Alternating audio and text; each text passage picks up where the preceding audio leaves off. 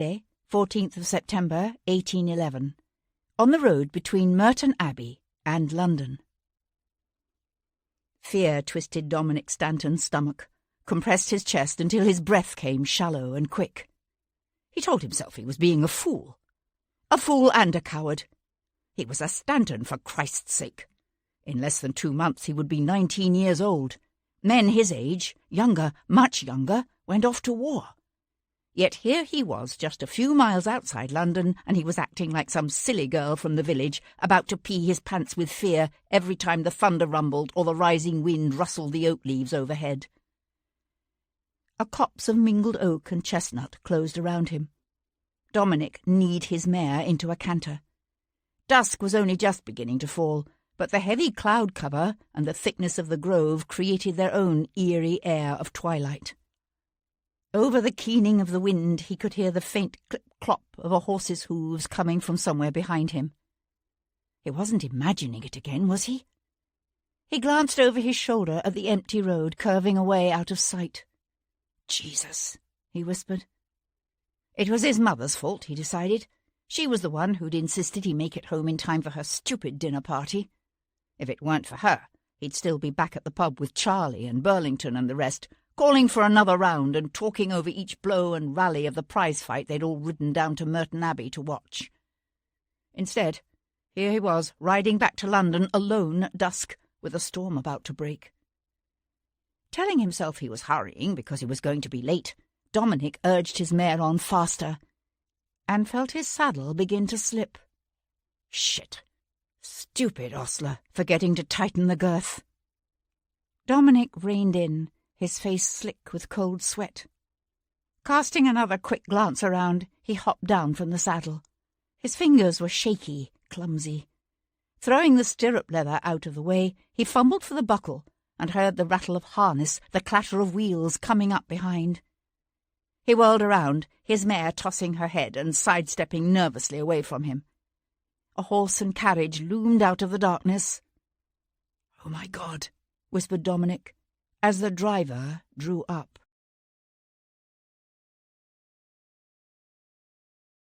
Chapter 2. Sunday, 6:45 a.m., 15th of September, 1811. Westminster. Sir Henry Lovejoy, Chief Magistrate at Queen Square, Westminster, stood at the edge of the old palace yard. Thrusting his hands into the pockets of his greatcoat, he forced himself to look at the mutilated body sprawled before him. Dominic Stanton lay on his back, his arms flung wide, his eyes open to the misty sky above. Beads of moisture had collected on the boy's light, softly curling hair, while the dampness, left from last night's rain, had seeped into the fine cloth of his blue coat to darken it, until it looked almost black. From the hips up, the body appeared unmarked, except for the traces of blood on his cravat, and the strange object shoved in his mouth. What had been done to his legs was unspeakable. "For God's sake, cover him up again," said Lovejoy, his stomach heaving. A constable reached to flip the sheet of canvas back over the body. "Yes, sir." The early morning fog rolling in from the nearby river felt cold and damp against Lovejoy's face. Lifting his gaze, he stared up at the ancient, soot-stained walls of the House of Lords beside them. "Think it's the same killer, sir?" It had been just 3 months since they'd found another young man, a banker's son named Berkeley Carmichael in St. James's Park. His body had been mutilated in virtually the same horrid way. Lovejoy glanced over at his stocky, ruddy-faced constable. "You can't seriously be suggesting London has 2 such killers at work now, can you?" Constable Higgins shifted uncomfortably. "No, sir, of course not." Henry Lovejoy let his gaze wander around the yard. They'd roped off the area to keep back the crowds of curious onlookers already beginning to gather. Some 6 constables were walking the yard in a slowly advancing line, their heads bowed as they searched the ground. Lovejoy didn't expect them to find anything. They hadn't found anything before with Carmichael's son. "You're certain the lad is Dominic Stanton?" said Lovejoy. "Appears so, sir. There's an engraved watch in his pocket, and the caretaker who found the body recognised him. Says he used to come here all the time as a little one with his da." Lovejoy pressed his lips together. Alfred, Lord Stanton, was an active member of the House of Lords and an intimate of the Prince Regent. As bad as things had been after the murder of young Berkeley Carmichael last June, this time would be worse. The disembodied sound of a foghorn drifted in with the mist from the river. Lovejoy shivered. It might only be September, but already the morning held a chill that told of the coming of winter. "Lord Devlin is here, sir." Lovejoy swung around. A tall, aristocratic-looking gentleman crossed the yard toward them. His breeches were of the finest doeskin, his coat inimitably tailored, his waistcoat of white silk. But a day's growth of beard shadowed a handsome face set in hard lines, and Lovejoy knew a moment of misgiving.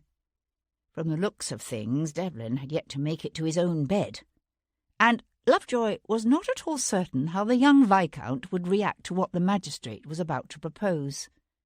"Thank you for coming, my lord," said Lovejoy as Devlin came up to them. "I apologise for the unseemliness of the hour." Heir, and only surviving son to the Earl of Hendon, Sebastian St. Cyr, Viscount Devlin, glanced down at the canvas-covered figure at their feet, then up again. "Why precisely am I here?" he asked, his eyes narrowing as he followed the line of slowly advancing constables. The man had strange amber-coloured eyes that still had the ability to make Lovejoy uncomfortable, even after some 8 months of acquaintance. Lovejoy cleared his throat. "We've had another young gentleman killed, my lord, and partially butchered, just like Berkeley Carmichael." The Viscount's brows twitched together. "Let me see. I'm afraid it's rather a distressing sight, my lord." Ignoring him, Devlin hunkered down beside the body and flipped back the canvas. A faint quiver of distaste passed over his lordship's features, but that was all. Watching him, Lovejoy supposed the Viscount must have seen many such sights, and worse, during his years at war. Devlin's gaze travelled over the dew-dampened coat to the point where the boy's breeches had been cut away. What was left of the Stanton boy's legs looked like something one might see hanging up for sale in a meat market, the flesh hacked and raw, the exposed bones gleaming white. "Carmichael's body was butchered like this." Lovejoy brought up a handkerchief to wipe his face. "Yes, only in Carmichael's case it was the arms, not the legs." Devlin studied the boy's smooth-skinned face, framed in soft blonde curls. "Who is this one?" "A young man by the name of Dominic Stanton, eldest son of Alfred Lord Stanton, just 18 years old." Devlin nodded. "I still don't understand why I'm here." Lovejoy hunched his shoulders against the damp cold. He hadn't expected this to be easy. "I was hoping perhaps you might be able to help us understand what is happening." Devlin held his gaze steadily. "Why me?" "These young men are of your world, my lord." "And you think their killer might also be of my world? Is that what you're saying?" "We don't know, my lord. The boy was obviously killed someplace else and then brought here." "And the missing flesh?" "Has not been found, my lord." Devlin stared across the yard to where the apse of Westminster Abbey loomed out of the mist. Beyond that, one could just make out the ancient bulk of Westminster Hall. "Why leave the body here, do you suppose?" "It's a public spot," suggested Lovejoy. "The killer obviously wanted the body to be seen, and quickly found." "Perhaps. Or perhaps he was trying to send some sort of message." Lovejoy fought back a shiver. "A message? To whom?" From the fog-shrouded river 100 yards or so away came the sound of another horn, followed by a burst of laughter from unseen men on a passing barge. Devlin pushed to his feet. "Where does Lord Stanton say his son was last night?" "We've yet to speak to his lordship." Devlin nodded, his forehead creasing with a frown as he studied the distorted face of the desecrated body before them. "What's that in the boy's mouth?" Lovejoy had to turn away again and swallow a few times before he could answer. "We're not certain yet, but it appears to be the severed hoof of a goat."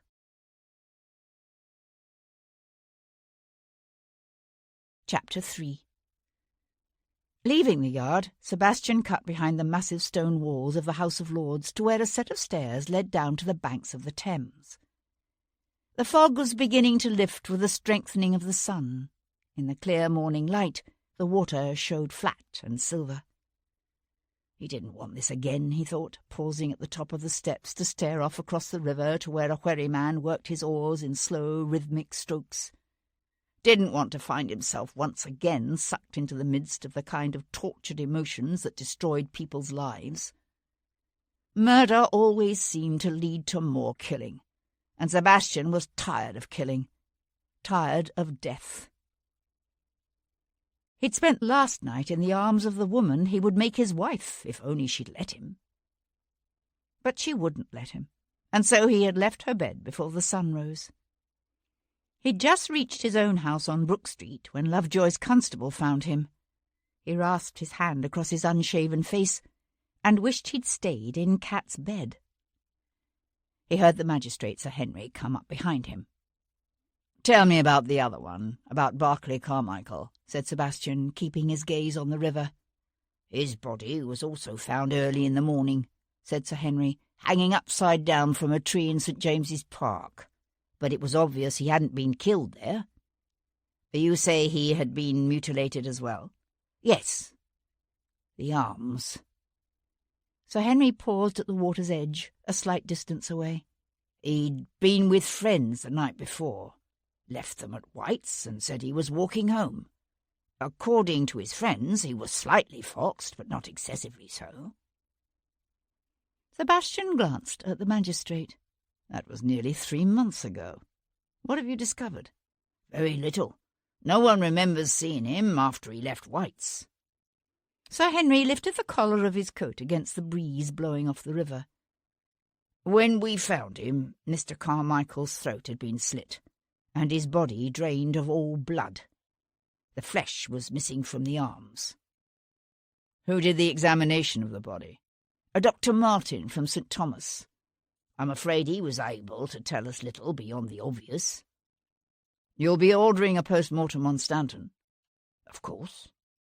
"You'd do well to send him to Paul Gibson on Tower Hill." If Dominic Stanton's body had any secrets to tell, Paul Gibson would find them. Sir Henry nodded. Sebastian stared down at the waters of the Thames, lapping the algae-covered stones of the steps at their feet. The smells of the river were strong here, the stench of dead fish mingling with the odour of the tanneries on the river's banks. "You say Stanton was 18. How old was Mr. Carmichael?" 26. 27. 9 years difference. I doubt you'll find the two had much in common." "Not much in common, my lord, but both were wealthy young aristocratic men from the West End." "You think that's why they were killed?" "I fear it's what people will say." Sebastian lifted his gaze to the far side of the river, where the bulky outlines of the barge houses were just beginning to emerge from the mist. The fortunes of both families were indeed immense, but there were subtle differences. For while the Stantons were one of England's oldest families, Sir Humphrey Carmichael had been born the simple son of a weaver.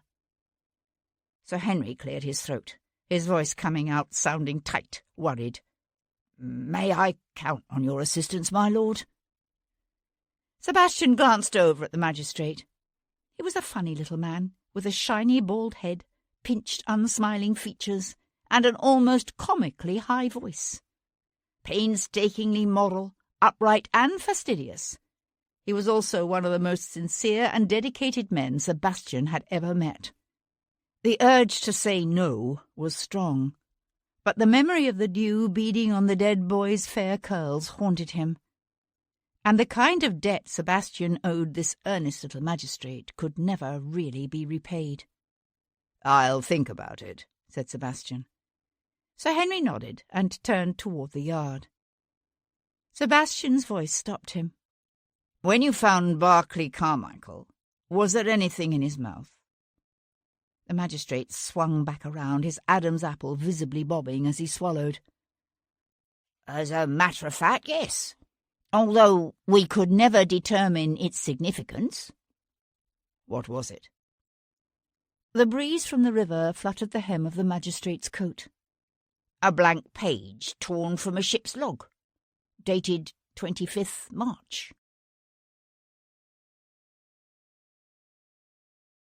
Chapter 4. Sebastian arrived at his house in Brook Street to find his father, Alistair St. Cyr, the 5th Earl of Hendon, just turning away from the door. Hendon's own townhouse was in Grosvenor Square. He seldom visited his son's residence, and never without a reason. The Earl was a big man, taller than Sebastian, and more solidly built, with a barrel-like chest and a massive bull-like head. His hair was white now, but once it had been dark, nearly as dark as Sebastian's own. "Well," said Hendon, his gaze travelling from Sebastian's unshaven face to his less than impeccable cravat. "I thought to catch you before you went out. I see that instead I've come too early, before you arrived home." Sebastian felt his lips twitch up into a reluctant smile. "Join me for breakfast?" he asked, leading the way into the dining room. "Thank you, but I breakfasted hours ago. I'll take some ale, though." Sebastian caught the eye of his major domo, Maury, who bowed discreetly. "Your sister tells me you've instituted a search for your mother," said Hendon, pulling out a chair beside the table. Sebastian paused in the act of spooning eggs from the sideboard dish onto his plate. "Dear Amanda. However did she come to hear of that? So it's true, is it?" Sebastian brought his plate to the table. "It's true." Hendon waited until Moray set the ale before him and withdrew. Then he leaned forward, his arms on the table, his vivid blue gaze hard on Sebastian's face. "Why, Sebastian? Why are you doing this?" "Why? Because she's my mother. When I first found out the truth about what happened in Brighton that summer, I was angry. With you. With her. Maybe even with myself for believing all the lies I was told. I'm still angry, but I've also realized there are things I'd like to ask her. But she's on the continent. That's where I'm looking." Hendon's bushy white eyebrows drew together in a frown. "There's still a war on, you know. It's a complication, I admit, but not an insurmountable obstacle." Hendon grunted and reached for his ale. The relationship between father and son had never been an easy one, even before Cat, even before the revelations of last June. The marriage of the Earl of Hendon and his gay, beautiful Countess Sophia had produced 4 children, the eldest child, a girl named Amanda, and 3 sons, Richard, Cecil, and Sebastian. Of them all, it was Sebastian, the youngest, who had been the least like his father. Yet for most of Sebastian's childhood, the Earl had been content to let his youngest son go his own way, secure in the knowledge that the strange boy with the feral eyes and a fascination for poetry and music would never be called upon to inherit the estates and the exalted position that went with them. Then death had taken first Richard St. Cyr, then Cecil, and Sebastian had found himself the new Viscount Devlin. There had been times, particularly during the long hot summer of Cecil's death and Lady Hendon's mysterious disappearance, that it had seemed Hendon hated his youngest son, hated him for living when both his brothers had died. "Your Aunt Henrietta tells me you've refused her invitation to this ball she's giving tomorrow night," said Hendon, his heavy jaw jutting forward in that way it did when he knew he was about to start a fight. "I have a previous engagement." Hendon gave a scornful laugh. "Where? At Covent Garden Theatre." Sebastian took a deep breath and let his father's barb slide past. "If Aunt Henrietta is particularly desirous that I attend her ball, It's because some acquaintance of hers has a marriageable daughter she's determined to fling in my path." The remark might have sounded arrogant, but it wasn't. Sebastian knew well that if he was still the youngest of 3 sons, no ambitious mother in London would let him anywhere near her daughter. "You need someone casting marriageable young females in your path," said Hendon tartly. "You'll be 9 and 20 in a month." "The last eligible female my dear aunt inflicted upon me did nothing but prate endlessly about Alcibiades and the Sicilian expedition." "That's because when she introduced you to the Duke of Bisley's daughter, you described the girl as a pretty widgeon with more hair than sense." Hendon cleared his throat. "I hear the young woman Henrietta has in mind this time is quite out of the common." Sebastian laid down his fork. "I already have a woman in my life, as well you know. A man can have both a mistress and a wife, for God's sake." Sebastian met his father's fierce gaze and held it. "Not this man." Hendon growled a crude oath and pushed up from his chair. He was nearly at the door when Sebastian stopped him by saying, "Rather than wasting your time trying to find me a wife, I wish you'd bend your purpose instead to finding me a new valet." Hendon swung around. "What? I thought you just hired a new man last summer."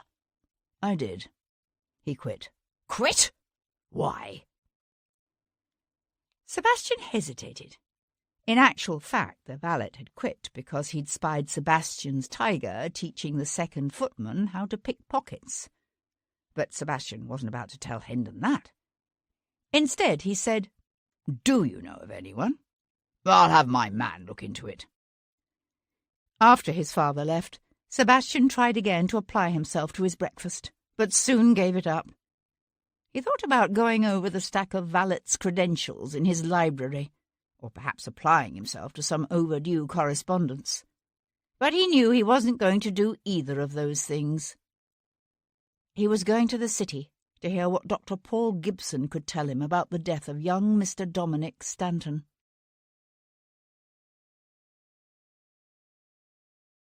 Chapter 5. "It's the wound across his throat that killed him," said Paul Gibson, tying what looked like a stained butcher's apron around his waist. They were old friends, Sebastian and this one-legged Irish surgeon with a scholar's mind, a healer's touch, and a secret burning hunger for the sweet relief to be found in poppies. They had met on the battlefields of Europe. Theirs was the friendship of men who'd faced death together, who knew each other's greatest strengths and private demons. No one in all of England could analyse the dead like Paul Gibson. Sebastian knew it, and he also knew why. The human body was Gibson's Bible. He ministered to its ills and injuries. He studied and taught it. And on dark nights, when men with muffled lanterns prowled the churchyards of London, Paul Gibson was known to offer a ready market for what they had to sell. They were in the small stone building behind Gibson's surgery near the Tower, where Gibson performed his autopsies and dissections. The mist had long since burned away, revealing a clear blue sky morning. Through the open door, Sebastian could see the bright golden sunshine of a warm September day, hear the sweet song of a lark and the faint buzzing of bees around the overgrown roses in the yard that stretched between the outbuilding and the surgery itself.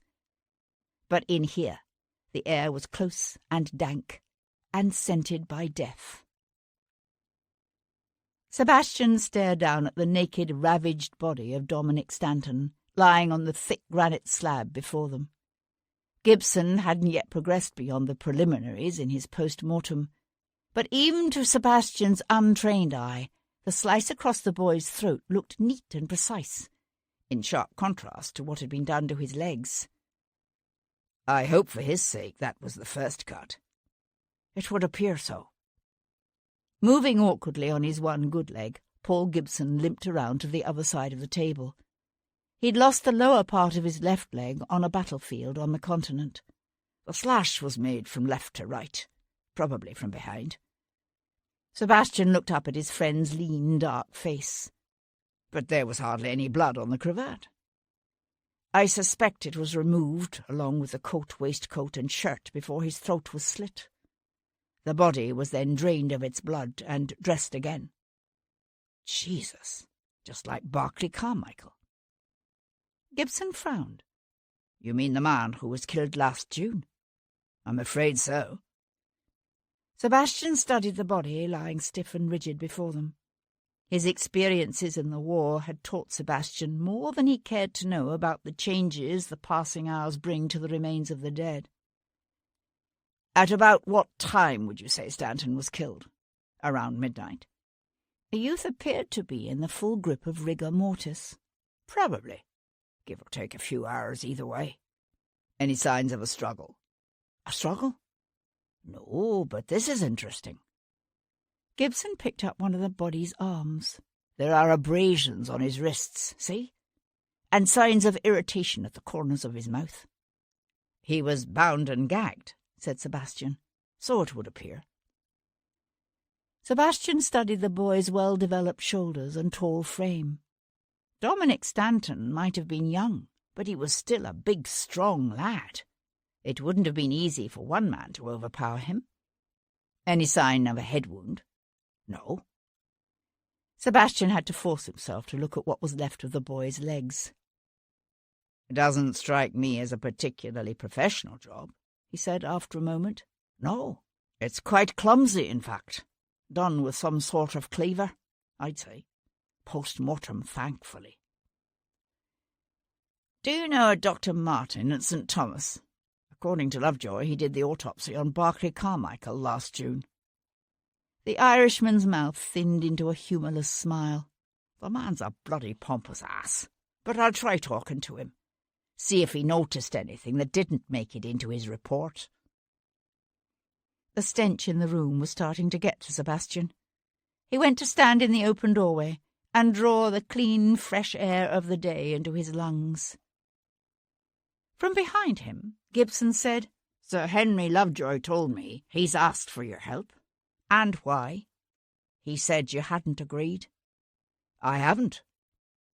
Sebastian narrowed his eyes against a sun so bright it hurt. The boy was obviously brought to the old palace yard after being killed and cut up someplace else. Any idea where? Gibson turned away to reach for a scalpel. Ask me tomorrow.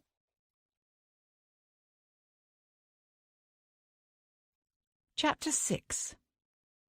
Sebastian was crossing Whitehall, headed towards St. James's Park and the site where the first victim's body had been found, when he heard an imperious voice call, Devlin! He turned to find Alfred, Lord Stanton, striding toward him. A haughty-looking man in his late 40s, Stanton had the broad shoulders and substantial height of his son. But when Sebastian looked into the Baron's brown eyes and bony, sun-darkened features, he found himself thinking that the boy, Dominic, must have taken his fair colouring and full cheeks from his mother. I understand you're responsible for my son ending up in the hands of some common Irish surgeon. Sebastian stood and let the Baron walk up to him. It's within the magistrate's power to refer a murder victim's body for a post-mortem. Bloody hell, this is my son we're talking about. My son. Not some back-alley whore to be handed over to a bog-Irish nobody. Sebastian stared off beyond the guards toward the park and tried to make allowances for the anguish of a father who'd just lost a son in one of the worst ways imaginable. Although from the sounds of things, it wasn't the post-mortem Stanton was objecting to as much as the social status of the surgeon conducting it. Paul Gibson is the best student of anatomy and death in London. If anyone can help discover who killed your son, it's he. Stanton's jaw jutted out. And what business is it of yours who killed my son? There were those, Sebastian knew, who still believed him guilty of the terrible rapes and murders that had frightened London the previous winter. It was always possible that Lord Stanton was one of that number, although Sebastian doubted it. Do you know if your son had any enemies? He asked, as much to see the man's reaction as anything. Someone who might wish him harm. Stanton's face darkened with anger. Sebastian could see a father's grief in the man's slackened facial muscles and bruised eyes. But there was something else there, too, something that looked very much like fear. Stanton poked the air between them with one meaty finger. "You stay out of this, you hear? It's no affair of yours, none." Sebastian watched the big man stride away toward the Privy Gardens, the September sun golden on his broad shoulders. "Well, that was interesting," said Sebastian. He followed the canal in St. James's Park to a slight rise with a single black mulberry tree, where, on a warm summer's morning 3 months before, the rising sun had shed its rays on another butchered young man. Barclay Carmichael had been found with his ankles lashed together by a stout rope thrown over an arching branch of the mulberry. Hoisted high, his mangled arms dangling toward the grass, he'd been found at first light, just like Dominic Stanton. 2 wealthy young men, thought Sebastian, one 18, the other 7 and 20. One the son of a powerful banker, the other the scion of one of England's oldest families. Both bodies butchered and left, as if on display, in very public spaces. Standing on the rise, Sebastian turned in a slow circle. From here he could see the Palace of St. James's and the Houses of Parliament, the old Admiralty building, and the Horse Guards Parade. Why here? He wondered, and then he thought, where next?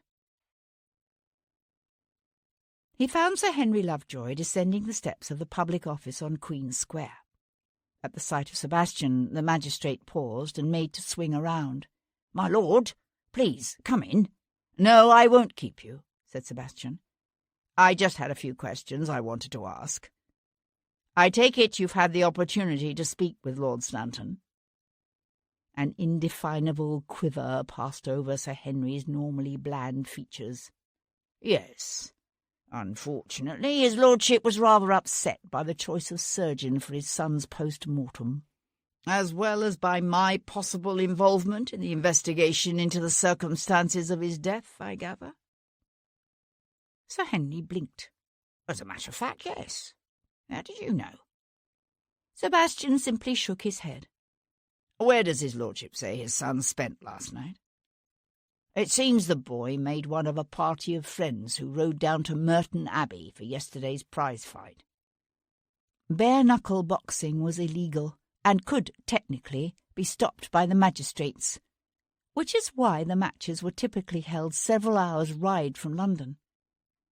But the match between the champion and his Scottish challenger MacGregor had been the subject of such intense speculation there couldn't be a magistrate in the area who hadn't been aware of it. "They set out from London for Merton Abbey as a group just before 11 yesterday morning," Sir Henry was saying. "So what happened?" "Mr. Stanton was expected home for a dinner party his mother was giving. He never arrived." Sir Henry paused. "Lady Stanton is said to be hysterical." The bells of Westminster Abbey began to chime the hour, the rich notes floating out over the city. "Do you have the names of these friends?" "Yes. Young Lord Burlington, Sir Miles Geoffrey's son Davis, and a Charlie Macdermot. At the moment they're gathered at a pub in Fleet Street. I was just on my way there to interview them." Sebastian squinted against the bright September sun. "Let me approach them first." He was aware of Sir Henry studying him. "I didn't think you were interested in the case, my lord." Sebastian gave a grim smile and turned away. "I've changed my mind."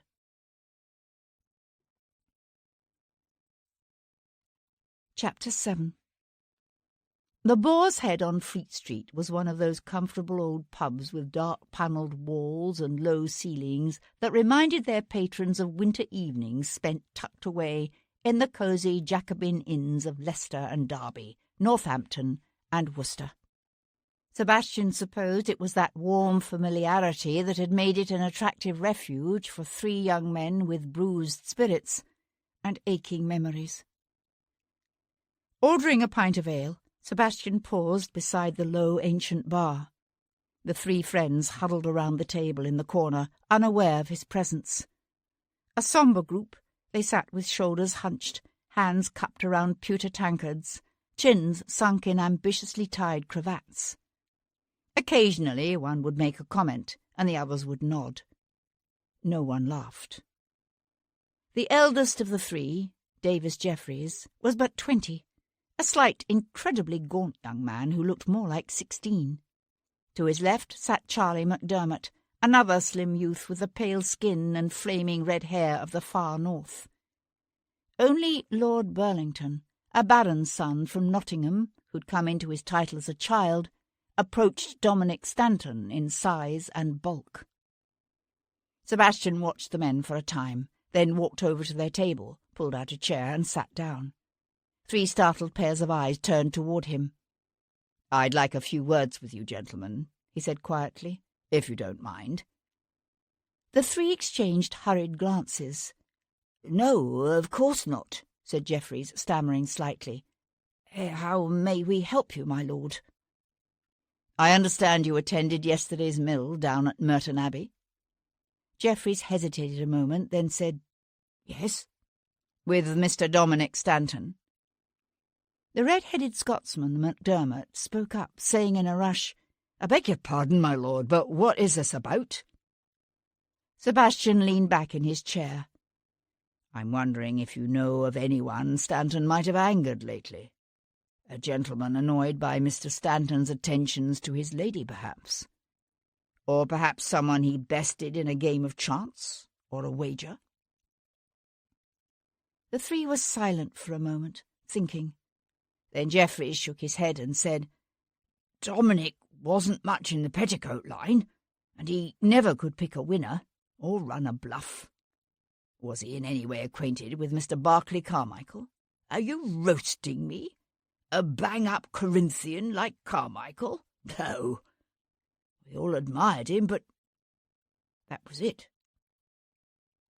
Burlington spoke up suddenly. "You're trying to figure out who did it, aren't you?" The boy's face was pale and puffy. When Sebastian looked into his soft grey eyes, Burlington glanced quickly away. "Do you have any ideas about what happened to him?" All 3 boys shook their heads, their eyes wide. "Where did you gentlemen go after yesterday's fight?" "To the White Monk," said MacDermott, "outside Merton Abbey." "Until when?" "Just before midnight, but Dominic left long before that. His mother wanted him home for some dinner party she was giving." "So he left alone?" Again the 3 exchanged glances. It was Burlington who swallowed and licked his lips before answering. "He asked me to go with him. Said he didn't want to ride back to London by himself, but I just laughed at him. Made fun of him. Told him he was acting like a shrieking little housemaid." The boy's voice cracked, and he looked away again, blinking rapidly. "What time did he leave?" "About 5:30, I'd say." MacDermott looked around the table for confirmation. The other 2 nodded their heads. "Yes, 5:30. "Driving himself in his caracal?" "No. We all rode. Dominic has—" "Had," he corrected himself quickly, "a sweet-going little mare named Roxanne. Last I heard, she was missing too." "What does she look like?" "A dapple grey, with 4 white socks and a white blaze." Sebastian pushed back his chair, then hesitated. "You said Mr. Stanton was nervous. Was he often so?" "Dominic? No, at least not until lately." "When you say lately, what exactly do you mean?" Again there was that brief consensus-taking. "The last month," said Jeffreys. "Maybe more." "Do you know what was making him nervous?" The question was met with a heavy silence.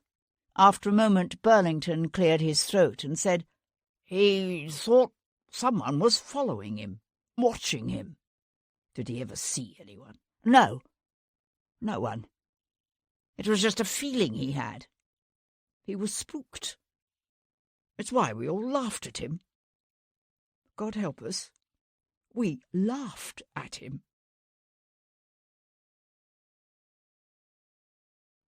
Chapter 8. Riding his neat little black Arab, Sebastian took the road south from London toward Merton Abbey, following in reverse the route Dominic Stanton would have taken the night before. The afternoon was hot, the sun a golden blaze of late summer glory. By now the traces of last night's rain had been reduced to an occasional patch of mud drying quickly in the heat. Insects whined. The ripe, uncut fields of wheat and rye stood motionless, unstirred by any breeze. When a stand of oaks and chestnuts near the base of a hill closed around him, Sebastian welcomed the shade. The road had proved to be little travelled. Sebastian suspected that even with yesterday's mill, by the time Dominic Stanton left the White Monk on the outskirts of Merton Abbey, the surge of spectators returning to London would have already passed. Sebastian might welcome the coolness of this shady wood, but for a young man riding at dusk, alone and frightened by an unseen menace, the shadowy copse must have seemed anything but pleasant. Sebastian slowed his horse to a walk. The ground here fell away to the east, deep into a rocky gully where the trees grew close and tangled with vines. As Sebastian scanned the sides of the track, he noticed his mare's ears flick forward and back. Tossing her head, she whinnied softly. Sebastian reined in and listened. From the depths of the gully came a soft answering nicker. He found the grey deep in the gully, her trailing reins caught fast in a thicket. Dismounting, he approached her with softly crooned words. "Easy there, girl, easy." She quivered a moment, her eyes wide, then hung her head. He stroked her neck and let her nuzzle his chest. Slowly, looking for traces of blood, he ran his hand over the saddle leather. His hand came away clean. "What happened, girl, Do you know?" He checked her hocks and hooves, but she seemed sound. Then, skimming his fingers along the girth, he found the place where a sharp knife had sliced through the strap. Not enough to cut it completely, but enough that it would eventually work itself loose, and a rider would feel his saddle begin to slip. Leading the grey, Sebastian followed the faint trail of broken branches and bruised leaves back up it to the road above. Last night's rain, coupled with the day's traffic, had obscured any trace that might have been left on the roadway itself. But at the edge beneath the trees, he found a place where the grey had trampled the earth with nervous, sidling feet, and beyond that, tracks left by a two-wheeled carriage or cart that had pulled over to the soft verge. Whether the tracks had been laid down last night or at some other time he had no way of knowing. He spent the next 15 minutes walking the area, looking for any other indications of what might have happened there last night. He was about to give up when a flash of white caught his eye. Reaching down into the tangle of long grass, he found himself holding a small porcelain vial decorated with a blue and white flower pattern. He'd seen such vials before. They were imported by the thousands from China and the Far East. Raising the vial to his nostrils, he sniffed, and caught the familiar pungent scent of opium.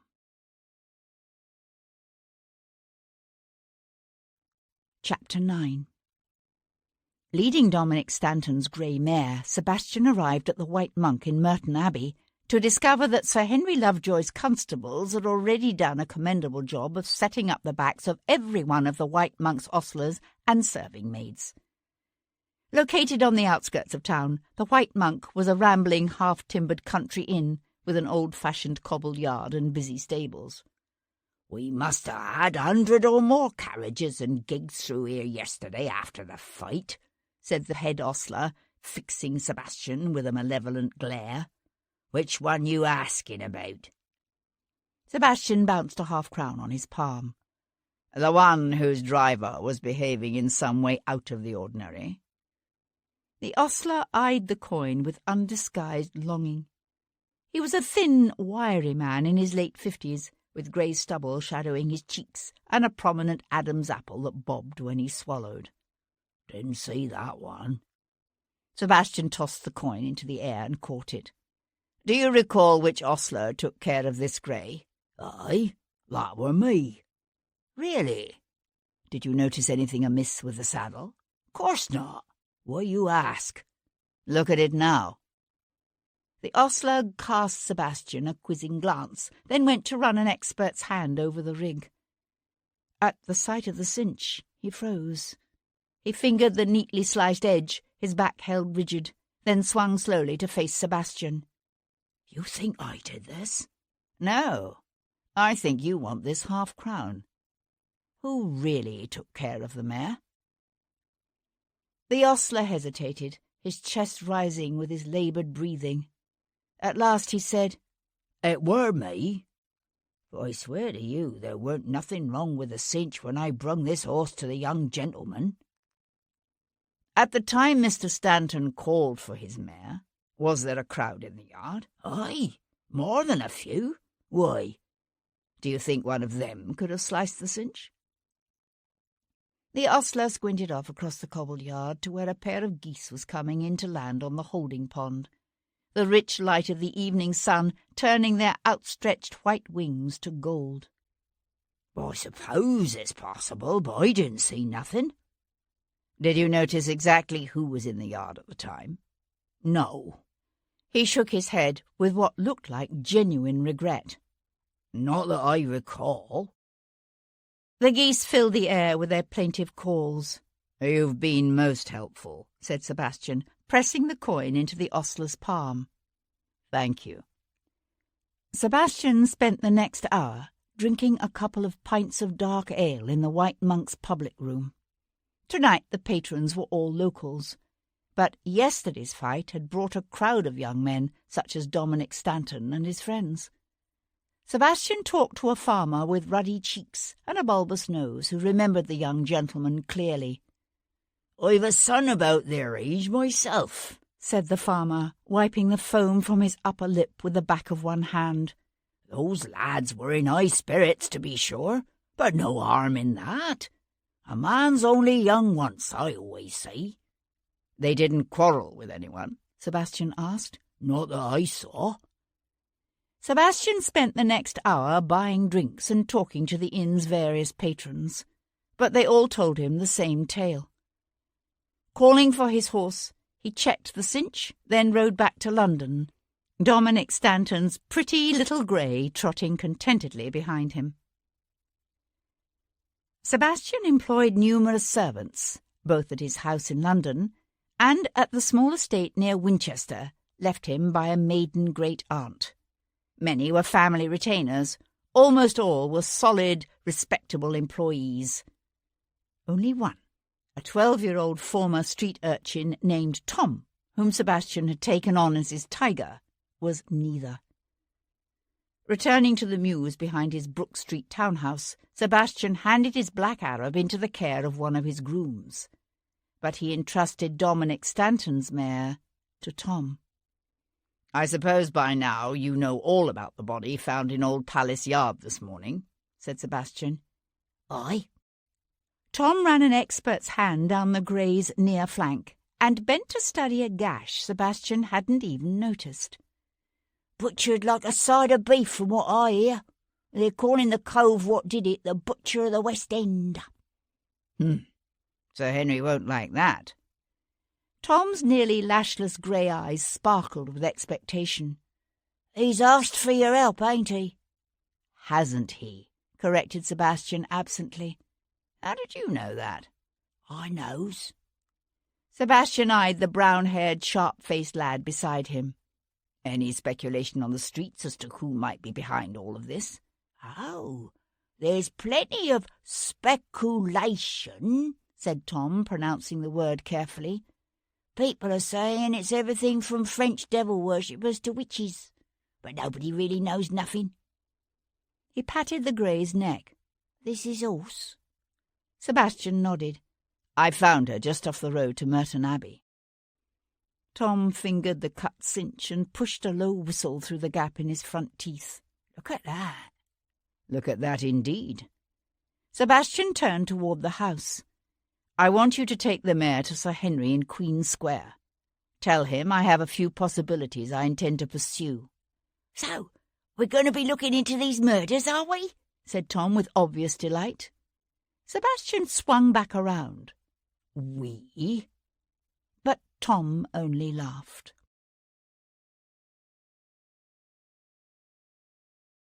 Chapter 10. An hour later, Sebastian took the stairs of the theatre's Covent Garden entrance 2 at a time. The theatre's principal front, with its columned portico and classical bas-reliefs, faced onto Bow Street.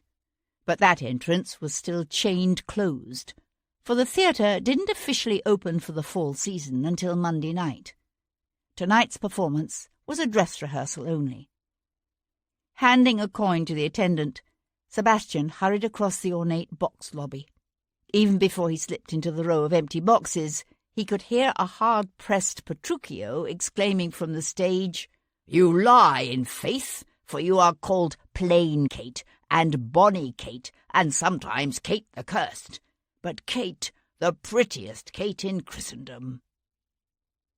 Easing into a seat, Sebastian watched the woman on the stage below prop her hands on her hips and throw back her head.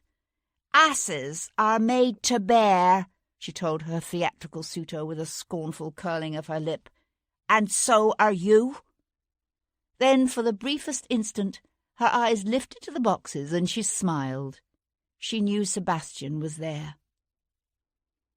Her name was Cat Boleyn, and at 23 she was the most acclaimed actress on the London stage, famous as much for her dark good looks and vivid blue eyes as for her considerable talent on the boards.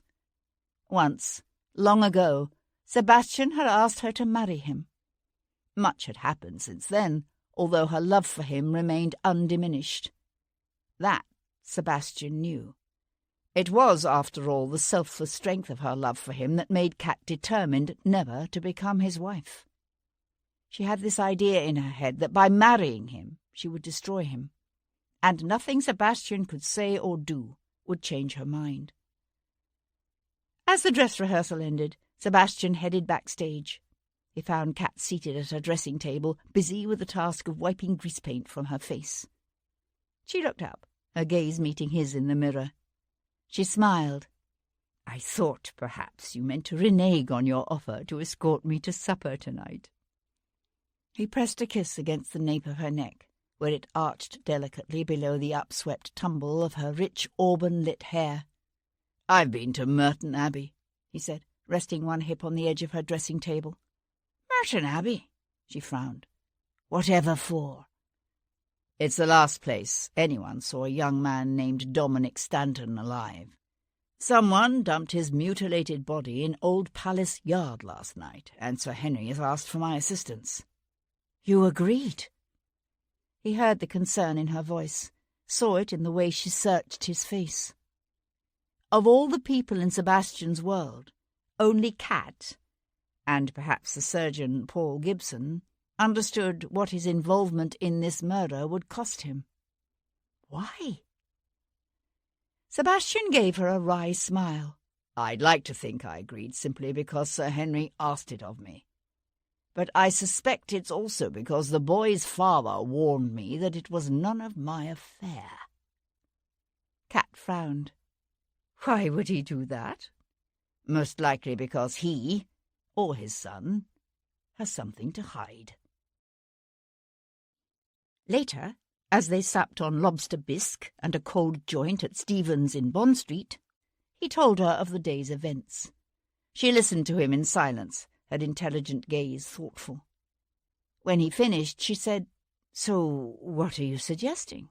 That someone tampered with Dominic Stanton's cinch while he was drinking with his friends in the White Monk, and then followed behind him in a carriage until his saddle began to slip?" Sebastian reached for his wine-glass. "There's no way of knowing for certain that the wheel tracks I found on the verge of the London road were made last night. But if I were planning to move a body, I would certainly bring along a carriage." "Was he killed there, by the side of the road?" "I doubt it. The marks Gibson found on his wrists suggest the boy was tied up and taken elsewhere. He certainly wasn't butchered there, She pushed aside her plate. Sebastian smiled apologetically. "Sorry, this isn't exactly supper-table conversation." Reaching out, she cupped her hand over his where it rested on the tabletop. "What do you think is the connection between Stanton and Carmichael? Apart from the fact that both were young men from wealthy families, I wouldn't have said they had much in common." "Neither would I.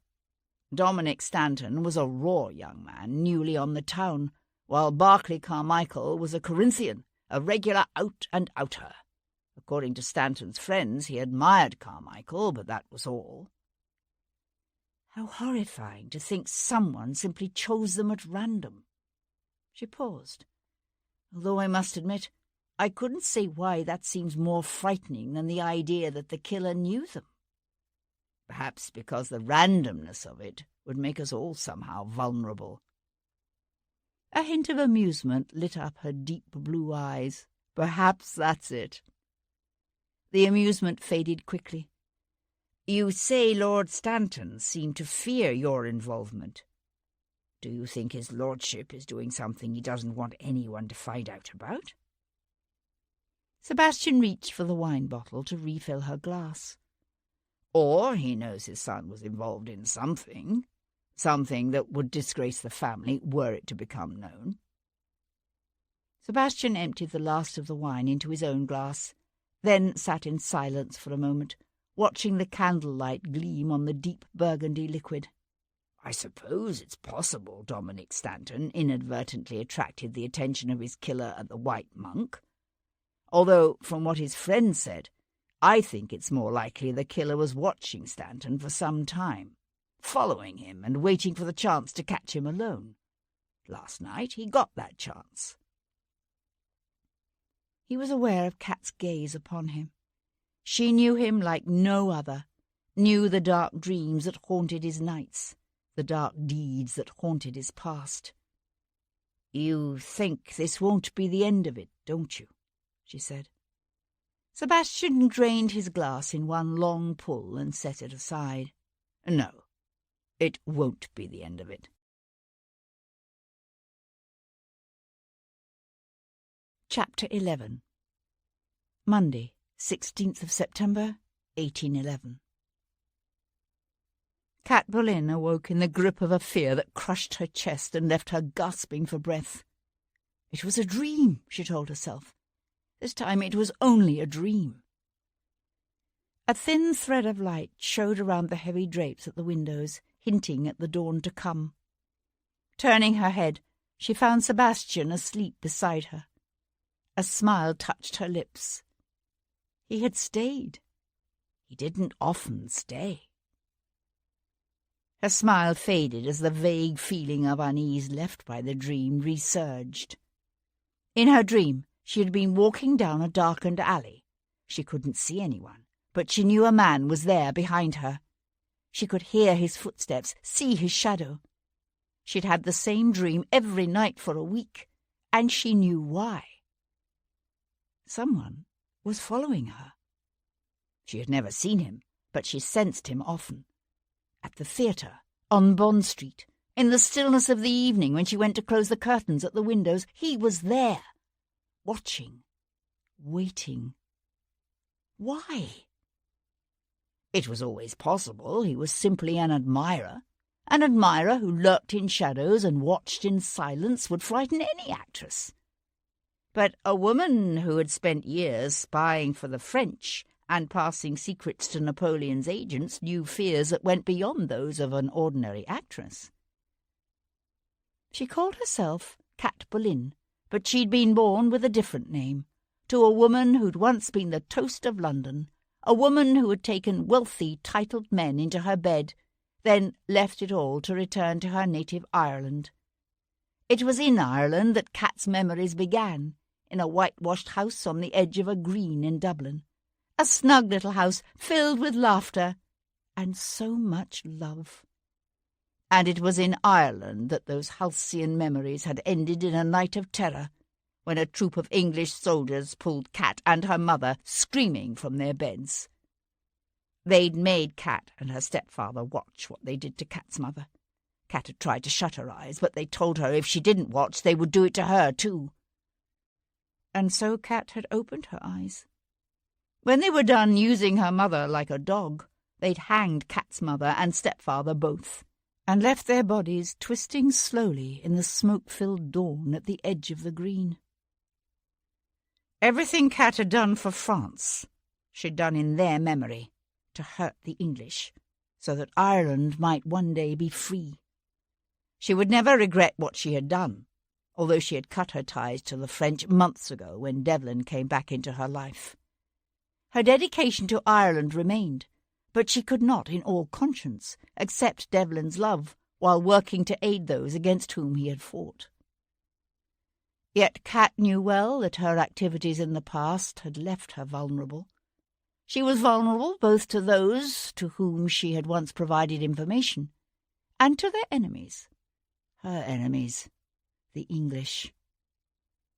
The man who now slept beside her knew nothing of the deeds she had committed in the past. He himself had spent years in the army, fighting the very country she'd sought to aid. There had been times this past week when she'd been tempted to tell him of the man who watched her from the shadows. But she understood the concept of unforeseen consequences, and she feared Devlin learning the truth about her past even more than she feared the shadowy man who followed her. She realized that at some point Sebastian had awakened. He lay watching her, his eyes gleaming faintly in the growing light. He had the strangest eyes, the amber colour of a wolf's eyes, with a wolf's ability to see in the dark. His other senses were acute as well, so acute that he sometimes disconcerted her. "Did I wake you?" she said. "I'm sorry." A smile quirked up one corner of his mouth. "I'm not." He reached for her, his fingers tangling in the heavy fall of hair at the nape of her neck as he drew her to him. She brushed her lips against his, felt his hands drift down her bare back. There was peace in his touch, joy in his kiss. She gave herself to him, and let the peace and joy of his love wash over her and through her. But the fear remained, a cold and heavy presence like the man who watched unseen in the night.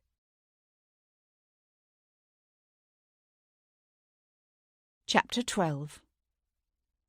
At just past 7 o'clock that morning, Sebastian turned his black Arab mare through the gate into Hyde Park. The morning was clear and cool, the park largely deserted at this hour, except for a single rider hacking his grey up and down the row. It was the Earl of Hendon's habit each morning he was in London to begin the day with a ride in Hyde Park. As Sebastian watched, the gelding missed its stride, and a gentle breeze brought him the sound of his father's words of admonishment, mingling with the familiar drumming of hoofbeats. It had been Hendon himself who taught Sebastian and his brothers to ride. Even in those days, Hendon was always busy with affairs of state, but the task of teaching his sons to ride was one he would delegate to no mere groom. The Earl had been a relentless taskmaster, his expectations high, his comments at times brutal. But his pride in his son's accomplishments had been there too, in the gleam of satisfaction in his eyes, in the rare words of praise for a movement well executed. Remembering those days now with a smile, Sebastian brought his Arab in beside his father's grey. They posted side by side for a moment in silence. Then the Earl threw Sebastian a quick glance from beneath lowered brows. "You're obviously here for a reason, and it must be damnably important to drag you out of bed at this hour. What is it? Lost your aunt's fortune on the change, have you?" Sebastian laughed. It was a never-ending source of chagrin to Hendon that his son and heir had inherited a small country estate and comfortable independence from a great-aunt. An heir with an independent income was difficult to control, and control was important to the Earl of Hendon. "Actually, I wanted to ask your opinion of Sir Humphrey Carmichael." "Carmichael!" Hendon let his breath out between his teeth in a sound of disgust. Damned upstart. His father was a weaver. Did you know that? A bloody weaver. So I'd heard. Owns a number of mills someplace up north, does he not? Yorkshire. That's where he got his start. Now the man has interests in everything, from coal mines to shipping and banking. Sebastian studied his father's dark face. Hendon possessed all the arrogance and prejudices of his class, but his harshest condemnations were saved for those in political opposition to the ruling Tories. Sebastian smiled. Carmichael's a Whig, is he?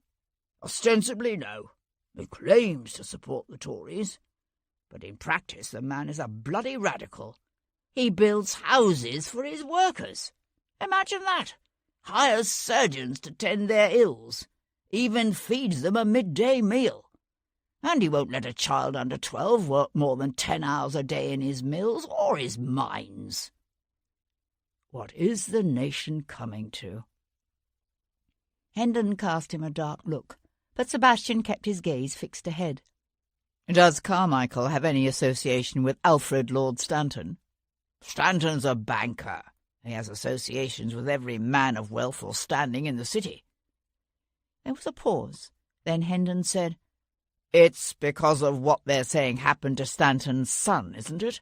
That's why you're asking. Because Barclay Carmichael died the same way. Yes. Hendon frowned, but said nothing. What of Stanton's politics? Sebastian asked. Is he a Tory? Good God, of course. The Stantons go back to the Conqueror.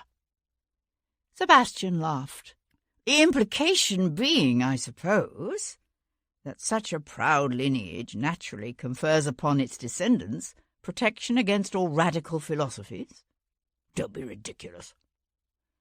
Again they rode in silence, Hendon working his jaw back and forth in the way he had when he was annoyed or thoughtful.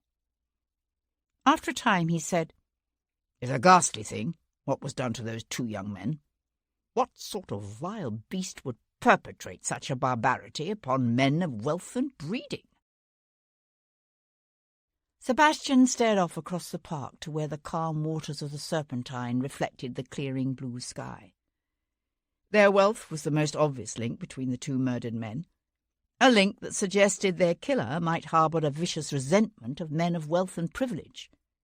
Except that Sebastian wasn't so sure it was that simple. Barclay Carmichael had been wealthy, but his family's origins were humble. What do you know of Carmichael's son, Barclay? Hendon shrugged. I've encountered him in the clubs. He seems to have been well regarded. Despite the lingering odour of the shop? Sir Humphrey Carmichael married the Marquis of Lethaby's daughter, Caroline. Ah, and paid handsomely for her, I've no doubt. Hendon grunted. Pulled Lethaby out of the River Tick. It was an old story. Once proud, noble families brought to the edge of ruin by bad luck, dissipation, or bad management, forced to marry off their daughters to rich cits in order to maintain their precarious hold on respectability. Mere wealth could never buy its possessor true acceptance into the innermost circles of society, but it could buy a lord's daughter, and through her, social acceptance for one's sons. A sudden thought occurred to Sebastian. Is there a connection between the Stantons and the Marquis of Lethaby? You need to ask your Aunt Henrietta about that. The woman's a walking Burke's peerage. You could ask her about it tonight, if you went to her ball. Sebastian laughed out loud and turned his horse's head to leave. Sebastian? Sebastian hesitated, the black Arab tossing her head. Hendon worked his jaw furiously back and forth. This killer, whoever he is, the man is dangerous. Dangerous and disturbed. You will take care. It was an order, not a request. Sebastian let his gaze drift over the blunt-featured, white-haired man astride the big grey, and felt the annoyance raised by his father's earlier remarks begin to drain out of him. In Sebastian's memories, His father was a commanding, intimidating figure, his vivid blue eyes flashing, his body large and hale. Once Hendon had been unforgiving, merciless, and fearless. He was still unforgiving and merciless. But when had he begun to grow old? Sebastian wondered. Old and afraid. "I'll be careful."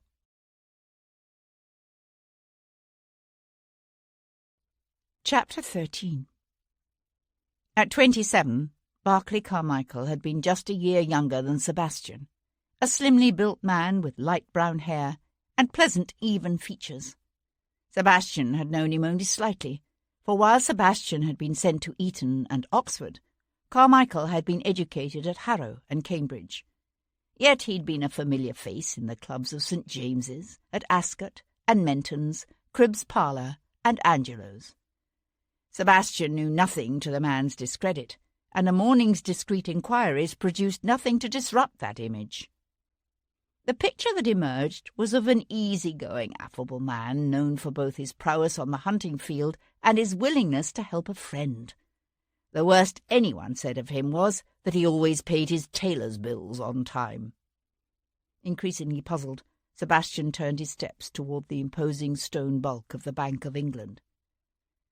The bank was a private institution, controlled by some of the wealthiest men in England.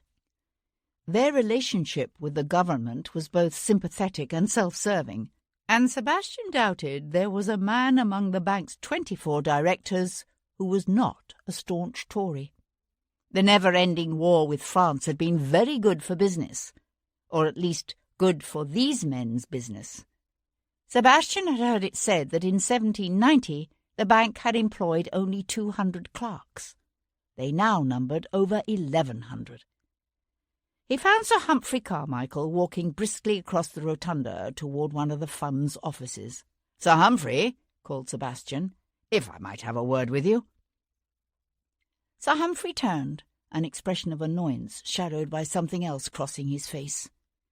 He looked to be in his late 50s or early 60s, a jowly man with pale, hooded eyes and an unusually long upper lip. He sucked on his lip for a moment, those secretive lids lowered as if to hide his thoughts. Then he tightened his jaw, said curtly, "For a moment," and led the way to an office of rich green velvet and polished mahogany that overlooked Threadneedle Street. "I understand you're the man to see if one is interested in making investments," said Sebastian, declining the banker's offer of a seat. "Yes, but I don't think you're here to discuss investments, are you, my lord?" Sebastian met the older man's hard stare. His eyes were light grey and utterly inscrutable. Here was a man to be reckoned with, thought Sebastian. In the space of something like 30 years, Carmichael had risen from being a weaver's son to become one of the wealthiest men in London, with a marquis's daughter as his wife. It was a journey no one made without being brilliant and cunning and utterly ruthless. Hendon's talk of factory housing and noonday meals had sketched a portrait of a philanthropist, but that portrait seemed difficult to reconcile with the man now before Sebastian. Sebastian smiled. "Very well. Let's cut to the chase, shall we?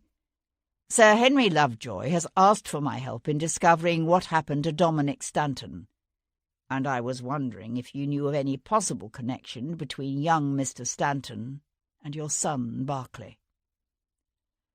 Sir Humphrey Carmichael went to stand at the far side of his broad, gleaming desk. His hands clasped behind his back, the features of his face utterly composed.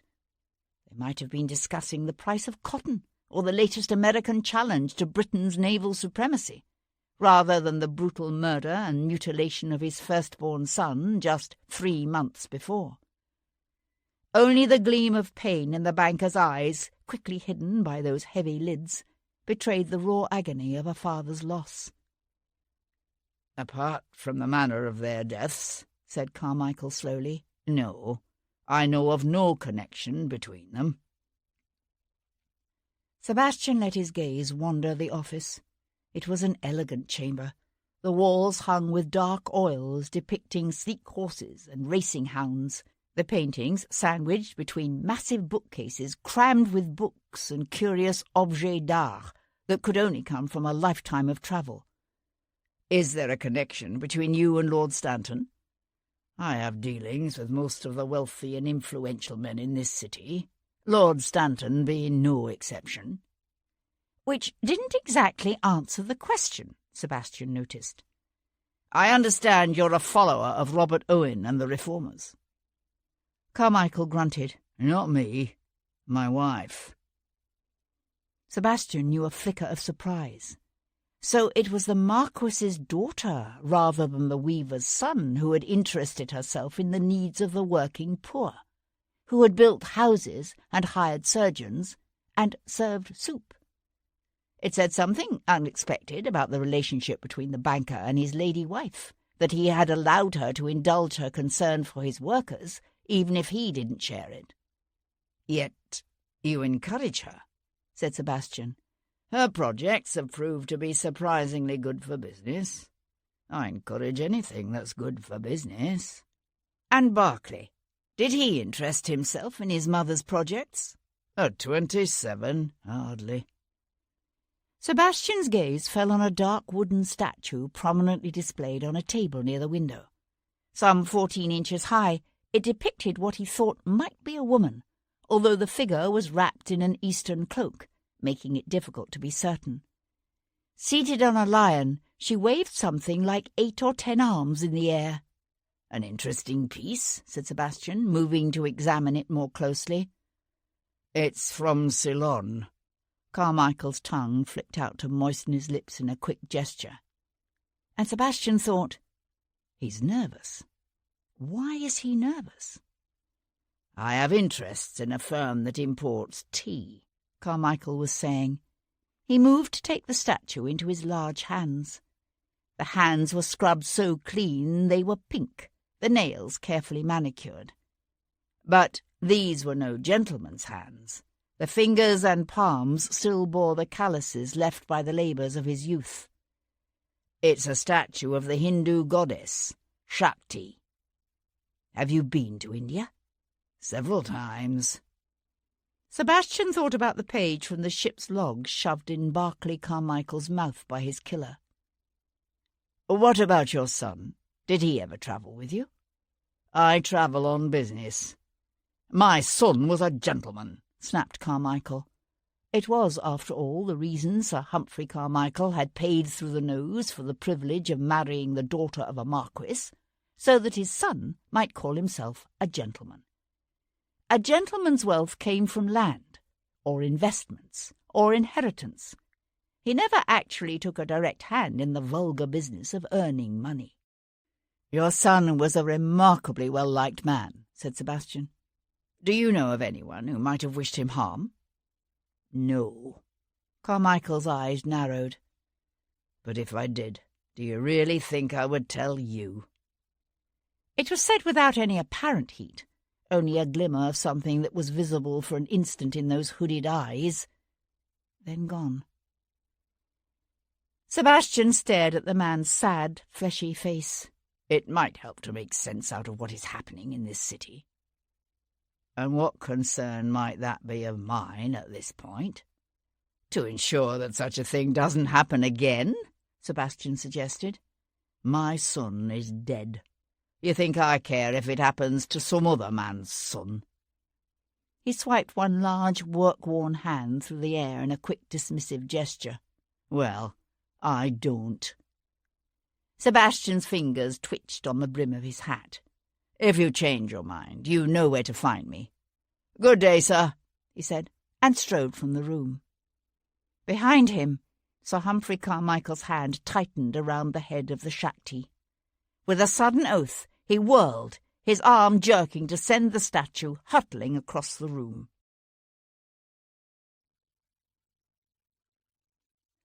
Chapter 14.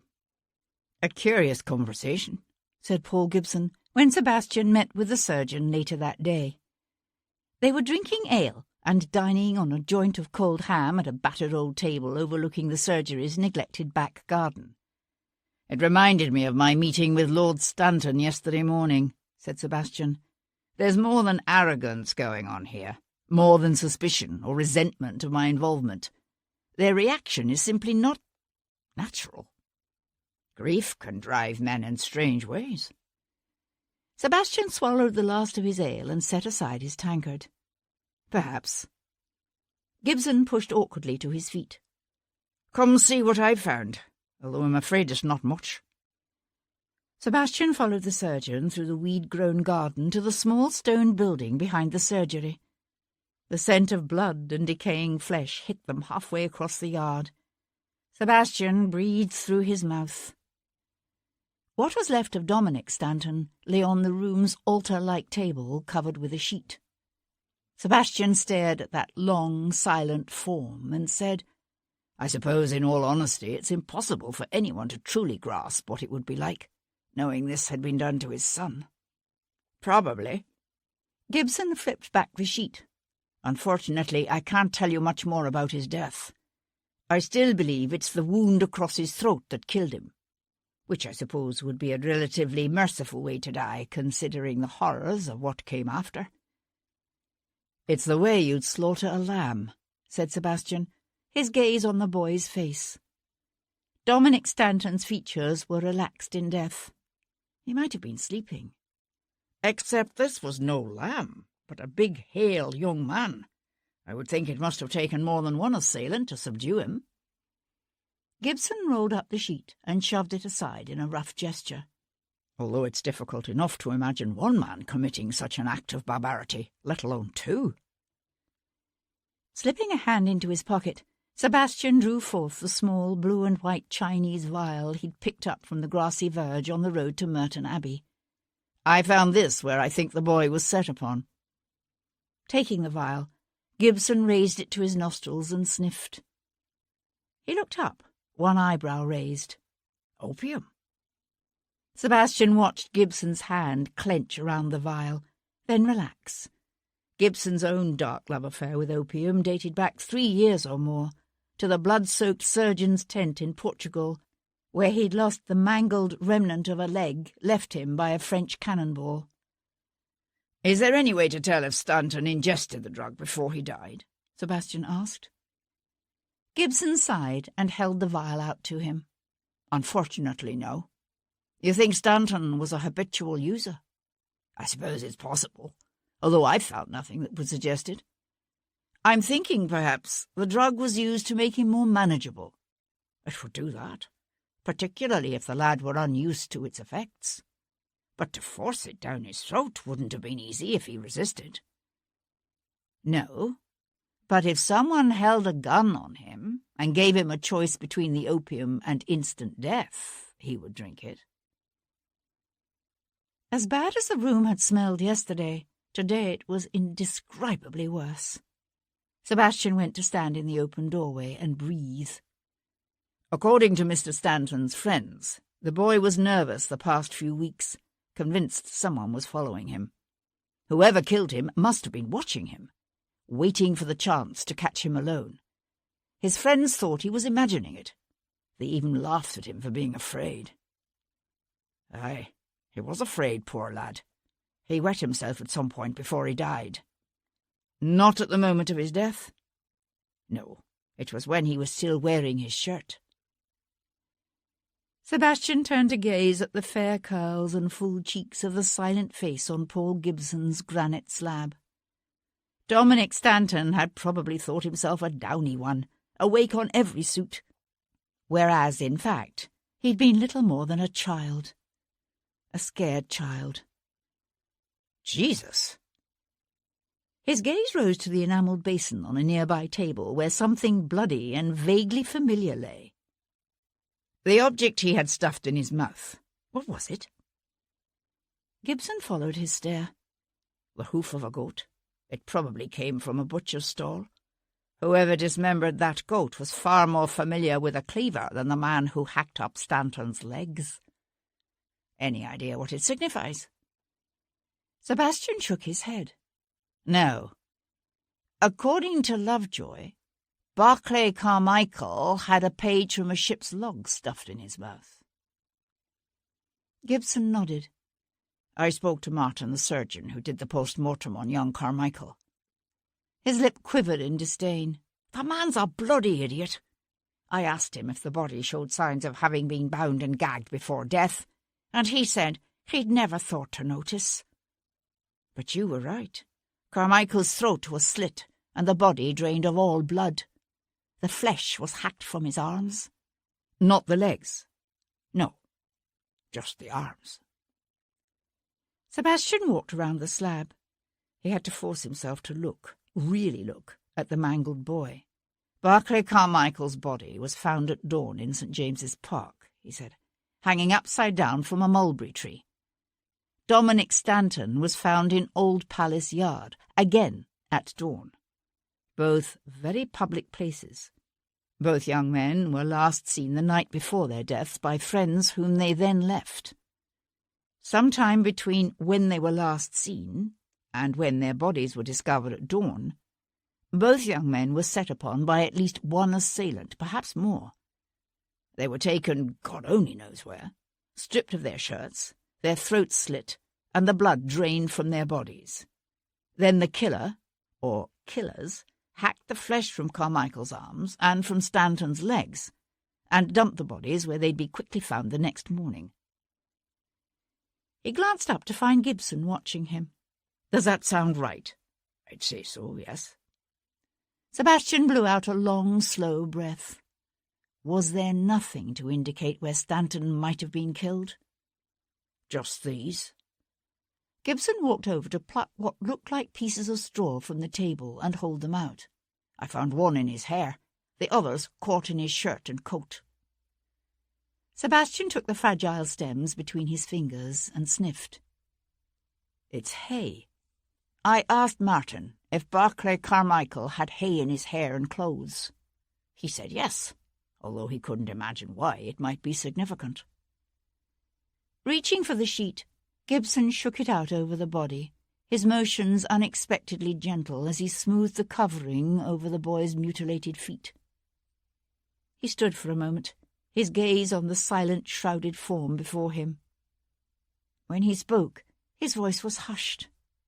What kind of person would do something like this? Butcher a human body like a slab of meat? You do it. Gibson looked up, his lips pressed together so tightly that two white lines bracketed his mouth. I dissect cadavers for knowledge, to help save lives, and I respect and honour every body that comes to me. Whoever killed these two young men was acting out some twisted hatred, not pursuing any scientific inquiry. He desecrated their bodies in a way that violates every standard of decency, every tenet of civilization as we know it. Yet we've both seen men do such things, and worse. Well-bred young men of birth and fortune. There was a silence, as both men's thoughts drifted back to another time and another place, and a fellow officer who had once delighted in the pain and dismemberment of his enemies. That was war, said Gibson. This isn't war. Besides, he's not here. No, this isn't war. But he is here, in London. Quayle, said Gibson. Sebastian nodded. Captain Peter himself. Captain Peter Quayle was not the kind of fellow officer one easily forgot. A tall, lanky barrister's son from Devon, with cornflower blue eyes, a shank of straight blonde hair, and a ready laugh that came loud and often. He had served with Gibson and Sebastian in Portugal. He was every regiment's dream with a cricket bat, and poetry in motion on horseback. And he had taken a fiendishly sadistic delight in butchering informers, or men he suspected of being informers. He used to dump his victims' mutilated bodies on their families' doorsteps. As time passed, he developed what he considered his calling card. Various parts of his victims' anatomy sliced off and stuffed into their mouths. I'd heard he lost an arm at Ciudad Rodrigo. He did, but he was able to use an inheritance from his wife's people to buy a transfer to the Horse Guards. Commissions in the Horse Guards were the most expensive in the army.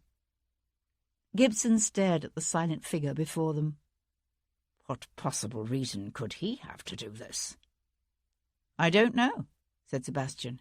Maybe he simply developed a taste for it.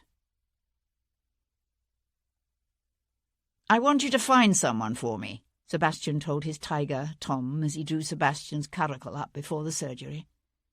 Tom handed over the chestnut's reins and scrambled back onto his perch. Oh!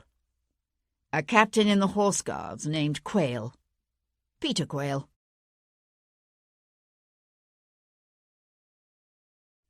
Chapter 15.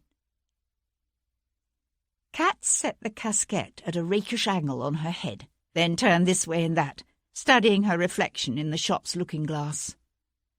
Once she dressed in rags, a frightened child alone on the streets of London who'd learned to beg and steal just to stay alive. Now she owned a wardrobe full of clothes, but it wasn't enough. It would never be enough to make her forget.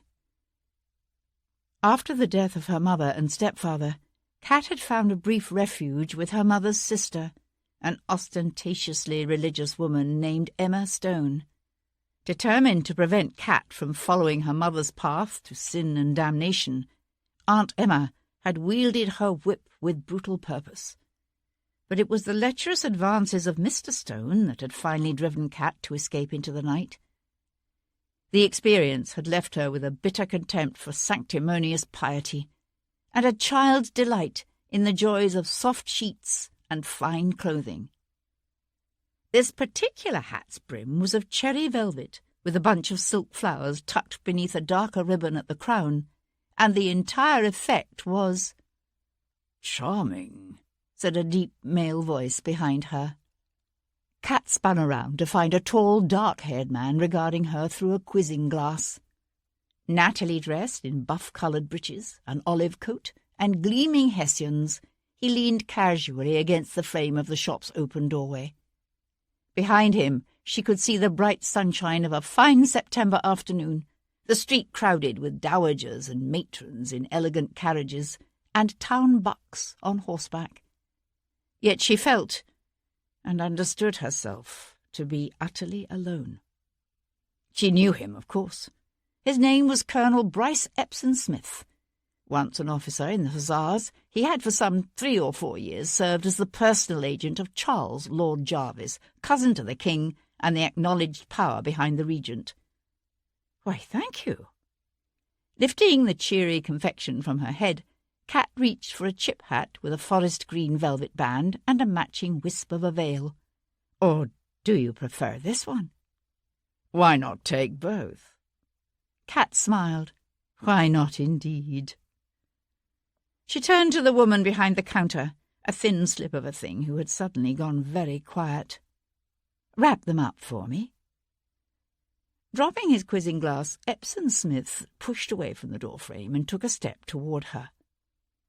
Miss Boleyn will be sending someone to pick them up. He spoke to the girl behind the counter, but he kept his gaze on Cat. Cat met his inflexible stare. I'd rather take them with me now. Unfortunately, that won't be possible. Lord Jarvis would like a word with you. He doesn't appreciate being kept waiting. In spite of herself, Cat knew a flutter of fear. People had been known to simply disappear when Jarvis expressed an interest in seeing them. Others were later found dead, dumped in outlying fields after frightening things had been done to their tormented bodies. And if I refuse? Epsom Smith's eyes were grey and hard. It took all of Cat's courage and determination to continue to hold his stare. I don't think you're that stupid. Chapter 16. That afternoon, following a tip from Tom, Sebastian tracked Captain Peter Quayle to the horse auction yard of Tattersall's. Even in that crowd, Captain Quayle was easy enough to spot.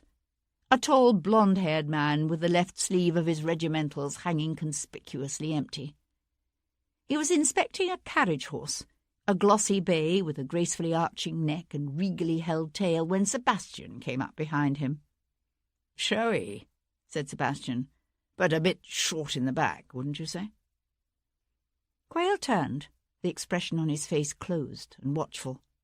"I wouldn't have said so, no.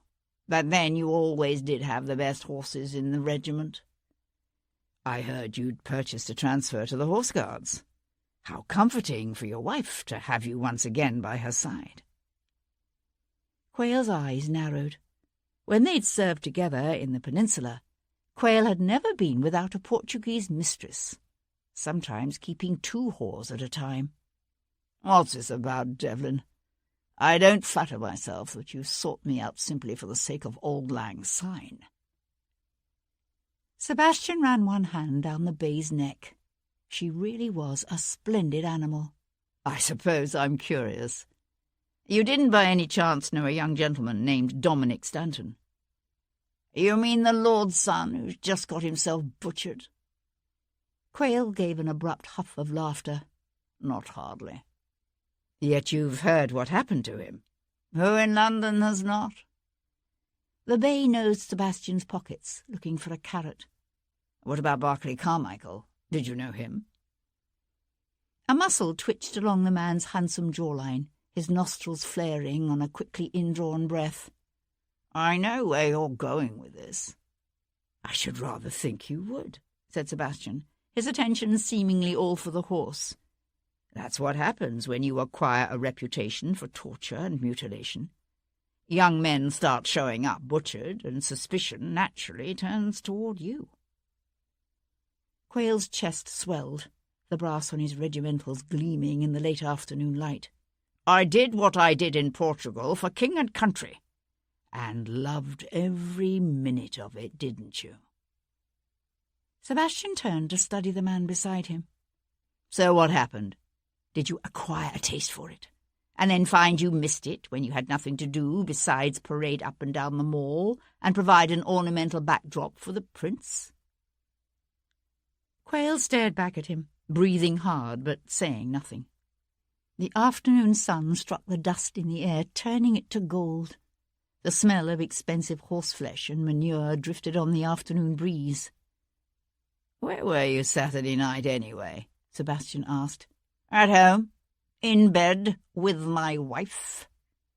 Quayle leaned in close, his blue eyes like ice. "Why, whose bed were you in, my lord?" Sebastian smiled. "Not my wife's." He started to turn away. Quayle stopped him, his voice rising. "You're wrong about this, you hear me, Devlin? You're wrong. I had nothing to do with either Carmichael or Stanton." "Really?" Sebastian gathered the bay's lead and slapped it against the captain's chest. "Then why are you lying?" Sebastian stood in the shadows of the auction yard's Palladian facade and watched as Quayle glanced quickly around, then disappeared into one of the subscription rooms. "Follow him," Sebastian told Tom. "I want to know where he goes, whom he sees." Tom pulled his hat low enough to shade his eyes and grinned. "Aye, Governor."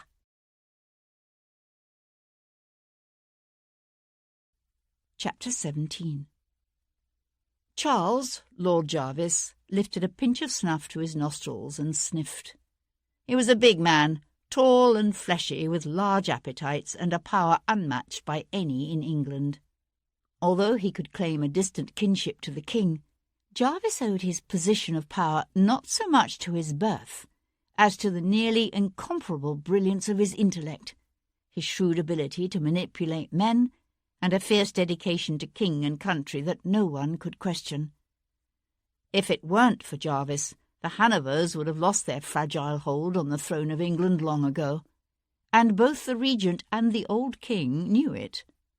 Or at least the king knew it when he was in his right mind, which was seldom these days. Jarvis kept offices in both St. James's Palace and Carlton House, although it was at Carlton House that he spent most of his time since the proclamation of the Regency some 7 months before. His own house, in Berkeley Square, he visited as seldom as possible. The place was overrun with females, a species for which Jarvis had little patience and even less tenderness. His mother was a foul-tempered, grasping harpy. his wife an idiot, while his daughter hero. Jarvis felt his chest burn and rose to pour himself a brandy. At the age of 25, Hero was headstrong and stubborn, forever engaged in a nauseating string of good works, and unlikely ever to wed. Once, Jarvis had had a son, a weak-willed namby-pamby named David. But David was dead, which left only Hero. If she'd been born a son, Jarvis would have been fiercely proud of her, except for those radical notions of hers, of course. As it was, she was a sore trial to him. He took a sip of his brandy. The woman he'd ordered brought to him today was of a sort he understood well. A whore, she used her beauty and the ecstasy to be found between her legs to entice and ensnare men.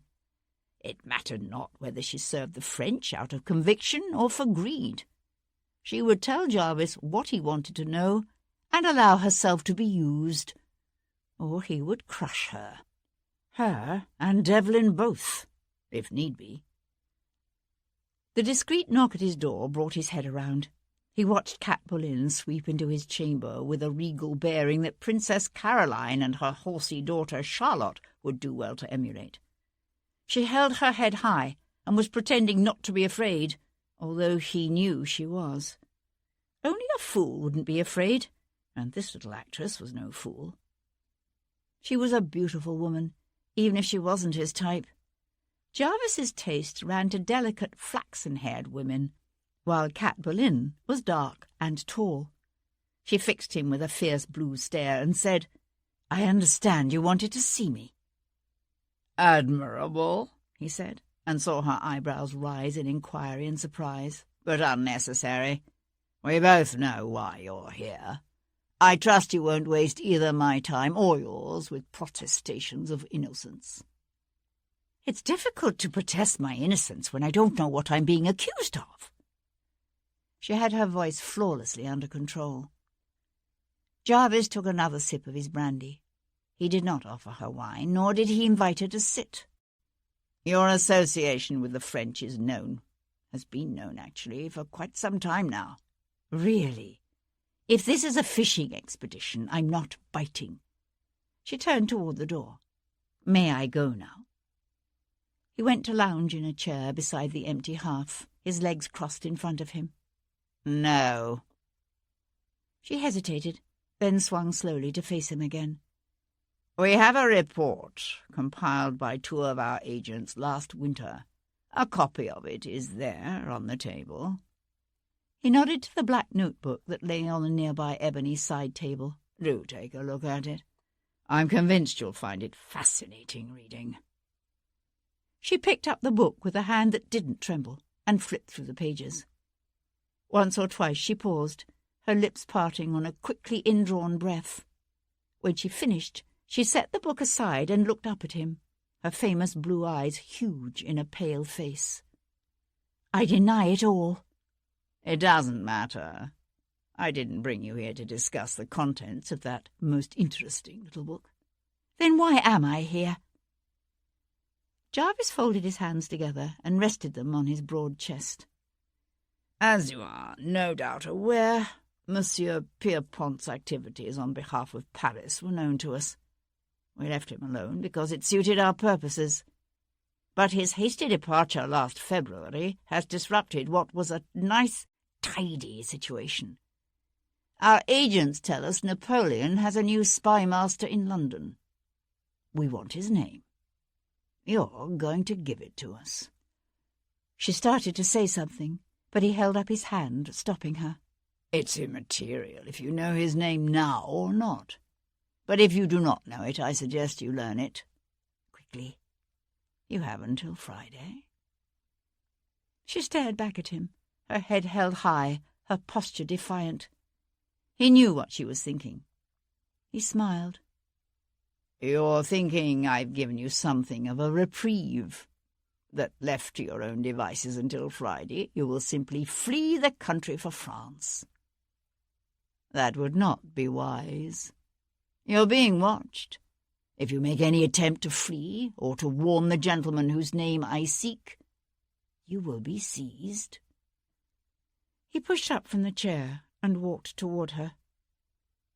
"I have men in my employ who enjoy hurting people, and they are very good at what they do. It wouldn't take them long to extract whatever information you might possess. Only, I'm afraid they wouldn't stop there. Before they finished with you, you would no longer be pretty or whole. You would be begging them to kill you, and they would, eventually." Reaching out, he touched her cheek. Before she could stop herself, she flinched. "And if that still is not enough to convince you of the wisdom of cooperating, then I suggest you give some thought to the consequences for Viscount Devlin should it become known that his mistress is a French spy. You think you wouldn't implicate him, but believe me, by the time my men were through with you, you would." She stared at him, with a cold, murderous fury that almost gave him pause. He dropped his hand from her cheek, but he was careful not to turn his back on her. "You have until Friday."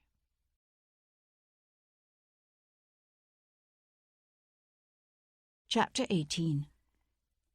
Sebastian was in his dressing room, shrugging into a black evening coat with the clumsy help of his footman Andrew when Tom came in to deliver his report. "Discover anything of interest?" Sebastian asked, nodding the footman's dismissal.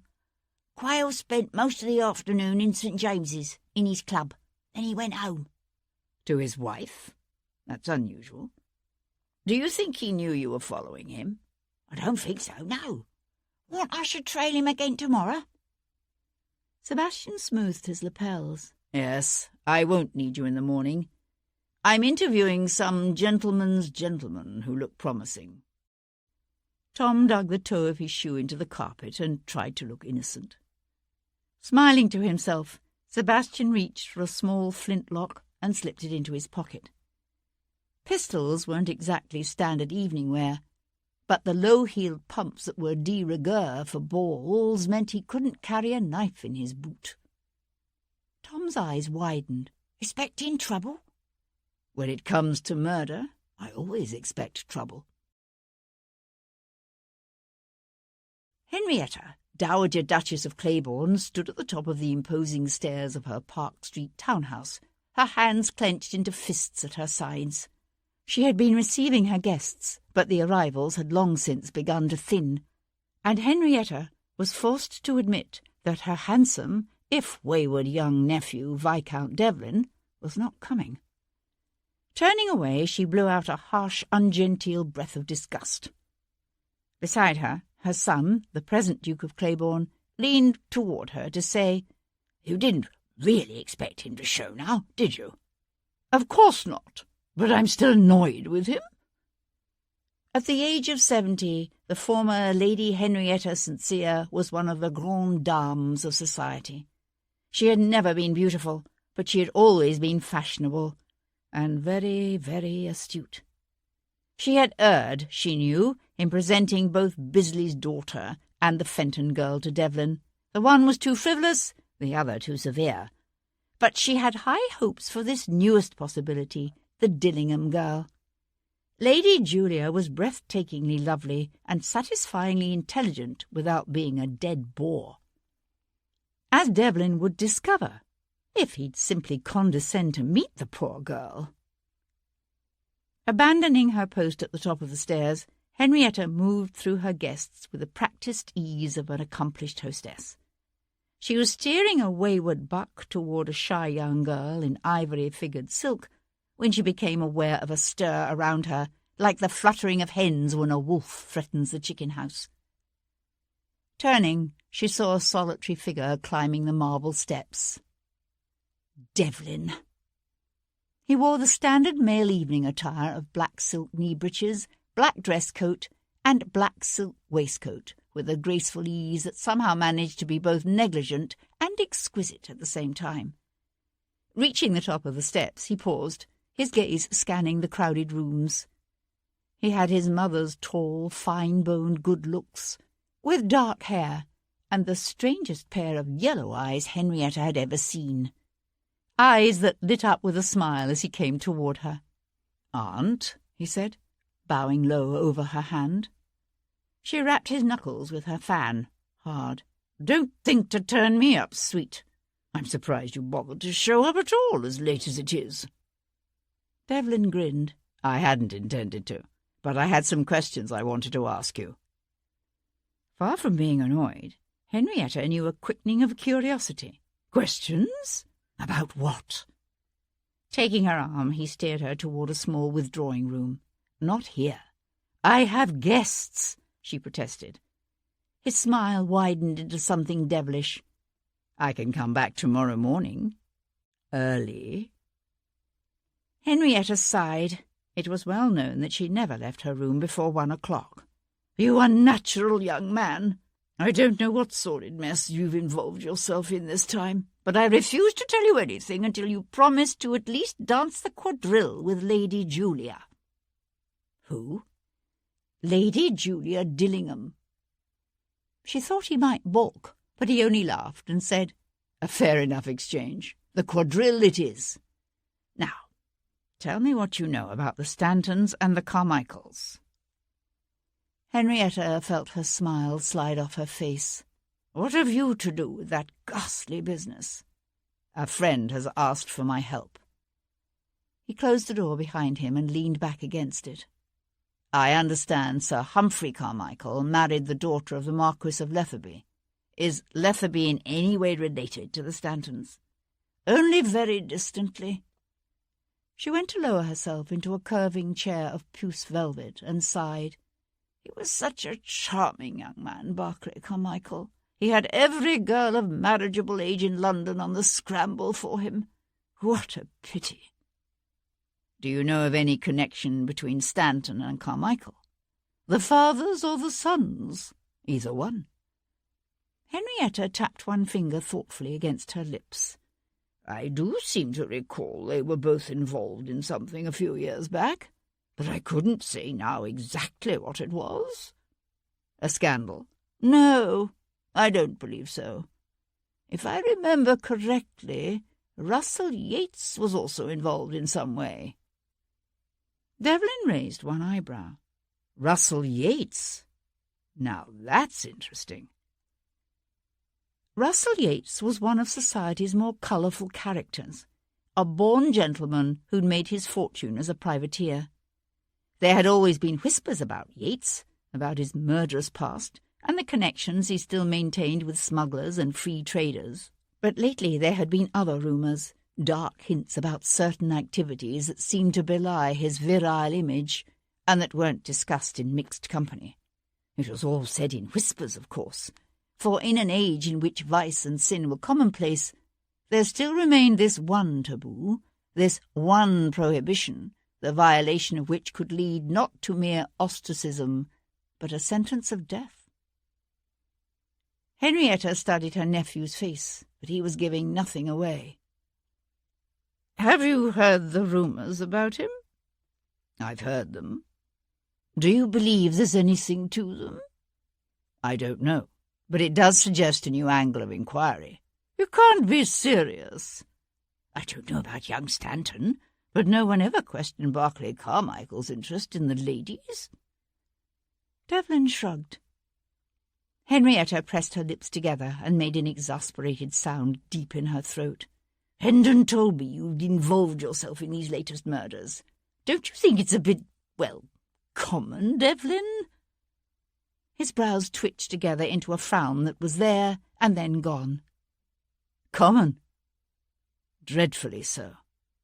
In fact, if you had the least regard for the reputation of this Lady Julia, you would most definitely advise her not to dance the quadrille with me." Henrietta pushed to her feet with a grunt. "I fear it would take far more than an unnatural interest in murder to render you anything other than an enviable catch, my dear." She looped her arm through his. "Now, take me back to my ball, you troublesome child. I believe the quadrille is next."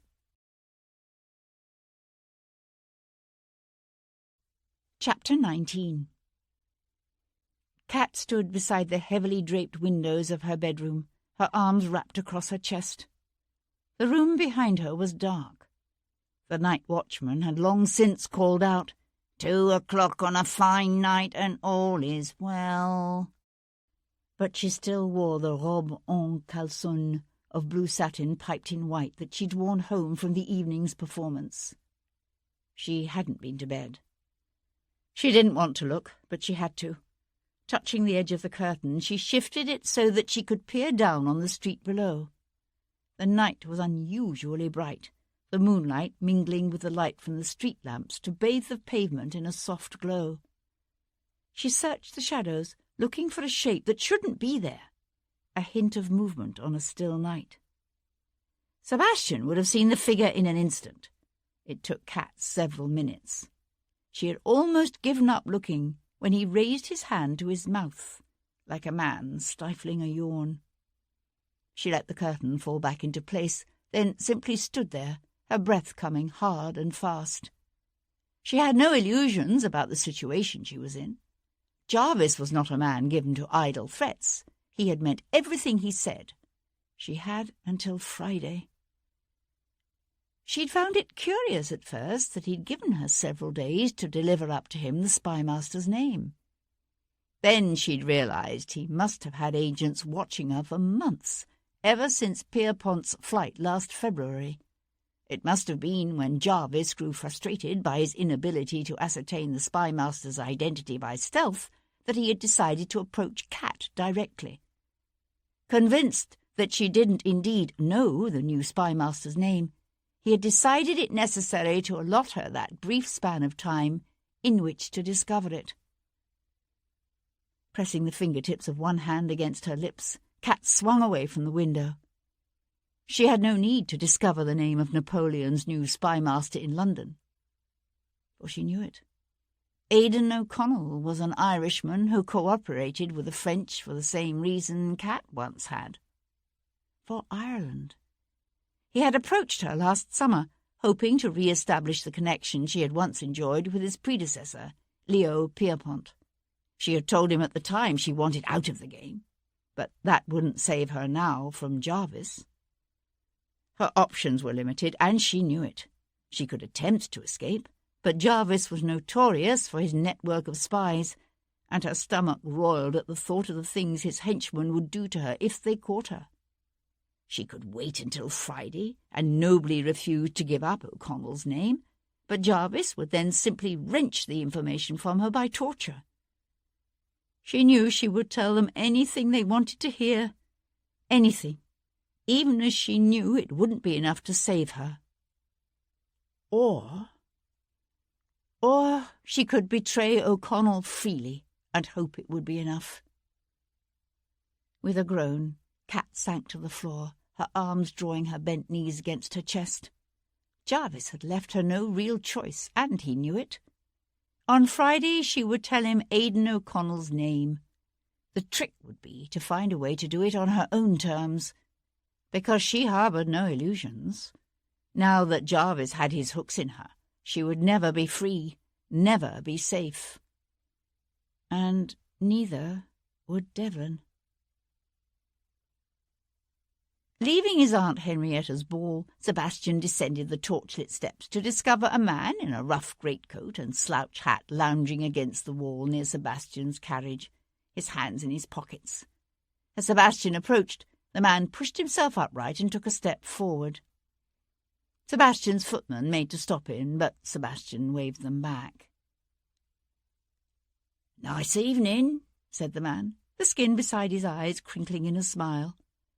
He looked to be about 30 years of age, with broad shoulders and a kind of coiled restlessness that reminded Sebastian of men he'd known in the army, in the Secret Service. Sebastian casually slipped one hand into his own pocket and felt the smooth, well-crafted wooden stock of his pistol. "Then why the coat?" This time the man's smile showed his teeth.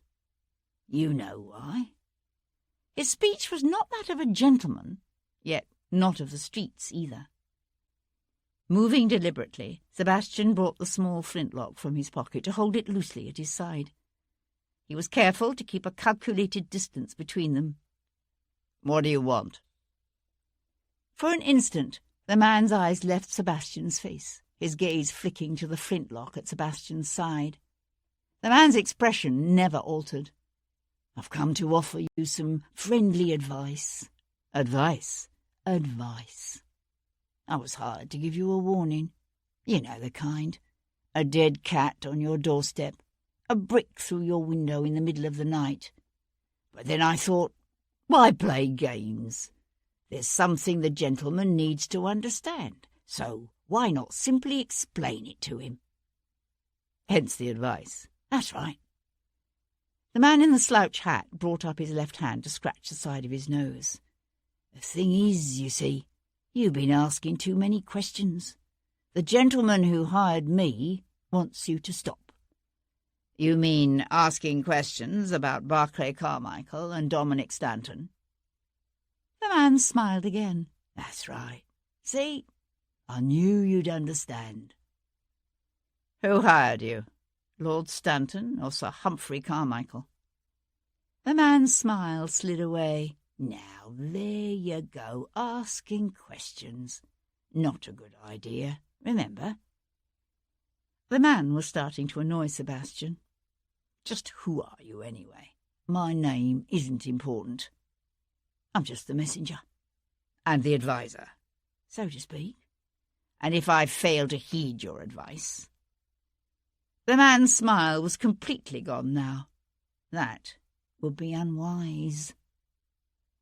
Sebastian signalled his footman, who leapt forward to let down the carriage steps. "Give your employer some advice from me, why don't you?" Sebastian said. The man pivoted to keep his face towards Sebastian as Sebastian moved past him to the carriage. The man's right hand never left his pocket. Sebastian never raised the pistol from his side. "Tell your employer, I don't like people who kill cats. I have a real objection to heavy rocks being thrown through my windows. And if he sends anyone after me again, I'll kill him." Something glittered in the other man's eyes, something that was both a warning and a promise. "Till we meet again, then," he said, and faded into the night. Sebastian settled into the corner of his carriage, the flintlock resting against his knee. He could hear the distant strains of music from his aunt's ballroom, and from nearer at hand, a woman's laughter. His questions were obviously making someone uncomfortable. The threat against him had been serious, the man who delivered it a professional. Leaning forward, Sebastian signalled his coachman to drive on. He had no intention of heeding the man's warning, of course, which meant that he'd be meeting the gentleman in the slouch hat again. Only next time, Sebastian knew, he wouldn't see the man coming.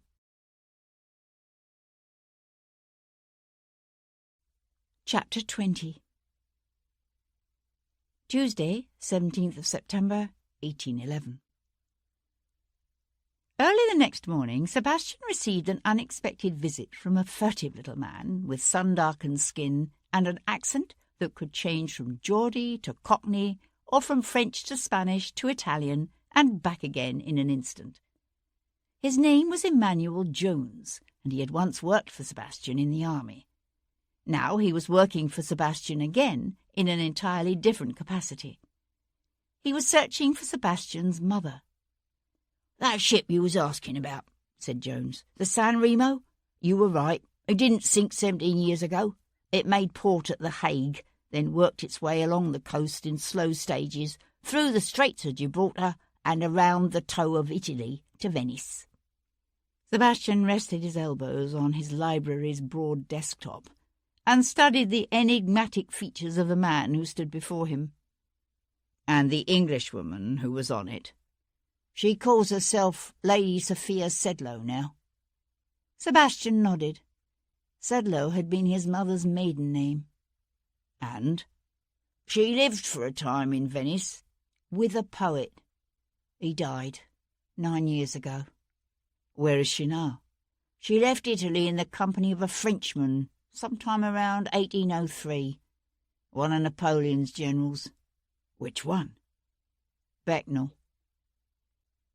Sebastian stood from behind his desk and went to fiddle with the inlaid Moroccan box he kept on a shelf near the hearth. It was a moment before he trusted himself to speak. She's in France now? Yes, but I don't know exactly where.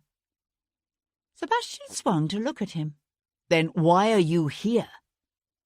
Something flickered across the man's normally impassive face. I'm not messing with Becknell. Crossing to his desk, Sebastian opened a drawer and drew forth an envelope from which he counted a stack of banknotes. Speak of this to anyone, he said, shoving the notes across the desk, and I'll kill you. It's as simple as that. Jones folded the money out of sight with a sniff. I know how to keep me mouth shut. After he had gone, Sebastian went to stand again beside the empty hearth, his gaze fixed unseeingly on the cold, empty grate. He would need to find another agent, someone both trustworthy and unafraid to venture into the heart of Napoleon's France. It wouldn't be easy, but it could be done. He spent much of what was left of the morning interviewing applicants for the position of valet. "We come highly recommended," said one of the applicants, a softly rounded man named Flint, who affected a thin black moustache and punctuated his words with soft flutterings of his flawlessly manicured white hands. "Highly recommended indeed." Sebastian glanced through the valet's glowing credentials and felt a spurt of cautious optimism. In a field of applicants distinguished by nothing so much as mediocrity, the man looked promising. "So I see. You take considerable pride in your work, I understand." "We consider our work more than a vocation," said Flint, sitting painfully upright in a chair on the opposite side of Sebastian's desk. "For us, taking care of our gentlemen is akin to a calling. No measure is too extreme to achieve the best presentation. If a gentleman is a bit thin in the calf, we add padding to the stockings. If a gentleman grows corpulent in his advancing years, we are conversant with the discreet use of the corset. And for that unfortunate tendency displayed by some gentlemen to grow hair on the backs of the fingers, we are well versed in the art of hot waxing." Something of Sebastian's reaction to this speech must have shown on his face, for the valet hastened to add, "Not that your lordship requires any of these extreme measures." "Thank God for that." The valet tilted his head, subjecting Sebastian to an intense scrutiny that made him feel like a nag being offered for sale at Tattersall's. "We would, of course, press for a bit more precision in the presentation. Sporting gentlemen can sometimes be a tad too careless in their dressing, if you know what we mean. A few extra hours spent at the toilette each morning can make such a difference." "A few extra hours?" Flint nodded. "No more than 2 or 3. Sebastian leaned back in his chair and pressed his fingertips together. "I'm something of an eccentric creature, I fear. There are times when I find it expedient to dress in the type of garments one customarily sees for sale in places such as Rosemary Lane.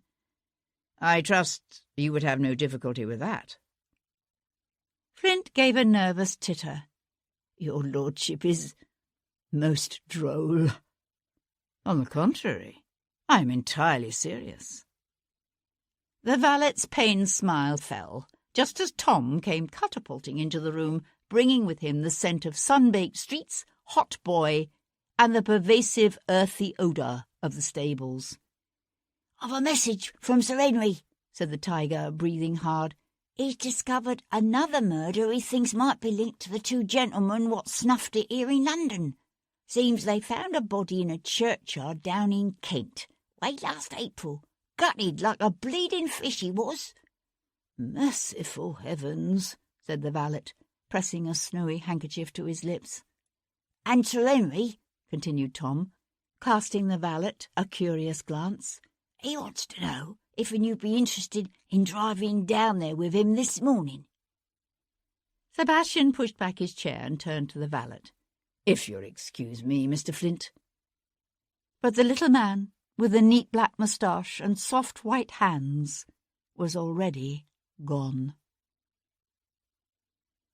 "The boy's name was Thornton," said Sir Henry Lovejoy, one hand held up to anchor his round hat more firmly to his bald head, the other gripping the edge of the seat beside him. "Mr. Nicholas Thornton."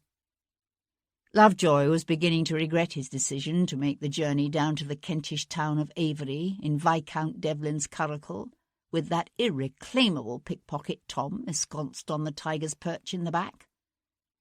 Lovejoy did not have a fondness for horseflesh, nor did he share his lordship's obvious delight in speed. Lord Devlin feathered a turn, his horse's flashing hooves eating up the miles. Lovejoy closed his eyes. "How old was he?" asked the Viscount. Lovejoy forced himself to open his eyes. There was no denying that the Viscount seemed to have his horses under perfect control. Lovejoy loosened his hold on the seat and drew in a deep breath. "Just 19.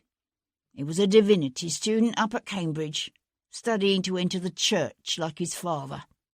"The church?" said Devlin in surprise. Lovejoy nodded. "The boy's father is the rector at St. Andrews, the Reverend William Thornton." "What makes you think there's a connection between his death and the London murders?" Lovejoy himself found the similarities in the deaths difficult to comprehend. A rector, while considerably more distinguished than a vicar or a mere curate, was of a social rank far different from that enjoyed by either Stanton or Carmichael. "As I understand it, the boy's body was hacked open and his organs removed. I know little beyond that. I'm afraid young Mr. Thornton's killing attracted considerably less attention than the recent murders in London. Avery is, after all, some distance from town." "And the boy's father was only a clergyman," said the Viscount. Lovejoy kept his face wooden. "Just so." The white gate of a toll appeared up ahead. The urchin Tom blew a blast on his yard of tin as Devlin drew up and waited for the keeper to amble out of his cottage. "You say the boy was killed last April," said Devlin, after the toll was cleared. "When he came down for the Easter holiday. Took a pole and went out fishing sometime in the late afternoon." "By himself?" "So it would appear. They later found his pole beside a stream that runs behind the vicarage." "And the body?" "Wasn't discovered until the next morning at dawn. The killer left the boy in the rector's own churchyard, lying atop one of the tombs."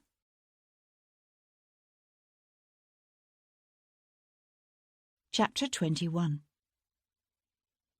Avery proved to be a sleepy Kentish market town, with a wide high street curving down a gentle hill toward the banks of the Medway below.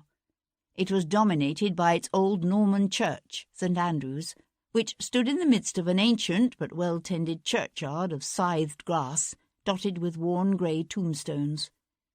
To the south of the church lay the rectory, a pleasantly proportioned house of mellow red brick built late in the last century, with twin two-storey bay windows protruding gracefully on either side of a small white porch.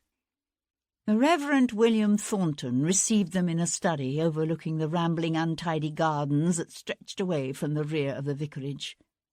The study was a scholar's refuge, filled with piles of manuscript pages and ancient leather-bound volumes that overflowed the room's many bookcases to spill onto tables and across the floor.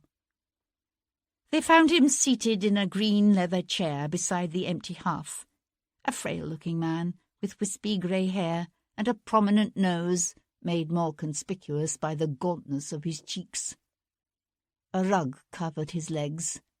He did not stand at their entrance. "You must forgive me for not rising to greet you," he said, when the stout middle-aged housekeeper in a mob cap ushered them in to see him. "I fear my legs no longer support me. But please do not allow my infirmity to lead you to deduce that you are unwelcome. It's not often I receive visitors from London. Please, sit down. Mrs. Ross, some tea?" "Please accept our apologies for intruding upon you," said Lovejoy, taking a seat on a nearby comfortably worn sofa. "But we must ask you some questions about your son." Declining a seat, Sebastian went to stand with one hip resting on the low sill of a window overlooking the garden. He watched as Thornton's pale cheeks sagged, his lips trembling for a moment before he pressed them tightly together. "It's because of these killings in London, isn't it? You think there's some connection?" "There may be," said Lovejoy. One of the Reverend's bony, heavily veined hands tightened on the edge of the rug in his lap. "Mrs. Ross told me about this last one, the Stanton boy. It's terrible, just terrible." "What can you tell us about the day your son disappeared, Mr. Thornton?" The rector sat in silence for a moment. When he spoke, his voice was hushed and oddly flat, as if he could speak only by sealing off his every emotion from the tale he was telling. "Nicholas was up at Cambridge, but he'd come down for the Easter holidays. He used to spend every minute he could when he was home in the wood behind the house, and that was where he went that morning. It was a Wednesday. He was due to return to Cambridge in just a few days. He went fishing. He took a pole with him, but I think it was something in the nature of a prop, so he'd look productive. Amusement gleamed, then was gone in an instant. He said he'd be back in an hour or two, in time for luncheon. But he didn't come back. No, I didn't worry at first. You know what boys are like. But as the afternoon wore on, I became concerned. Nicholas was not usually so careless. When the shadows began to lengthen toward evening, I finally decided to go looking for him. I found his pole and his shoes beside the stream near his favourite fishing hole, but nothing else. It was as if he had vanished." "Was there any sign of a struggle?" "No. Some men from the town volunteered to help me search the wood and beyond." Thornton restlessly shifted his legs. "I wasn't so infirm then, you see. We fanned out over the entire area, but we found nothing. Not until the following morning." "When his body was discovered in the churchyard?" The Reverend's lower lip quivered. "Yes." Sir Henry hesitated, as if reluctant to press on. He glanced at Sebastian, who said, "Was your son by any chance acquainted with either Dominic Stanton or Barclay Carmichael?" Thornton's eyes widened. "No, not to my knowledge. Nicholas was up at Cambridge studying divinity. I can't imagine he would have met either one." "Tell us about your son, Reverend," said Sir Henry, his voice unusually gentle. "What was he like?" A sad smile touched the rector's lips and brought a brief spark of life to the tired old eyes. "He was one of the most curious children I've ever known, always asking questions, wanting to see how things worked. And as a young man, he was little changed. He was still a child in so many ways. Not in his mind," the clergyman added quickly. "He was always very bright, but in his ways and interests." "Have you other children?" "No." Sebastian let his gaze drift over the neglected garden to the small glebe, and beyond that the stretch of wood where the boy had disappeared. "Can you think of anyone who might have had a grudge against your son?" Sir Henry asked, "either real or imagined?" The Reverend drew a deep breath that lifted his thin chest, then let it out in a sigh. "Not that I know of. Nicholas was a very quiet boy, quiet and serious. My wife used to worry about him. She used to say he was more at ease with books than with people." Again that wistful smile touched his lips, only to vanish, leaving him looking more stricken than before. "I thank God every day she didn't live to see what happened to him." "Your wife is dead?" The Reverend nodded sadly. "She died this past January, right after Christmas." Sebastian was careful not to look at Lovejoy. He'd heard it said that once the magistrate had had a wife and a child both, now long dead. "You have our deepest sympathies," murmured the magistrate. Sebastian found his gaze drawn again to the scene outside the window. To the north of the garden, with its brick paths and overflowing clumps of marigold and santolina, lavender and roses, lay the church of St. Andrew's. Through a gap in the high yew hedge, he could see the church's squat medieval buttresses and an ancient square tower that thrust up broodingly against the blue September sky. The churchyard was an expanse of carefully tended green, far tidier than the rectory's own garden, and crowded with a scattering of ancient grey headstones and tombs. He wondered if the Reverend had been the one to find his son's body, although it wasn't a question Sebastian felt inclined to ask. "Do you mind if we ask who examined your son's body?" said Sebastian. The Reverend appeared surprised by the question, although he answered it readily enough. "No, of course not. It was Dr. Newman, Dr. Aaron Newman. He lives here, in Avery, just across the green.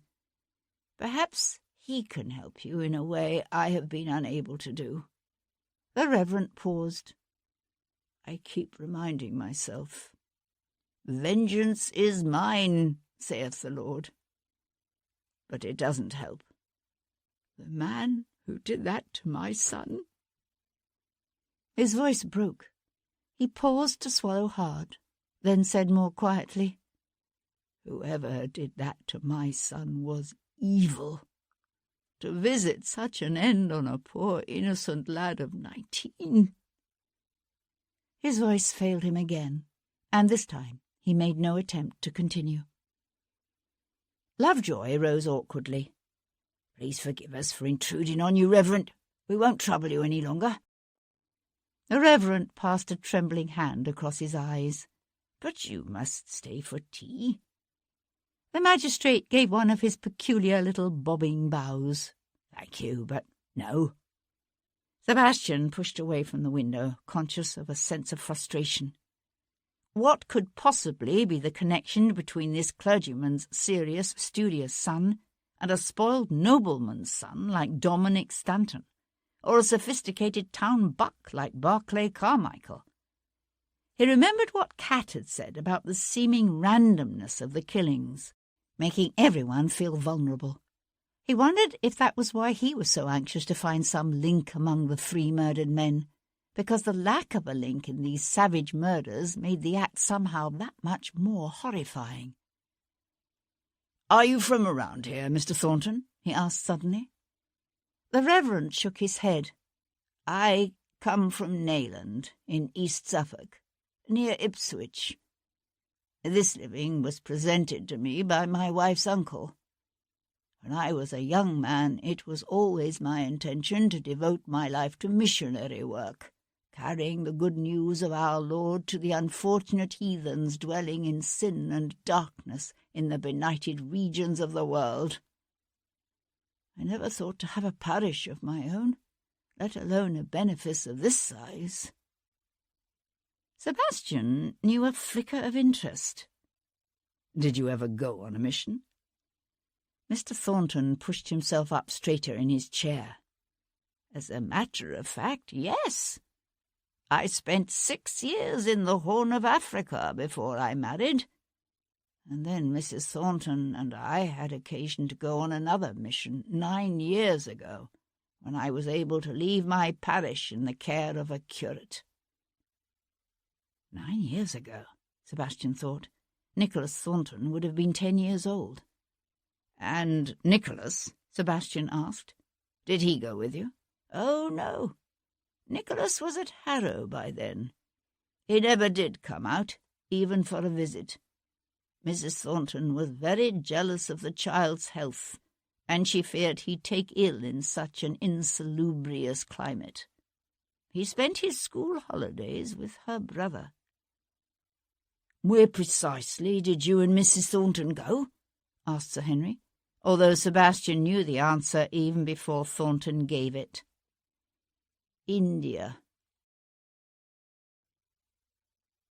"A coincidence, surely," said Sir Henry, when Sebastian told him of the conversation with Sir Humphrey Carmichael. They were crossing the village green, headed toward the doctor's rambling white frame house. As they walked, a gaggle of white geese scattered, complaining before them, the sun bright on the birds' gleaming feathers. "I dare say thousands of Englishmen have visited the Indian subcontinent at some point in their lives. Have you?" "Yes." "There, you see? Besides, we don't know that Lord Stanton has ever been to India." "No, we don't." Sebastian stared off across a cluster of stone cottages half hidden beneath a riot of climbing roses putting on a final display of fall blooms. "All the same, if I had a son, I think I'd be worried."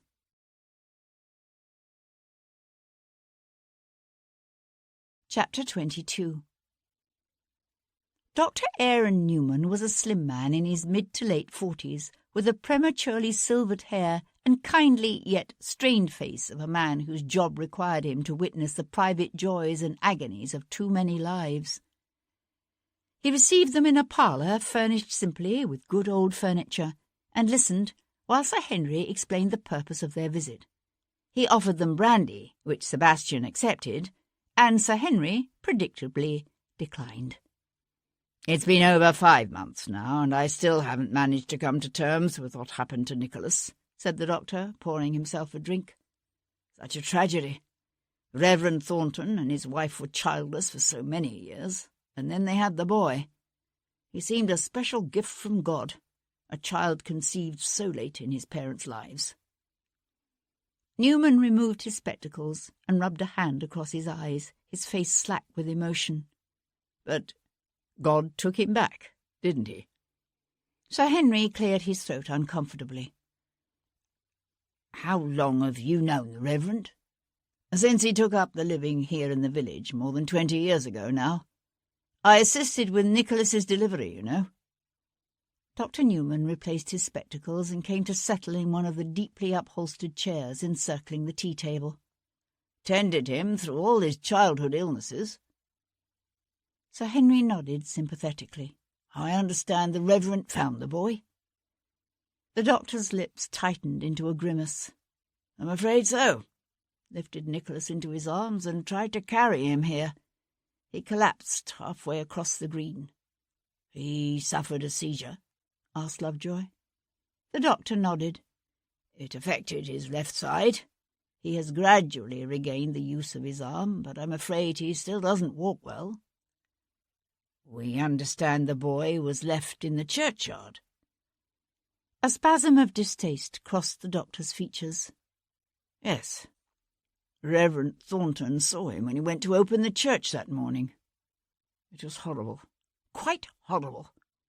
The killer had left the body atop one of the old tombs near the south transept door. It's the door the Reverend always uses." "Interesting," said Sebastian. "Whoever killed the boy must be familiar with the Reverend's habits." The doctor's eyes widened. "I suppose so. I hadn't thought of that." "What can you tell us of your examination of the body?" asked Sir Henry. Dr. Newman pushed up from his seat and went to a writing table covered with a scattering of books and notes, one hand restlessly riffling the pages of a worn volume lying near the edge of the table. It was a moment before he spoke. "Nicholas's throat had been slit," "From behind?" asked Sebastian. The doctor hesitated. "I couldn't say, actually." He drew a deep breath and let it out slowly. "I console myself with the thought that it was a relatively merciful death, considering what came after. There were other wounds." The doctor nodded. The torso had been slit open and the heart, lungs, and liver removed. Rather inexpertly, I might add. "Hacked in anger?" Sebastian asked. Newman looked thoughtful, then shook his head. "I wouldn't have said so, no. There were no extraneous wounds to the body, just the slice across the throat, the opening of the body cavity, and the removal of the organs." Lovejoy pressed a cleanly folded handkerchief against his tightly held lips. "Had the blood been drained from the body?" Sebastian asked. "As a matter of fact, yes. How did you know?" "From the condition of the two most recent victims found in London." "You think there's a connection?" "There would seem to be, wouldn't you say?" "Yes, I suppose so, but do you have any idea who's doing this? Any idea at all?" "We're working on it," said Lovejoy, tucking his handkerchief away. "Had the Thornton boy been bound and gagged before he was killed?" "I'm a physician, Sir Henry, not a surgeon. I'm afraid I've never made such things a study." It was said with gentle pride, for in the hierarchy of medicine, physicians were gentlemen. Educated at Oxford and Cambridge, they could discourse at length in Latin on the medical texts of the ancients. They used their learning and their observations of their patients' pulse and urine to prescribe drugs or physics. They did not involve themselves in such vulgar practices as physical examinations, nor did they deal with broken bones. They certainly did not perform surgeries or carve up cadavers in an attempt to learn the secrets of life. Because of the rarefied nature of their husbands' activities, the wives of physicians, like the wives of barristers, could be presented at court. The wives of solicitors and surgeons, such as Paul Gibson, could not. The doctor drew a pocket watch from his waistcoat and smiled apologetically. "I'm afraid you gentlemen must excuse me, but I've an elderly patient I promised to see before 2:00. I'll ask my housekeeper to bring you some tea, shall I?" "Thank you, but no." Lovejoy pushed to his feet. "If you think of anything else that might be considered relevant, you will contact Queen Square?" "Yes, of course." Rather than ringing for the housekeeper, Dr. Newman walked with them to the front door himself. As they passed the stairs, an old beagle stretched to its feet and padded over to the physician's side. "By the way," said Sebastian, as he prepared to follow Lovejoy into the bright sunshine, "did Nicholas Thornton have anything in his mouth when he was found?" "Actually, yes." Newman bent to pull absently at the dog's ears, his face troubled. "I can't imagine how I could have forgotten to mention it. It looked like a star. A silver papier-mâché star."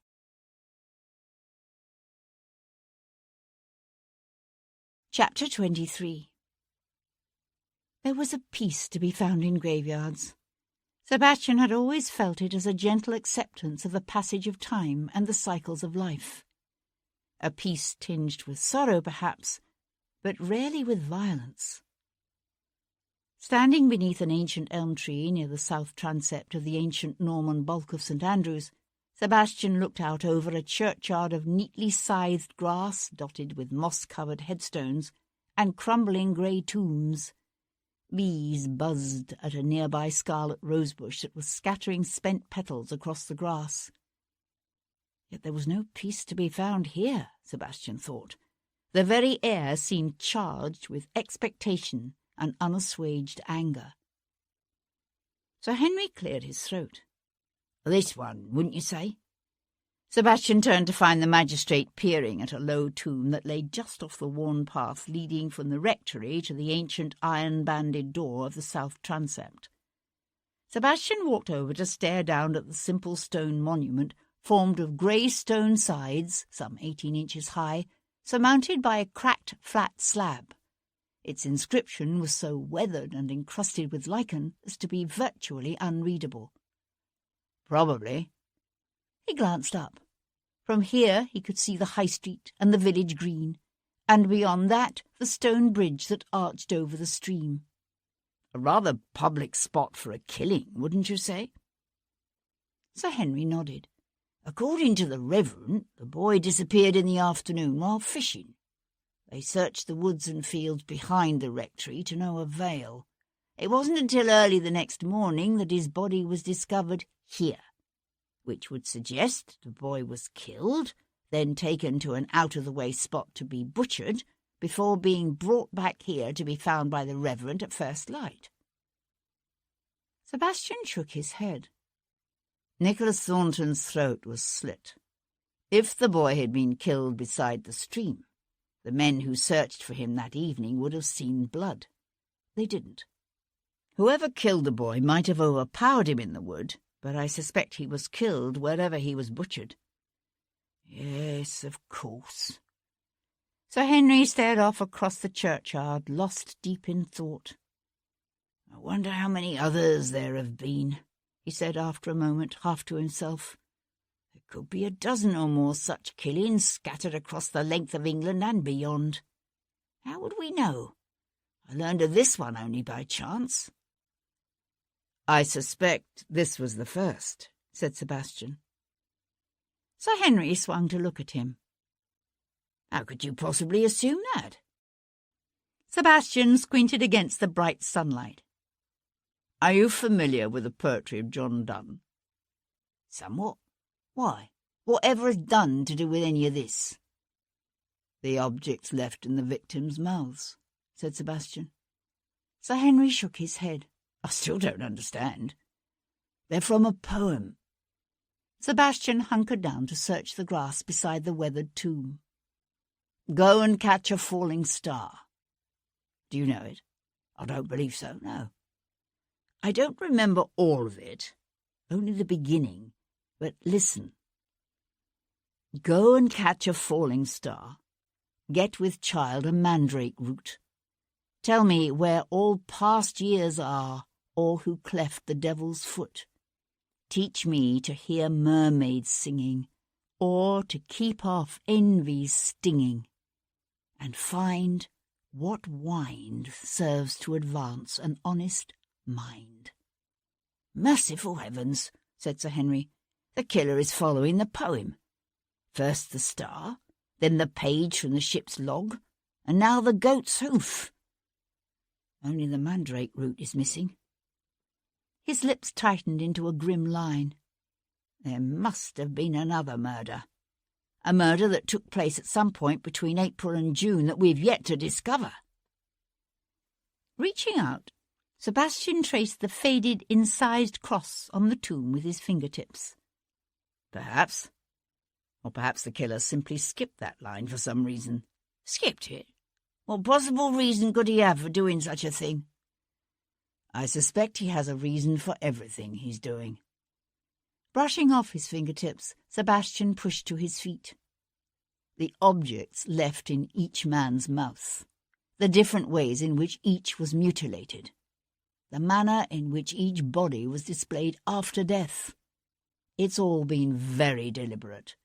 This killer has a reason for it all, and if we're to have any hope of stopping him, we need to find out what that reason is.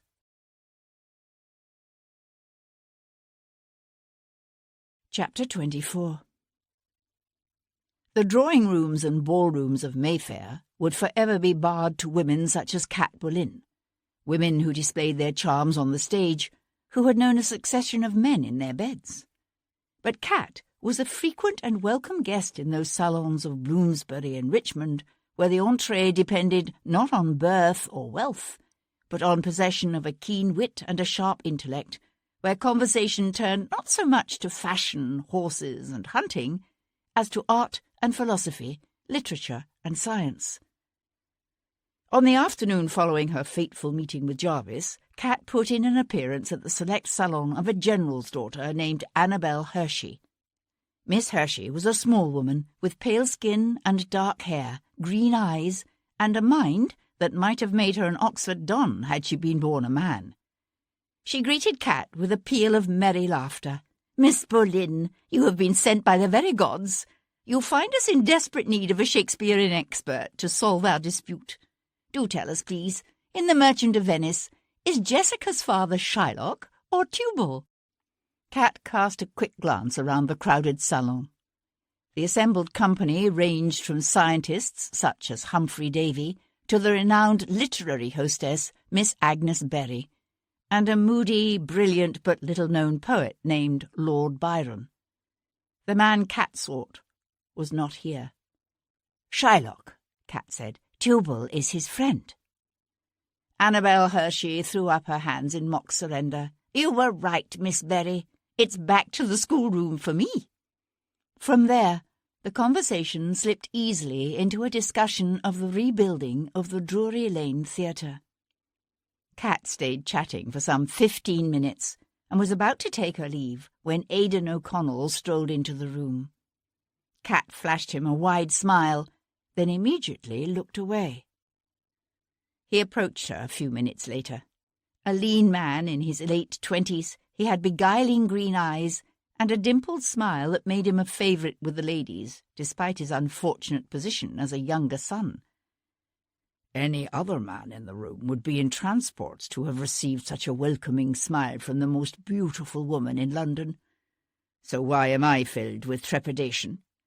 Because you're not the fool you would have others think you are, perhaps. He opened his eyes wide. Do I play the fool? Very well. She leaned into him under cover of flirtatious laughter. I must speak with you, urgently, and alone. His gaze met hers, and whatever he saw in her eyes drove the amusement from his. When and where? I am being watched. Come to my dressing room at the theatre, tomorrow night after the performance. He was silent for a moment, considering this. Very well. Until then. He moved away from her to where Sir Thomas Lawrence was entertaining a small group with a tale of the antics of his latest subject's ferocious pet parrot. Cat watched the Irishman out of the corner of her eye. It had occurred to her that by warning Aidan O'Connell she was running a serious risk. If he knew she meant to betray him, he could very well decide to have her killed himself. Yet it was a risk she had decided she must take. She could not betray him to Jarvis without first giving the Irishman an opportunity to escape. How she would deal with Jarvis's fury when he discovered his quarry flown was a quandary she had yet to satisfactorily resolve. That evening, the wind blew in from the northeast, bringing with it the biting chill of the North Sea. Devlin sat in a wing chair beside the fire in Cat's bedroom, a volume of John Donne's poetry open on his lap. He was flipping through the pages when Cat came to stand behind him and loop her arms over his shoulders. "What are you looking for?" she asked. "Listen to this," he said, and began to read. "Go and catch a falling star. Get with child a mandrake root. Tell me where all past years are, or who cleft the devil's foot. Teach me to hear mermaids singing, or to keep off envy's stinging. And find what wine serves to advance an honest mind. If thou beest born to strange sights, things invisible to see, ride 10,000 days and nights till age snow-white hairs on thee. Thou, when thou returnest, wilt tell me all strange wonders that befell thee, and swear nowhere lives a woman true and fair. If thou findest one, let me know, such a pilgrimage were sweet, yet do not. I would not go, though at next door we might meet. Though she were true when you met her, and last till you write your letter, yet she will be false ere I come to 2 or 3. Well, said Cat, Mr. Dunn didn't like women much, did he? Devlin smiled. He was a clergyman. It's something of an occupational hazard. Kat ran her fingers through the dark curls at the nape of his neck, felt the tension coiled within him. The young man who was killed down in Kent last April. She left the rest of the question unsaid. Was found with a papier-mâché star in his mouth. Dear God. She came around to curl up on the rug at his feet, her hands folded together on his knee, her head tilted back so she could see his face. What does it all mean? He closed the book and set it aside. I wish I knew. She rested her cheek against his leg. Tell me about today. He told her in soft, measured tones. When he finished, she lifted her head and said, Get with child a mandrake root. It's the second line of the poem. Why would the killer skip one line of a poem he's obviously following so deliberately? Lovejoy thinks there must have been a similar killing someplace in England between April and June, a killing he simply hasn't heard about yet. But you don't think so? I don't know what to think. She sat back, her hands trailing down his leg in a gentle caress. Turning her head, she stared into the fire. For a moment she thought of the clergyman's son in Avery, the lines of Donne's poem running over and over in her head.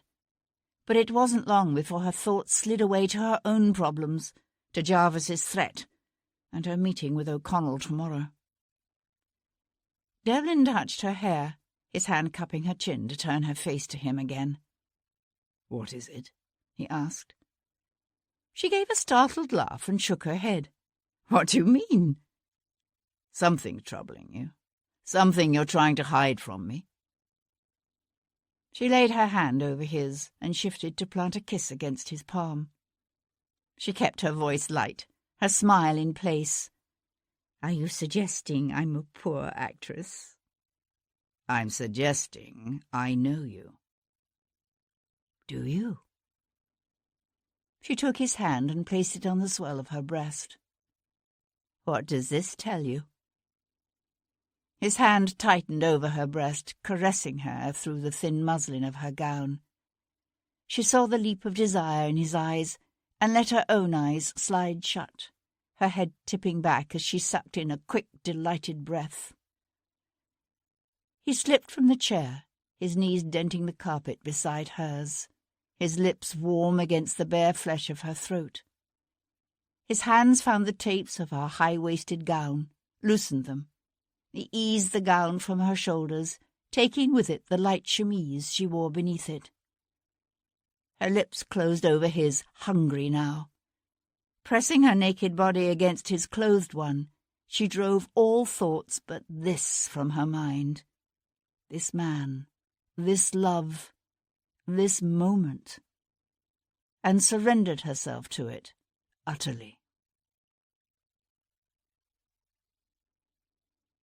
Later, as she lay naked and spent in his arms, he traced the features of her face with one softly sliding finger and said, Marry me, Kat. A pain swelled in her chest, a pain of want and longing that could never be eased. But she was an actress, and so she was able to summon up a smile, even though her voice shook slightly. You know why I can't? He propped himself up on one elbow, his fierce eyes glowing in the dying light of the fire. My Aunt Henrietta has found another suitable bride for me. A Lady Julia something or other. He entwined his hand with hers and kept his tone light, although she knew he was intensely serious. If you truly loved me, you would rescue me from the matrimonial machinations of my family by marrying me yourself. You need a lady something or other as a wife. No. I need you. I would destroy you. Her voice was a torn whisper. He slid his hands beneath her, drawing her up close so that he could bury his face in her hair. No, he said, all hint of lightness gone from his own voice. Not having you in my life would destroy me.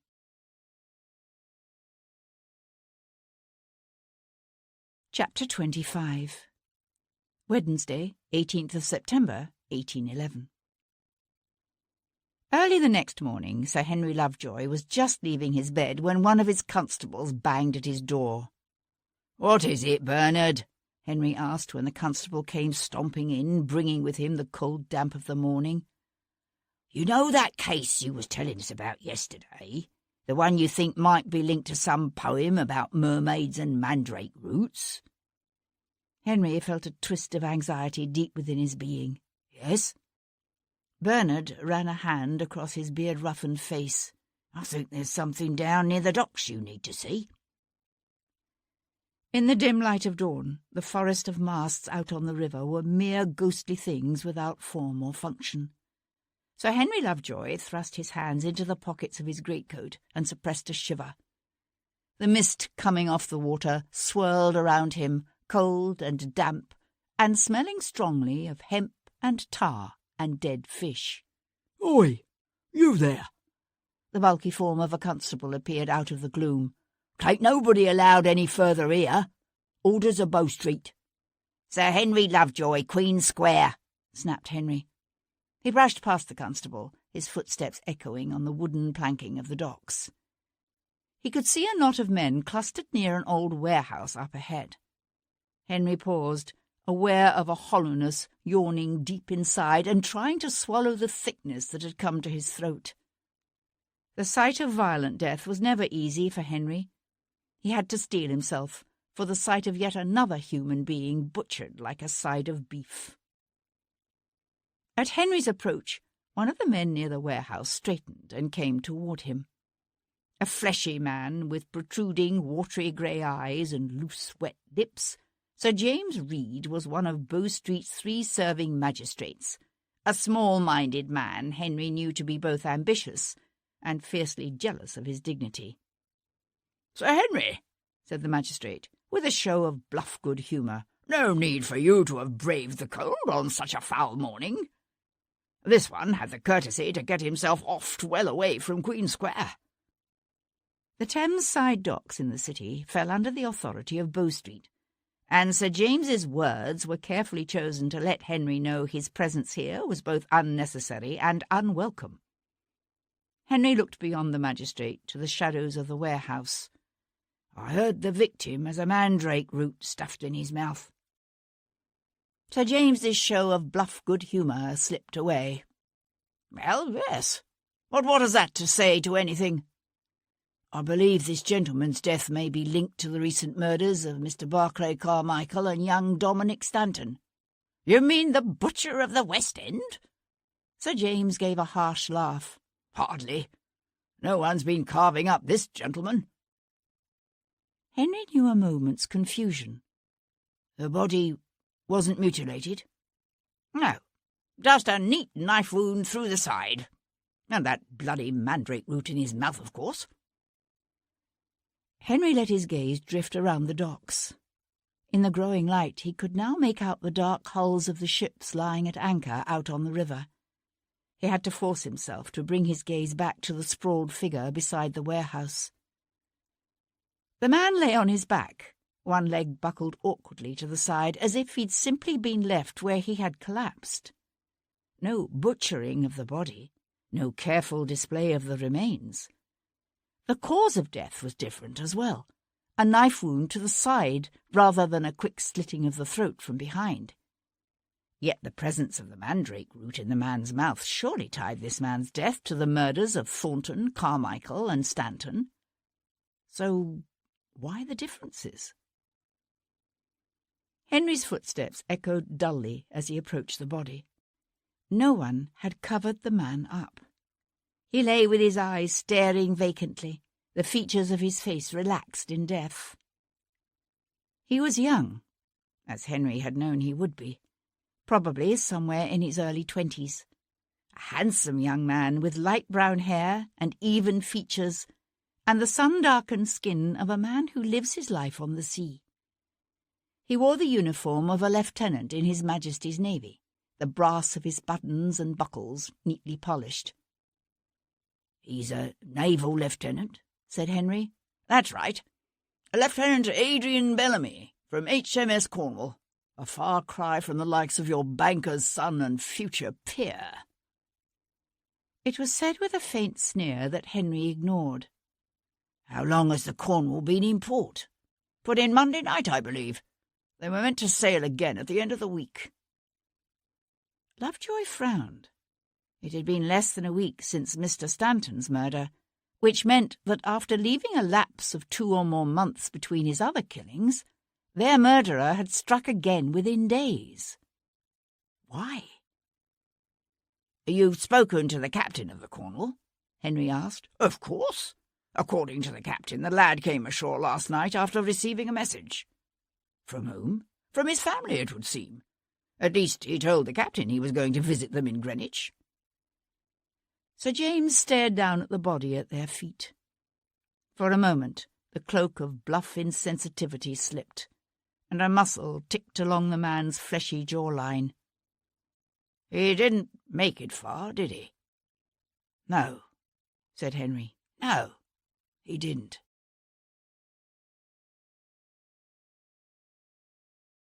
Chapter 26. Sebastian found Sir Henry seated behind his desk in Queen Square. The magistrate had his head bowed, his forehead furrowed by a frown as he scribbled furiously on a notepad. "I heard about Lieutenant Bellamy," said Sebastian, as soon as the clerk Collins had bowed himself out. Sir Henry removed the small set of spectacles he wore perched on the end of his nose and rubbed the bridge. "It's puzzling, most puzzling. There was no mutilation of the body, and the young man was killed by a knife wound to the side. Yet the presence of that mandrake root surely links his murder to the other 3. "I would have said so." Sir Henry picked up a volume from his desk top and rose from his chair. "When I saw him on the docks, Sir James was dismissive of my conclusions. I then spoke to his colleagues, Eyre and Graham, and Sir William, and presented them with my notes on the case. Both agreed the evidence suggests the death of Mr. Nicholas Thornton may well be linked to the murders of Mr. Carmichael and Mr. Stanton. However, they remained sceptical of the relevance of the poem by John Donne. They therefore agree with Sir James that the docks killing is unrelated to the other 3. Sebastian watched the magistrate lock the volume away in a glass-fronted case beside the door. "And they've taken over the investigation?" "Yes. It was inevitable, given the breadth of the case." Sebastian nodded. Bow Street was the first public office formed in London back in 1750. The original Bow Street magistrate had been Henry Fielding, followed by his brother John. Together, the brothers had been so successful at stemming the rampant spread of crime in the growing metropolitan area that another 6 public offices were established in 1792, including the one at Queen Square. But of them all, only the magistrates of Bow Street exercised authority over the entire metropolitan area and beyond. Bow Street's famous runners operated the length of England. "My jurisdiction is limited," Sir Henry was saying. "Technically, I should have contacted Bow Street after our discoveries in Kent." Sebastian watched Sir Henry resume his seat behind the desk. "So what can you tell me about Adrian Bellamy?" "Little you won't be able to read in the papers, I'm afraid. The young man was from Greenwich. His father is one Captain Edward Bellamy." "Also a Navy man?" "No. Retired merchant captain." Sir Henry hesitated, then said, "The differences in the murders are considerable, not simply in the manner of killing and the lack of mutilation, but in other ways as well. Bellamy was left where he fell, in the shadow of one of the warehouses beside the docks. There was no public display of the remains, no flaunting of what had been done." "Perhaps the killer was pressed for time," Sebastian suggested. Lovejoy carefully fitted his spectacles back on his face. "You may be right. You were certainly correct about the mandrake root. It's as if the killer deliberately skipped that line of the poem, fully intending to return to it later. But why? Because Bellamy's ship was out of port. The designated victim was beyond his reach. Sir Henry looked at Sebastian over the top of the spectacles. You think he's putting his victims in some sort of order? So it would appear. Teach me to hear mermaids singing, whispered Sir Henry. What? It's the next line of the poem. Teach me to hear mermaids singing. If he's putting his victims in order, he must already have the next one selected. Sebastian blew out his breath in a harsh sigh. And Bow Street doesn't believe any of it.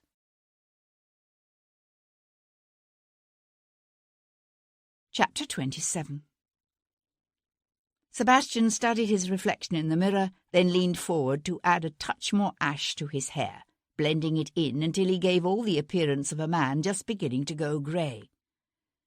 He wore a decidedly unfashionable coat and sturdy breeches of a cut that would give his Aunt Henrietta an apoplexy if she were to see them, for they had come not from the exclusive shops of Bond Street, but from a second-hand clothing dealer in Rosemary Lane.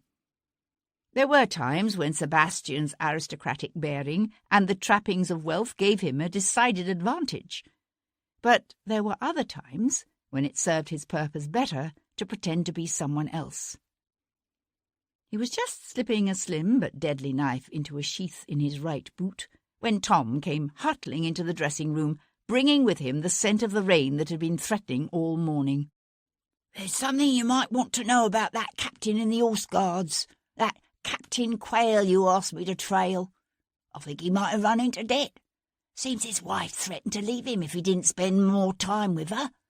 And seeing as her Da's the one with all the blunt, that's why he's been sticking pretty close to home.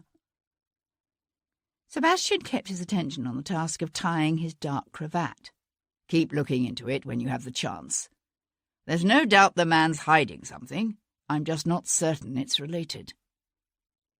Tom eyed Sebastian's unfashionable rig. What's this for, then? Sebastian adjusted his modest shirt points. Greenwich. He turned away from the mirror. How would you like to take a ride on a hoy? Cool, said Tom, on a breath of pure ecstasy as the hoy slid past the Tower of London and the docks beyond, past merchantmen lying heavy in the water with their cargoes of sugar and tobacco, indigo and coffee, their masts thick against the cloud-filled sky. Sebastian stood at the rail, the moist wind cool against his face as he watched the Tiger dart from one side of the boat to the other, dodging coiled lines and scattered crates and some 6 fellow passengers. Sebastian smiled to himself. Ever been to Greenwich? Tom shook his head, his eyes wide, as the hoy slipped past the massive bulk of India House, and, beyond that, the docks and warehouses of the West India Trading Company on the Isle of Dogs. We should have time to take a look at the Queen's House and the Naval Academy, if you're interested. And the observatory? Sebastian laughed. And the observatory. Tom squinted up at the rusty red-brown canvas flapping in the wind. The hoy was spritsail-rigged, with a topsail over a huge mainsail and a large foresail. Its flat-bottom design made it perfect for the shallow waters and narrow rivers of the Thames estuary it plied. This cove you want me to nose out about, this Captain Edward Bellamy, what are you expecting to find? I'm hoping for something that might link either the captain or his son to Carmichael, Stanton and Thornton. Tom screwed up his face. It don't seem likely. A clergyman, a ship's captain, a banker, and a lord? You'd be surprised at the threads that can bind one man to the next across all levels of society. Or one woman to the next. You want I should listen to the jabber about Mrs. Bellamy while I'm at it? If there is one? A line from Donne's poem kept running through Sebastian's head. And swear, nowhere lives a woman true and fair.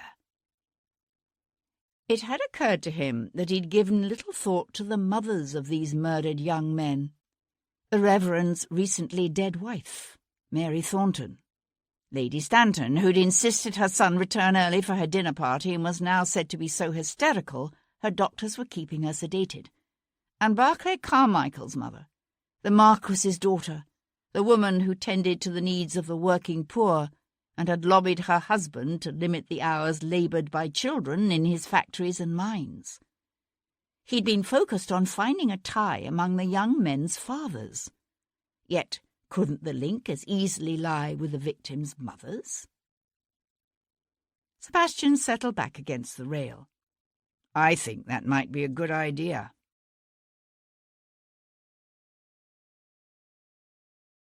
Chapter 28. Captain Edward Bellamy lived in a sprawling white-framed house trimmed with dark green shutters and set in expansive gardens overlooking the river. Slipping into the demeanour of Mr. Simon Taylor of Bow Street, Sebastian climbed the short flight of steps to the front door and worked the knocker. His peal was answered by a slip of a tow-headed housemaid, who looked to be no more than 14 or 15. She started to deny both her master and mistress, but hesitated when Sebastian removed his hat and said loftily, "Mr. Simon Taylor from Bow Street, please announce me." The little housemaid opened her eyes wide and scuttled off. Captain Bellamy proved to be a tall man, well over 6 feet, and robust, despite his 60-plus years. A life at sea had given him a weathered, deeply grooved face, and left his flaxen hair liberally streaked with white. His stunned grief at the death of his son could be read in every feature. He received Sebastian in a spacious sitting-room overlooking the gardens and the river beyond. With him sat a small olive-skinned woman with dark hair and liquid brown eyes, her pretty unlined face streaked with tears. Looking at her, Sebastian at first assumed her to be the murdered man's sister, but Bellamy introduced her as his own wife. "My apologies for intruding on you at such a time," said Sebastian, bowing low over her hand. "Please, sit down," she said in Portuguese-accented English. "Brandy?" offered the captain in a very gruff voice, going to lift the stopper from a crystal decanter on a nearby table. Sebastian took a seat on a graceful settee covered with green and cream striped silk. "Thank you, but no." He let his gaze drift around the room. It was elegantly furnished, with heavy mahogany tables and glass-fronted cases filled with everything from Chinese jade carvings and delicate ivory statues to Murano glass from Venice. Captain Bellamy had obviously prospered in his voyages. "A constable who was here this morning said someone would be calling later," said Bellamy, splashing a hefty measure of brandy into a glass for himself. "But I must admit I hadn't expected to see you so soon. Bow Street is most anxious to come to a better understanding of this dreadful series of killings."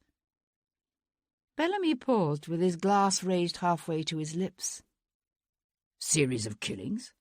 What other killings are you referring to?" "The recent murders of Barclay Carmichael and Dominic Stanton." Bellamy took a long, slow swallow of his drink. What little colour he'd had seemed to drain from his face. "What makes you think my son's death is in any way related to the deaths of those other young men? My son was stabbed on the docks. What happened to young Carmichael and Stanton was an abomination. Whoever killed your son left a mandrake root in his mouth. Mr. Stanton was found with the severed hoof of a goat in his mouth, while Mr. Carmichael was found with a page torn from a ship's log. There's also another young man, a student of divinity at Cambridge named Nicholas Thornton, who was found with a papier-mâché star in his mouth. We believe all 4 killings are related in some way." Bellamy downed the rest of his brandy in one swallow and turned to pour another drink with a hand that was not quite steady. "I heard what happened to Carmichael and Stanton, but not Thornton. When was that?" "Last April." "And he was butchered, like the others?" "Not exactly. certain of his internal organs were removed. "Mighty Deus," whispered Mrs. Bellamy, bringing a black-edged handkerchief to her lips. Sebastian turned to her. "I beg your pardon, madam, but I must speak of these things." "I don't understand," she said, her fist tightening around her handkerchief. "What does it all mean?" "We believe the objects refer to a poem by John Donne. Go and catch a falling star. Do you know it?" "I know it," said Bellamy. He went to stand at the window overlooking the green sweep of the front garden and the river beyond. "But I don't understand what any of this has to do with my son." "Are you in any way acquainted with Sir Humphrey Carmichael or Alfred Lord Stanton?" "No." "What about the Reverend William Thornton?" A muscle jumped along the captain's tight jaw. "Who is he?" "A clergyman at Avery, Kent, the father of the first murdered man." Bellamy shook his head. "No, I don't see how Adrian could have known any of them either. He was just a lad when he first went to sea. He was a midshipman on the Victory, you know." A father's pride shone through the heavy grief. "Saw action with Nelson at Trafalgar. I understand his ship docked in London just this week." "That's right. Monday." "Did you see him?" "Right after he docked. He gave me a tour of the Cornwall. They took on some damage when they captured an American merchantman trying to run the blockade last month. It's the reason they put into port." "Did you send a note last night asking your son to come to Greenwich?" The captain's face went slack. "No, of course not. Why? Did he receive such a note?" "So we understand, although the note itself has not been found." Sebastian watched Captain Bellamy move to pour himself another drink. He walked with the careful deliberation of a man who holds his liquor well, yet has been drinking heavily for some time. "You're from Greenwich, Captain Bellamy?" Bellamy shook his head and replaced the stopper on the carafe. "Gravesend. My father was a sea captain in his time, and his father before him." "What made you settle in Greenwich?" "My first wife was from Greenwich." "She was Adrian's mother?" "Yes. She died 14 years ago now." That must have been shortly before young James joined the Navy, Sebastian thought. He looked at the sultry Portuguese beauty, now sitting quietly, her gaze on her husband, and wondered if the captain's remarriage had precipitated his son's entry into the Navy. "You have other children?" "A daughter," said Mrs. Bellamy softly. Sebastian realized that she too was watching her husband's brandy consumption. A frown line had appeared between her brows. "Francesca. She is 12. "You're from Brazil?" he said, giving her a smile. She returned his smile shyly. "Yes. How did you know?" "I spent some time there when I was in the army." He glanced back at Bellamy. "You sailed to South America and the West Indies, I gather?" "Frequently, and to China and the East Indies, Africa and the Mediterranean. There are few places with a port I haven't been." "Spend much time in India?" Sebastian asked casually. Bellamy's eyes narrowed, and he took a sip of his drink before answering. "Been there many times. Why do you ask?" "His last voyage was to India," said his wife. Sebastian turned toward her. "When was that?" The woman faltered, aware of her husband's intense gaze upon her. 5 years ago, she said in a small voice. "This has all been most distressing for my wife." Bellamy came to stand behind her and rest a hand on her shoulder. "Perhaps we could continue the discussion some other time, Mr. Taylor." Sebastian met the captain's steely gaze. "Yes, of course." Sebastian pushed to his feet. "Someone from Bow Street will be contacting you again." "And no doubt asking some very different questions," thought Sebastian as he turned to leave. "Mrs. Bellamy?" Shown to the front door by the nervous little housemaid, Sebastian was letting himself out the garden gate when he became conscious of being watched. Tilting back his head, he looked up into a pair of big brown eyes framed by dark ringlets. A half-grown girl perched on the stout branch of the spreading oak that grew near the gate, her brown scratched legs dangling from beneath the torn hem of what had once been a neat muslin gown. "You must be Francesca," he said, tipping his head back farther. "How do you do?" She regarded him intently for a moment without smiling. "Gilly says you're from Bow Street." Gilly, Sebastian assumed, must have been the tow-headed housemaid who'd opened the door to him. "Yes, I am." He executed a flourishing bow. "Mr. Simon Taylor at your service, Miss Bellamy." She frowned. "How do you know I'm Miss Bellamy?" "I'm a detective. It's my job to know these things." "Where's your baton?" "I carry my baton only when I'm chasing criminals." She considered this explanation for a moment and didn't seem to find it wanting. "Something's happened to Adrian, hasn't it?" Sebastian felt an ache pull across his chest. They hadn't told her yet. How could they not tell her? "I'm afraid that's a question you'll have to ask your papa," he said. "I know it's true.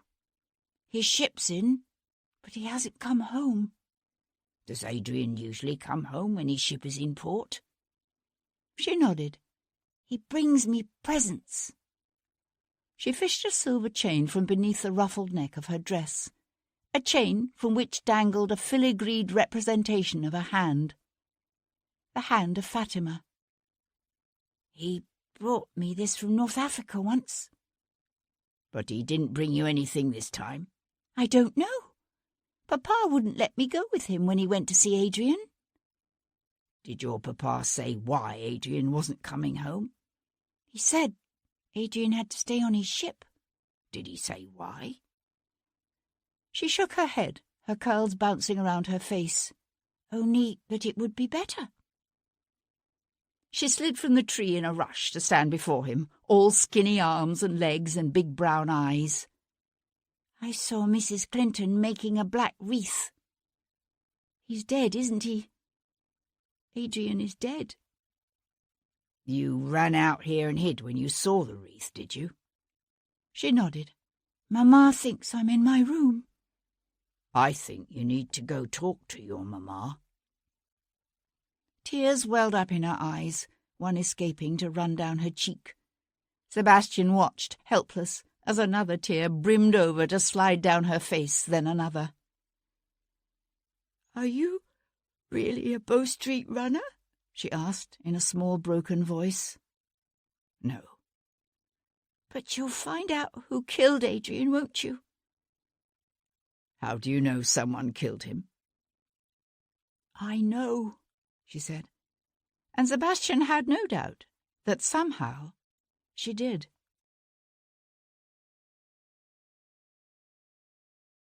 Chapter 29. Sebastian noticed the man right away. He stood with one shoulder propped against the trunk of a chestnut tree near the banks of the river, his head half turned away so that Sebastian could see only his profile. Young and of medium height and build, the man wore a double-breasted olive coat with wide flaring lapels, full sleeves, and a long-tailed skirt. Once the coat must have come from a Bond Street tailor, but Sebastian suspected the coat, like the man's wide-brimmed hat and shiny leather breeches, had passed through one or two used clothing dealers before reaching its present owner. Sebastian had seen the man before, amongst the handful of fellow passengers on the hoy down from London. At the time, Sebastian had paid him little heed.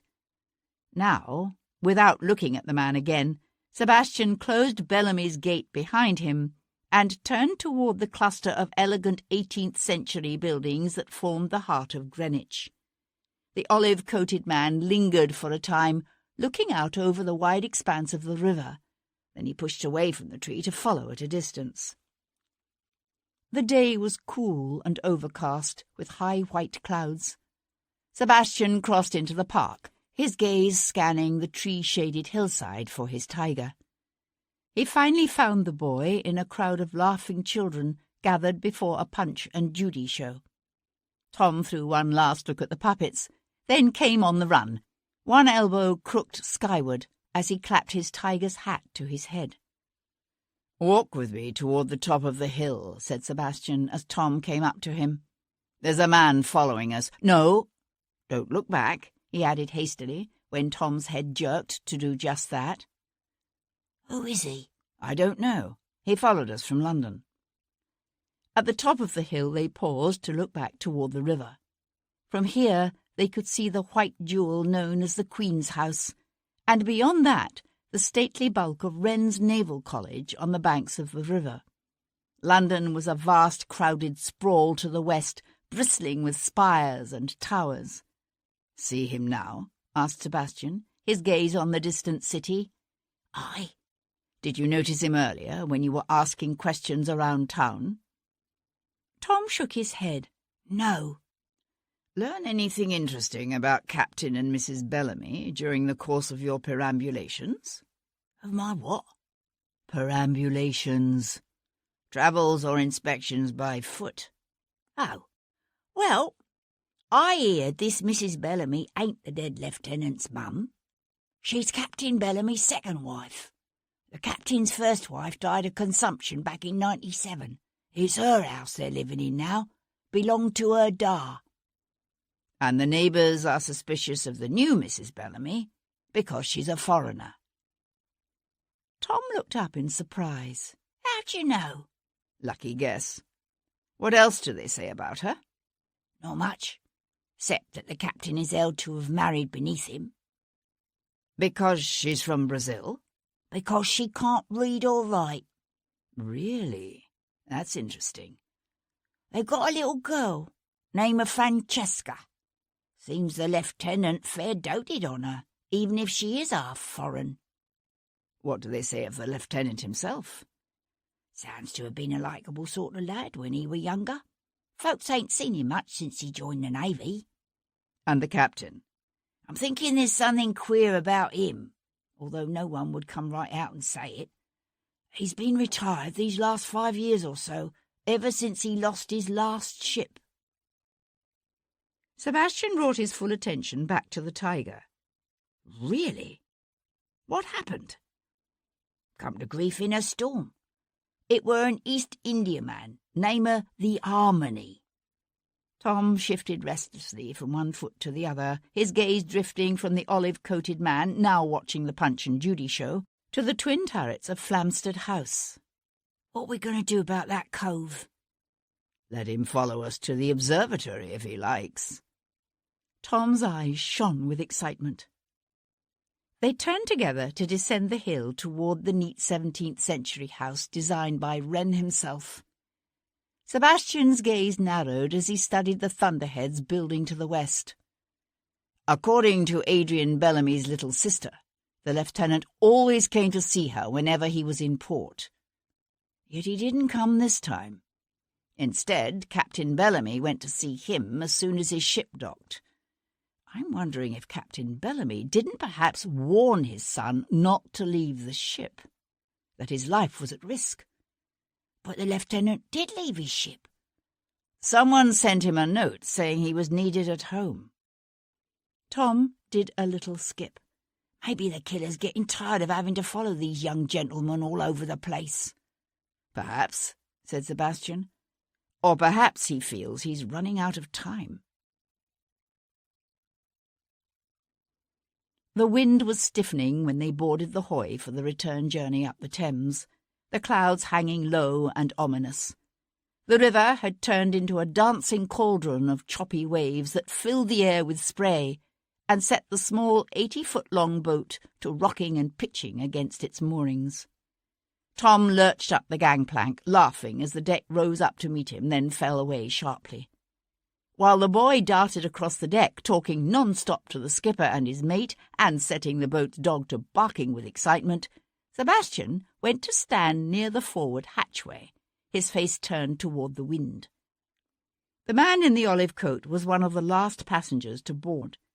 He went to lounge at the stern, his collar turned up against the mist-filled wind as the mate cast off, and the hoy pulled away from the wharf. The wind filled the brown canvas, setting the sails to snapping against the grey sky. Olivecoat braced his legs wide against the steep pitch and fall of the deck, like a man who'd spent his share of time at sea. It was some 10 minutes later that Sebastian noticed Tom had grown increasingly quiet.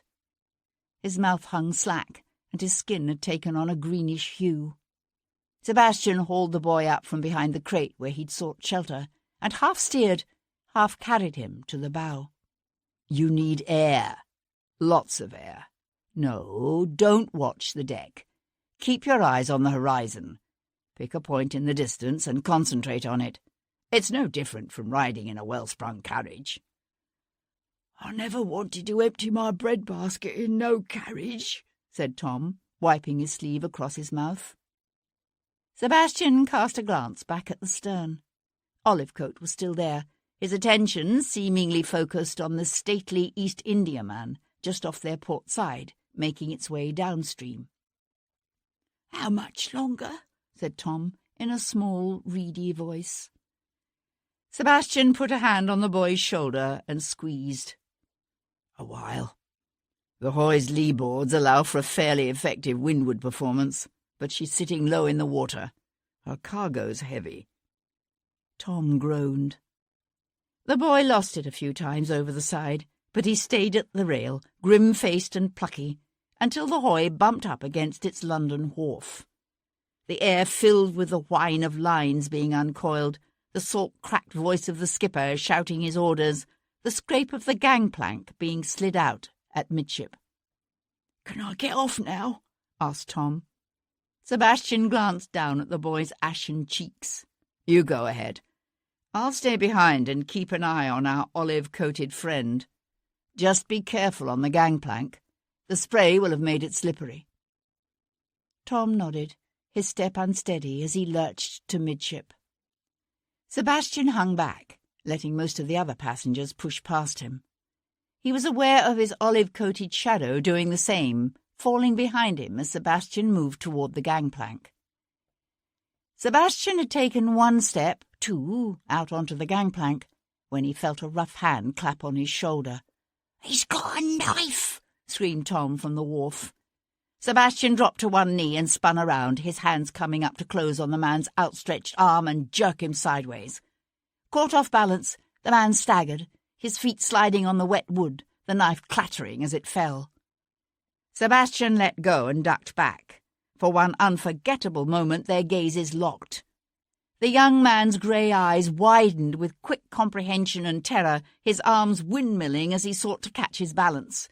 Sebastian surged up, reaching for him, but it was too late. The man pitched sideways off the gangplank to splash into the narrow triangle of water between the wharf and the hoy's hull. The air filled with the snap of canvas, the creak of timbers as the wind caught the hoy and swung it toward the wharf. The man's head surged up to break water, his eyes wild, his arms flailing as he sought to kick out of the way. The hoy's black hull loomed over him, smashing him against the wooden embankment with a grinding, sickening thwomp that shook the wharf and ended the man's scream. "Bloody hell," whispered Tom.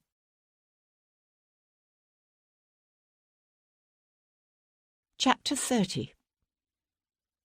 "Your inquiries are obviously making someone nervous," said Paul Gibson, leaning back in his chair.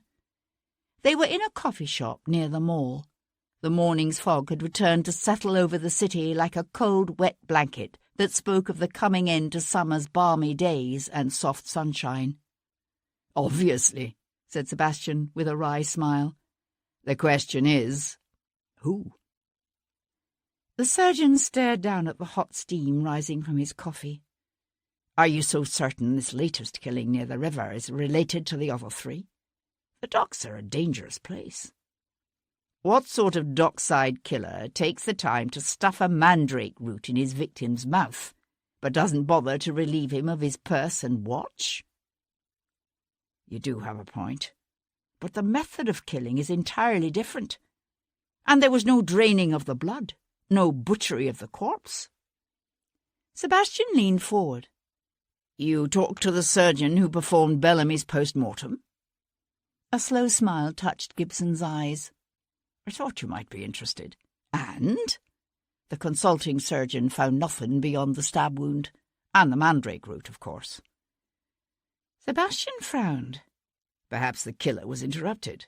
The other young men, Thornton, Carmichael and Stanton, all seemed to have been waylaid and taken elsewhere to be killed. If Bellamy tried to resist his attacker, the murderer might have been forced to kill him on the spot.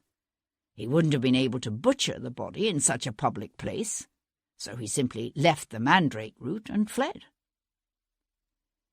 The tramp of marching feet brought Sebastian's head around. Through the paned glass of the coffee shop's front window, he could see a troop of pressed men marching down the street on their way to the docks, and a life of service in His Majesty's Navy.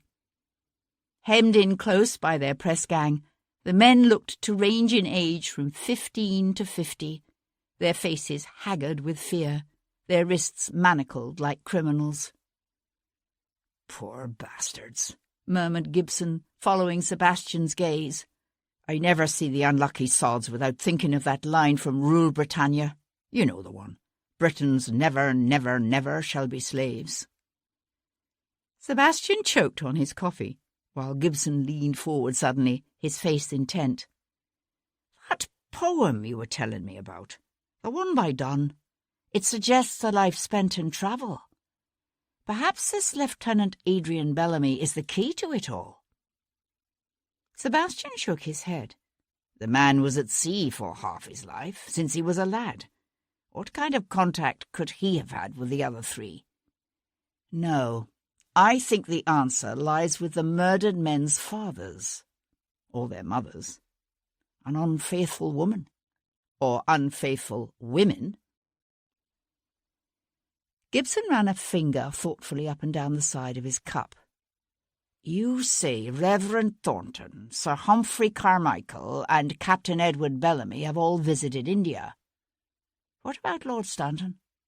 "I don't know yet, but they're all obviously hiding something, and at least one of them seems willing to kill me in order to conceal it." "What kind of a man continues to hide a secret that puts his own children at risk?" "All manner of men, or so it would seem." Gibson stared out at the street, empty now in the flat light of the dying afternoon. "It must be a terrible secret," he said, draining his cup to the dregs. "A terrible secret indeed." Sebastian was walking up the Mall, headed for the public office in Queen Square, when he became aware of an elegant town carriage slowing beside him. Glancing sideways, Sebastian recognized the crest of Charles, Lord Jarvis, emblazoned on the carriage door. He kept walking. "My lord!"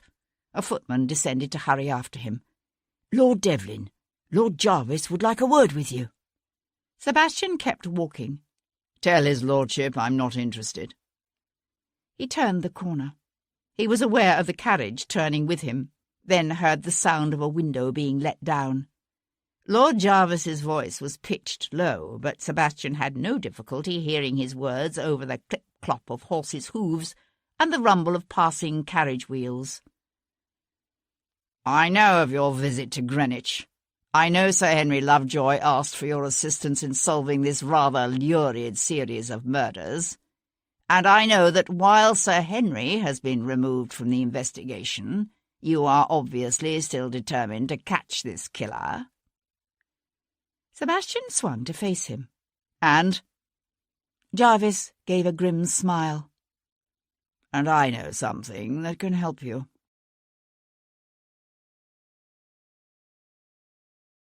Chapter 31. They faced each other across the elegant expanse of the library in Lord Jarvis's massive Berkeley Square townhouse. "Why?" Sebastian demanded. "What is your interest in any of this?" Jarvis drew a gold-enamelled snuff-box from his pocket. "Have a seat." "Thank you." "What is your interest in this?" Sebastian demanded again. Jarvis flicked open the snuff-box with one deft finger. "I've brought you here because I'm concerned for the safety of my daughter, Hero." "Miss Jarvis?" The answer caught Sebastian by surprise. "What is she to do with any of this?" Jarvis lifted a pinch of snuff to one nostril and sniffed. "I had a son once, David. David was a year younger than Hero." Jarvis tucked his snuff-box away and dusted his fingers. "He was a strange child, very dreamy. At the age of 8, he announced he wanted to be a poet, but by the time he was 10, he decided he preferred to be an artist." Sebastian studied the big man's curling lip and narrowed eyes, but said nothing. Sebastian knew only too well what it was like for a son to disappoint his father, to never quite measure up to expectations. "He spent several years at Oxford," Jarvis was saying, "but found nothing to hold his interest. 6 years ago I sent David to my wife's younger brother, Sidney Spencer. Spencer's regiment was in India, and I thought the experience would do the boy good, toughen him up a bit." Sebastian sat forward, his attention now well caught. "And? The climate didn't agree with David. He was always sickly as a child, although it was my opinion that his mother and grandmother coddled him." Jarvis's jaw tightened. "After 8 months, Spencer decided to send him home." Sebastian thought he knew where this was going. "Let me guess. The ship was the Harmony, captained by Edward Bellamy." "That's right. All went well at first, but 3 days out of Cape Town, the ship was struck by a fierce storm that lasted days. Her sails were ripped asunder, her masts lost, her timbers strained and leaking badly. It seemed obvious to all aboard that the ship was sinking. Captain Bellamy prepared to abandon ship, but most of the ship's boats had been lost in the storm. Recognizing that there was not enough space for all those left alive, the ship's crew mutinied." "And took the remaining boat?" Jarvis nodded. "Along with most of the food and water. The captain, his officers, and the passengers were left to die." "So what happened?" Jarvis went to stand beside the empty hearth, one arm resting along the mantel. "The ship didn't sink. The captain and his officers managed to rig up a makeshift mast and sails, but it was useless. They were becalmed." "How long did it take the food and water to run out?" "Not long. They were a day or two from death when they were rescued by a naval frigate that happened to come upon them. HMS Sovereign." "And your son?" Jarvis turned his head away to stare down at the empty hearth. "David was injured in the mutiny. He died within hours of their rescue." Sebastian studied the big man's half-averted profile. His grief appeared genuine enough. Yet things were rarely as they seemed with this man. "I understand the connection to Adrian Bellamy, but what does any of this have to do with the murders of Dominic Stanton, Barclay Carmichael, and Nicholas Thornton?" Jarvis's head came up. "I don't know about Thornton, but Lord Stanton and Sir Humphrey Carmichael were both passengers on the Harmony." Sebastian frowned. When he'd asked Captain Bellamy if he'd known either Stanton or Carmichael, the captain had answered no. "You're certain?" "Of course I'm certain." Both men testified at the mutineers' trial. "The crew was caught?" "Caught and hanged 4 years ago. The trial caused something of a sensation." Sebastian's eyes narrowed. 4 years ago he had been in the army on the continent. "What makes you think Miss Jarvis is in danger? You weren't on that ship. Her brother was." "And it's not Captain Bellamy, Sir Humphrey, or Lord Stanton who have died, but their sons." "David had no son, but Hero is his sister." From the street outside came a hawker's cry. "Cheers to mend! Oh, cheers to mend!" "How did you know I'd taken an interest in the murders?" "I know," Jarvis said simply. Sebastian turned toward the door.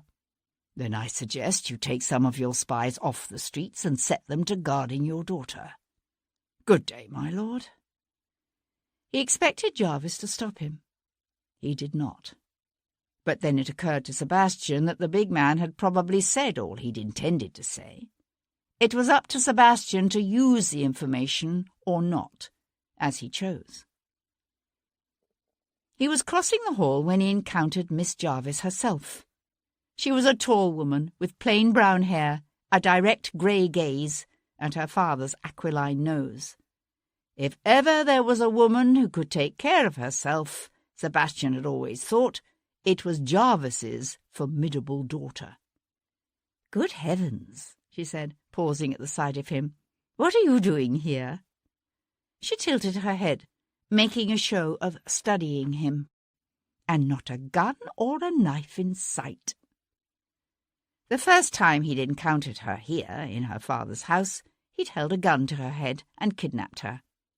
He held up his empty hands and gave her a smile that showed his teeth. "Not in sight." The smile was not returned. The fiercely intelligent eyes narrowed. "What are you doing here?"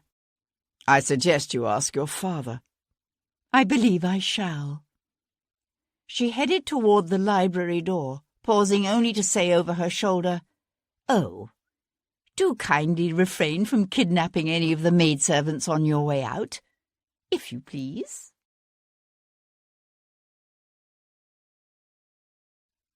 Chapter 32. For several years now, Sir Henry Lovejoy had made his home in a neat row house on Russell Square. The district was genteel, but far from fashionable, which suited Henry just fine. Once, Henry had been a moderately successful merchant, but the deaths of his wife and only daughter had wrought changes in his life. Henry had undergone a spiritual revelation that turned him toward the Reformist Church, and he had decided to devote the remainder of his life to public service. He now sat in his favourite chair beside the sitting-room fireplace, a rug tucked around his lap to help ward off the cold as he read. The fire was not lit. Henry never allowed a fire to be laid in his house before October the 1st or after March the 31st, no matter what the weather. But he felt the cold terribly, and was about to get up and ring for a nice pot of hot tea when he heard a knock at the door below, followed by the sound of voices in the hall. Mrs. McCoy, his housekeeper, appeared at the sitting-room door. "There's a Lord Devlin to see you, Sir Henry." "Good heavens!" Henry thrust aside the rug. "Show him up immediately, Mrs. McCoy, and bring us some tea, please." Lord Devlin appeared in the sitting-room doorway, his lean frame elegantly clad in the buckskin breeches and exquisitely tailored silk waistcoat and dark blue coat of a gentleman. "Well," said Henry, "I see you've put off your Bow Street raiment." Amusement gleamed in the Viscount's strange yellow eyes. "You've heard from Sir James, I take it?" "And Sir William. Please, have a seat, my lord." "Do they still doubt the relevance of Donne's poem?" Devlin asked, settling himself in a nearby chair. "At the moment, I think Bow Street would investigate the Archbishop of Canterbury himself if someone were to suggest it might be relevant to these murders. It seems Lord Jarvis has taken an interest in the case. An intense interest." "Ah. I've just had a rather remarkable conversation with the man myself." "Lord Jarvis?" Sebastian nodded. It seems his son was a passenger on a ship that sailed from India some 5 years ago. A merchantman named the Harmony, captained by Edward Bellamy. Among the other passengers were Sir Humphrey Carmichael and Lord Stanton. "Merciful heavens!" Henry sat up straighter. "I remember the Harmony. It was in all the papers." His lordship hesitated as Mrs. McCoy appeared at the doorway, bearing a serviceable tray piled with a teapot and teacups and a plate of small cake slices. Lord Devlin waited until she had poured the tea and withdrawn. Then he gave a terse recitation of his conversation with Jarvis. "I wasn't in England 5 years ago," he finished, "but you say you recall the incident?" "Oh, yes. It was quite the sensation." Henry set aside his tea untasted and arose to pace thoughtfully up and down the small room.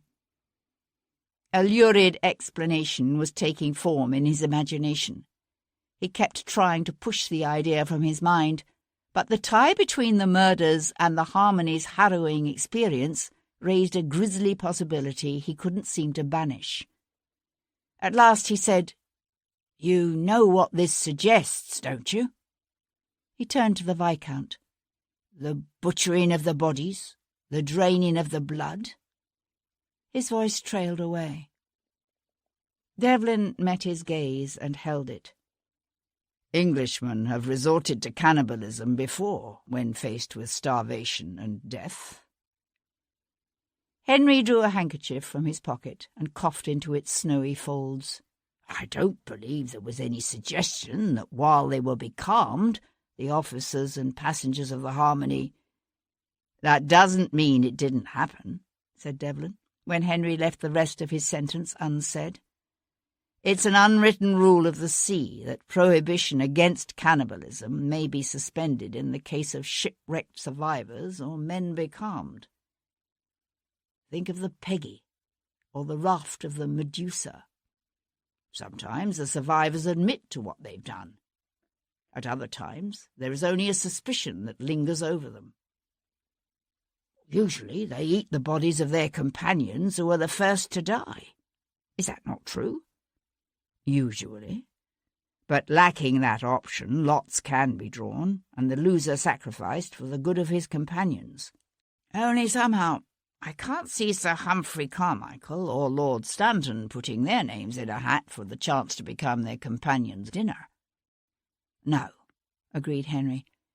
"Which leads to the suspicion that the victim, if there was one, was selected more arbitrarily.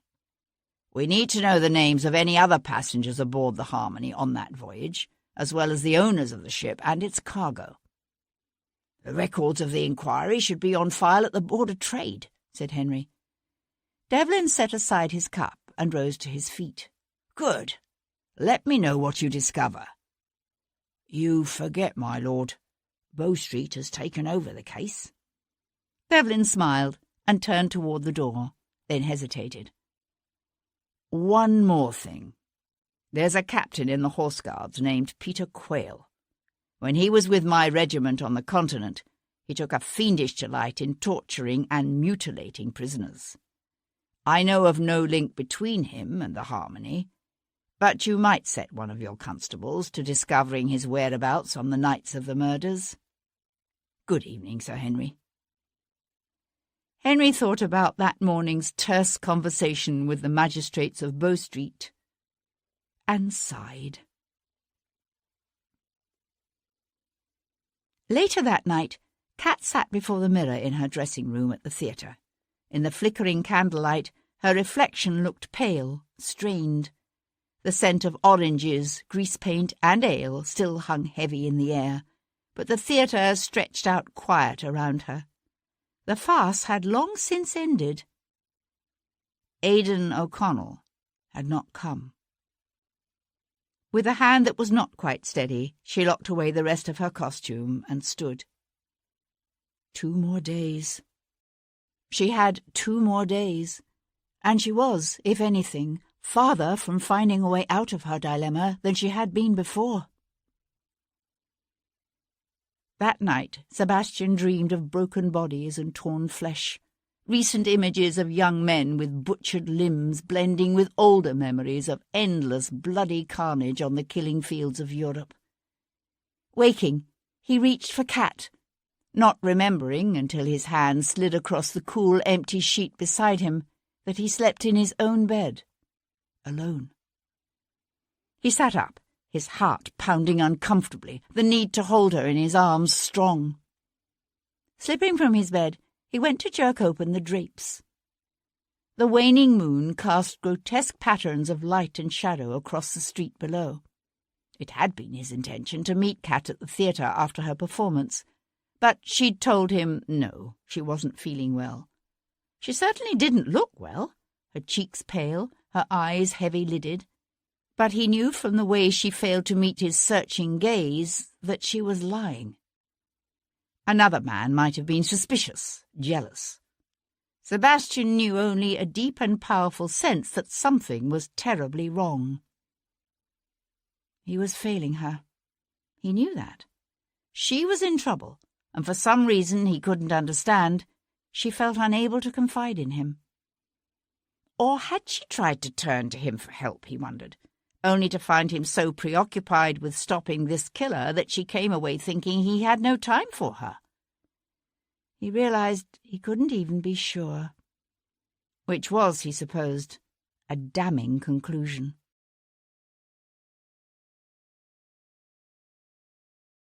Chapter 33. Thursday, 19th of September, 1811. Sebastian hesitated in the cool morning shadows of the ancient arcade, his gaze on the gentlewoman ladling porridge at a table set at the far end of the courtyard.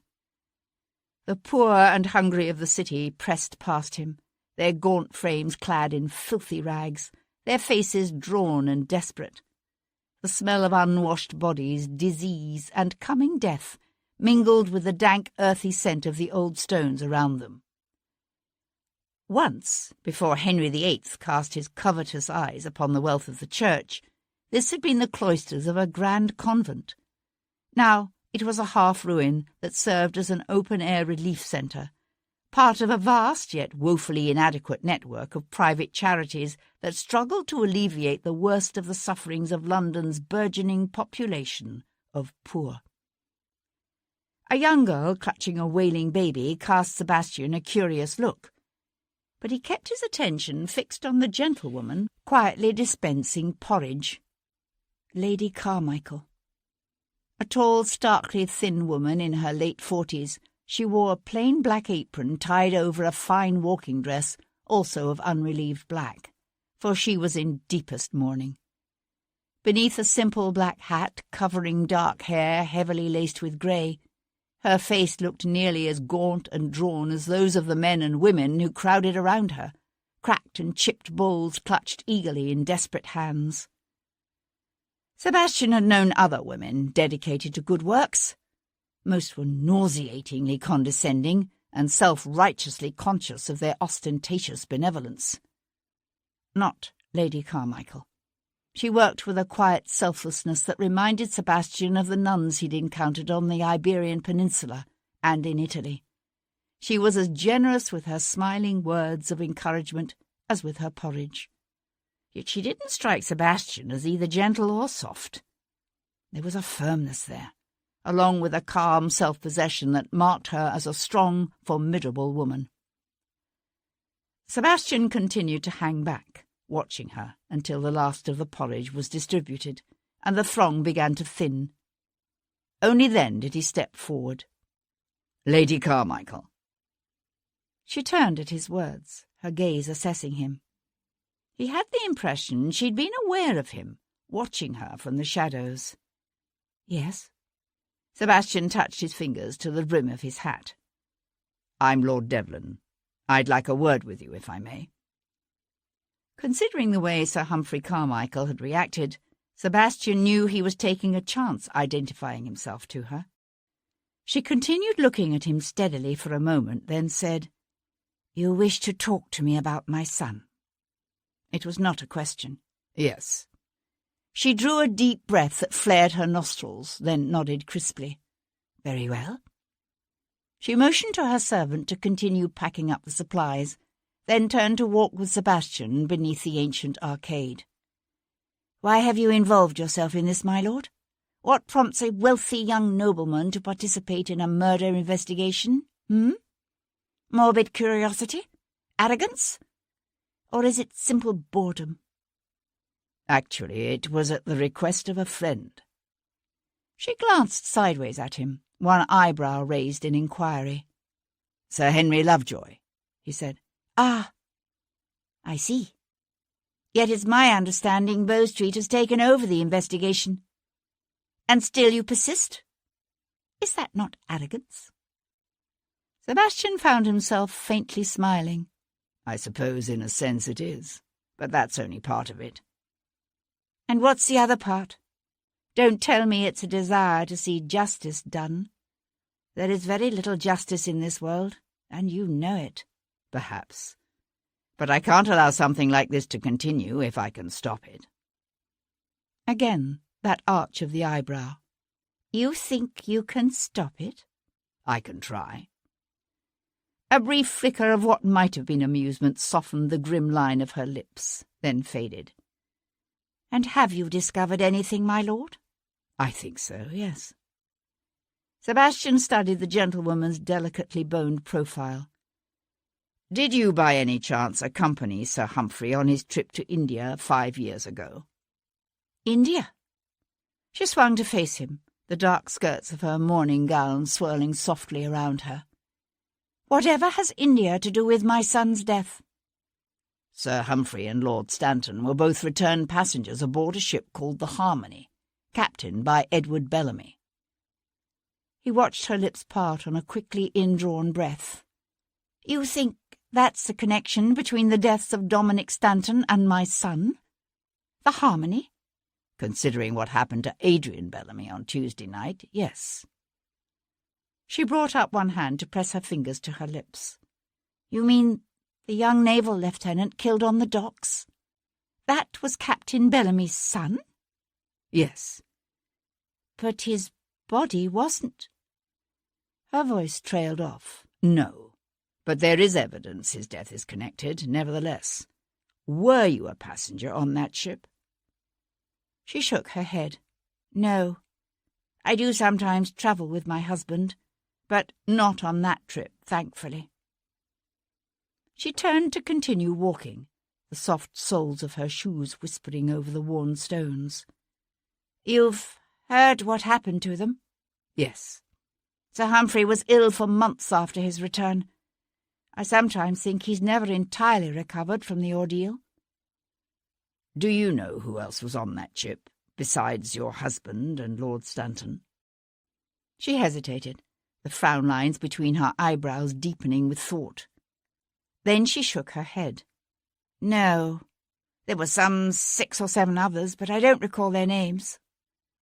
Was one of them a clergyman? Actually, yes. A missionary and his wife returning from some years' stay in India. I remember, because he annoyed Sir Humphrey excessively. Her gaze flickered over to Sebastian. Why? There was a young man murdered down in Kent last Easter, in Avery, the son of one Reverend William Thornton. And this Reverend Thornton was on the Harmony as well? I don't know for certain yet, but I suspect so, yes. I do know that he and his wife spent some years on a mission in India. They walked along in silence for a time, their footsteps echoing in the stone-vaulted corridor. At last she said, It makes no sense. Why would someone be killing the children of the Harmony's passengers? Someone who wanted revenge, perhaps. Revenge for what? Sebastian met her gaze and held it, and the air between them crackled with all that remained unsaid. The desperate, starving men and women of the Harmony might have kept their secret for 5 long years, but there was no escaping the implications suggested by the butchered bodies of their children. Lady Carmichael's eyes widened. She shook her head fiercely, her throat working hard as if she were forced to swallow a rise of bile. No, you're wrong. Nothing like that happened on that ship. Can you be certain? Her voice throbbed with emotion. My husband is a hard man, Lord Devlin.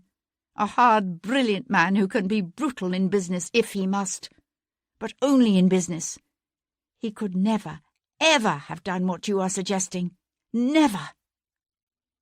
Sebastian stared off across the now silent, half-ruined cloister, all that remained of what had once been a thriving community.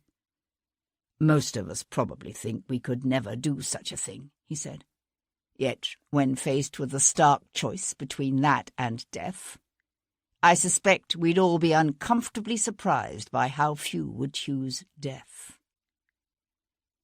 You're wrong, she said again, but she was no longer looking at him, and Sebastian suspected she spoke the words in a futile effort to convince herself.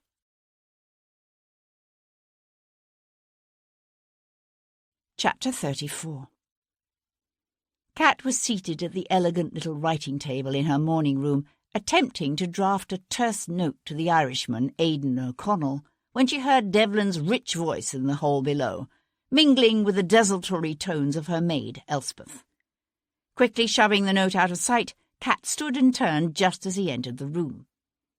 He was dressed in doeskin riding breeches and top boots, and brought with him the crisp scent of the September morning.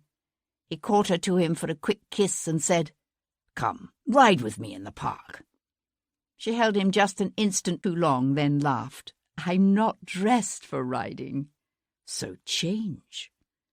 He touched his fingers to her cheek, his expression suddenly unexpectedly serious. "I've hardly seen you in the last few days, and when I do, I find you looking tense." The urge to confide the truth to him welled up within her, hot and desperate. Yet even more than she feared Jarvis, she found she feared watching the love in Devlin's eyes turn to hate. And so she kept silent, although the need to confide in him remained, filling her with a bittersweet ache. She brushed her lips across his and somehow managed to summon up a smile. "Give me 15 minutes. 15 minutes? He said, with exaggerated incredulity, then threw up his hands to catch her playful punch. Some half an hour later, as they trotted side by side through the streets of the city, he told her of Captain Bellamy, his beautiful young Brazilian wife, and little Francesca. Kat knew a pang of fear when he told her of the knife-wielding assassin on the Thames. And then he told her of last night's meeting with Charles, Lord Jarvis. She listened to him in silence. "And you believed him?" she asked, when Devlin had finished. He glanced over her, a light frown touching his forehead. "Sir Henry is checking into the particulars of the ship. But yes, I believe him. It simply fits too well. I suppose even Jarvis must tell the truth at times." She made an inelegant sound deep in her throat. "Without an ulterior motive? Never." She was uncomfortably aware of him watching her as they turned through the gates of the park and rode in silence for a moment. She could fool all of London from the stage, but she couldn't fool this man. He said, "Why won't you tell me what's wrong?" She considered trying to laugh the question away, but knew she would never convince him. Forcing herself to meet his fierce yellow stare, she said in a low, strained voice, "I'm sorry. I can't speak of it." He continued to hold her gaze, his face drawn with worry. But he said no more. She looked away, her attention caught by a small man in a round hat and spectacles hurrying toward them across the park. As she watched, he raised one hand in a discreet attempt to catch their attention. Devlin reined in and swung to his feet. "My lord," said Sir Henry Lovejoy, coming up to them. Pivoting, he gave Kat an awkward little bow. "Miss Boleyn, my apologies for the interruption. Your young tiger told me I might find you here, and I thought you would be interested to hear that I've been to the Board of Trade." "And," said Devlin, "their records of the inquiry into the Harmony's loss appear to be missing.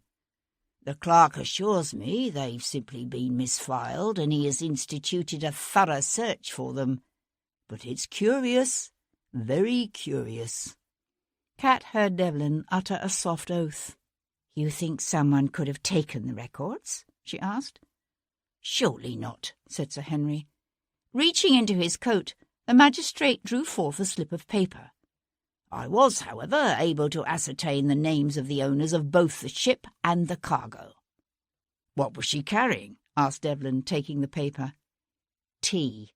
In an effort to stave off the mutiny, Captain Bellamy was forced to allow the crew to throw the entire shipment overboard in an attempt to delay the ship's sinking. The owner of the cargo, a Mr. Wesley Oldfield, was ruined. Utterly ruined. He's in debtor's prison at the Marshalsea." "That's interesting." Devlin glanced down at the paper in his hand and gave a wry smile. "What is it?" said Kat, watching him. Devlin handed her the paper. The ship's owner. It's Russell Yates. Sir Henry cleared his throat. You know Mr. Yates? Mr. Yates is a well-known figure around the West End, said Kat. The man used to be a pirate. A pirate? She smiled. Well, a privateer. He was the younger son of an East Anglian nobleman, but ran off to sea as a boy and came home a wealthy man. He still wears a gold hoop in one ear and talks like a pirate. Society professes to be scandalized, but they tolerate him because he's Yates and he was brought up a gentleman, and he is both amusing and very, very wealthy. Sir Henry was looking serious. You think he could have something to do with these savage murders? Yates? Kat thought about it. I suspect he could be savage if driven to it. But to coldly murder 4 young men for something their fathers might have done? No, I don't think he could do that. What finally happened to the Harmony? Devlin asked. Do you know? Sir Henry nodded. According to what I've been able to discover, a partial crew from HMS Sovereign tried to patch her up and sail her back to London, but she was too far gone. They finally had to abandon her when she foundered in heavy seas off Lisbon. So Mr. Yates suffered a loss as well. So it would seem, although the ship might well have been insured. I plan to spend the afternoon in the offices of the city newspapers reading their back issues for more details on the incident. I thought you were off the case, said Devlin with a smile. A rare gleam of amusement lit the magistrate's serious grey eyes. I am.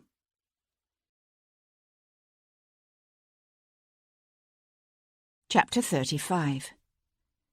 Having exchanged the Black Arab for his curricle, Sebastian rattled across the worn stones of London Bridge into Southwark.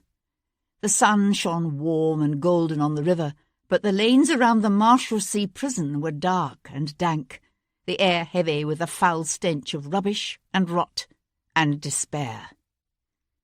"Wesley Oldfield," said Devlin, pressing a coin into the shaky hand of an old man he came across within the prison's high grey brick walls. "Where might I find him?" "Up the stairs, last door to your right," said the man in a surprisingly cultured voice. "Thank you."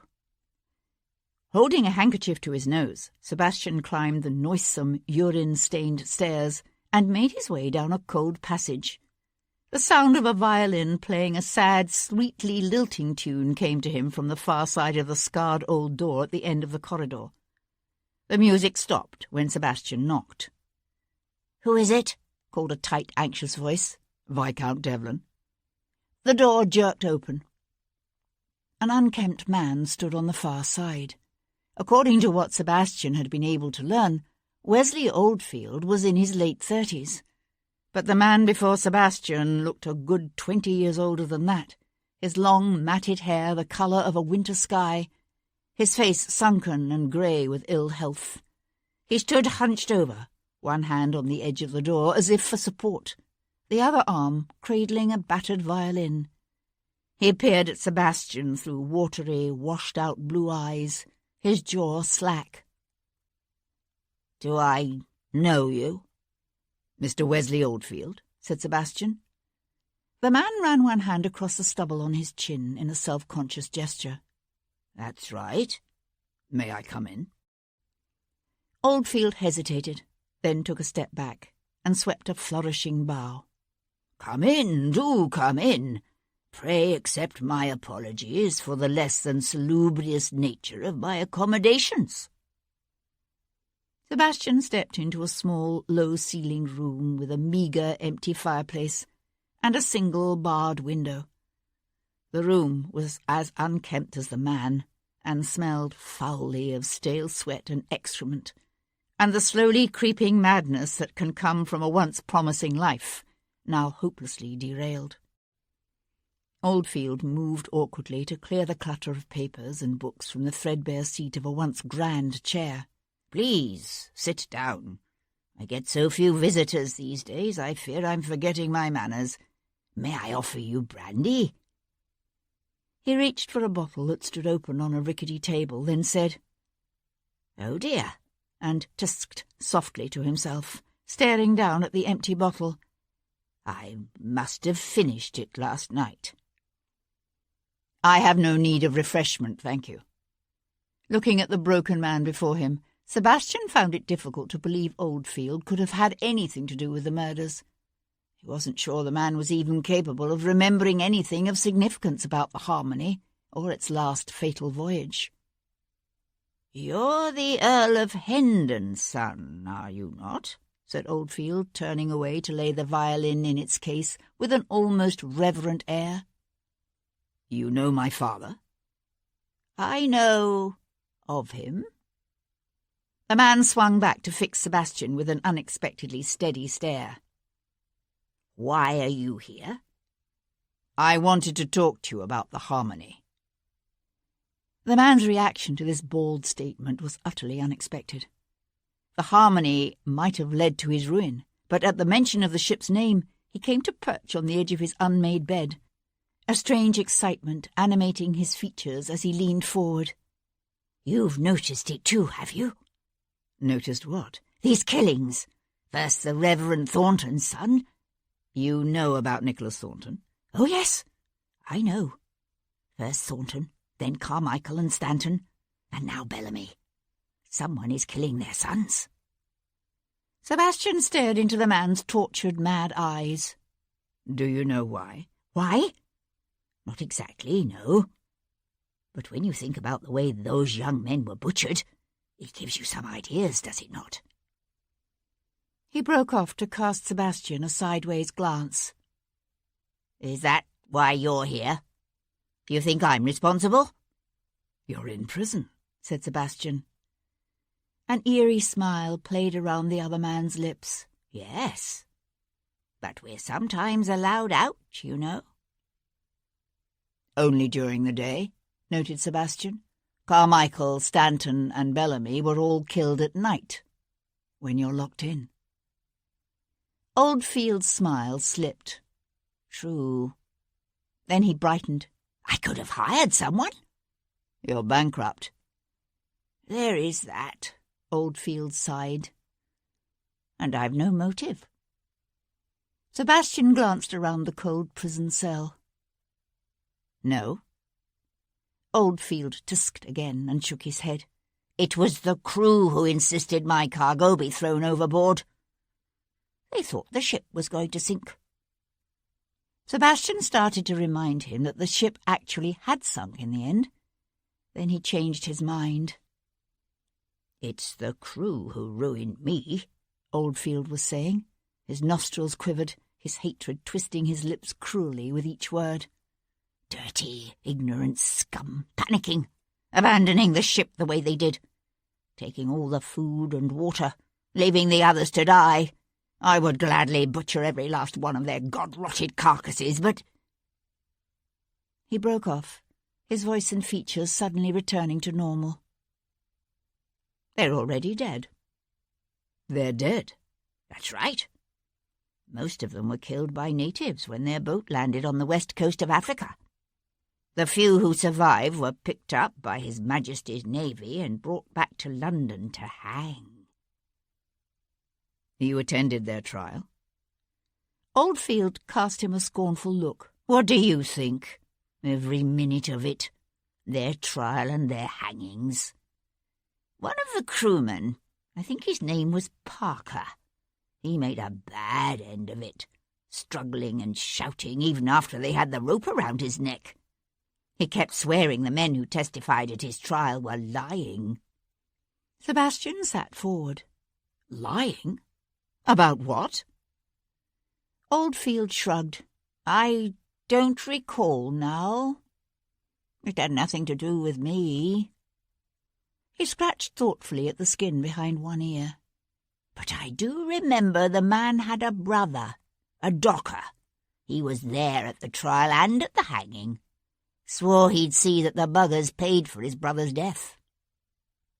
"See that who paid?" "Why, those who testified at the trial, of course." "And who was that?" Oldfield smiled. Bellamy, Stanton, Carmichael. The smile slipped, but not Thornton. He looked confused. At least, I don't think Thornton was there.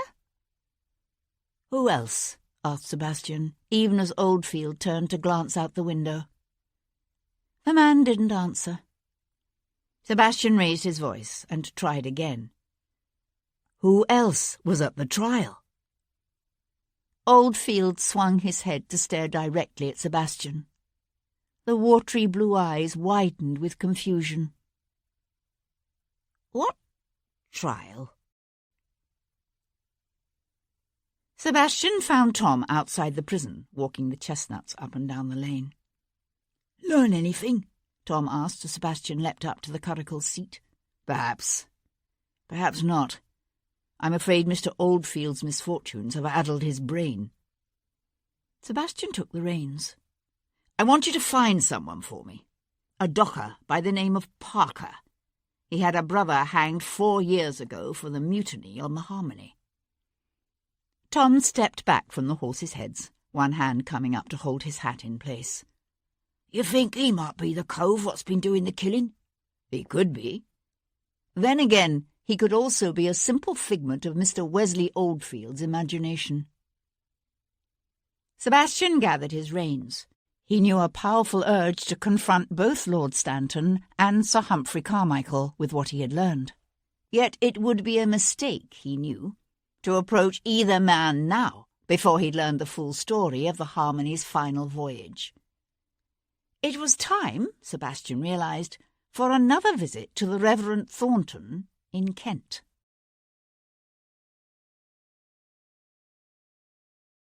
Chapter 36. Returning from her ride with Devlin, Kat tore up her half-written note to the Irishman Aidan O'Connell and burned the scraps. It had occurred to her that sending any written communication, no matter how carefully composed, would be folly.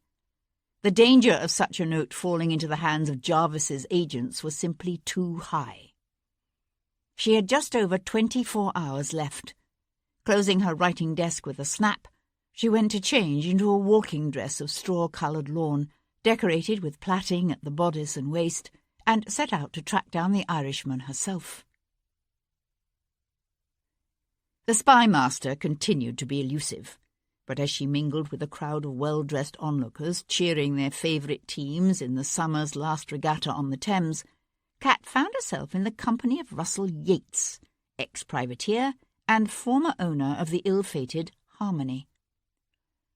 For a woman with Kat's talents, it was easy enough to manoeuvre herself next to Yates and engage him in conversation. He was an imposing figure, tall and large-boned, with broad shoulders and a solid physique he kept well honed at Jackson's and Angelo's. He wore the buff-coloured breeches, striped silk waistcoat, and dark blue morning coat of a gentleman, but he still looked like a pirate, with his hawkish nose, sun-darkened skin, and dark hair he kept just a shade too long. "I saw you at Covent Garden last night," he said, the gold hoop in his left ear catching the light as he bowed over her hand. "I must say you make a charming shrew, but then you also make a regal Cleopatra and an incomparable Juliet." Kat smiled. "We're considering doing Othello next. I thought of you when I read the text. You owned a ship that was lost at sea, did you not? The Helpmate or the Handsome or some such thing?" He lifted a glass of wine from the tray of a servant who hovered at his elbow and took a slow sip. "The Harmony. Singularly inappropriately christened ship, considering its fate." "You've heard the rumours, I suppose, that these grisly murders are somehow linked to the ship's ordeal?" "No, I hadn't heard any talk, but I'm not surprised. Devilish business, that. Frankly, I'm glad the ship sank off Portugal. It would have been impossible to crew with that kind of history. And then, what would I have done with it?" A cool breeze from the river flapped Kat's straw hat. She put up one hand to steady it. "The ship was insured, was it?" Yates laughed. "Oh, yes, I believe in insurance. Unlike Wesley Oldfield, poor sod. Oldfield? The Harmony carried a shipment of his tea. Lost it all. Third cargo in as many months. Turned his brain, I'm afraid. That and the accommodations in the Marshalsea, I suppose. A shout went up from among the crowd of spectators. Cat swung to look out over the water to where the lead crew was fighting hard to maintain their advantage, the spray from their oars sparkling in the sunshine. Was Oldfield a passenger on the Harmony? Oldfield? No. She glanced back at the man beside her. Were you? A slow smile spread across his pirate face. You know, I'm getting the distinct impression you engaged me in conversation this afternoon for the sole purpose of learning everything you could about the Harmony. Acute of you, said Cat, returning his smile. He laughed, then abruptly sobered. It's because of Devlin, I suppose. I've heard he's looking into these murders. I must admit, I didn't think about the possible connection to the Harmony when it was just Carmichael and Stanton. But now that they've found Captain Bellamy's son dead as well... Cat studied his handsome, sun-darkened face. Do you have sons, Mr. Yates? No, thank God, considering the circumstances. He brought one hand to his chest and gave an exaggerated sigh.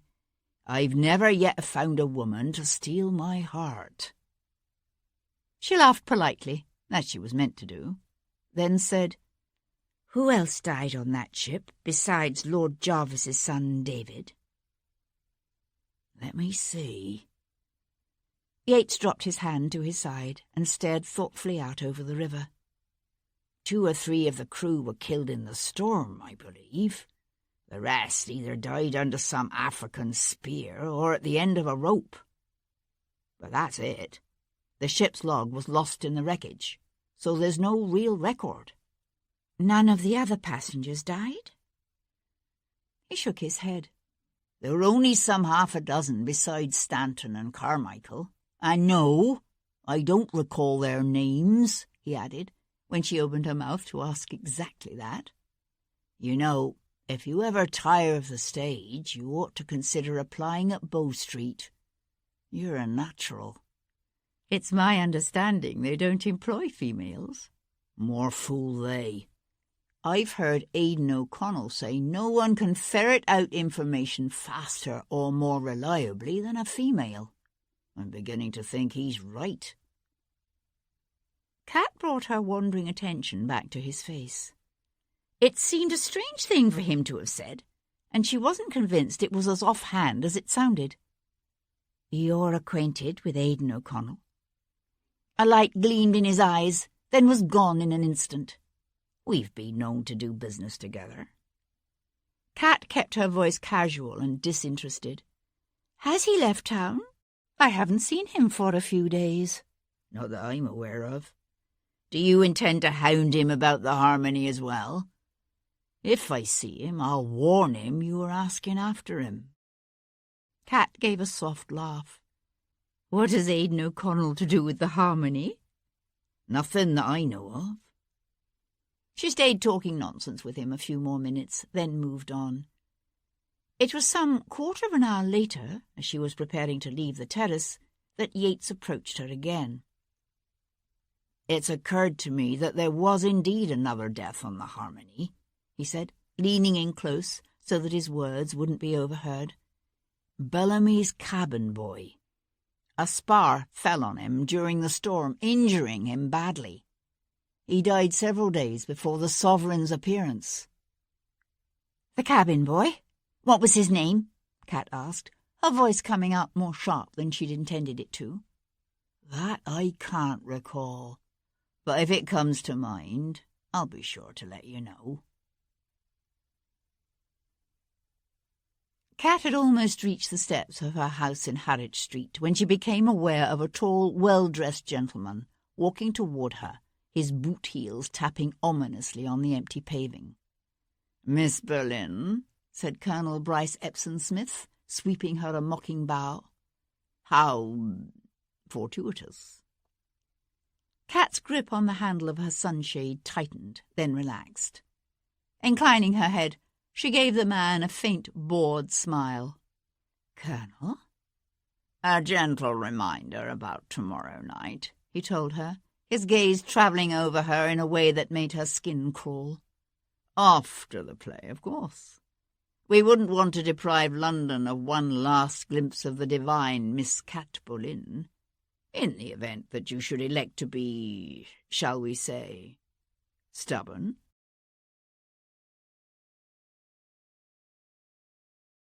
Chapter 37. It was mid-afternoon by the time Sebastian drove into the village of Avery in Kent. Having left Tom searching the docks of London for a man named Parker, Sebastian was forced to consign the chestnuts into the care of a lad at the livery stable and walk across the green to the rectory.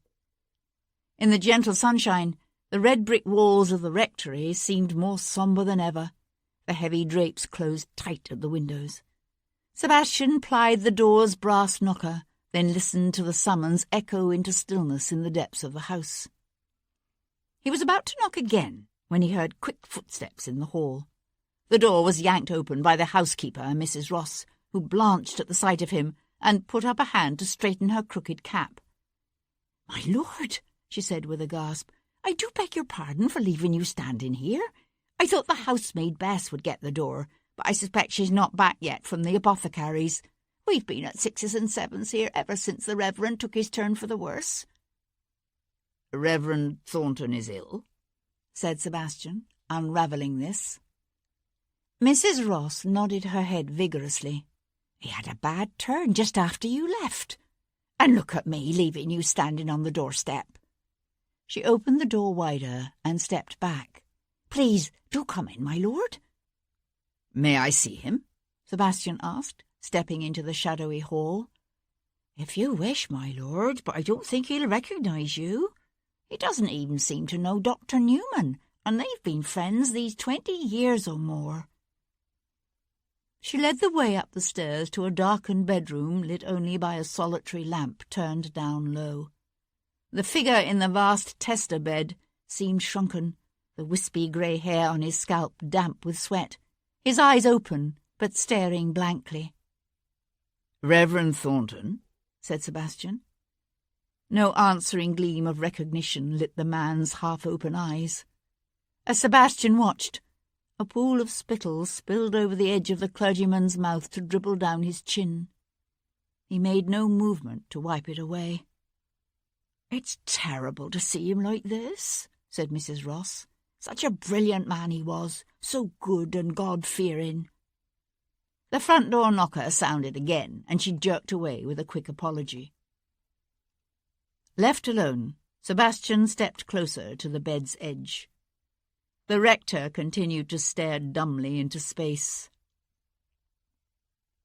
"What happened on that ship?" said Sebastian softly. My friend?"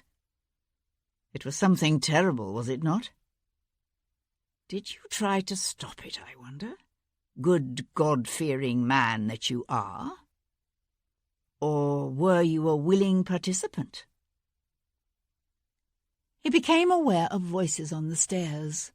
Mrs. Ross's high-pitched, anxious notes answered by Aaron Newman's soothing words. A moment later, the physician entered the room alone. "Any glimmer of recognition?" he asked Sebastian. Sebastian shook his head. "How long has he been like this?" "Since shortly after you left." The doctor came to stand beside his patient. Drawing a handkerchief from his own pocket, he gently wiped the spittle from his old friend's chin. "Mrs. Ross found him collapsed on his study floor." "Has he said anything?" "No, nothing." The doctor glanced up. "I'm sorry if you were hoping to ask him any more questions." Sebastian let his gaze drift around the room. It was an old-fashioned chamber with solid oak furniture and a couple of gently worn tapestry-covered chairs drawn up to the empty fireplace. Beside one of the chairs sat a woman's sewing basket and embroidery frame, as if their owner had only just put them down. "Has he ever spoken to you of what happened aboard the Harmony?" Sebastian asked, bringing his gaze back to the physician's face. "You mean on his voyage home from India?" The doctor drew a straight-backed chair closer to the bed and sat. "Very little." "Why?" "I think the events on the ship are linked in some way to the deaths of Nicholas Thornton and the others. Sir Humphrey Carmichael and Lord Stanton were also passengers on that voyage." "Good God!" Then the inevitable conclusion must have occurred to him, because the doctor's eyes opened wide. "Surely you're not suggesting that—" He broke off, unable to put the thought into words. "We have no way of knowing," said Sebastian, "but what was done to the victims' bodies does seem to suggest that the killer, at least, has reason to believe that the survivors of the Harmony resorted to cannibalism to stay alive." The doctor's gaze fell to the shrunken, vacantly staring man in the bed. "No, I can't believe it. I can't believe he'd do such a thing. You didn't know him?" How could a man who dedicated his life to God, who could quote Cicero and Seneca at length, who was working on a new translation of the Confessions of St. Augustine, how could that man do something that violates one of the most basic tenets of our civilization? "Some men will do anything to stay alive." "Not this one," said the doctor, one fist closing tightly around his old friend's slack hand. "I don't believe it." "Did he ever happen to mention the names of any of his shipmates, besides Carmichael and Stanton?" Newman pursed his lips. "I believe there was another man and his wife. I seem to recall Mary Thornton mentioning them once or twice. A couple from somewhere up north."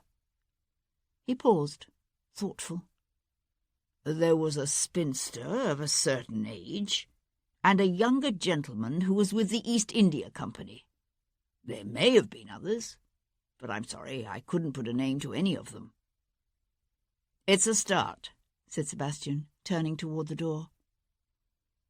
The doctor stayed where he was, his gaze on the silent man in the bed. "If it's true," said Newman, after a moment, "if the Reverend did do what you're suggesting, he would see it as his fault, what happened to Nicholas. How could any father live with that kind of guilt?" "Obviously he could not," said Sebastian, and left the doctor there at the bedside of his dying friend.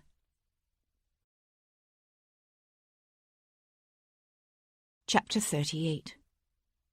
"Take extra special care of them," Sebastian said, when he turned the tired chestnuts over to Tom several hours later. "The lad at the livery stable down in Avery was a ham-fisted idiot. Don't let me go near that place without you again." Tom grinned and took the reins. "I'll baby 'em for sure."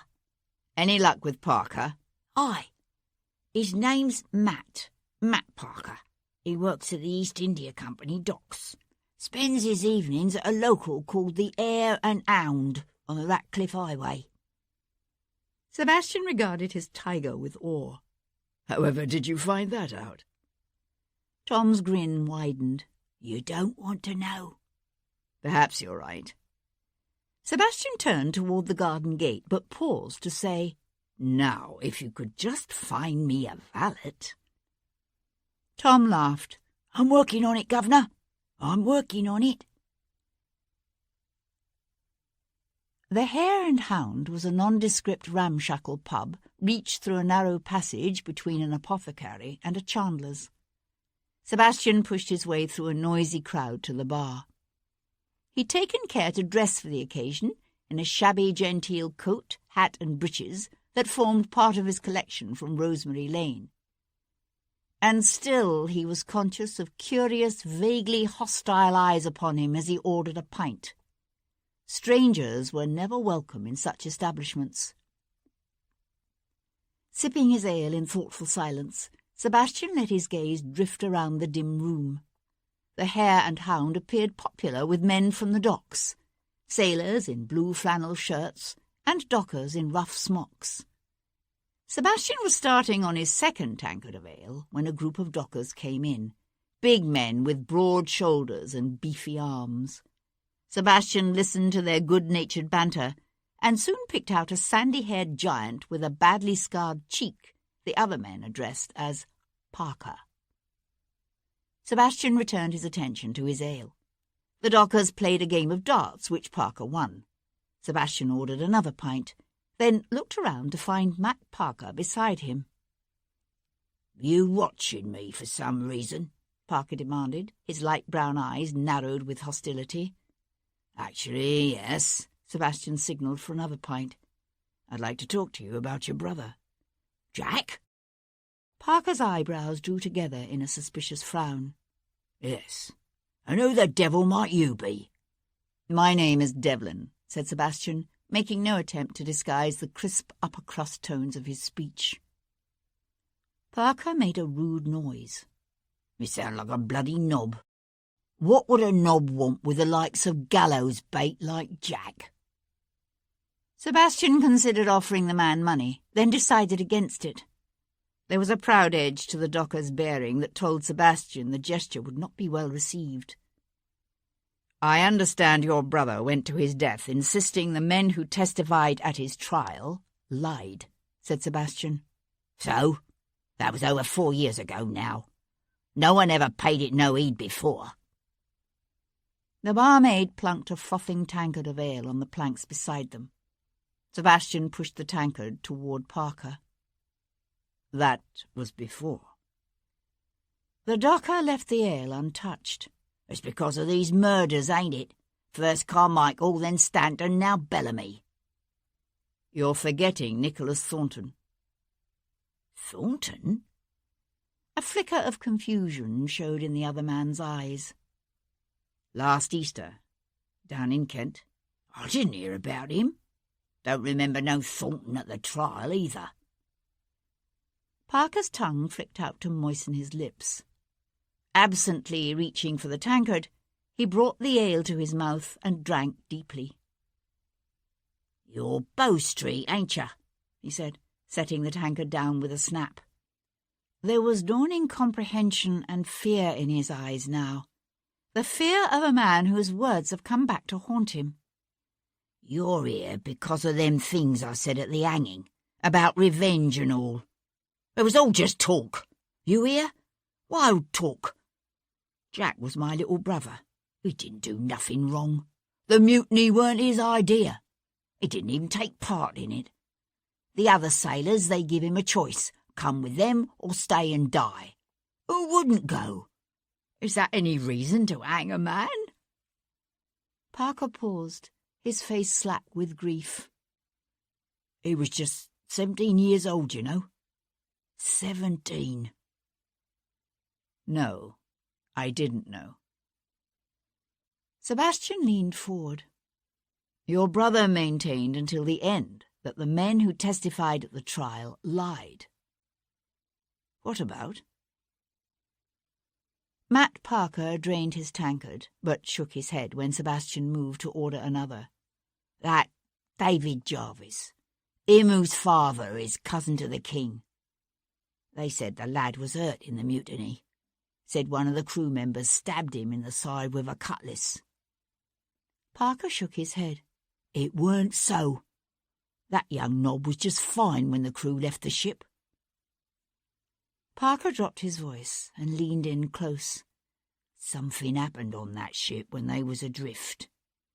You think on what's been done to these murdered young gentlemen's bodies, and you'll know what I'm talking about." Straightening, he was silent for a moment, his head turned as if he stared at something in the distance. Then his jaw hardened, and he brought his gaze back to Sebastian's face. "You're right about one thing. I did swear to see all them title buggers pay for what they done to Jack. But I'm a God-fearing man, and somehow I couldn't bring myself to do it. I figure the good Lord'll take care of 'em in his own way." A quiver of distaste passed over the docker's scarred features. "Whoever's doing this, whoever is butchering those men's children, I'd say he's got a father's anger in him, and a father's hurt. Parker put his wrists together and held them out like a man surrendering to the law. You can arrest me right now and take me in, but the killing won't stop. Whoever's doing this, he's damned himself to hell, and he knows it. He won't stop until he's killed them all. How many others were there? I don't know, said Parker, his face unexpectedly pale. Only Stanton, Carmichael and Bellamy testified at the trial. But there were others, passengers and officers both. And God help their children. So now you know, said Kat softly, as they lay talking in each other's arms later that night. You wondered what kind of secret could be so terrible that men would willingly put their own children at risk rather than reveal it. If what Matt Parker says is true, the survivors of the Harmony didn't just commit cannibalism. They also caused the death of Jarvis's only son. Sebastian entwined his hand with hers and brought it to his lips. They'd made love slowly and sweetly, and still the feeling he'd had for days persisted, that gnawing certainty that something was terribly wrong. He just didn't know what. And he knew the fear of all lovers that he could lose her. Again. "What are you going to do?" she asked, and it took him a moment to realize she was talking about the investigation. He shifted his weight. "I think I'm going to pay another call on Captain Edward Bellamy." "Do you honestly think he'll tell you what happened?"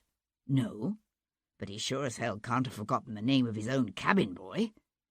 If what Yates told you is right." "You think the killer is the boy's father?" Sebastian ran a hand down her naked side in a gentle caress. "Either him or Jarvis." Kat was silent for a moment. Then she said in an odd, tight voice, "I can imagine Jarvis ordering those young men killed and mutilated." Sebastian lifted his head to look at her. Even in the soft light of the flickering candles, she seemed pale and drawn. Yet he could find nothing to say or do to successfully encourage her to confide in him. "Yes, except it doesn't fit somehow. How could Jarvis have found out what happened on that ship? And why not move against the men directly? God knows he's powerful enough." "Jarvis has spies all over the country," Kat countered, sitting up. "How could the simple father of some dead cabin boy have found out what happened on that ship?" Sebastian sighed and drew her back down to him. "I don't know. Perhaps when we find out who he was, we'll have the answer."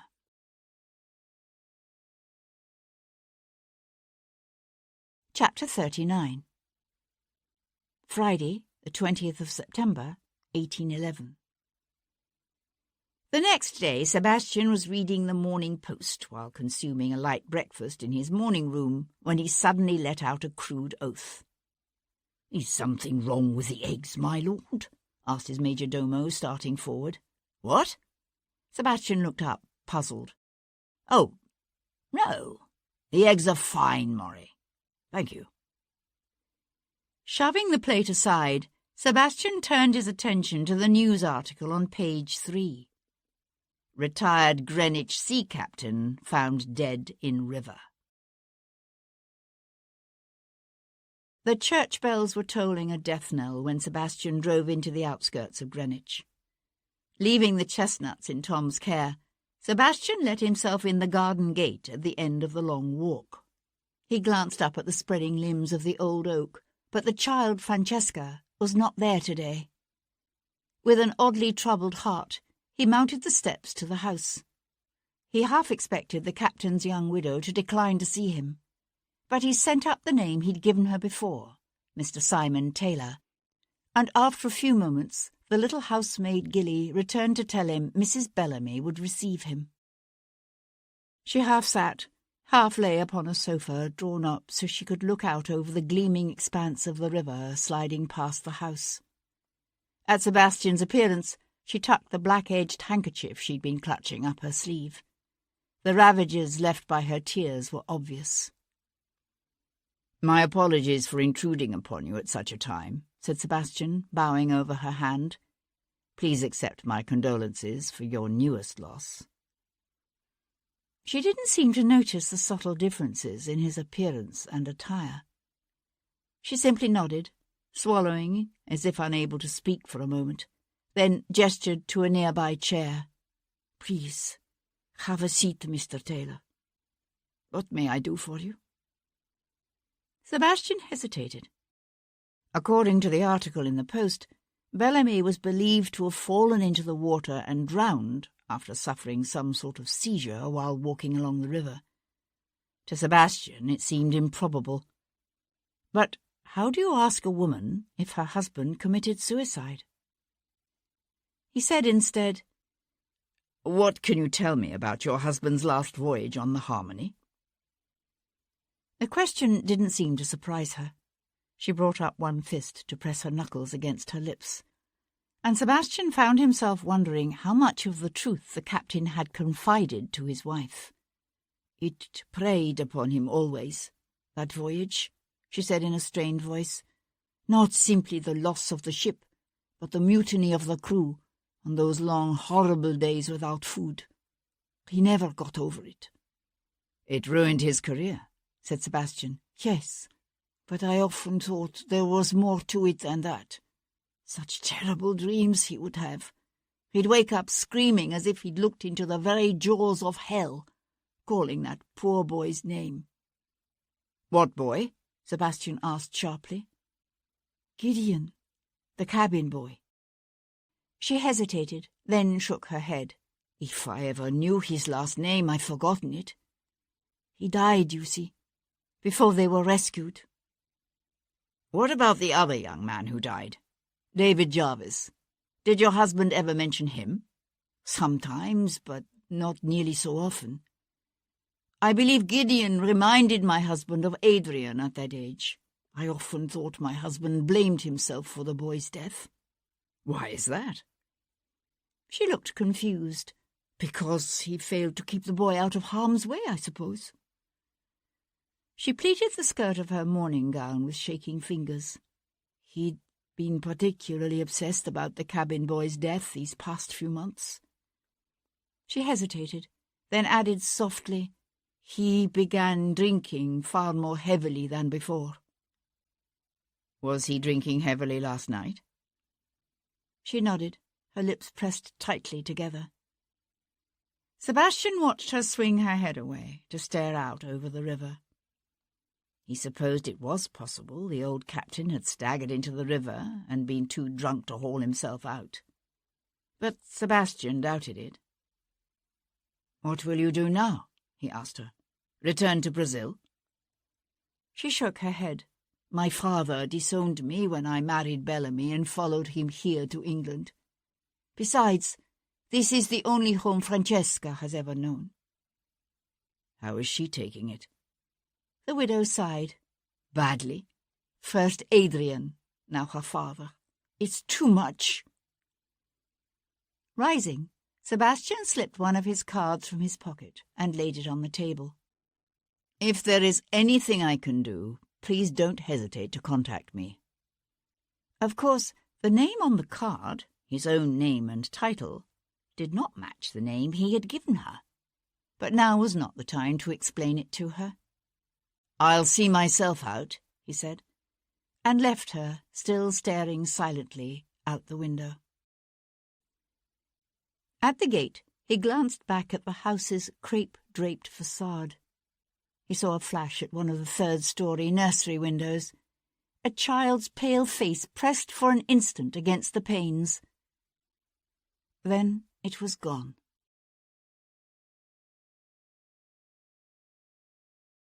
Chapter 40.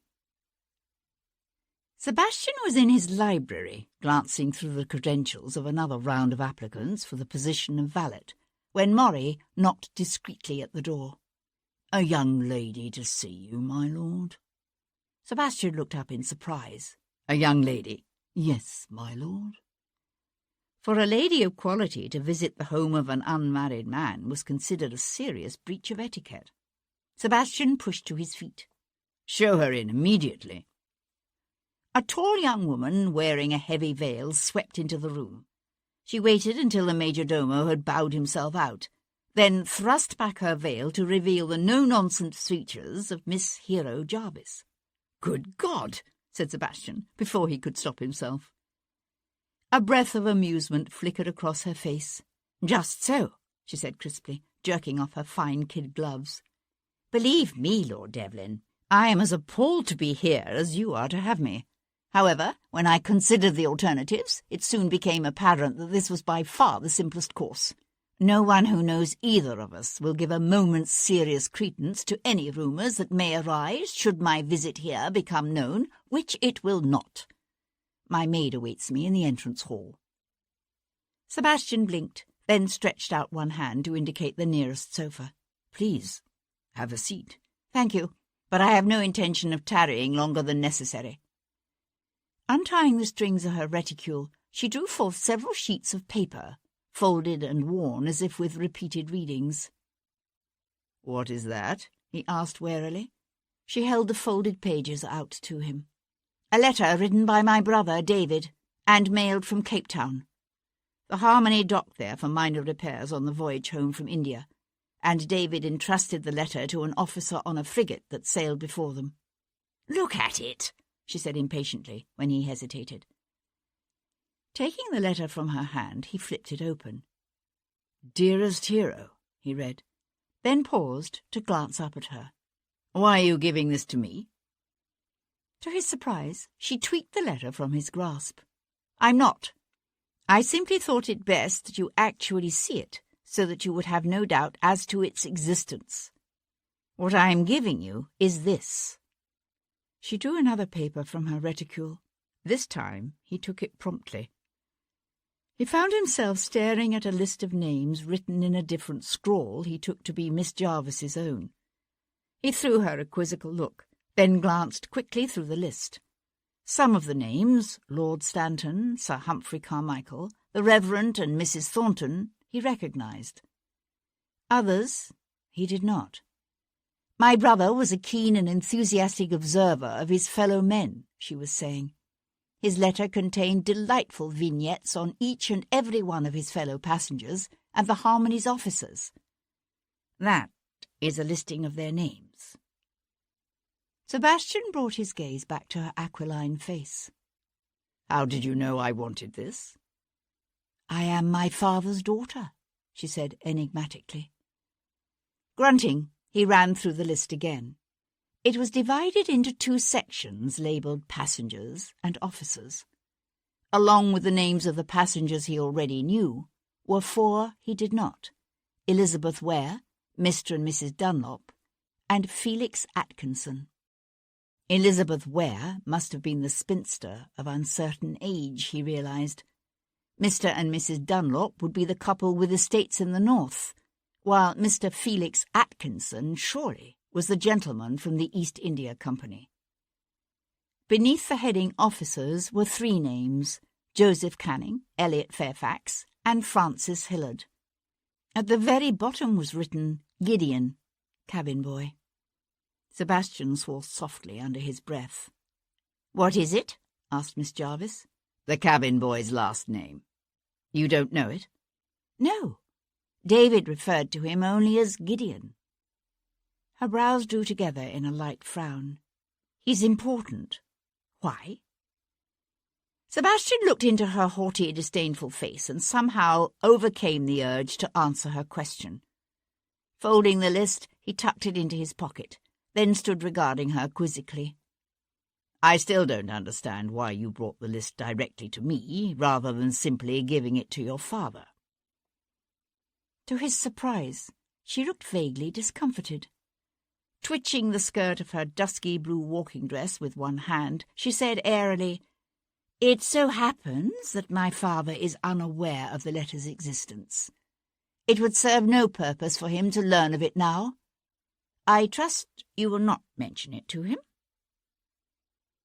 Sebastian leaned back against his desk and folded his arms at his chest, his gaze on Miss Jarvis's face. As he watched, an unexpected tide of colour touched her cheeks, and he found himself wondering what else David Jarvis had written in that letter to his sister that she was unwilling to allow either Sebastian or her own father to read its contents. As if aware of his train of thought, she said, "My brother was a very sensitive young man. He knew our father found him disappointing. I don't believe I need to say more." Her words awakened uncomfortable memories from Sebastian's own youth, memories of Hendon's palpable disappointment in his heir during the long, painful years following the deaths of Cecil and Richard. "No," said Sebastian, pushing away from the desk. "You've no need to say more. And I won't mention the letter to his lordship. Now, don't you think it's time you collected your maid and ran away?"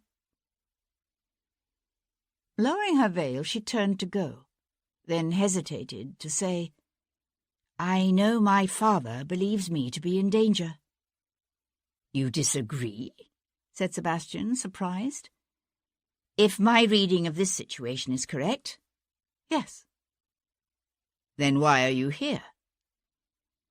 "I looked into some of the names on that list.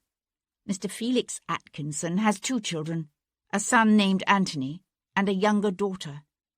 Mr. and Mrs. Dunlop have 3 children. They're why I am here, and why I hope you will do all within your power to catch this madman, whoever he is, before he strikes again."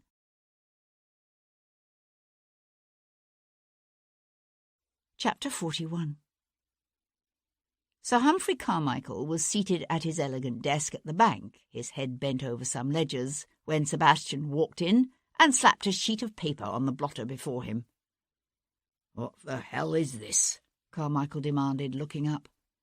Sebastian went to stand with his back to the window overlooking the street. "It's a list of the passengers and officers of the Harmony. You do see the pattern, I presume?" A muscle jumped along Carmichael's jaw, but he said nothing. Sebastian leaned against the edge of the windowsill and crossed his arms at his chest. "You didn't tell me you and Lord Stanton were once shipmates." Carmichael settled back in his chair, his lower lip curling in disdain. "What do you think?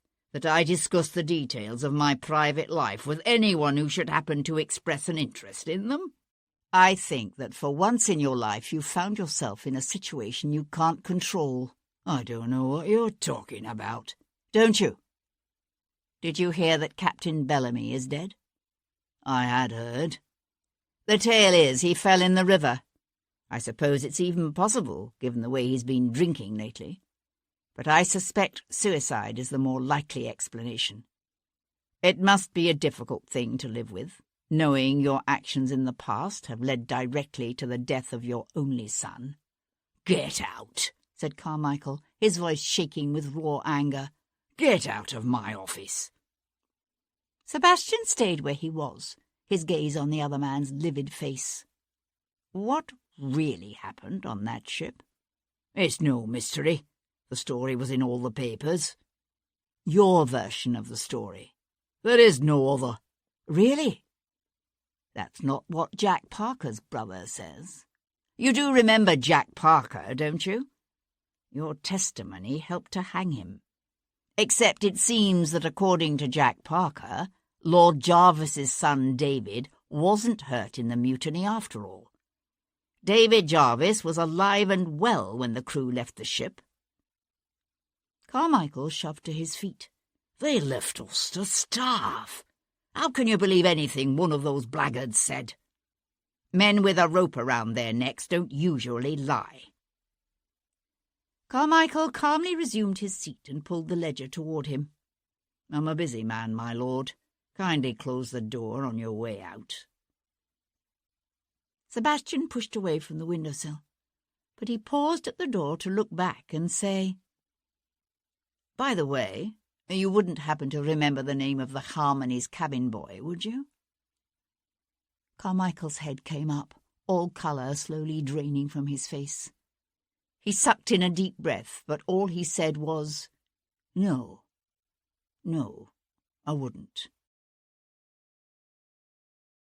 Sebastian was leaving the bank, headed up Threadneedle Street, when he heard his father's deep baritone call peremptorily, "Devlin!" Sebastian looked around as the Earl's ponderous town carriage drew up, its crested doors swinging open.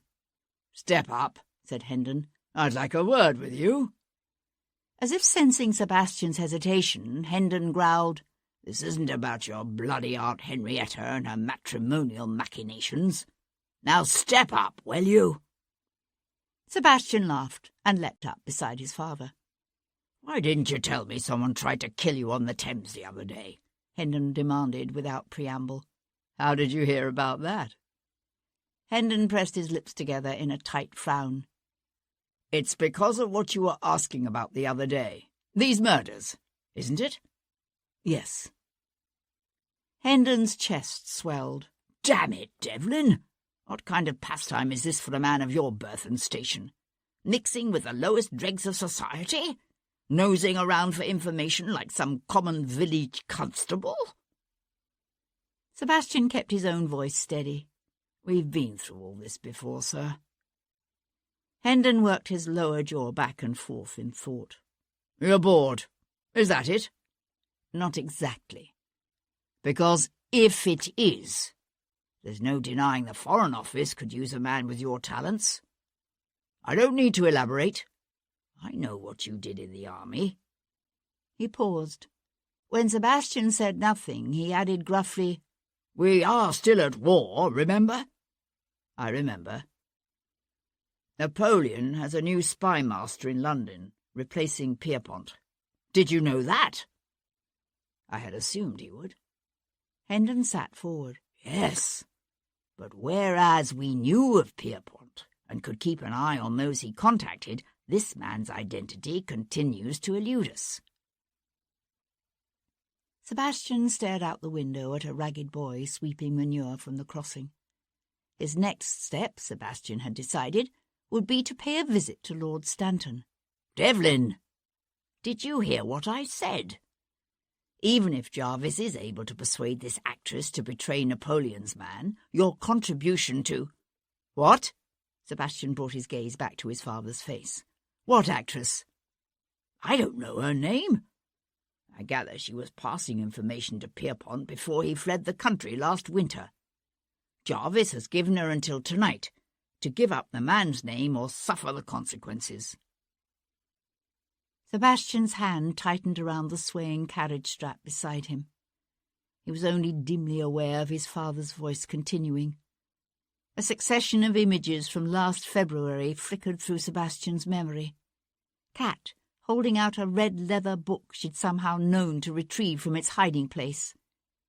Cat, dressed in black, her face pale after Rachel York's funeral. Cat, as she'd been these last few days, nervous and afraid. "Devlin, are you listening to me?" Sebastian sat forward abruptly. "Tell your coachman to draw up." "What? What are you doing?" Hendon demanded as Sebastian thrust open the carriage door. "Devlin!"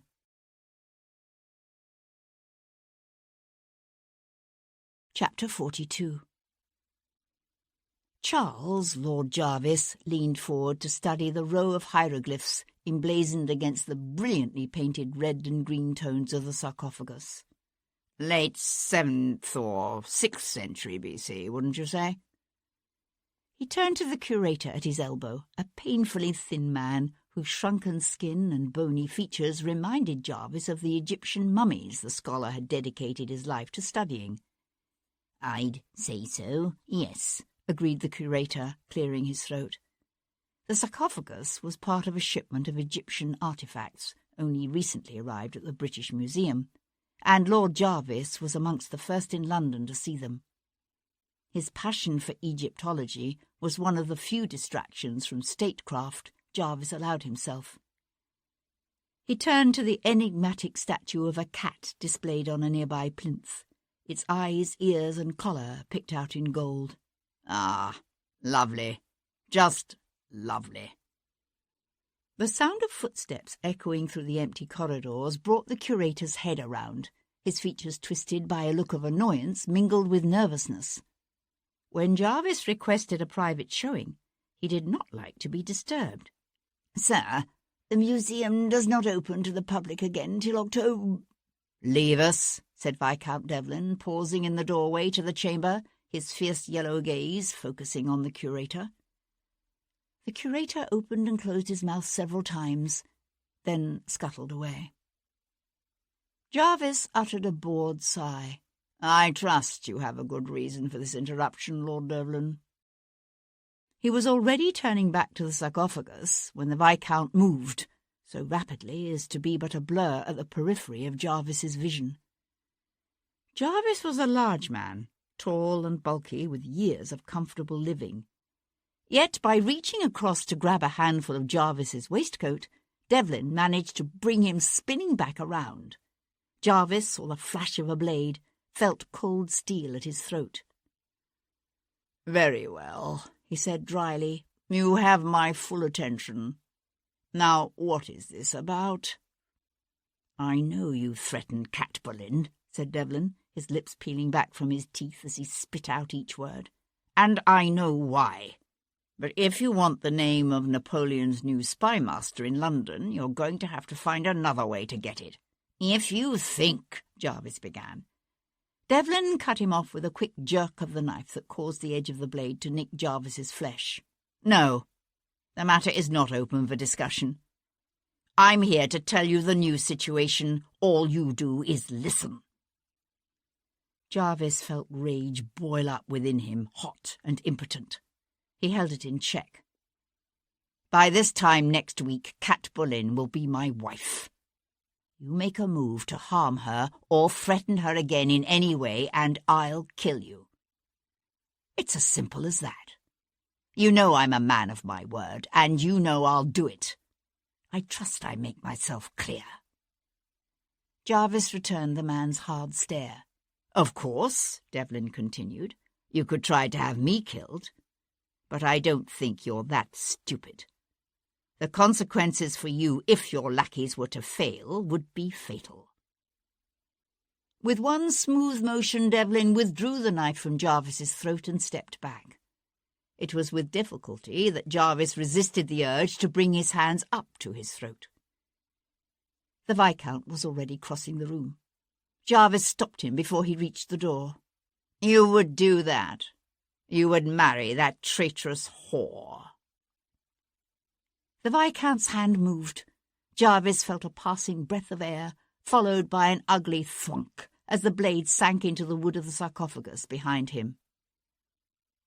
"Call her that again," said Devlin, "and the next knife bites flesh." Sebastian found her in the shadows near the stage door. The air was heavy with the scent of dust and grease paint. She had the hood of her cloak drawn up as if she were cold. Her pale face and haunted eyes were those of a woman with no hope, no future. He walked up to her and put his hands on her shoulders. What she must have seen in his eyes caused the little colour she had left in her face to drain away. "I know why you've been afraid," he said. "It's over now. Jarvis won't bother you again." He felt her tremble beneath his hands. "God save us. Please tell me you didn't kill him." "Not yet. But I think I've convinced him of the folly of threatening my wife." "Your wife?" "I've found a bishop who's agreed to marry us by special license on Monday evening at 7. I pushed for sooner, but he insists he has other engagements." "You can't marry me." "You've been saying that for months, and I've respected it, but no longer. This is why you refused me before, isn't it? Because of your arrangement with the French." She drew in a breath that shuddered her chest. "Oh, God, partially, but only partially, Devlin. You know what I am, what I have been, an actress, a whore." He pressed his fingers to her lips. Don't say it. She stared up at him. Why not? It's the truth. Would you have me live a lie? No. I would have you live a life defined not by what you've been, but by what you are. My past is a part of what I am. A part, but only a part. He slid his hands down her shoulders to capture her hands in his. Marry me, Cat. It's the only way I can truly keep you safe. As Cat Boleyn, actress, you will always be vulnerable. As the future Countess of Hendon, no one would dare move against you. Your father will adjust in time. Or not. Her hands twisted beneath his. How can I knowingly cause an estrangement between you? He gave a wry smile. In case you hadn't noticed, there's already an estrangement between us. Society. Society be damned. You think I care what society might think of me? No. I know you do not. But I care. Why? This marriage would ruin you. Losing you would ruin me. I'm not taking no for an answer, Cat, he added quietly, when she only stared at him with wide, bruised-looking eyes. I listened to you before and almost lost you. I can't risk losing you again. You think this marriage will protect me from Jarvis? Yes. Nothing I could do or say would signal to him more clearly my intention to keep you safe. She was silent for so long, he knew a quiet blooming of fear. Then she swallowed hard, her chin jerking up. It's true, you know. I did pass information to the French. For years. Do you still? No. Not since February. Then I don't care. Her mouth parted silently, her forehead knitting with confusion. He knew she couldn't understand him, would never be able to understand how his experiences in the war had affected him in this way. He ran one thumb across the back of her hand. You did it for Ireland, didn't you? Yes. Then how could you think I would hold your love of your country against you? He brought her hands to his lips. I'm frightened by the fact you put yourself at risk. And I'm hurt because you didn't trust me enough to tell me the truth, even before the threat from Jarvis. But my love for you is undiminished, Cat. It always will be. A tear escaped from the edge of one eye to roll silently down her cheek. I don't deserve this kind of love, she whispered. This kind of devotion. He gave her a tender, crooked smile.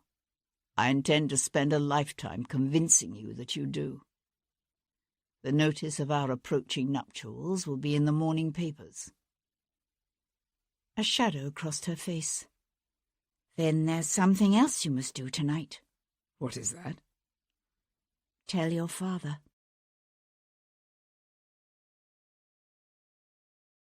Chapter 43.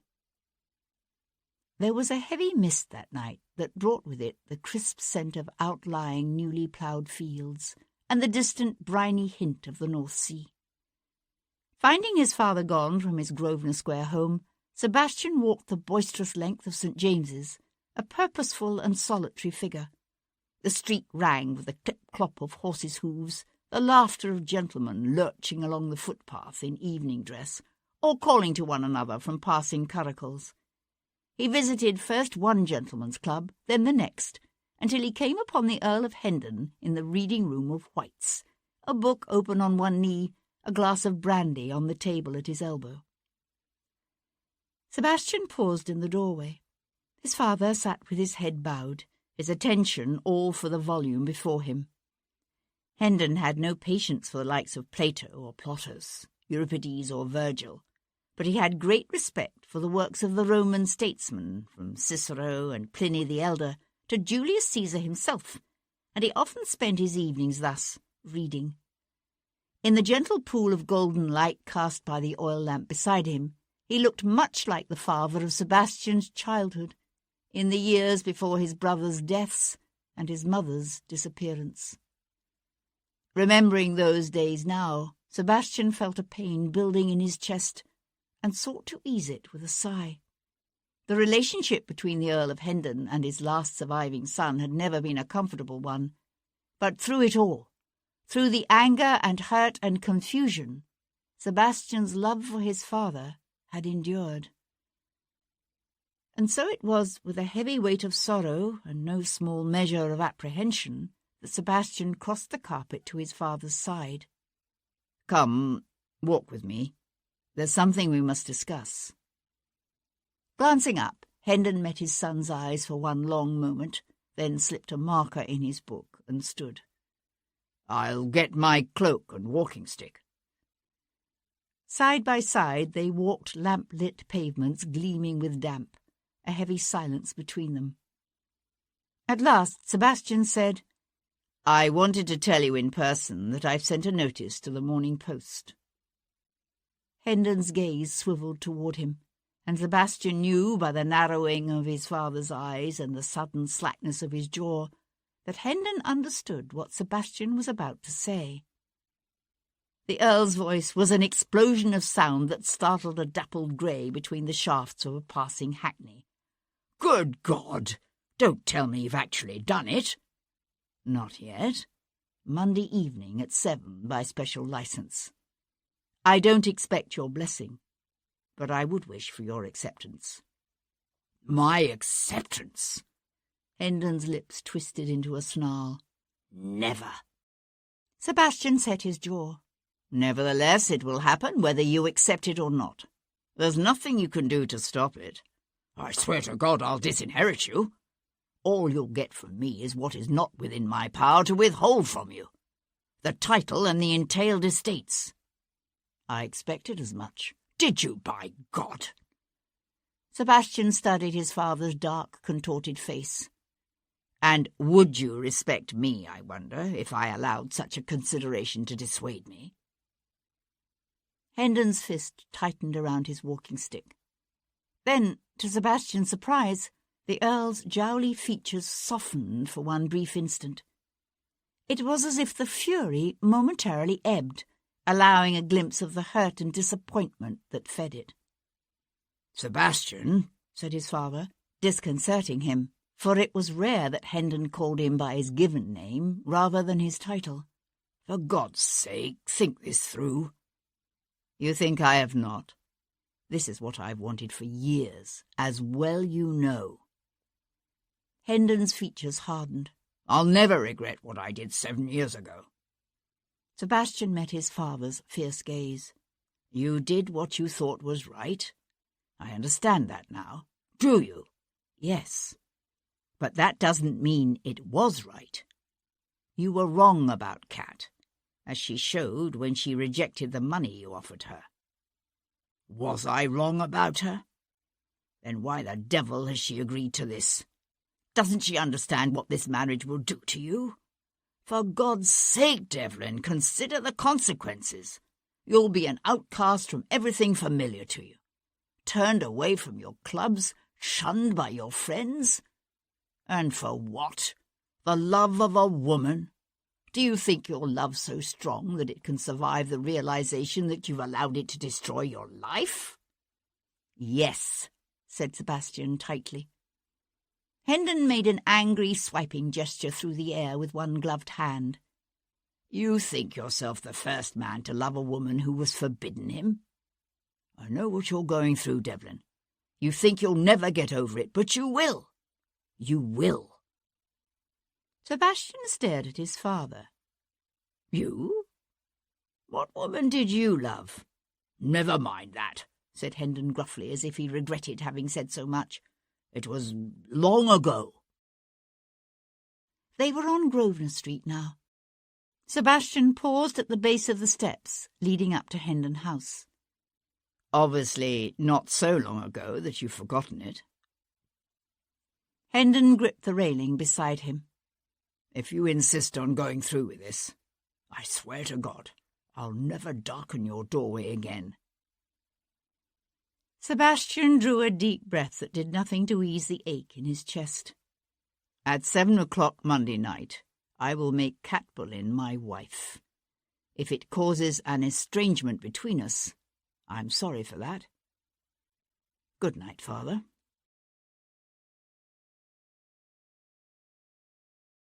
Chapter 44.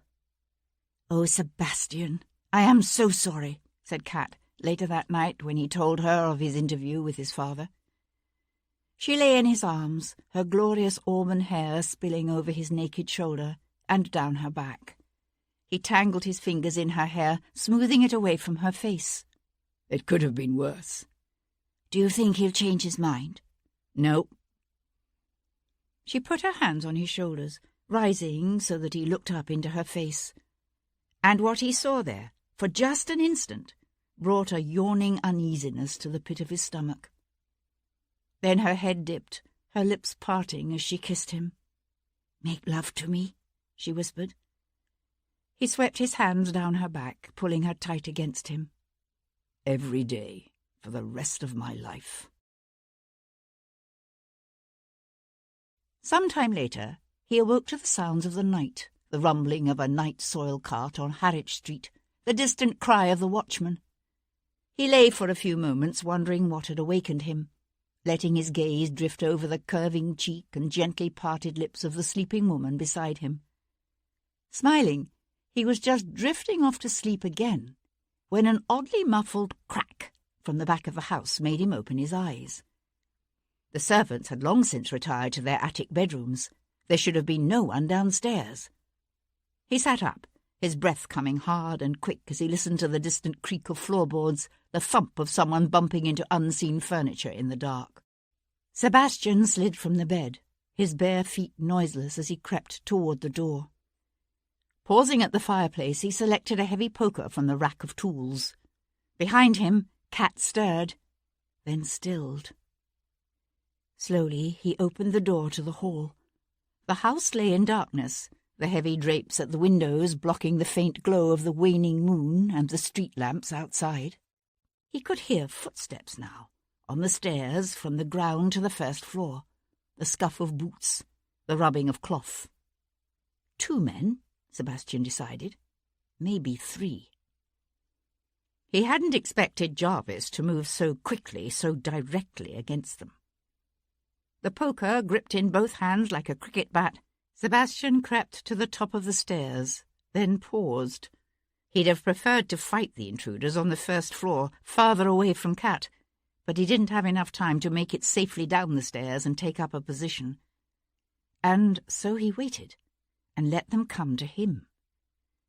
It wasn't until he felt a draught of cool air move across his skin that he realized he was utterly naked. The intruders reached the first-floor hall and turned toward the steps to the second floor, coming into his line of vision. They moved carefully, like men groping blindly in the darkness. But Sebastian had the night vision of a cat.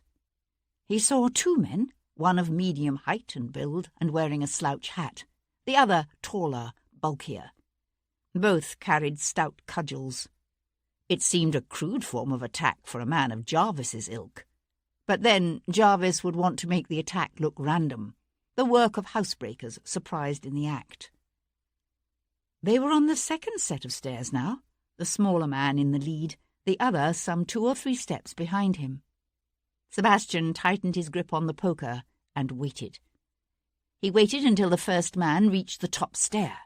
Lunging out of the shadows, Sebastian swung the poker with full force against the side of the intruder's head.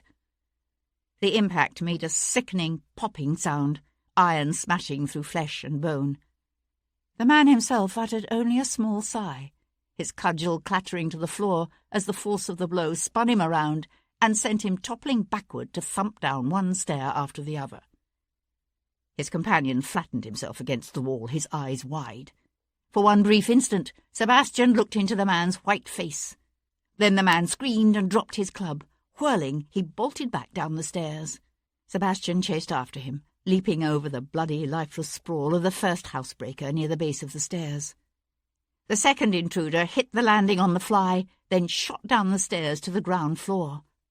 From overhead came the sound of Kat's voice. "Devlin, where are you? What is it?" Sebastian kept running. The intruder careened through the dining room, knocking over chairs, crashing into the sideboard. Sebastian reached the dining room doorway just in time to see the man dive through the broken window to the terrace. "Devlin?" "Call for the watch," Sebastian shouted up the stairs. He leapt over an upended chair in his path, then skidded to a halt beside the open window, wary of blundering into an ambush. But he could see the intruder already crossing the garden, running for the back gate. Still carrying the poker, Sebastian stepped gingerly through the broken window and dropped to the terrace. "Watch!" he cried, raising his voice. "Watch, I say!" Pelting across the terrace to the garden, he saw the intruder jerk open the gate and dart through it. Sebastian chased him up the mews, the cobbles smooth and slick beneath his bare feet, the night air cold against his naked skin. The glow of a hastily lit lantern showed from the rooms over the stables. A second light flickered to life across the way. "Watch!" Sebastian cried again, as the man ducked through the arch and swerved left. Still gripping the poker, Sebastian erupted through the arch, then hesitated. The street before him stretched out quiet and empty in the misty lamplight. Pursing his lips, he blew out his breath and said, "Son of a bitch." The shrill of a whistle brought his head around. The bulky figure of the neighbourhood's night watchman blundered around the corner from Harwich Street, his whistle gripped between his teeth, his lantern swinging wildly. "What's this? What's this? What's this?" he cried, breathing heavily. "I say, young man, your clothes! If a lady were to chance to see you—" He broke off, his eyes opening wide with recognition. "Goodness, my lord! 'Tis you!" "Two men broke into Miss Boleyn's house. I chased one of them here. Did you see where he went?" The watchman lifted his gaze to the rooftops and kept it there. "I heard running footsteps, my lord, but I never saw anyone." "Check up and down the street. He may have ducked down someone's area steps or be hiding in the shadows of a doorway." The watchman kept his gaze carefully averted. "Yes, my lord." Sebastian started to turn away, but hesitated long enough to say, "By the way, there's a dead body at Miss Boleyn's house. You'll need to send someone to deal with it." "Yes, my lord." Sebastian swung back toward Kat's house. As he crossed the garden, he could see the house ablaze with lights, hear a crescendo of female voices coming from inside. Climbing through the window again, he rummaged through the sideboard until he found a tablecloth to drape around his hips. He found Kat, Elspeth, and the cook clustered in the first-floor hall. The man Sebastian had hit with the poker lay near the base of the stairs from the second floor. Blood splattered the walls of the stairwell and the banister, and soaked into the carpet. Sebastian took one look at what was left of the man's head and wished he'd thought to bring another tablecloth. Kat came to stand beside him, her hands wrapping around his arm as she stared down at the man at her feet. Her face was white, but he suspected it was more from anger than fear. "It's Jarvis, isn't it? He sent these men." Sebastian forced himself to take another look at the face of the man he'd killed. He studied the even features, the fan of smile lines at the edges of the widely staring eyes, and knew a flicker of surprise. "No, it's the man who threatened me outside my aunt's house last Monday." Hunkering down, he searched quickly through the man's pockets, but found nothing of interest. This had nothing to do with Jarvis. Lord Stanton, perhaps, or Sir Humphrey Carmichael, or perhaps someone else who doesn't like the questions I've been asking. But not Jarvis. "How many were there?" "Two. The other one got away." He turned to head upstairs. "I need to get some clothes on. The watch should be here soon to deal with this fellow." She followed him, carefully lifting the hem of her dressing gown as she stepped over the bloody corpse on her stairs.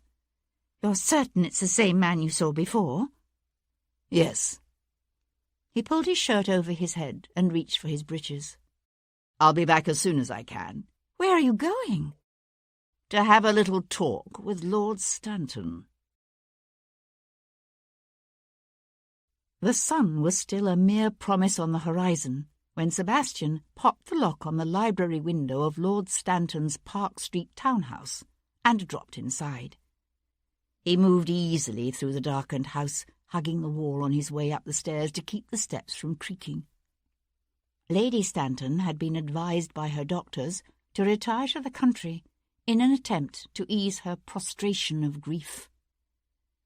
Only one of the bedrooms on the second floor, an opulent chamber overlooking the rear garden, was occupied. Lord Stanton slept on his back in a gilded tester bed with red velvet hangings. Beneath the figured red coverlet, his heavy chest rose and fell rhythmically, his lips parting with each exhalation. Snagging a lyre-backed chair, Sebastian brought it reversed close to the bed's edge and straddled the seat. He pressed the muzzle of his small flintlock pistol into the hollow beneath the man's jawbone and waited. The rhythmic breathing stopped on a strangled gasp. Stanton's eyes flew open, then fixed wide on the pistol. Sebastian showed his teeth in a smile. "I trust you can see well enough to know what this is?" Stanton nodded, his tongue flicking out to moisten his lips. "Someone tried to kill me tonight. Not just me, but my future wife as well. That was a serious error." Stanton's voice was admirably strong and controlled. "If they told you I hired them, they lied." Sebastian frowned. "Odd. I don't recall mentioning that there was more than one of them. But as it happens, there were two. One is now a bloody mess on Miss Boleyn's staircase. The other, regrettably, escaped." Something flashed in the Baron's eyes, then was gone. "This is the second time in the past few days that someone has tried to kill me. I must say it's getting rather fatiguing." "You're obviously making yourself unpopular." "So it would seem. I keep thinking about our encounter in Whitehall the other day. You struck me at the time as a man with a secret, a terrible secret, he was willing to do almost anything to keep from becoming known." Stanton stared back at him, his lips pressed tight, his narrowed eyes radiating hatred and contained fury. Sebastian leaned forward and dropped his voice to a whisper. "I don't know it all yet, but I'm getting close. At this point, I'm thinking it doesn't matter whether it was you or Sir Humphrey Carmichael or someone I haven't even met yet who sent those men into Miss Boleyn's house. But if any of you threatens her again in any way, you're dead. It's as simple as that." "You're mad." "I doubt you're the first to think so." Sebastian withdrew the gun and stood. "I could call the watch on you," said Stanton, his fists tightening on the covers at his chest. Sebastian smiled and backed toward the door. "You could, but that would direct attention precisely where you don't want it now, wouldn't it?"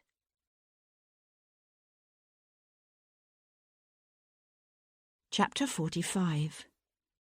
Saturday, 21st of September, 1811. Sebastian's sister lived in an elegant townhouse on St. James's Square. The house technically belonged to her son, the young Lord Wilcox, for Amanda was recently widowed. But Lady Wilcox ruled both her son Bayard and her 17-year-old daughter Stephanie with brutal purpose and an iron will. Sebastian found her in the morning room, arranging white and yellow lilies in a large vase. She was a tall woman and thin, with their mother's pale blonde hair still only barely touched by grey, although she was 12 years Sebastian's senior. She looked up without smiling at his entrance. "I trust you are here to tell me the notice in this morning's papers was an error." "You saw it, did you?" She set down the last lily with enough force that the rings on her hand clattered against the marble tabletop. "Dear God, it's true?" "Yes." Her jaw hardened with cold fury. "You do realize that Stephanie's coming out is less than 6 months away?" Sebastian controlled the impulse to laugh. Console yourself with the thought that most of the talk will have died down by then. She studied him with one brow thoughtfully arched. How did Hendon take it? Predictably. He has promised never to darken my doorway again. I presume you intend to do the same. As long as that woman is your wife, I should think so. Sebastian nodded. I'll bid you good day, then. And he walked out of her house and out of her life. Sir Henry Lovejoy was at his desk, glancing over the coming day's schedule when Viscount Devlin arrived at his office. Henry sat back. "Good morning, my lord, and congratulations." He permitted himself a small smile. "I saw the announcement of your upcoming nuptials in the paper this morning." The young Viscount was looking oddly strained, but Lovejoy supposed that was to be expected in one about to embark upon such a life-altering event.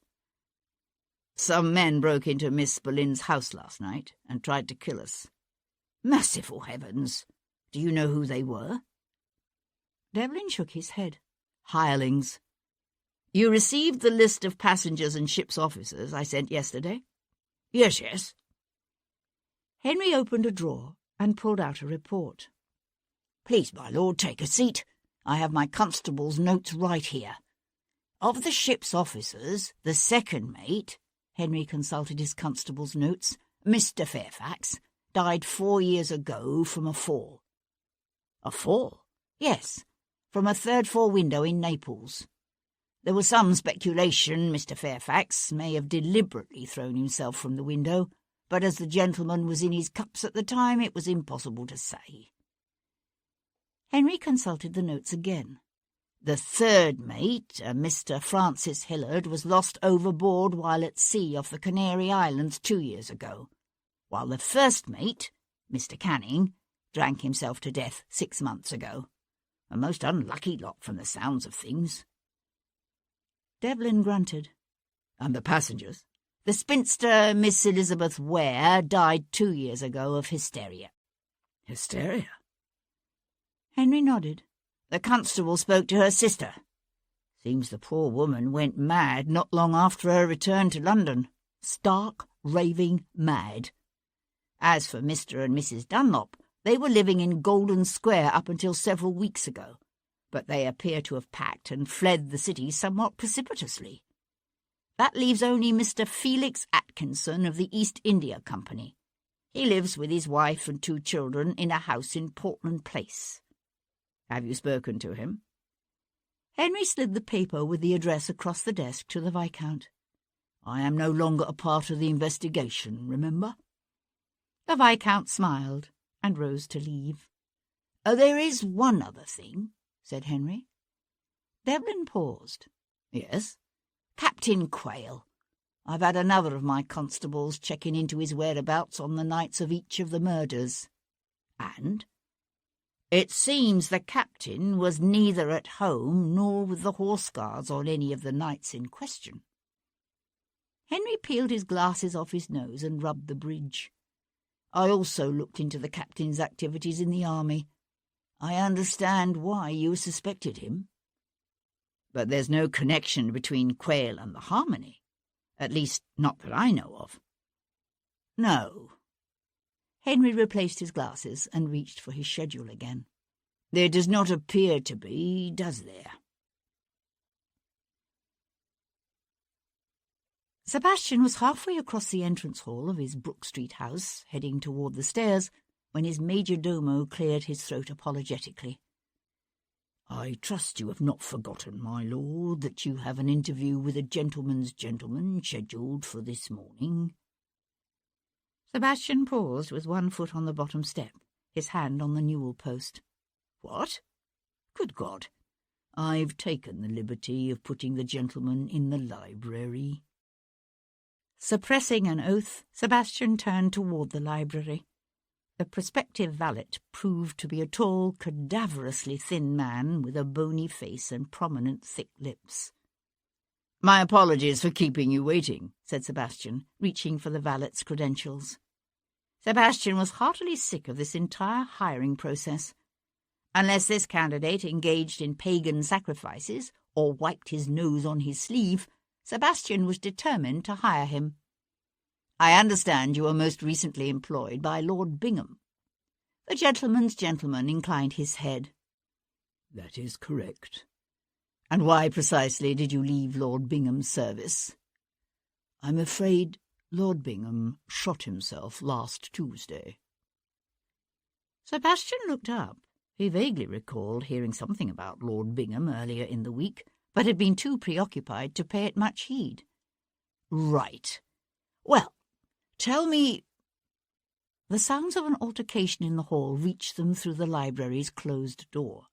Tom's ringing Cockney tones blending with Morrie's hissed, "Not now, he's with—" The door burst open and Tom catapulted into the room. "Wait till you hear this, Governor. I've been looking into that cove Quayle, and you know how he told you he didn't know Barclay Carmichael? Well, it seems Carmichael won 500 quid off him at Faro night afore Carmichael was found butchered in the park last summer." The valet's already pale skin bleached white. "Merciful heavens! It's true what they say." Sebastian swung to look at the man. What? What do they say?" The valet pushed to his feet and back toward the door, his hat gripped tightly in both hands. "That you involve yourself in murder." Sebastian rose from behind his desk and took a step forward. "Yes, but never mind that. You're hired. You can start work today. My major domo will show you—" But the gentleman's gentleman had already bolted through the door. "You didn't want him anyway," said Tom with a sniff. "He looked like a queer cove to me." "All I get is queer coves. Obviously, because word has gone out amongst the gentleman's gentlemen of the city that I am a queer cove." Tom sniffed again. "I checked before I come here. Quayle's at his house, in Kensington, just off Notting Hill Gate. Want I should get the curricle?"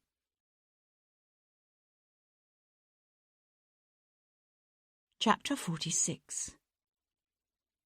Captain Peter Quayle occupied a pretty little brick row house on Camden Hill Road, with a shiny black-painted front door and a small garden filled with a profusion of late-blooming roses. As Sebastian reined in his chestnuts beside the gate, a delicate-looking young woman with a basket looped over one arm and a pair of secateurs in her hand looked up from dead-heading a large shrub near the fence. Sebastian handed the reins to Tom. "Walk them." The woman appeared to be in her mid-20s, with a finely featured face and soft blonde curls that tumbled from beneath a straw bonnet tied at her chin with a cherry-red ribbon. She wore a lightweight cherry-red spencer over a simple sprigged muslin morning gown, and watched Sebastian's approach with the wary eyes of a woman whose fragile world has already been rocked too many times by the unpredictable activities of her erratic husband. "Mrs. Quayle?" Sebastian asked, politely removing his hat as he opened the low front gate. "Yes?" He gave her a reassuring smile. "I'm Lord Devlin. I served in the same regiment as your husband in Portugal. Perhaps you've heard him speak of me." The wariness in her pale blue eyes receded, and she smiled. "I have heard Peter mention you, yes. How do you do, my lord? What brings you here?" Sebastian let his gaze drift over the house's curtained windows. "Is the captain at home?" Mrs. Quayle closed her secateurs and laid them in the basket of roses. "Why, yes, if you'd like to—" The front door jerked open to slam against the inside wall with a bang. Captain Quayle clattered out onto the small porch and down the steps to advance on them with a quick, long-legged stride. He was only half-dressed, the tails of his shirt untucked, the neck half open to reveal a triangle of bare chest. "What have you told him?" he demanded, his handsome jaw clenched, his eyes hard on his wife's face. She took a step back. "Nothing. Lord Devlin just—" "Get inside," he ordered, his good arm swinging through the air to point back at the house. Her face drained pale, then flushed scarlet. She threw Sebastian a quick, mortified glance, then looked away. "Excuse me, my lord?" Sebastian watched her hurry toward the house, her head bent, and felt his hands curl into fists at his side. "What are you doing at my house?" Sebastian brought his gaze back to Quayle's handsome face, with its rugged chin and clear blue eyes and aquiline nose. "You lied to me. You told me you didn't know Barclay Carmichael, when in fact he won £500 off you shortly before he was killed." The captain's jaw tightened. "Get off my property, now!" With deliberate slowness, Sebastian settled his hat back on his head and turned toward the gate. "You might warn your wife to expect the constables soon." "Constables?" Quayle stood in the centre of his yard, his empty shirt-sleeve flapping in the cool breeze. "Why? I had nothing to do with that man's death, I tell you. He was killed by the West End butcher." Sebastian paused with one hand on the gate. "You didn't by any chance have a younger brother, did you? A brother who served as cabin boy on a merchant ship?" Quayle's eyes narrowed. "No. What are you talking about?" "The Harmony. Never heard of it." Sebastian studied the man's closed, hard face and found only confusion and anger. He turned away. "You don't think it's him, do you?" said Tom, scrambling back up onto his perch as Sebastian took the reins. Sebastian gave his horses the office to start. "Unfortunately, no. Which means that however much I'd like to kill him, I can't." Kat was peering through the bowed window of a perfumery on Bond Street when she heard a man's cheery voice say, "Top of the morning to you, my lady." She swung to find Aidan O'Connell smiling at her with lazy green eyes. "Now you come," she said. His smile widened to bring a beguiling dimple to one cheek. "I had to leave town unexpectedly for a few days." He captured her hand and brought it to his lips in a parody of gallantry. "Forgive me?" She took her hand back. "No." He laughed. "Why did you want to see me?" He fell into step beside her as she turned to walk up the street, her sunshade held at a crisp angle. "Actually, I was going to suggest you might want to leave the country." "Really?" He kept the smile in place, but his gaze sharpened. "Why?" "Someone was about to betray you to Lord Jarvis." The dimple faded. "Who?" Kat twirled her parasol.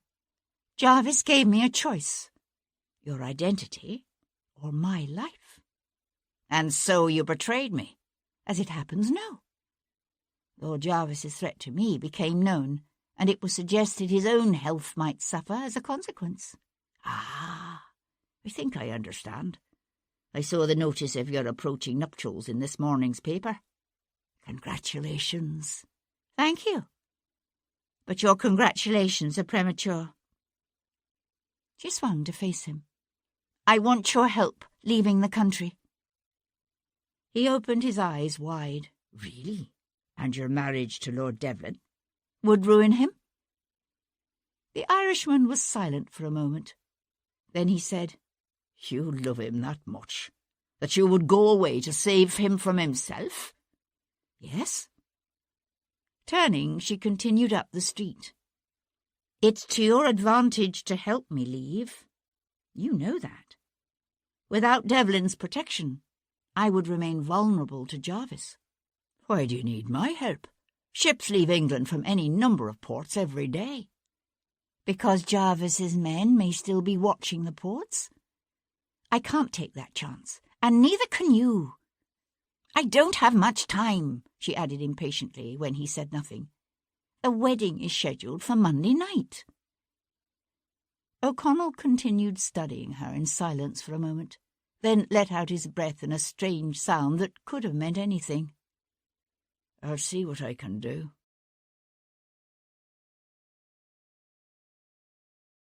Chapter 47.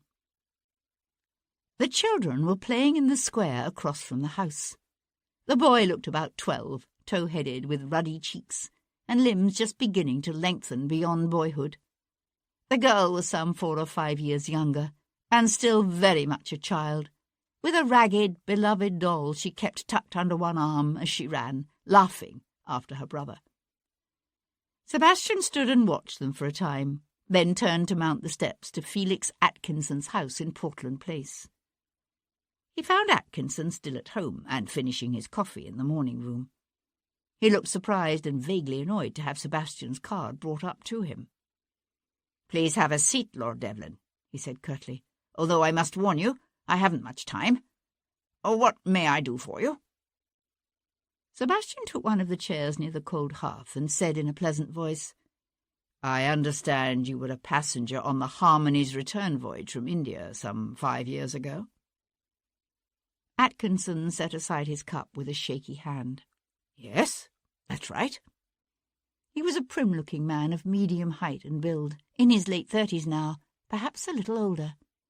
He wore his light brown hair oiled and swept to one side in a futile attempt to disguise a receding hairline, and he had a habit of putting up one hand to touch it, as if to reassure himself it was still in place. "You've noticed, I assume," said Sebastian, "that someone seems to be killing the sons of your fellow passengers?" Atkinson's hand crept up to touch his hair, then slipped away.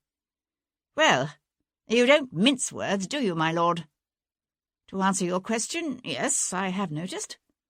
Perhaps you noticed on your way into the house that I have at least 2 Bow Street runners watching my children at all times." He pushed to his feet.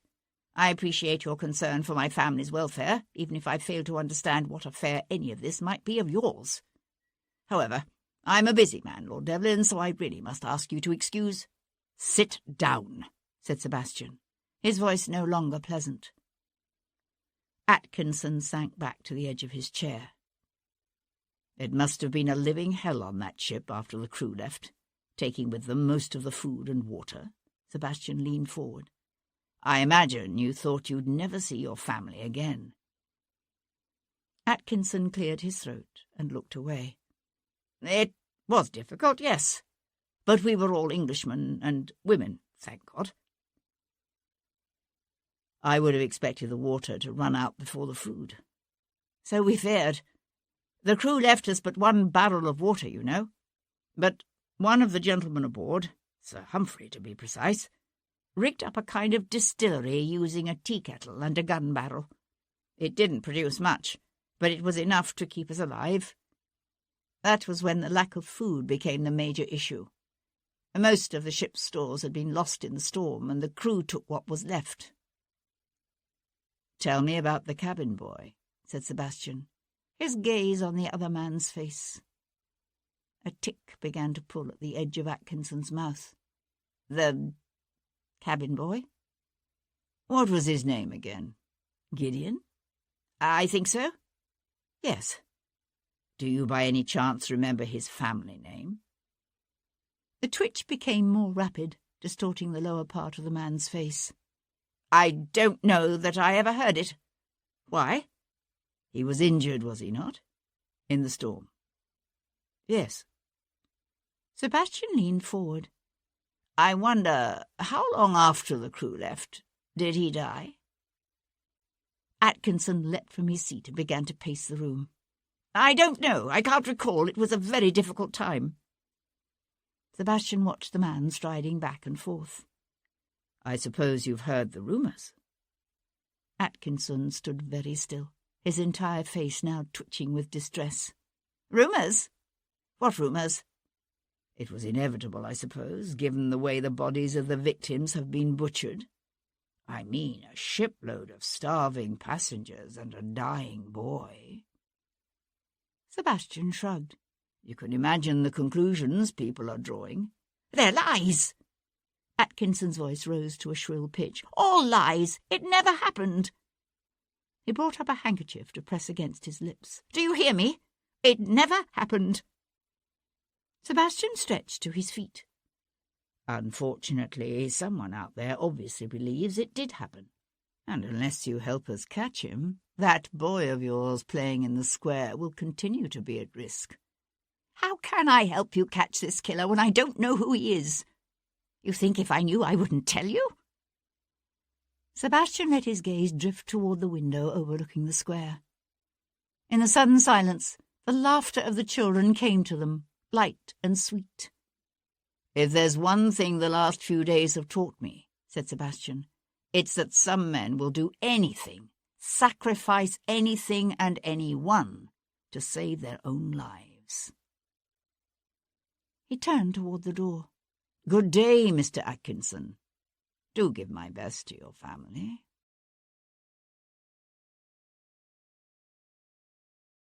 Chapter 48. Aidan O'Connell trolled the pleasure haunts of the Haute Monde, looking for a tall man with long black hair and the wink of a pirate's gold in one ear. He found Russell Yates at Gentleman Jackson's in Bond Street. For a moment, Aidan simply stood on the sidelines, watching the ex-privateer spar with the champion himself. Yates was an enigma, a born gentleman with a comfortable fortune, who amused himself by running rum and the odd French agent beneath the noses of His Majesty's Navy. Some did it for money, and some did it out of a fierce conviction. Yates did it for fun. Aidan waited to approach him until the other man had left the ring, a towel draped around his neck. "I need to talk to you," said Aidan quietly. Yates scrubbed the towel across his sweaty face, his eyes alert and gleaming with interest. "What is it?" Aidan leaned in close to drop his voice. "A mutual acquaintance of ours needs to go away." Kat was organising papers at her desk when Russell Yates sent up his card. For the sake of Sebastian's investigation, she checked her first impulse, which was to have the shipowner told she was not at home. "This is unexpected, Mr. Yates," she said, rising to greet him when Elspeth showed him up. "Please, have a seat. Have you recalled something of relevance concerning the Harmony?" Yates stretched out in one of the chairs beside the fireplace, a large, powerfully built man who exuded virility and a rakish air of danger.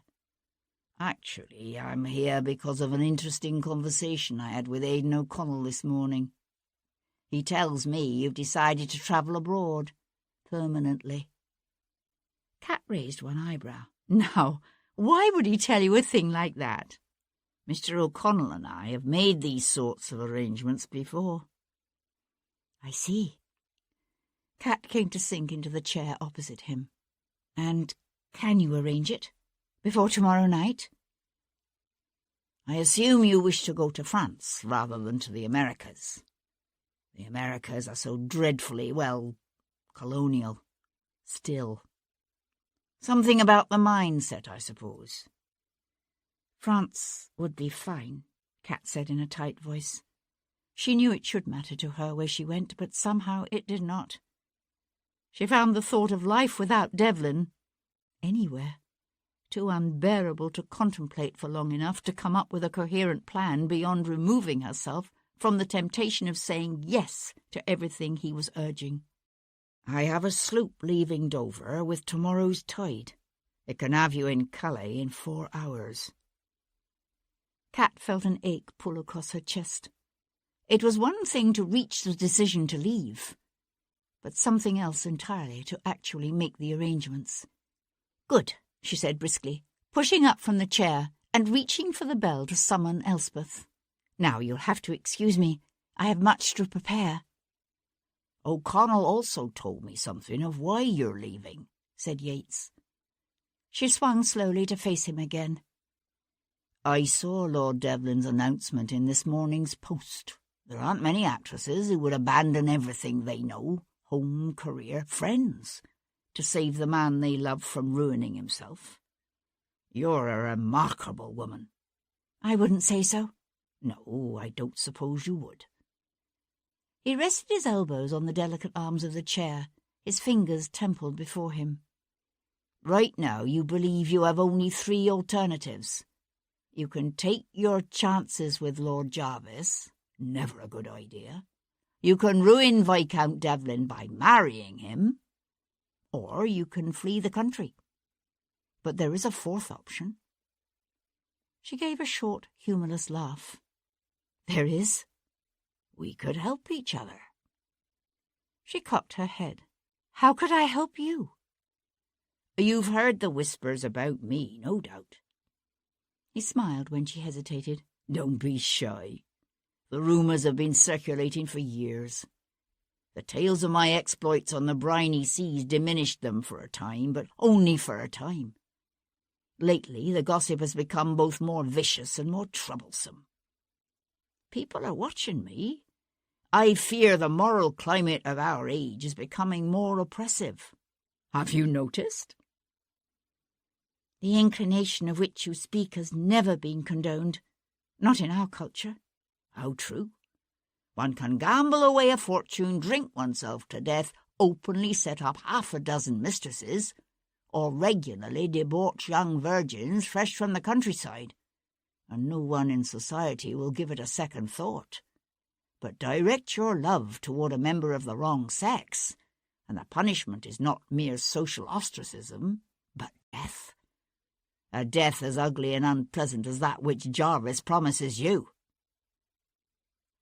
Cat studied the man's dark, square-jawed face.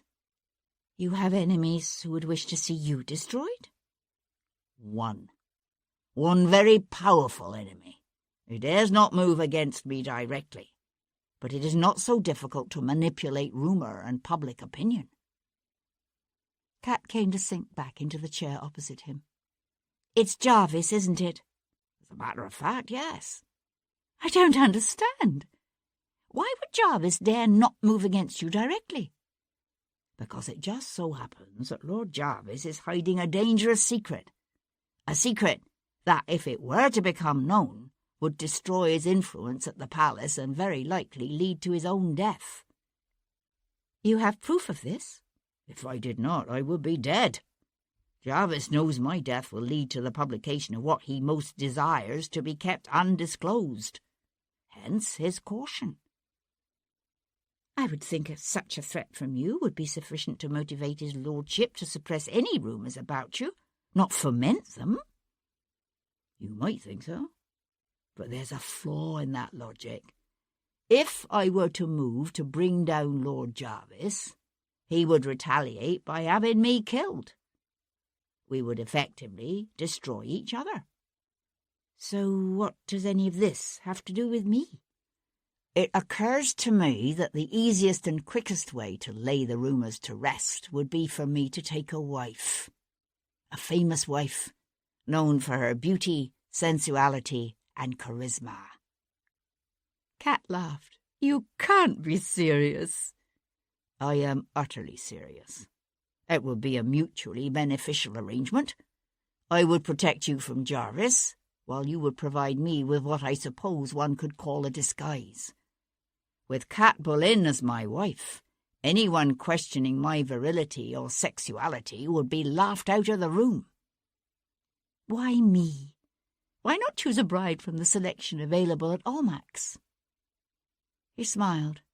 This isn't the kind of arrangement I'd care to explain to some innocent debutante just out of the schoolroom. You need have no worry I would press to consummate the marriage. I offer you companionship and witty conversation at the supper table. But our amorous adventures, obviously, would be directed elsewhere. All I ask is that you pursue them with discretion, as shall I. Cat pushed up from her chair to pace the room. She should have dismissed the suggestion out of hand. Instead, she found herself saying, Devlin would never forgive me were I to embark on such a marriage. You think he would forgive you for running away to France? When Cat said nothing, he added, I can have a marriage contract drawn up preserving your control over whatever wealth you bring to the marriage, as well as your subsequent earnings. No, this is impossible. Don't dismiss the idea too hastily. Give it some thought. She brought up one hand to rub absently at her temples. This proof you claim to possess against Jarvis, how do I know it exists? He smiled. I expected you to be suspicious. Slipping his hand into his coat, he drew forth a case of soft brown leather tied with a thong. So I brought it. The documents in the case were thorough, damning, and irrefutably authentic. Good God, whispered Kat when she had finished reading through them. Exactly. Yates tucked the documents away and rose to his feet to cast a significant glance around the elegantly proportioned room with its peach silk hangings and theatrical memorabilia. You don't need to give all this up. What you are suggesting is outrageous. He shrugged. Think about it. Kat stayed where she was, her hands gripped tightly together in front of her. At the door he paused to look back, his pirate's earring winking in the sunlight streaming in through the front windows. Oh, I almost forgot. The name of the Harmony's cabin boy you were asking about? It was Forbes. Gideon Forbes. After Yates left, Kat paid a boy $1 to carry a brief note to Brook Street, giving Sebastian the dead cabin boy's name. Then she thought about sending Ellsworth up to the attic to pull down her trunks. Instead, she stood at the front window, looking out at Harwich Street and the familiar crowded rooftops, chimneys, and soot-stained spires of the city she had called home for more than 10 years.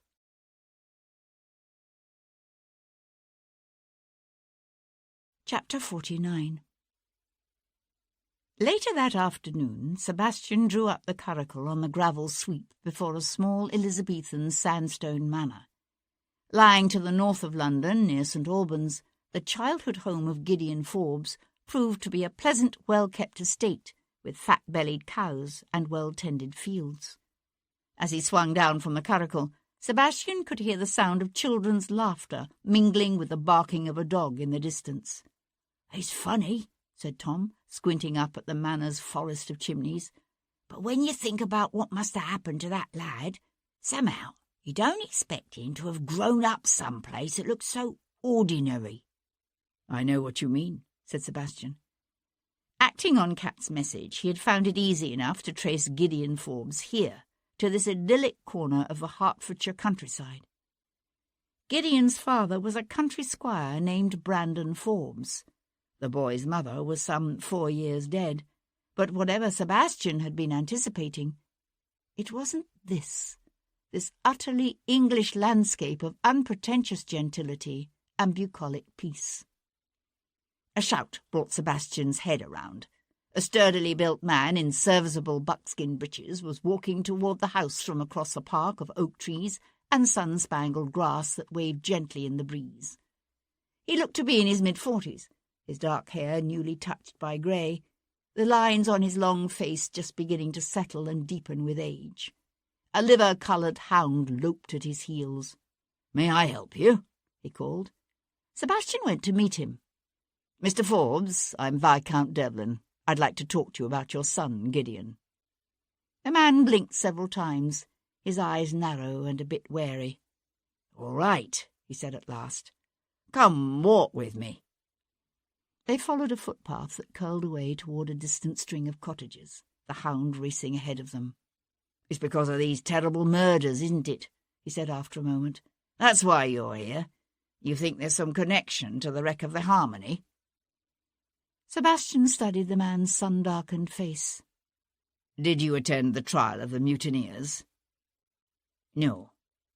Forbes stared off across the fields to where 2 little girls played with a much younger boy still in leading strings. "I'm afraid Gideon's mother was sickening by then. She'd never been well after the birth of our last daughter, you see, and I didn't want to leave her. But I followed it in the papers." "Did you go to the hangings?" Forbes shook his head, his lips twisting in a grimace. "Nah, what would be the point? Revenge, perhaps?" "It wouldn't bring the boy back now, would it?" Sebastian nodded toward the laughing children in the distance. "Are they yours?" Forbes' features lightened into a proud smile. "That's right. Catherine there is 11. Jane is 7, while Michael has just turned 2. And I've 2 older boys by my first wife. Roland, who helps me here at the manor, and his younger brother, Daniel. Daniel's up at Cambridge." As Sebastian watched, the boy on the leading strings took a tumble and started to cry. His half-sisters rushed to pick him up again. "You've remarried?" Aye, he sighed. I've buried 2 wives, God rest their souls. I pray to the good Lord I won't bury the 3rd. Sebastian brought his gaze back to the man's plain, long face. Do you think these murders have something to do with the harmony? Looks that way, doesn't it? I mean, I didn't think much about it after Carmichael's and Stanton's sons were killed. But now, with Captain Bellamy's son, and what the papers are saying was done to young Thornton last Easter... He hesitated. Well, it makes you think, doesn't it? Did you ever talk to Captain Bellamy about what happened to your son? Aye. Bellamy came to see me when it was all over. Brought me this. He pulled a worn Spanish piece of 8 from his pocket and held it out. It was Gideon's. He'd had it from the time he was a little one. Carried it with him everywhere. Did he tell you how the boy died? Spar fell on him during the storm. He didn't die right away, though. Gideon was a plucky one, no doubt about it. Maybe if they'd been rescued sooner, he'd have made it. But without food or water? The man's voice trailed away. He hesitated, then blew out his breath in a long sigh. I never should have let him go to sea. Not that young. But from the time he was a little tyke, it was all he could talk about. The sea and tall ships and all the foreign lands he wanted to visit. In the end, he wore us down. One of his mother's cousins knew Captain Bellamy and arranged to have him take the lad on as cabin boy. Gideon was aiming to be a sea captain, you know. He'd have made it too, if he'd lived. Sebastian studied the man's pleasant, weathered face. The young men who've been killed have all been found with various objects stuffed in their mouths. A papier-mâché star, a mandrake root, a page torn from a ship's log, and the hoof of a goat. Do you have any idea what it could mean? As Sebastian watched, Forbes' face became tight with an effort to control his emotions. I didn't read anything about that. It does mean something, doesn't it? What is it? Forbes swung away to stare out over the park toward the laughing children. Gideon had a poem he liked. You know the one? Something about mermaids singing. Go and catch a falling star, said Sebastian softly, by John Donne. Forbes' throat worked as he swallowed. That's it. Go and catch a falling star. He brought his gaze back to Sebastian's face. Bellamy told me they buried Gideon's body at sea. But that's not what you think happened to him, is it? Is it? He said again, when Sebastian remained silent. Sebastian met the other man's intense grey eyes. No. No, I don't.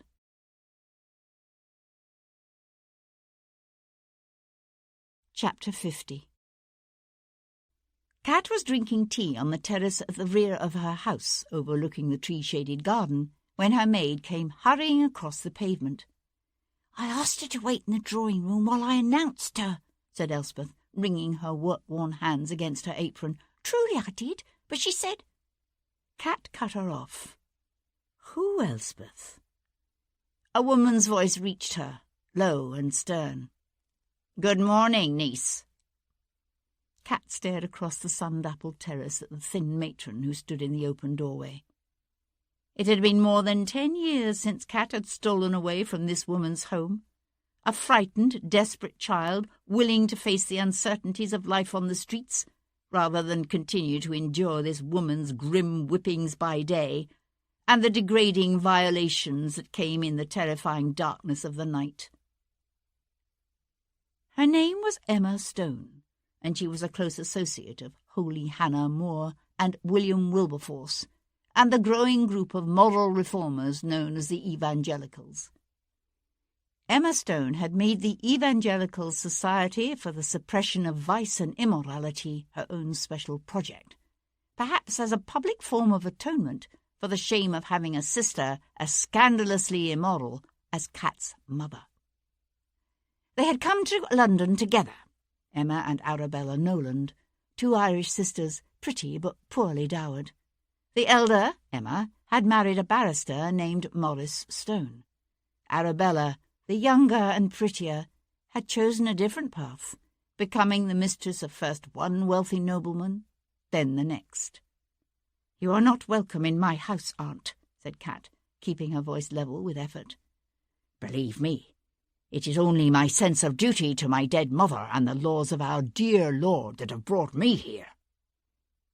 Kat gave her aunt a cold, tight smile. "Your devotion to your lord's laws seems very selective." She cast a deliberate eye over her aunt's unrelieved morning gown of black bombazine. "Is he dead, then?" "Mr. Stone has been gone from me these past 3 years." "And still you wear deep mourning for him? How—" Kat paused, searching for the right word. "Hypocritical of you." 2 bright spots of colour appeared on the other woman's cheeks. "I did not believe the lies you told 10 years ago. I'm not about to believe them now." "No, of course not." Kat crossed her arms before her. "I assume you're here for some reason. Please state what it is and go away." The colour in Emma Stone's cheeks deepened. "I should have expected such a reception. There aren't many women in my position who would have taken you in when I did, the illegitimate offspring of a harlot, and the man who had her in his keeping. And how did you repay me? By fleeing my protection without a word of warning or thanks?" "I'm the oddest creature," said Kat in a tight voice. "I decided if I was going to be forced to slake a man's lust, then I might as well get paid for it." A tremble of raw fury shook Emma Stone's thin frame. Kat expected her to launch into an impassioned defence of her dead husband, or simply go away. Instead, she clenched her jaw so tightly she was practically spitting out her words. "I am here because of the notice of your approaching nuptials in the Morning Post." "Really, Aunt? You shock me. I had no idea you interested yourself in the affairs of society." "I do not, which is why I remained unaware of your relationship with Lord Devlin until the betrothal was brought to my attention by my dear friend Mrs. Barnes." "You recall Mrs. Barnes?" Kat remained motionless. Eunice Barnes was both her mother's near neighbour and a fellow soldier in the Society for the Suppression of Vice. "She is the only one of my acquaintances who realised that the brazen hussy calling herself Kat Boleyn and flaunting herself on the boards at Covent Garden was none other than the niece I had once sheltered." "And she kept such delicious gossip to herself? I am impressed." Mrs. Stone acknowledged the barb with a twitching of her upper lip. "Had I been aware of the nature of the relationship you had developed with Viscount Devlin, I would, of course, have overcome my repugnance and approached you sooner." "Your repugnance?" "Yes. I suppose it must be quite a soul-trying exercise for a saintly woman such as yourself to venture into this den of sin and debauchery. You'd best say what you came to say and run away quickly before you become contaminated." Mrs. Stone jerked open the strings of her reticule to draw forth 2 small miniatures painted on oval porcelain plaques and framed in gold filigree. "Your mother stayed with me for a short time before she fled London. Did you know?" Kat kept her surprise to herself, although in truth she had not known. Had Emma Stone's despicable husband made his vile advances on Kat's mother too? Kat wondered.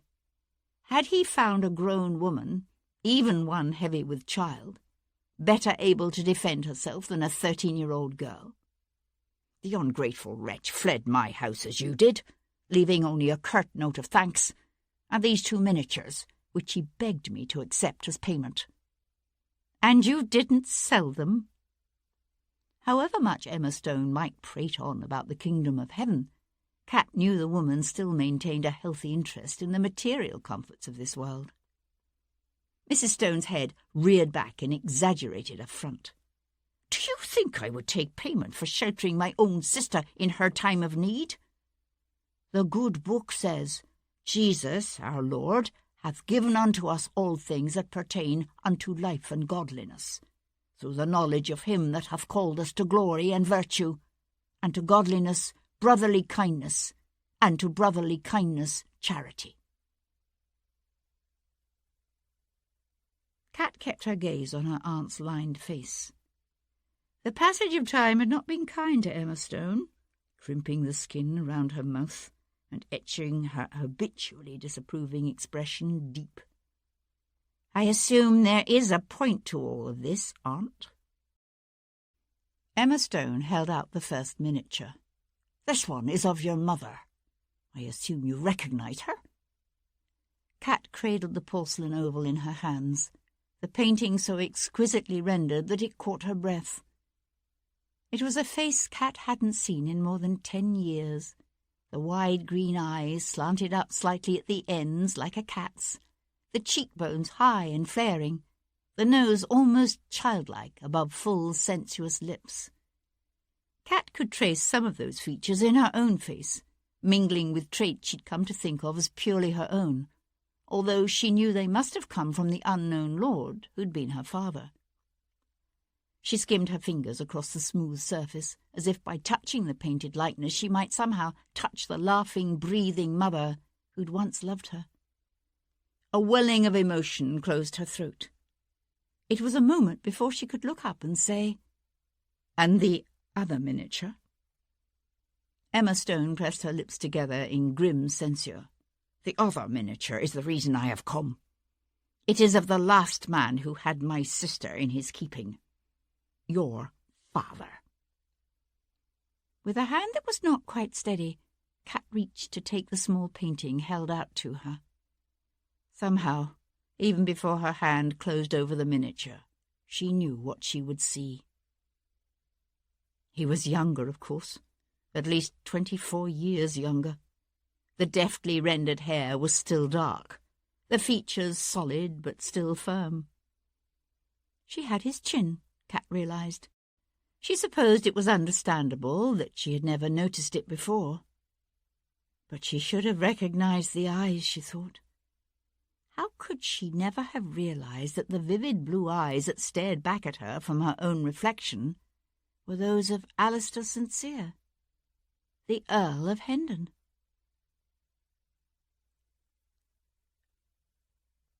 Chapter 51. "Once I give this information to Bow Street," said Sir Henry Lovejoy, "I have little doubt but what they'll move to arrest Mr. Forbes." Henry focused his gaze on Lord Devlin. "Do you think he's guilty?" They sat in the modest drawing-room of Henry's Russell Square house, the remnants of tea spread on the table before them. Shifting in his chair, the Viscount stretched out his legs and crossed them at the ankles. "Forbes seems the most likely suspect, obviously, but is he guilty? I honestly don't think so. The pieces of the puzzle are all fitting neatly together, but the picture they make seems somehow off-kilter. I can't explain why. He's the only one with a motive that I can see." "There's no doubt it's a powerful motive," Devlin agreed. "Knowing your son was killed and eaten by a shipload of starving men and women." "Did they kill the boy, do you think?" "He might simply have died. He was injured, after all. Without adequate food or water. He could have died of his injuries. But there have been other instances in which starving Englishmen and women have been reduced to feeding upon their dead companions or have drawn lots. The fact that this company kept quiet about what they did suggests the boy was simply killed out of hand." He blew out a long breath. "I doubt we'll ever know the truth." "No, you're probably right," Henry sighed. "I'll take this information to Sir James at Bow Street tonight." Devlin fixed him with an uncomfortably fierce yellow stare. "I suppose you must, but—" He broke off. Henry raised one eyebrow. "You think there's something you've missed?" "I don't know." I wish I understood better the part Jarvis's son played in all this. There's no evidence that Matt Parker's brother spoke the truth. Who would take the word of a hanged sailor against the testimony of the likes of Sir Humphrey Carmichael or Lord Stanton? The Viscount set his teacup aside and stood up. In this instance, I would. Sebastian returned to his house on Brook Street to be intercepted in the hall by his major domo. There is a woman here to see you, my lord. A foreign woman and a child. They insisted upon waiting, so I have put them in the drawing-room. A Mrs. Bellamy, said Sebastian sharply. That is the name she gave. Yes, my lord. Sebastian turned toward the stairs. Send up some tea and cakes, Morrie, and tell them I won't be but a moment. He found Mrs. Bellamy seated in one of the cane-backed chairs beside the front bow window. At the sight of him, her mouth parted in surprise, and she dropped the black-edged handkerchief she had been clutching.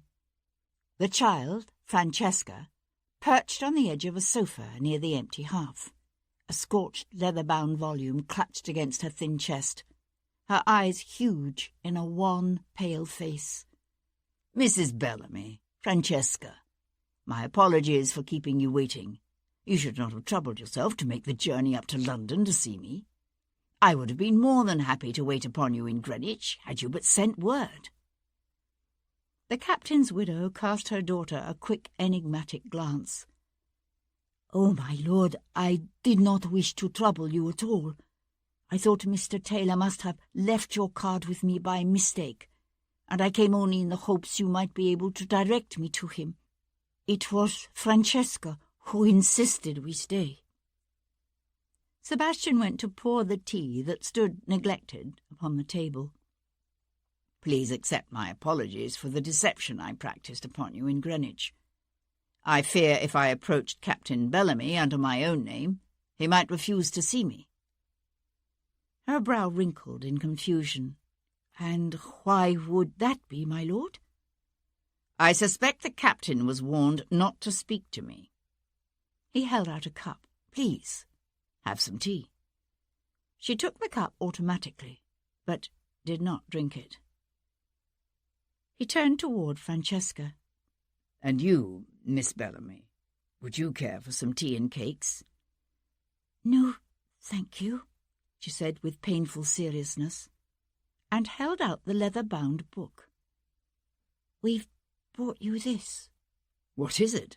asked Sebastian, not moving to take it from her. It was Mrs. Bellamy who answered. "The ship's log, from the Harmony. The evening he fell in the river. Captain Bellamy spent hours sitting at the table after supper, reading the log and drinking rum. Before he went out, he threw it onto the hearth and lit a fire. But the fire didn't catch properly, and Francesca pulled it out." Sebastian watched the child run one hand over the log's charred binding. "Have you read it?" he asked, glancing at the widow. She flushed and shook her head. Too late, Sebastian remembered what Tom had told him in Greenwich, that the captain's young Brazilian wife was illiterate.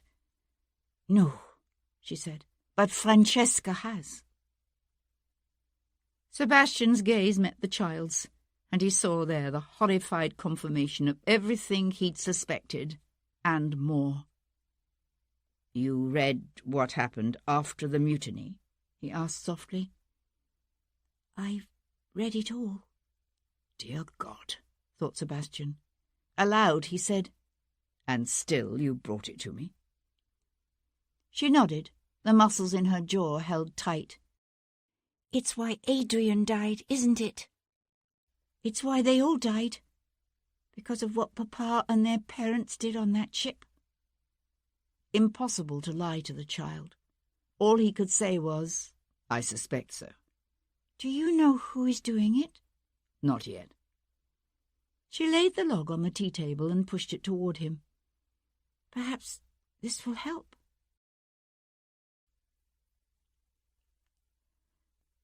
Chapter 52.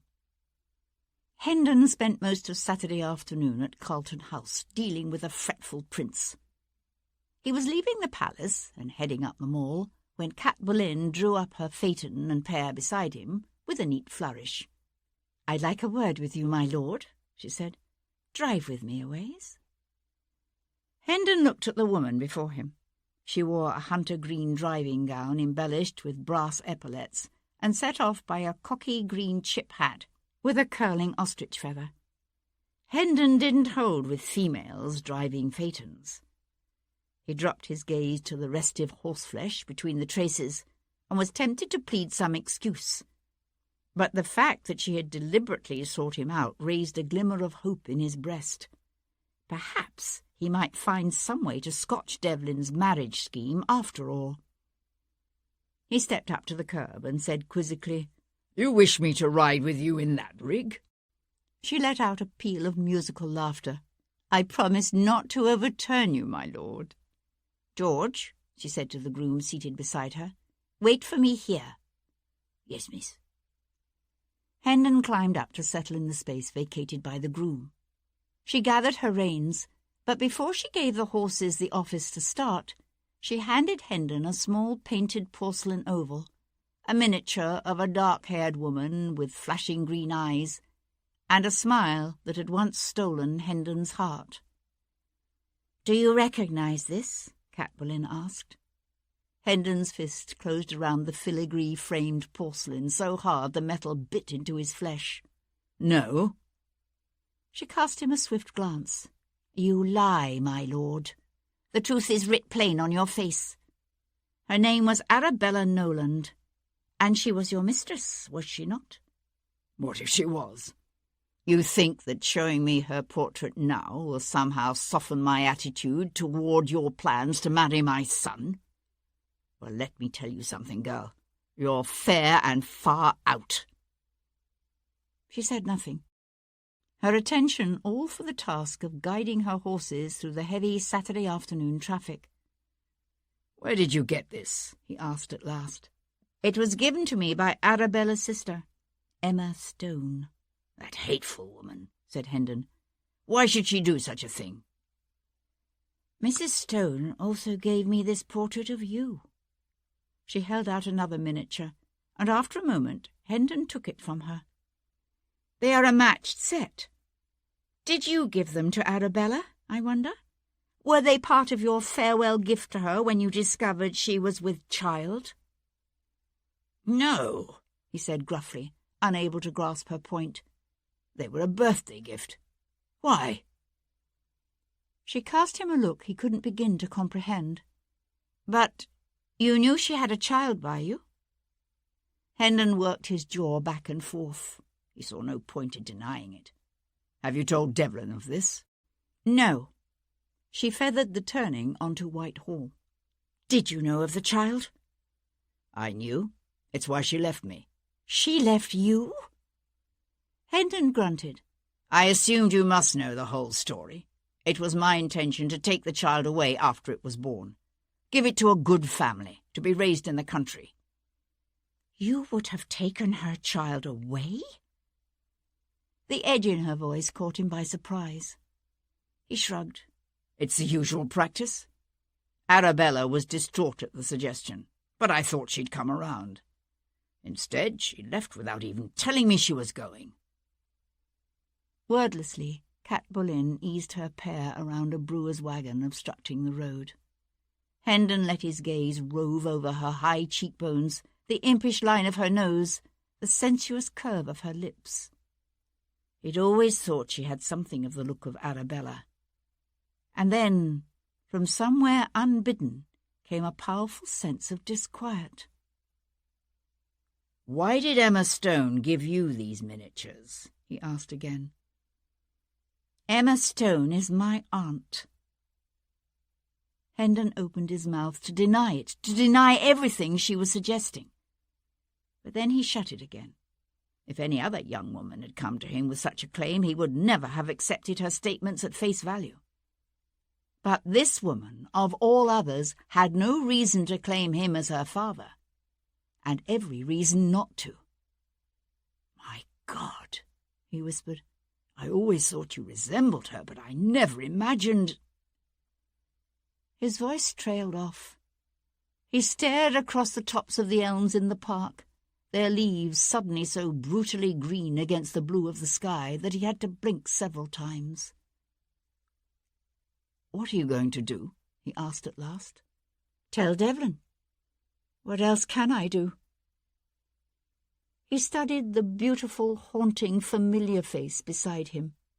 He had always thought of her as his adversary, the woman he had to fight to prevent her from ruining Devlin's life. He found that he still thought of her that way.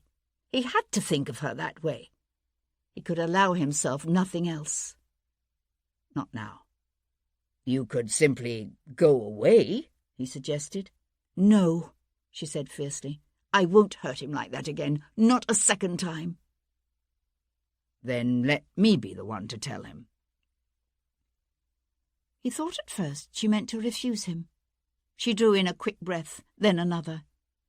And it was only then that he realized she was fighting back tears. "Very well," she said, drawing up before the palace. "But you had best tell him right away, because the next time I see him, I will tell him, if you have not."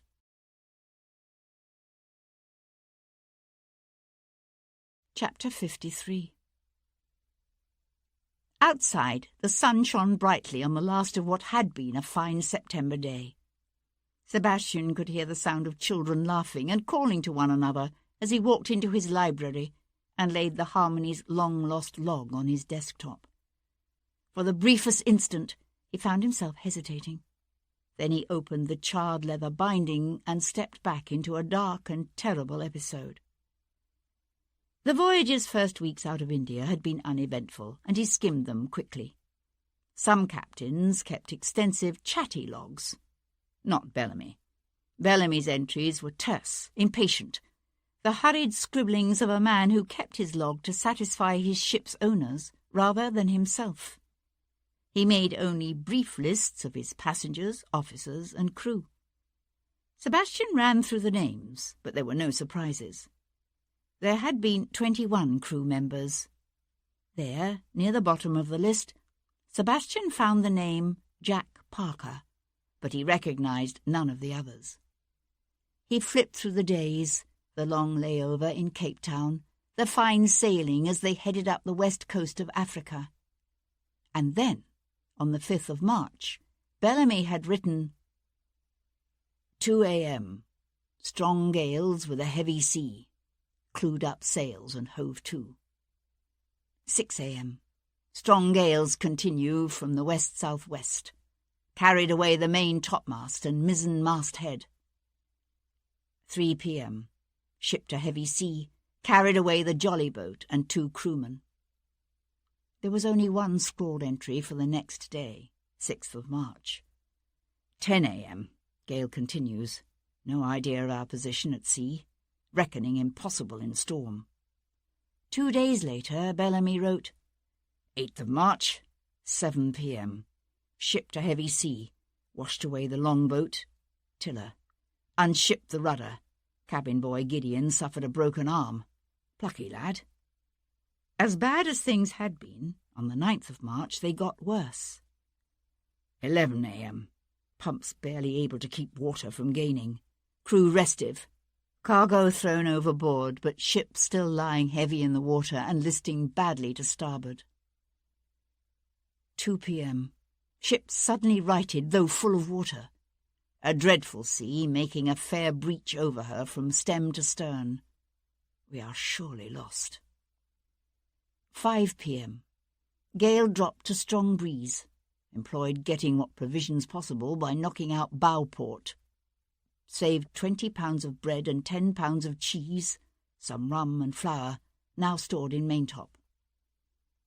10th of March, 6 a.m. Isaac Potter slipped into hold and drowned before we could get him out. Committed his body to the deep. 10 a.m. Crew restive. It is obvious that if we don't spot a ship soon, the Harmony must be abandoned. Yet with no jolly boat or longboat, all cannot be saved. 11th of March, 2 p.m. Crew mutinied and abandoned ship, taking most of remaining provisions and water. Officers and passengers left aboard. God save our souls. 13th of March, 5 p.m. Stern stove in. I know not how we stay afloat. Made tent of spare canvas on forecastle, able to salvage a bit of rice and more flour from below. Rationing half a gill of water each per day, but even at this rate it will not last long. 14th of March, 7 a.m. Small shark caught by means of running bowline. Sir Humphrey rigged up a tea kettle with a long pipe and a stretch of canvas to fashion a kind of distillation, but it affords only 1 wineglass of water a day each, barely enough to maintain life. Gideon feverish.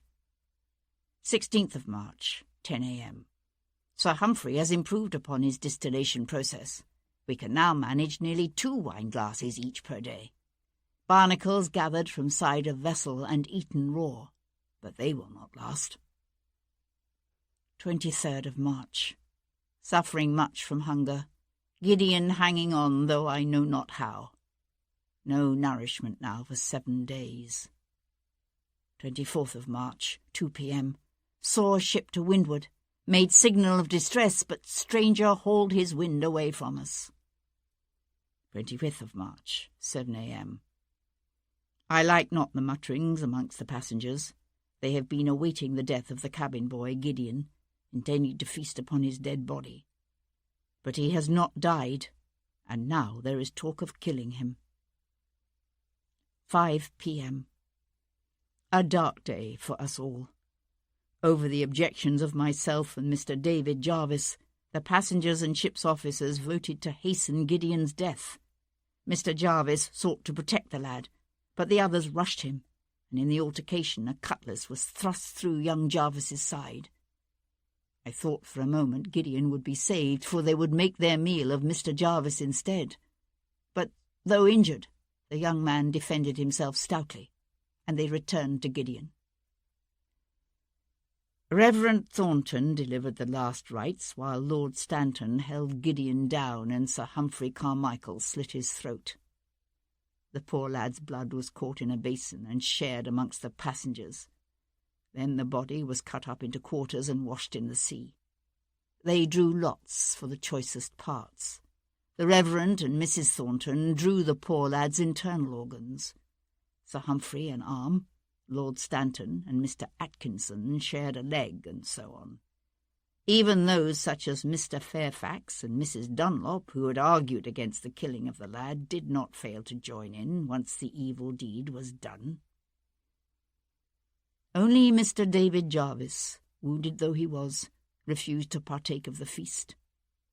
"Why should I condemn my soul to hell," he told them, "so that I might live for 1 or 2 days more? I know well who you will fall upon once you've picked clean the bones of this poor lad." I myself found I could not quiet my stomach sufficient to eat the poor lad's flesh. But when they passed the cup of his blood, God help me, I drank. Pushing up from his desk, Sebastian went to pour himself a glass of brandy, but the brandy tasted bitter on his tongue, and he set it aside. Through the window overlooking the street, he gazed down on a lady's barouche driven at a smart clip up the street. A child chasing a hoop along the footpath glanced up to shout something, and the golden sunlight fell gracefully on his honey-coloured hair and ruddy cheeks. It was easy to condemn the passengers and officers of the Harmony, Sebastian realised. Easy to sit in security and comfort, and reassure oneself of one's own superior moral fibre and courage. But no man can truly know how he will act until faced with such a choice, to hold to his convictions and embrace death, or to kill and live. Reaching again for his brandy, Sebastian drank it down. Then he went back to his desk and read. 26th of March, 8 a.m. English frigate hove in sight, hoisted the ensign downward, and the stranger hauled his wind toward us. Remains of cabin boy thrown overboard. Mr. Jarvis holding on to life, but he lost consciousness as the Sovereign hove to, and I doubt he will live to see another dawn. There was one last line, entered in a shaky scrawl. Then nothing. 10 a.m. Committed his body to the deep.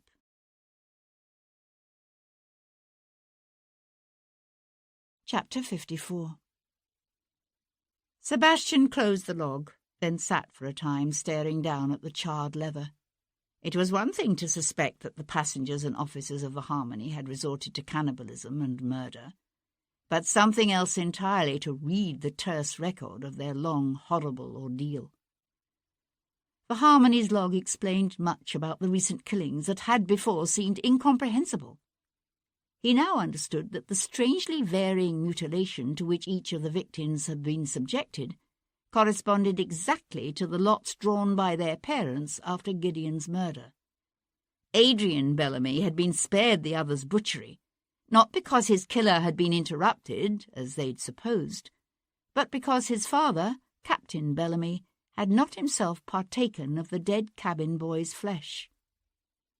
Yet the deliberate ordering of the killings struck Sebastian as less logical. It made sense that Barclay Carmichael had died before Dominic Stanton, since Sir Humphrey Carmichael had personally slit Gideon's throat while Lord Stanton had held the boy down. But Reverend Thornton had simply given the boy last rites. Why had his child been the first to die? And why had Captain Bellamy's son been slated as second on the list? Whatever his reasoning, the killer had considered his ranking of the victims so important that he had reserved the Mandrake route for Adrian Bellamy, even when the naval lieutenant's absence had forced the killer to move on to the next victim on his list. But what struck Sebastian as the most vexing question of all was, how had the killer known in such excruciating detail the events that had transpired aboard that ship? The only logical explanation that presented itself was that the killer had been there on the ship himself. Was that possible? What if one of the crew members had been left behind when the others mutinied and abandoned the ship? Bellamy's log entries had been brief and sporadic. Would he have bothered to name one or two crewmen who'd been abandoned by their shipmates? Sebastian was just flipping back to Bellamy's listing of the Harmony's original 21 crew members when the sound of the knocker, followed by his father's voice in the hall, brought his head up. "I thought you'd sworn never to darken my doorway again," said Sebastian, when the Earl appeared at the entrance to the library. Hendon jerked off his gloves and tossed them along with his hat and walking stick onto a nearby table. "Something has come up." He went to stand before the empty hearth, his hands clasped behind his back, his weight rocking from his heels to the balls of his feet. "I've never claimed to be a saint. You know that," he said gruffly. Sebastian leaned back in his chair, his gaze on the Earl's heavily jowled face. He had no doubt as to why his father was here. A man who had once offered a young actress £20,000 to leave his son alone was not likely to sit idle and let their marriage take place now, without doing everything in his power to stop it. And then some. Sebastian gave his father a cold smile. "I know you're no saint. I've kept mistresses over the years, after your mother left and before. I've made Kat my mistress. Now I intend to take her as my wife. For God's sake, Sebastian, just hear me out, please. This isn't easy. One of the women I had in my keeping was a young Irishwoman by the name of Arabella Noland. Her father was a clergyman from a small market town to the northwest of Waterford, a place called Carrick-on-Shore. Ever hear of it? No. It was the birthplace of Anne Boleyn." Sebastian knew a deep sense of uneasiness, although he had no idea where his father could possibly be going with all this. "And?" "She came to London with her sister Emma. Emma married a barrister by the name of Stone. She's made something of a name for herself over the years as a moralistic writer, much in the vein of Hannah More. Perhaps you've heard of her. I've heard of her.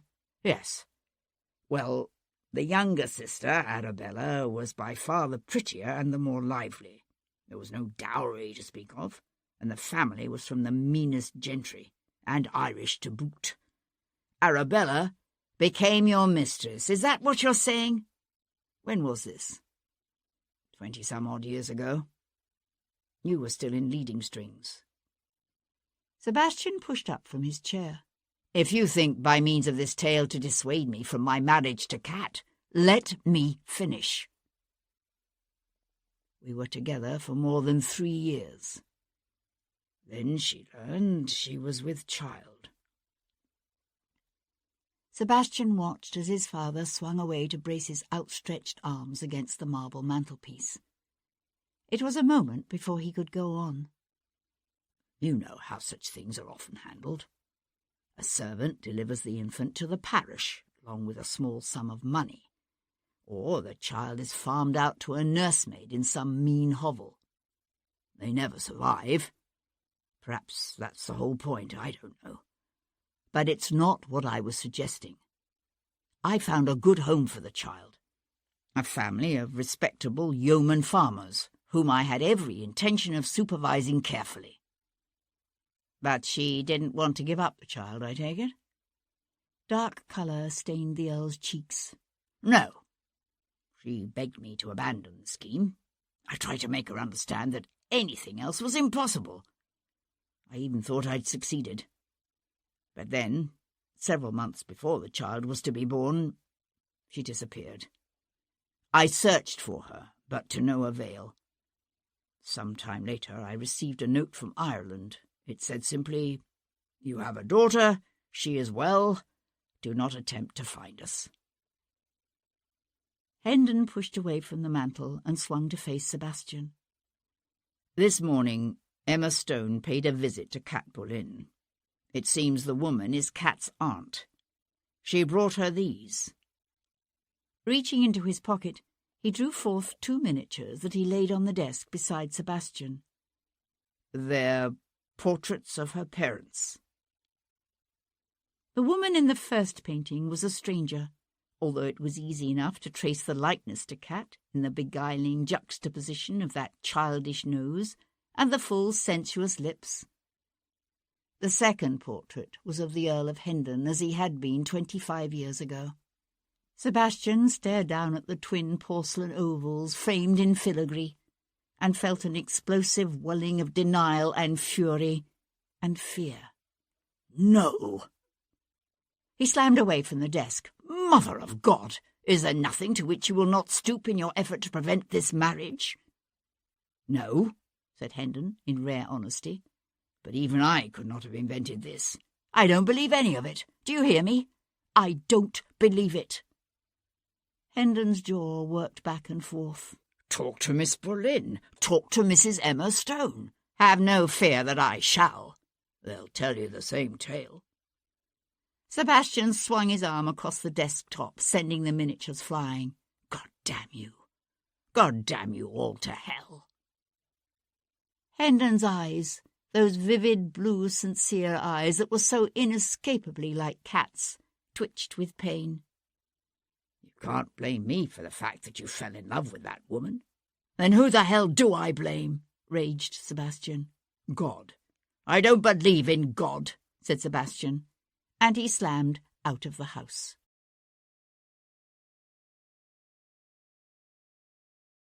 Chapter 55. Sebastian went first to Harwich Street. Where is she? He said, when the maid Elspeth opened the door. Elspeth stared at him with wide, frightened eyes. Miss Boleyn isn't here. Sebastian pushed past her. Cat, he called, and heard his voice echo through the empty house. He ran up the stairs to the drawing-room, then took the stairs to the second floor, 2 at a time. Cat! A minute later he was back downstairs. Where is she, damn it? He demanded, coming upon Elspeth in the entrance hall. The maid looked up from the oil lamp she'd been trimming. I don't know. She went out. You know something you're not telling. What is it? I don't know anything. Something strange is going on, but I don't know what it is. I swear I don't. Did she say when she'd be back? Tomorrow. She said she probably wouldn't be back until tomorrow. Probably? All I know is what she said. Sebastian slammed his open palm against the panelled wall and left. He went next to Emma Stone's small house in Camden.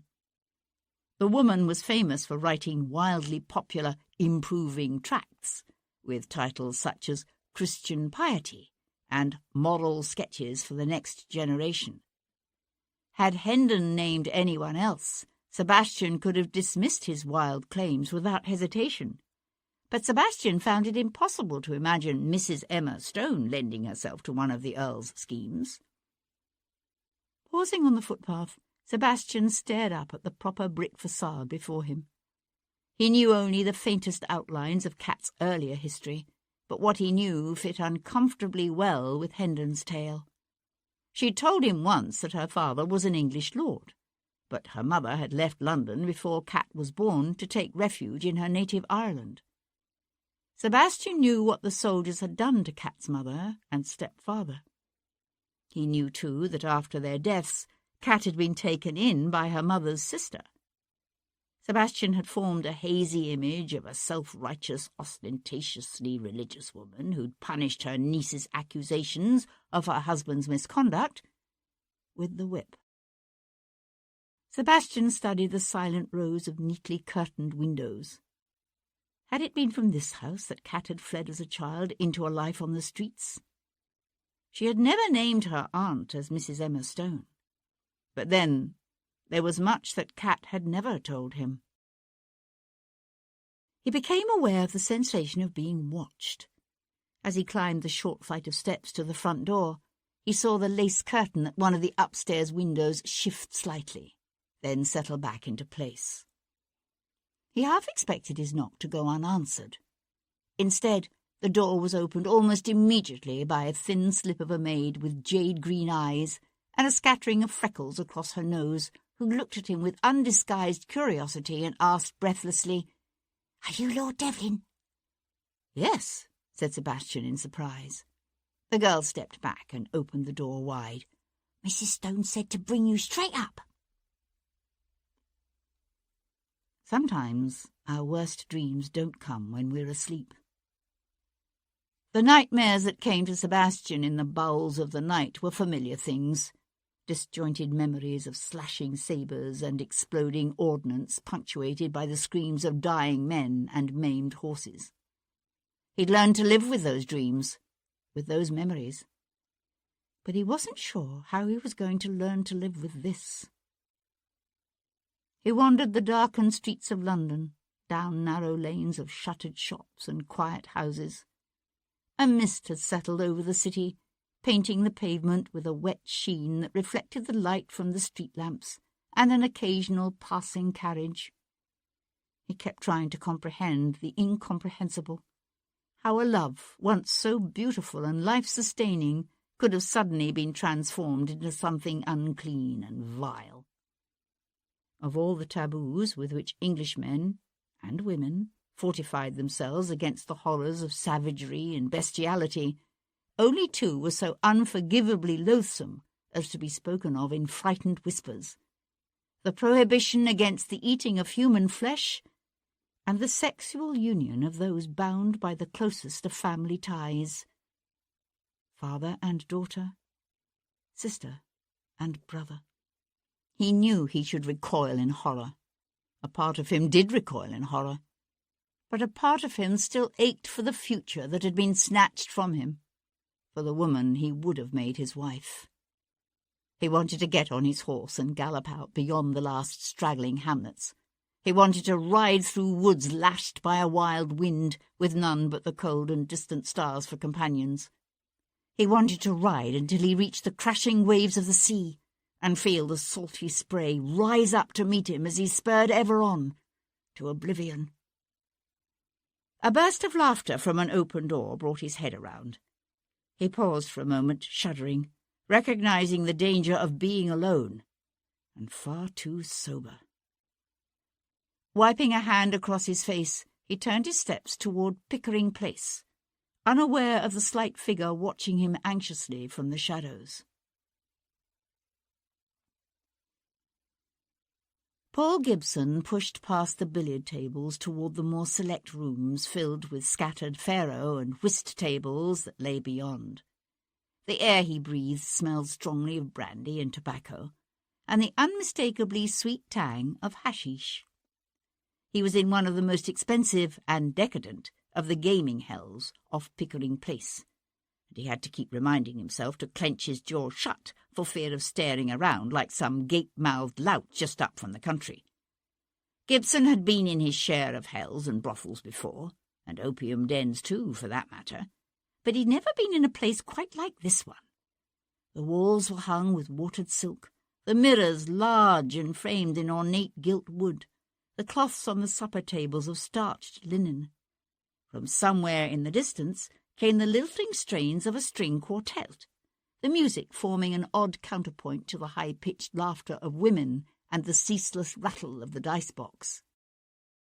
Gibson lifted a glass from one of the waiters who circled the rooms bearing trays of claret and brandy.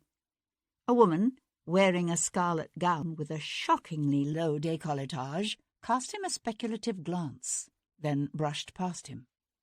Gibson thought the diamonds in her ears looked real, but then what did a poor Irish doctor know? He fortified himself with a sip of brandy and pushed on. Scanning the gaming tables and the crowd around the whirling roulette wheel, he followed the gently curving staircase up to the next floor. The lights here were dimmer, but not dim enough to hide the bare flesh and unmistakable postures of the men and women who cavorted in groups of 2, 3, or more, on low sofas and scattered cushions. Gibson felt his cheeks heat with embarrassment, and looked pointedly away. He found Viscount Devlin sprawled on the velvet cushion of an embrasure overlooking the darkened street below, one fist wrapped around the neck of a bottle of good French brandy. As Gibson watched, a half-naked woman stroked one hand over his chest and down his stomach. But Devlin shook his head and brought his hand down on hers to stop its slow descent. The woman mewed softly in disappointment, then moved away. The Viscount raised the brandy to his lips and drank deep. Gibson had been afraid he might find his friend in one of those knots of groping naked flesh, but Devlin seemed more interested in drinking himself to death than drowning his pain in sex. "There you are, me lad," said Gibson heartily, for the benefit of anyone who might be listening. "Sorry I took so long. You haven't forgotten you promised to meet my sister tonight, have you?" Devlin swung his head to stare directly at him. The feral yellow eyes were glittering and dangerous. "Your sister?" "Ah, see, you have forgotten. I've a hackney waiting outside. I know the beau has dictated that no gentleman should condescend to ride in a hackney, but my carriage is being repaired, so I'm afraid there's not much we can do about it." "You don't own a carriage," said Sebastian. "Nor do you have a sister." "Now, that's where you're out, my friend. I do indeed have a sister, but seeing as how she's taken the veil in a nunnery near Killarney, I don't think you'd want to meet her. Especially not in your present condition." Devlin laughed and pushed to his feet. His cravat was rumpled, and his hair more dishevelled than normal, but his gait was steady enough as they walked down the stairs. It was only when they reached the narrow lane outside the gaming hell's discreet door that the Viscount paused to lean against the rough brick wall and squeeze his eyes shut. "Bloody hell," he said after a moment. Gibson studied his friend's pale face and tightly clenched jaw. "I haven't seen you this foxed since that night in San Domingo." "I haven't been this foxed since that night in San Domingo. In fact, I'm not sure I've ever been this foxed." Devlin opened his eyes and stared at him. "What the devil are you doing here?" "Tom was worried about you." The dangerous glitter was back in the Viscount's eyes. "The devil, you say?" "That's right." Gibson clapped his hand on his friend's shoulder, then laughed softly when Devlin winced. "And tomorrow, when you sober up, you can thank him." The doctor waited until they were in the hackney headed toward Tower Hill before saying, "I don't suppose you've heard the news?" Devlin had been gazing silently out the window, but at that he swung his head to stare at Gibson. "What news?" "They've arrested the butcher of the West End, a country gentleman from Hertfordshire." Devlin was suddenly almost frighteningly sober. "Brandon Forbes?" "That's it." "But he didn't do it." Gibson raised one eyebrow. "Can you prove it?" "No." "Then he'll hang for it for sure. Either that or some mob will pull him out of his cell and tear him to pieces. People are afraid. They want someone's blood, and quick." "Stop the carriage," said Devlin. Gibson sprang to signal the driver. "Why? What is it?" Devlin shoved open the door. "I think I'm going to be sick."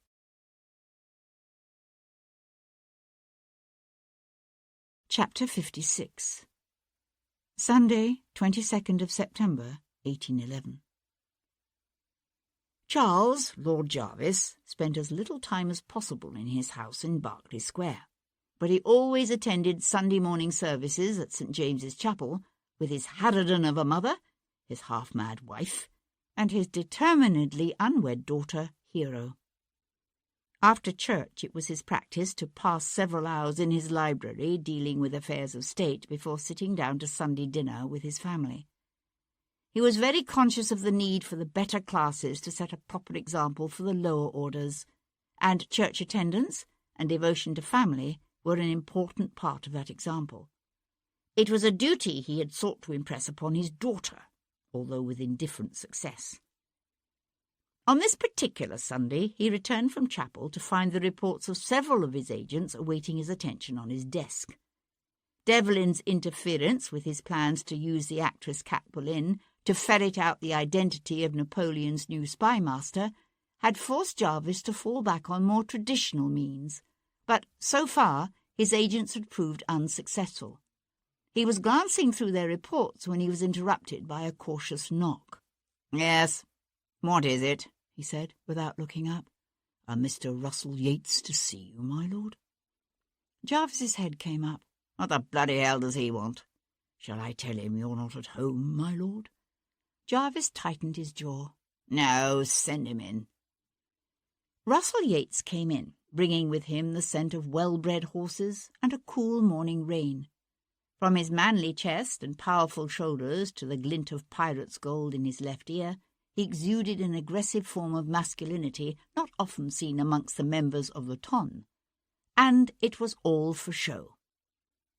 Jarvis had dedicated his life to reading people and manipulating them. He was good at it, and he rarely made mistakes. Yet once Jarvis had underestimated this man. It would not happen again. Very deliberately Jarvis leaned back in his chair, but did not rise. "Have a seat, Mr. Yates." Yates adjusted the tails of his dark blue morning coat and settled in a leather chair beside the empty hearth. "Please accept my apologies for interrupting you on the Sabbath day, my lord." Jarvis merely inclined his head. It was flowery flummery, and they both knew it. "I am here, first of all," continued Yates, "to share with you the news of my good fortune. The lovely Miss Cat Boleyn has consented to become my wife." Jarvis drew a gold snuff-box from his pocket and flipped it open. "Indeed, it was my understanding that Miss Boleyn had consented to become the Viscountess Devlin." "Things changed." "So it seems." Jarvis lifted a pinch of snuff to one nostril. "You understand, I assume, that Miss Boleyn has some, shall we say, unfortunate associations in her past? Actually, that is my primary purpose for coming to see you today.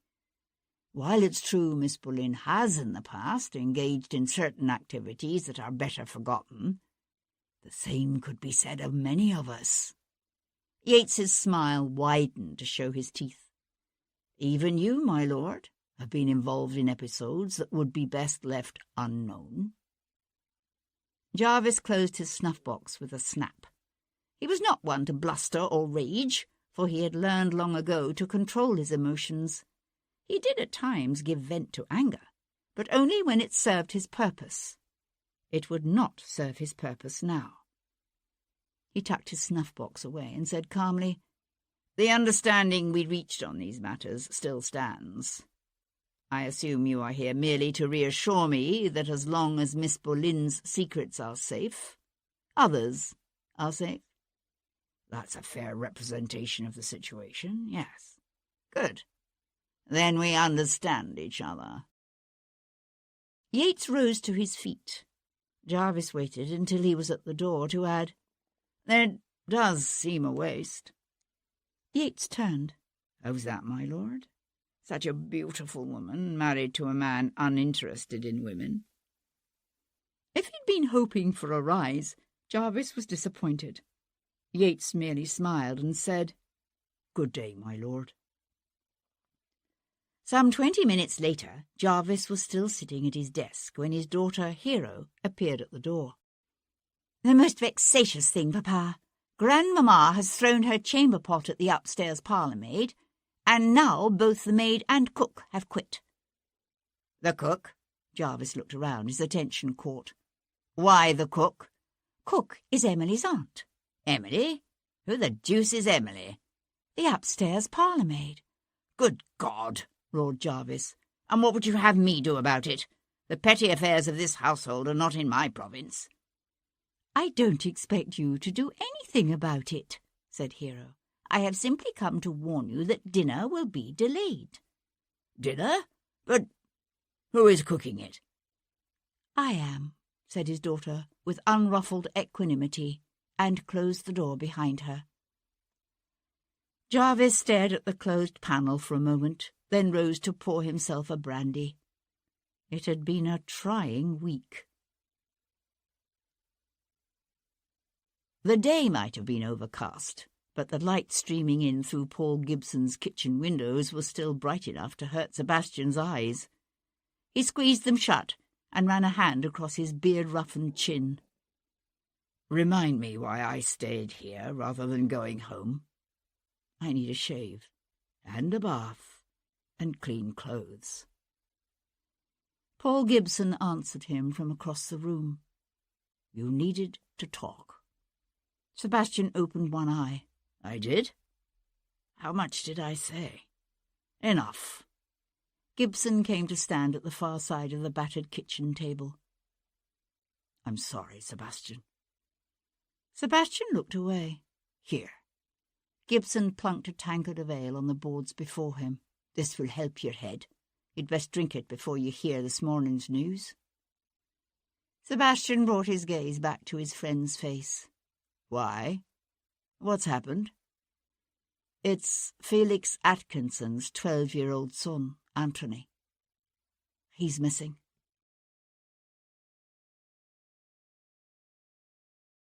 Chapter 57. Sebastian found Felix Atkinson in the drawing-room of his prosperous West End home. The East India Company man stood with his back to the room, his gaze fixed on the scene outside the window overlooking Portland Place. In a damask-covered chair off to one side, a pale-haired woman in her early 30s wept quietly into a handkerchief. As far as Sebastian could see, her husband was making no attempt to comfort her. "I'd like a word with you," Sebastian told Atkinson. "Alone." Atkinson swung to face him, all bluster and trembling affront. "Really, my lord, now is hardly the time—" Sebastian cut him off. "I don't think you want Mrs. Atkinson to hear what I have to say." A rush of colour darkened the other man's cheeks.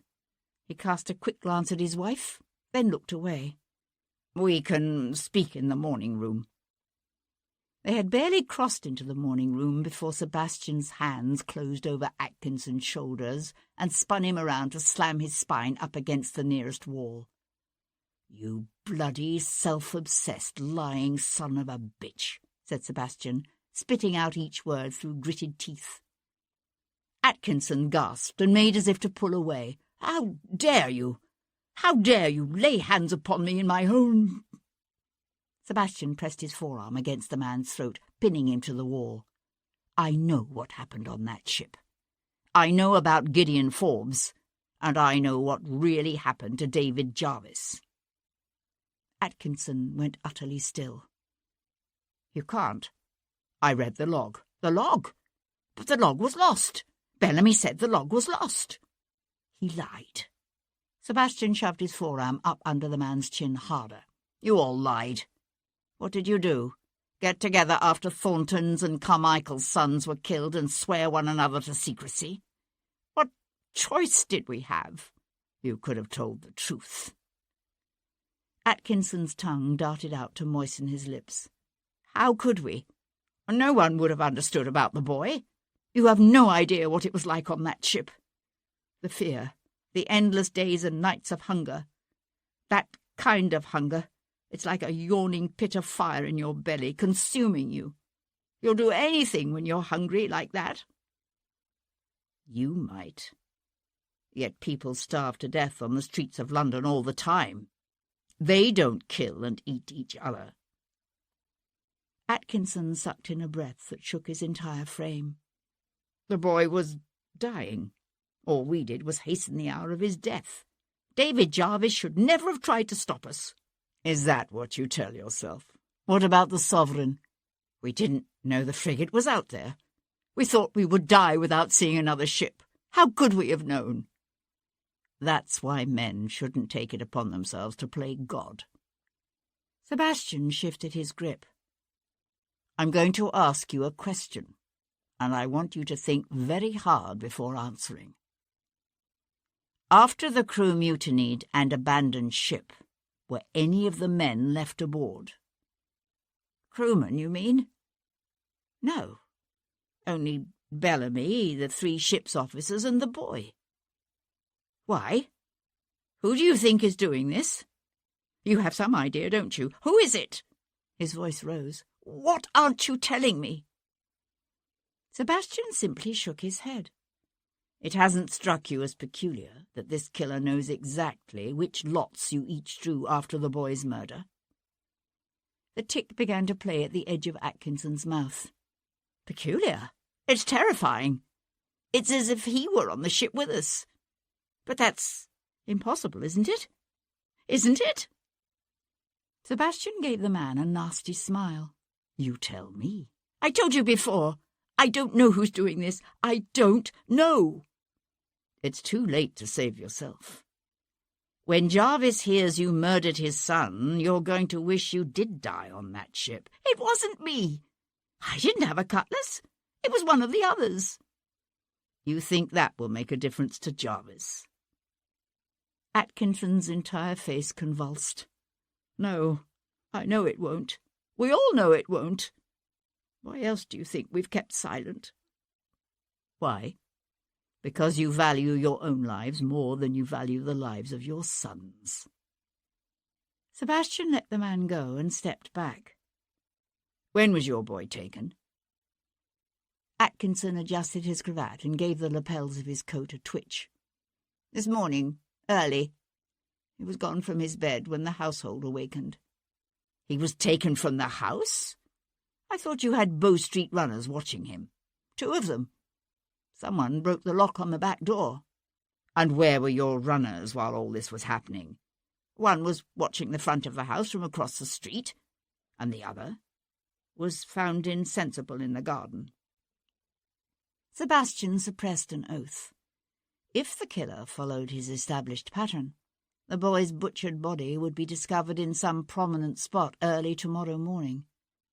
It was still possible that the boy was alive someplace, but their chances of finding him before he was killed diminished with each passing minute. "Let me see the boy's room," said Sebastian. Atkinson stared at him. "What?" "You heard me. I want to see the room from which the boy was taken. Quickly." Anthony Atkinson had occupied a chamber on the 3rd floor, just off the schoolroom. It was a typical boy's bedroom, its shelves crammed with books and birds' nests, and all manner of wondrous and special things.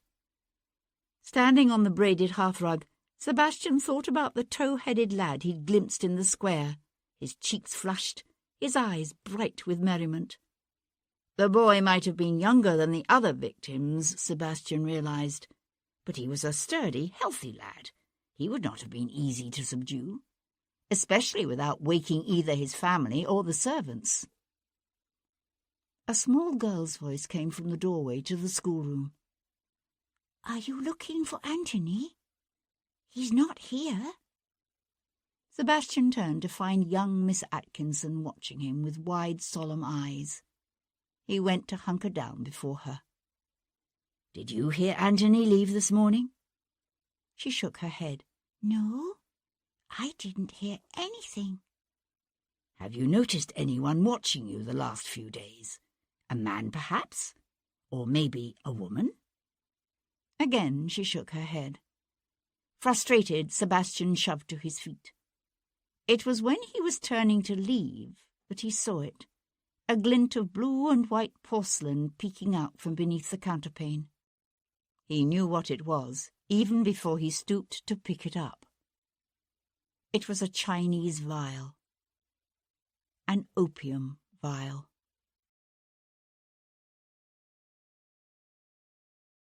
Chapter 58. Sebastian was paying off his hackney outside Newgate Prison when he heard a man's high-pitched voice calling his name. "Lord Devlin?" Sebastian turned to find Sir Henry Lovejoy coming out of the prison's formidable gates. "I stopped by your house this morning, my lord, but was told you were not in. I assume you've heard the news about young Anthony Atkinson. Dreadful business, this, just dreadful." Sebastian stepped out of the path of a passing ironmonger's wagon. "Who was it pushed for the arrest of Brandon Forbes?" "Sir James Reed and Sir William both. Lord Jarvis has brought considerable pressure to bear on Bow Street to solve this case, and the magistrates are always anxious to curry favour with the palace." Sebastian squinted up at the prison's dark, oppressive facade. "And now that Anthony Atkinson is missing, will Mr. Forbes be released?" Sir Henry sighed. "I fear not. Sir James, in particular, contends that the disappearance of the young Atkinson boy in no way absolves Mr. Forbes of the earlier murders." "That's preposterous. That's the law. Thanks to your admirable detective work, it appears that Mr. Forbes possesses a powerful motive to have committed the murders, and I fear the gentleman has no verifiable alibi for the nights in question." Sebastian swore, long and hard. "So what exactly is being done to find Anthony Atkinson?" "As I understand it, Bow Street has some 20 men combing the countryside around Forbes' estate." "Bloody hell! The boy's not there?" "So it would seem." Sebastian found Brandon Forbes seated at a writing desk in one corner of a surprisingly large room overlooking the street. The rattle of the jailer's keys brought the gentleman's head around. At the sight of Sebastian, he grunted. "It's you I've to thank for my being here, I take it." Sebastian ducked his head through the doorway and waited while the jailer locked the door behind him. Newgate could be relatively comfortable for those with a few extra pounds to buy themselves a private cell, some furniture and bedding, and food. But the dank air still reeked of excrement and despair, and the threat of the hangman's noose was like an unseen presence in the room. "Indirectly," Sebastian admitted. Forbes lay aside his pen. The bluff, good-humoured country squire who'd walked the fields of his Hertfordshire estate was gone. The man before Sebastian now was pale and anxious. "You think I did it?" he asked. "You think I butchered all those young men?" "No." Forbes grunted. "Why not? Everyone else does. My arrest ties it all up in a neat package." "Except for this morning's disappearance of young Anthony Atkinson." "Yes, well, I could have had an accomplice, couldn't I?" "That's what they're saying. Someone who nabbed young Atkinson to confound the authorities and make it appear that I'm innocent." "I don't think so." Forbes pushed up from his desk and went to stand at the window overlooking the front of the prison. "That's where they hang them, you know, those who have been condemned to death. Right there, in front of the prison, You ever see a hanging? Yes. I saw one once, in St. Albans, when I was a boy. My father took me to see it over my mother's objections. Some lad who'd pinched a bolt of cloth from a shop. I was 10 at the time, and I don't think the boy was much older. They botched his hanging something terrible. Took him 15 or 20 minutes to die. In the end, the hangman wrapped his own arms around the poor lad's legs and pulled in an attempt to break the boy's neck, but even that didn't work. He suffocated slowly. Very slowly. I won't let you hang for this, said Sebastian. A wry smile touched the man's lips. Pardon me if I'm not comforted. Sebastian searched the other man's plain, weather-darkened face. Is there anything else you can tell me about your son? Anything at all that might help? No. No one you know who might have felt compelled to avenge the boy's death? The man's face paled, and Sebastian knew he was worrying about the suspicion that would now also fall on his surviving sons, the boy studying at Cambridge and his older brother. No. I didn't mean your older sons, said Sebastian. Forbes went to sit on the edge of the bed, his hands clasped between his knees, his head bowed. After a moment he said, "It is possible that someone—" He hesitated, then swallowed hard. You see, Gideon wasn't actually my own child. Oh, I raised him as my son, and God knows I loved him like a son. But he was not the issue of my loins. What? Forbes kept his gaze on the stone paving beneath his feet, a tide of colour staining his cheeks. It's not the sort of thing a man speaks of ordinarily, but my second wife, Gideon's mother, she was already some 3 months gone with child when I married her. Sebastian leaned forward. The father, who was he? I don't know. She never told me, and I never asked. Her parents never knew she was with child. I gather they had objected to the match because of the man's religion. Where was your wife raised? In Hertfordshire? No, she was from a village called Hollingbourne, in Kent. Sebastian thrust up from his seat. Is that near Avery? Forbes' head came up, his mouth slack with surprise. How did you know?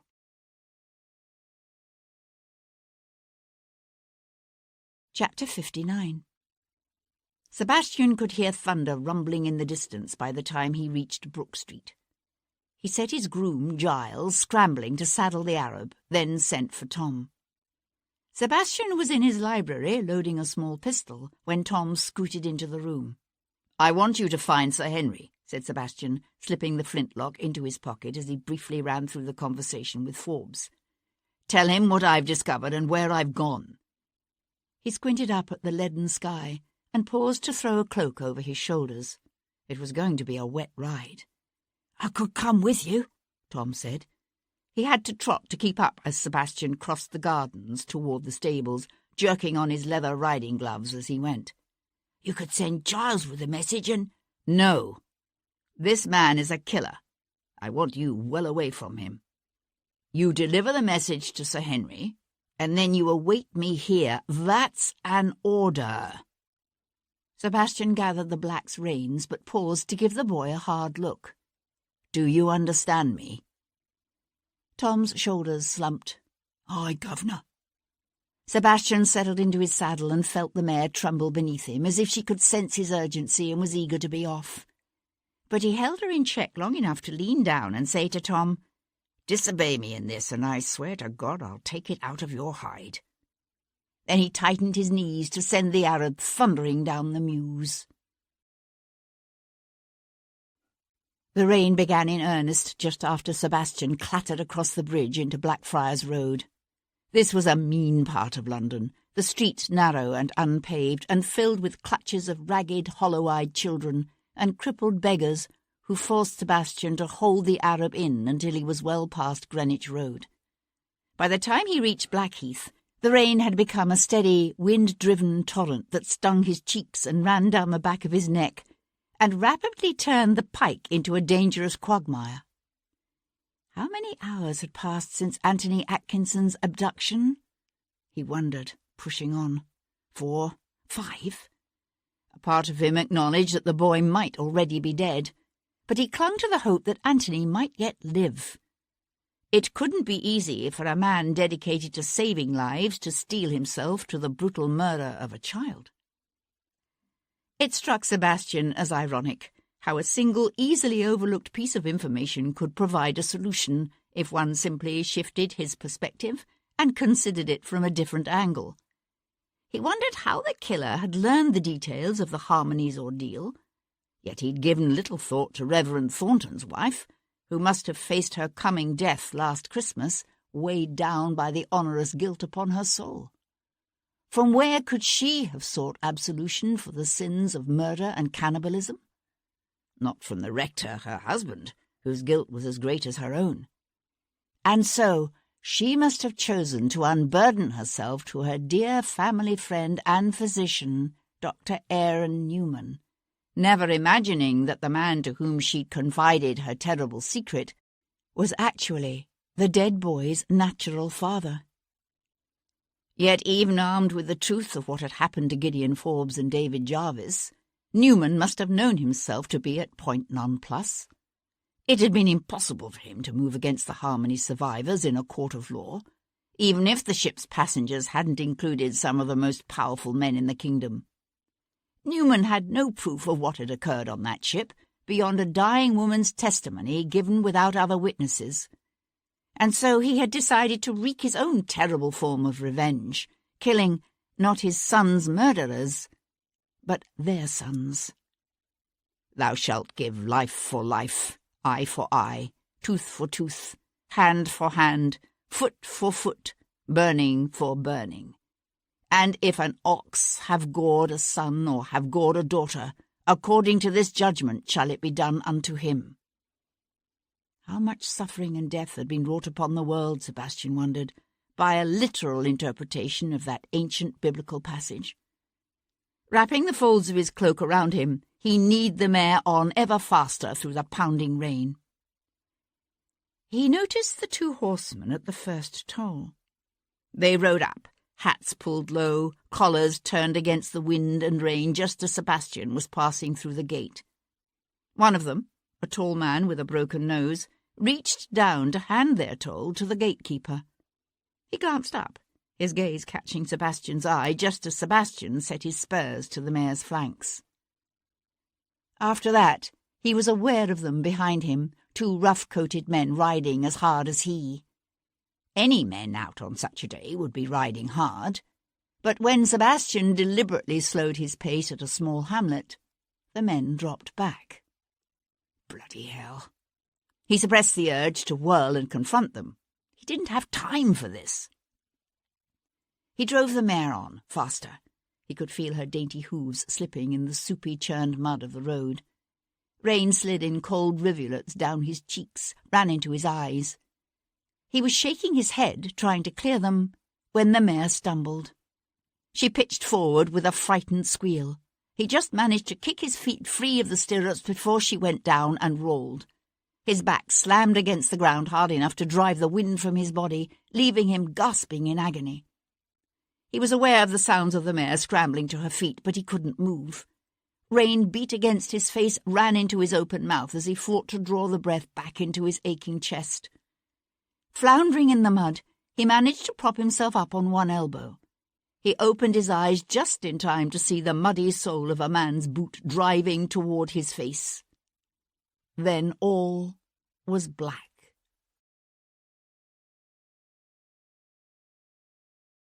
Chapter 60. He awoke to pain and the mists of confusion.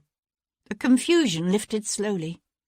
He remembered the mare stumbling, the sound of boots in the mud, an explosion of pain in his face. He could taste blood in his mouth, feel more blood mingling with mud and rain. Then he realized the pain in his jaw came not only from that kick, but also from the gag that pried his lips apart, making it difficult to swallow. Cautiously, he opened his eyes. He lay on his back, His hands twisted awkwardly beneath him and tied at the wrist. His ankles were tied too and suspended oddly in the air. Squinting against the rain, he saw that someone had taken one end of the rope that bound his ankles and looped it over an oak branch that stretched above him. He remembered the way Barclay Carmichael had been found butchered and hanging upside down from a mulberry tree in St. James's Park, and knew a rush of raw fear. His hat and cloak were both gone, along with the reassuring weight of the pistol he'd slipped into his coat pocket. He'd obviously been dragged away from the road, for he was now in a clearing of what looked like a thick stand of oaks. The smell of wet grass, dirt, and leaves was strong. He could hear the rain still pounding on the leaves overhead, but the canopy sheltered him from the worst of the downpour. Shifting his head slowly, so as not to attract attention, he scanned the small clearing. He could see only one man, a small, thin man with overlong blonde hair who leaned against the trunk of a tree some 25 feet away. Beyond him, Sebastian could see his own black Arab and one other horse, a big bay. There had been 2 men following him, Sebastian remembered. The second man must have ridden away, either for reinforcements or to notify whoever had hired them. The man leaning against the tree had the air of someone waiting. Sebastian studied his guard more closely. He stood with one knee bent, the sole of his boot propped against the trunk behind him, his hat pulled low on his forehead against the rain. He looked young, very young, his clothes rougher than those of the killer who had attacked Sebastian on the Hoy, more like those of the men who had broken into Cat's house Friday night. A sudden wave of nausea roiled Sebastian's stomach so that he had to squeeze his eyes shut for a moment. But he knew he needed to make his move now, before anyone else returned. His breath coming shallow and quick, Sebastian opened his eyes and squinted up at his feet. They might have found his pistol, but it had evidently never occurred to the men who had bound and gagged and tethered him by his ankles to a tree that a nobleman might be carrying a knife in his boot. He could still feel the subtle pressure of that small, deadly blade against his calf. The hard part would be getting the knife out without attracting his guard's attention. Moving slowly, Sebastian straightened his legs as much as possible and locked his knees while shifting his weight subtly to the right. The sheath was well oiled, and he was hoping gravity alone might be enough to loosen the knife. It wasn't. He threw a quick glance at the man leaning against the tree. He hadn't moved. Gritting his teeth, Sebastian gave a series of short, sharp kicks upward with his right heel. The knife slipped out of its sheath to land with a soft thump in the wet leaf litter beside his hip. By lifting his hips in the air, Sebastian was able to shift his bound arms over far enough to close his fingers around the handle of the knife. He reversed the blade, angling it carefully toward the rope that bound his wrists. The point nicked the pad of his palm, and he swore silently to himself. Then he felt the blade bite into the rope. It wasn't easy, holding his hips in the air, balancing his weight on his shoulders while sawing blindly. Rain pattered on his face, ran into his eyes. Twice the knife slipped, slicing into his wrists. He could feel the blood slippery on his hands, on the knife. He became aware of a vibration in the wet earth beneath him, horses' hooves coming fast from somewhere off to the left where the road must lie. He willed them to keep going. They slowed. The man beside the tree hunched his shoulders against the rain, his head still bowed, as if he were oblivious to the sounds of approach. Sebastian felt the last of the rope give way beneath his blade just as a man's shout cut through the dripping woods. The hireling beside the tree lifted his head and glanced back at Sebastian. Sebastian lay perfectly still, his hands twisted out of sight beneath him, the knife clutched in one blood-slicked fist. Lord Stanton rode into the clearing, mounted on a fine grey and flanked by 2 coarsely dressed men. "Is he alive?" Stanton demanded. The blonde-headed hireling pushed away from the tree and went to hold the Baron's horse. "Last I looked." Stanton grunted and swung down from the saddle. Sebastian looked beyond him to the 2 other men. One, the tall, thin-framed man with a broken nose, he recognised from the toll gate. The man helping the blonde youth with the horses was the survivor from Friday night's assault on Harwich Street. His boots crunching a litter of twigs and wet leaves, Stanton halted in the centre of the clearing, his gaze on Sebastian's face. "So, you're still alive." Sebastian blinked, his mouth held rigid by the gag. The Baron swiped one forearm across his wet face. "You have no one but yourself to blame for this situation. Indeed, I went out of my way to discourage your involvement. I feared all along it would come to this." Sebastian stared up into the Baron's pale, fleshy face and marvelled at the man's capacity for self-deception. If Sebastian had been less agile, or his hearing less acute, it would have come to this in the dead of the night on Harwich Street, or before, on the Hoy on the Thames. "Have you succeeded, then?" Stanton asked. "Do you know who killed my son?" His eyes wide, his grip on the knife handle behind his back tightening. Sebastian nodded. Stanton motioned to the tall, thin-framed man with the broken nose. "Take the gag out of his mouth so he can talk." Sebastian waited, tense and ready, while the man came to crouch down beside him. "Lift your head so as I can get at the knot," he ordered. Sebastian obligingly raised his head. He waited until the man was fully occupied picking at the knot. Then Sebastian moved. Tilting his hips up so that his shoulders took all his weight, Sebastian grabbed a fistful of the man's coat with one hand, holding him steady, while he drove the knife deep into the man's chest.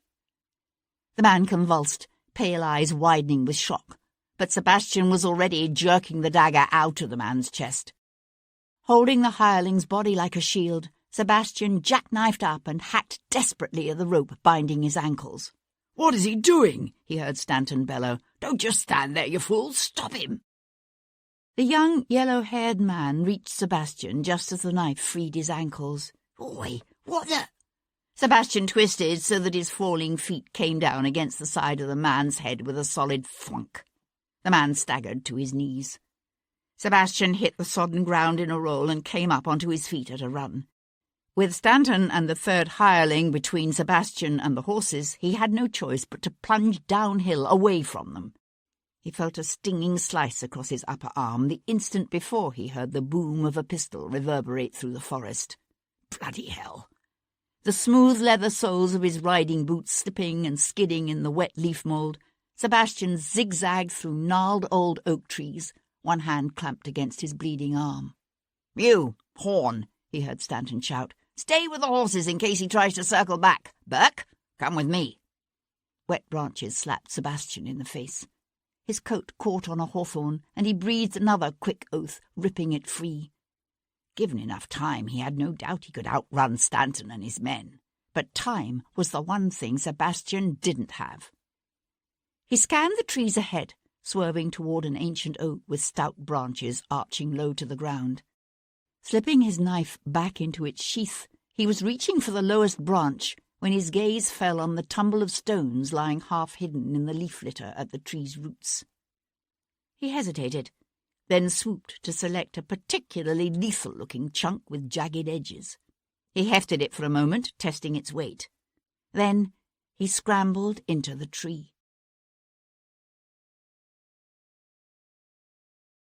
Chapter 61. Sebastian found his left arm unexpectedly weak, so he made more noise than he would have liked climbing into the ancient oak. Crouching on the lowest branch, he rested his back against the rough trunk, his breath coming hard and fast. From some distance to his right came Stanton's voice. "Devlin, you might as well give yourself up and stop this foolishness. You don't have a chance. There are still 3 of us." Sebastian could see them now, Stanton and his man Burke. They were keeping close together, and they were going the wrong way, cutting along the side of the hill. For a moment, Sebastian considered simply staying where he was, except he knew that if they gave up and left, they would take his horse with them. Casting a critical eye over the oak's nearest boughs, he found a small half-dead branch and leaned his weight against it until it broke off in his hand with a crack that echoed through the forest. Stanton drew up, his gaze darting first one way, then the other. "It's him!" He held the flintlock close, one finger curled around the trigger. Sebastian doubted Stanton had taken the time to reload, but it was a double-barrel pistol, which meant he still had one shot left. "Where did that come from?" Sebastian knew a grim kind of amusement. The Baron's combination of arrogance and incompetence might have been comical, except there was nothing funny about a man who could kill and eat a young boy, or whose attempt to cover up his ugly past had already caused the death of his own child. Balancing carefully on his limb, Sebastian opened his hand and let the branch fall. It hit the rocks below with a clatter. "There!" The man named Burke swung around. "He's over there!" Like hounds following the scent of a fox, the two men swept across the hillside, their gazes hard on the undergrowth of hawthorn and holly. They never thought to look up. "I don't see him." Burke paused almost directly beneath Sebastian, his gaze searching the rainy hillside. "Where is he?" "My shot clipped him." Stanton crouched down to touch the leaf litter beneath the tree with one splayed hand. "Look, there's blood. He must be—" Slipping the handle of his knife between his clenched teeth, Sebastian gripped the rock with both hands and dropped straight down on the henchman, his full weight smashing the rock onto the man's head. The man collapsed beneath him, then lay utterly still. Stanton backed away, the pistol clutched in a two-handed grip, his mouth going slack with shock. "My God! You smashed his head in." Wordlessly, Sebastian slipped the knife from his teeth and held it loosely in his right hand. Stanton extended the pistol, his elbows locked, but he was shaking so badly the gun barrel waved wildly. "Stay back! I'll shoot! You know I will!" Sebastian's lips pulled into a tight smile. "You have only one shot left. What if you miss?" The Baron's throat worked as he swallowed hard. The finger on the trigger twitched. Sebastian flipped the knife so that he held the blade between his thumb and forefinger, his gaze on the other man's eyes. He thought for a moment Stanton meant to put the pistol up. Then a wild kind of determination flared in the man's eyes. Sebastian sent the knife whistling through the air just as Stanton squeezed the trigger. The shot went wide, but Sebastian's blade caught the big man in the throat. Blood spurted from the wound, spilled from both corners of his open mouth in dark rivulets. His legs buckled beneath him, his eyes rolling back in his head. Sebastian surged to his feet. He could feel the sleeve of his coat wet and heavy against his arm and realized suddenly it wasn't just wet from the rain. He was losing more blood than he'd first realized. Staggering slightly, he walked to where Stanton lay. Blood still pulsed from the man's throat, but it was slowing. Reaching down, Sebastian loosed the Baron's grip on the pistol and thrust it into the waistband of his own breeches. The gun was empty now, and a thorough search of Stanton's coat failed to turn up the powder and shot required to reload. But there were times when even an empty pistol had its uses. He searched both men for his own small flintlock as well, but didn't find it. Gritting his teeth, Sebastian retrieved his knife. He might need it again. Leaning against the tree trunk, he yanked off his cravat and used it to bind up his arm as best he could. He stayed for a moment, trying to calm his roiling stomach and clear his head.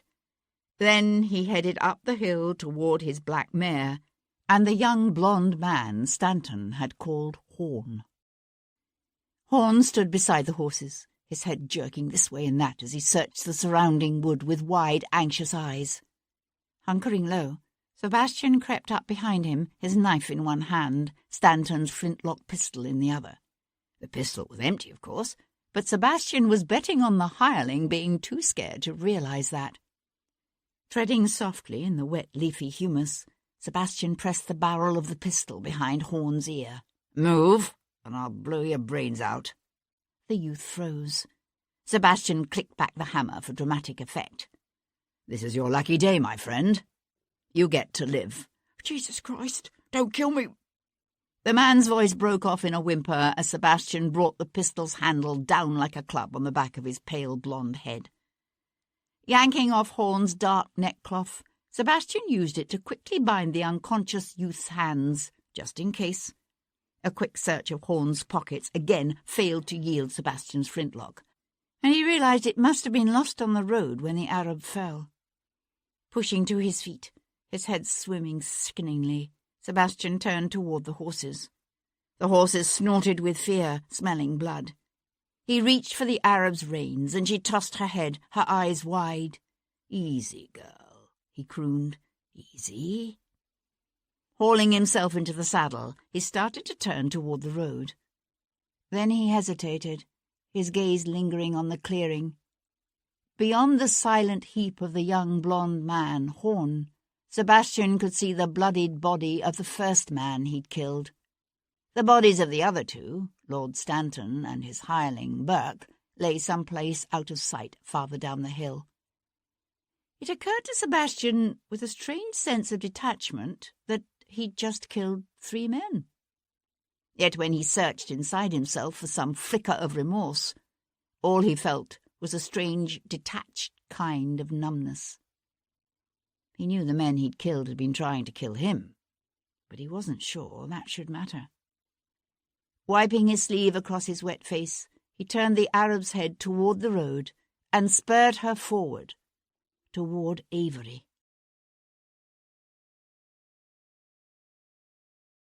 Chapter 62.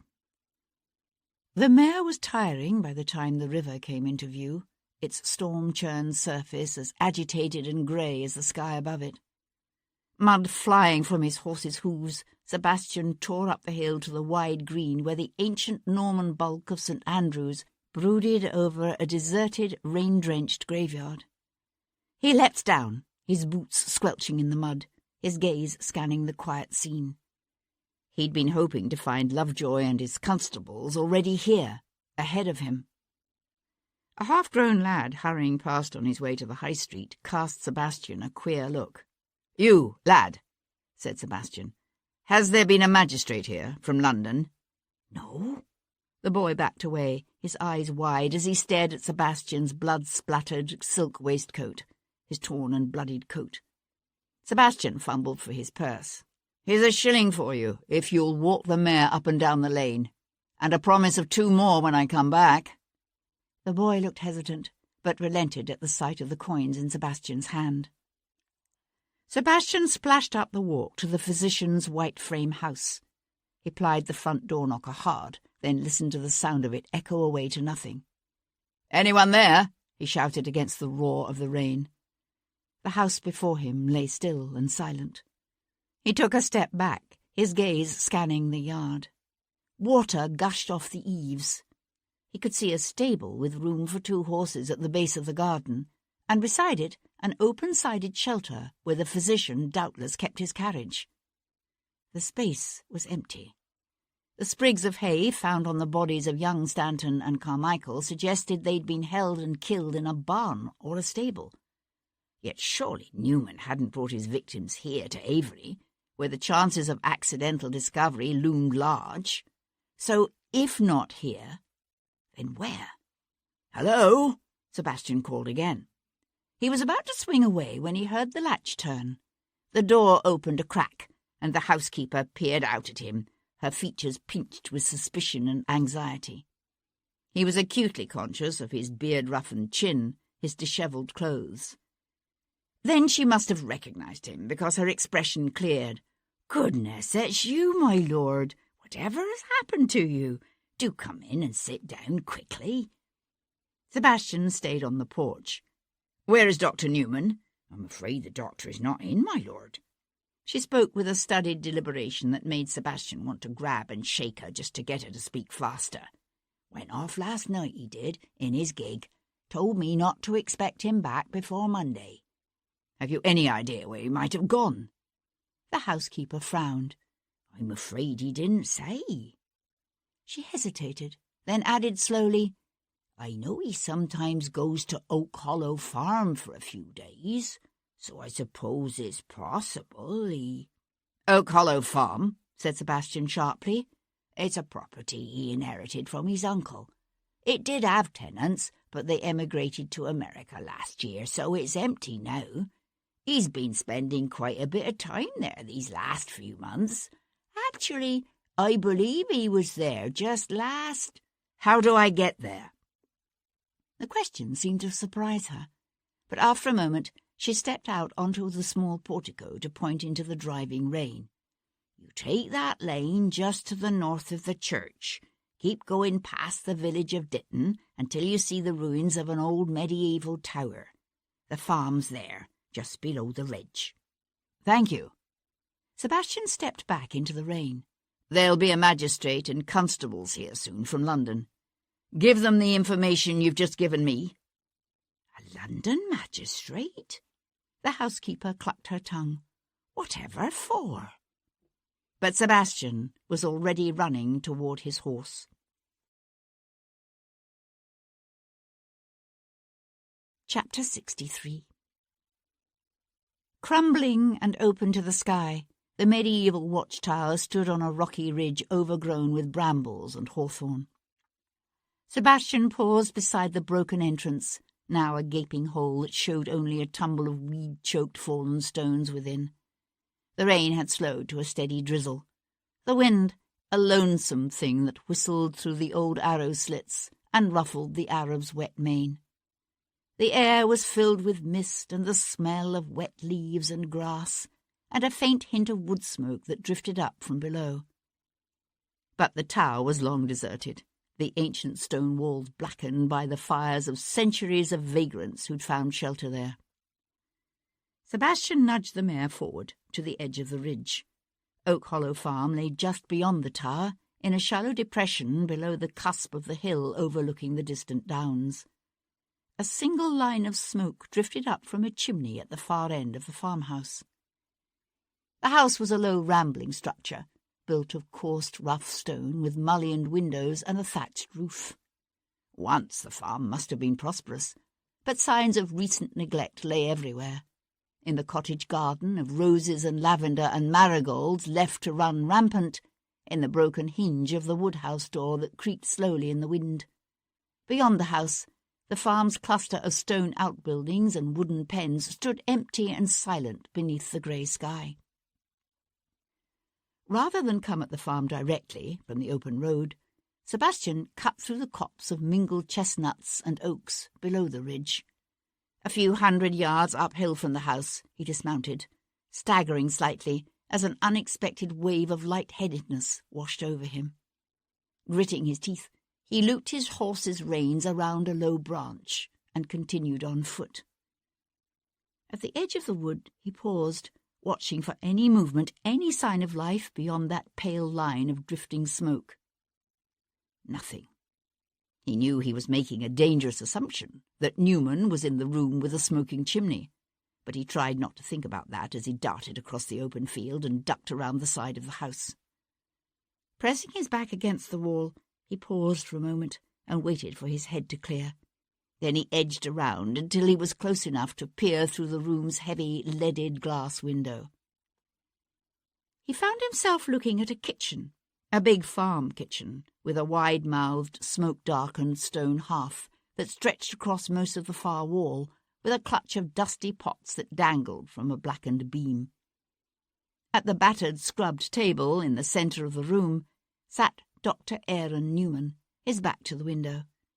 As Sebastian watched, the doctor wrapped his fist around the neck of a brandy bottle and raised it to his lips to drink deeply. A well-kept fowling piece, an over and under flintlock shotgun with a brass butt cap and steel trigger guard, lay on the table just inches from his hand.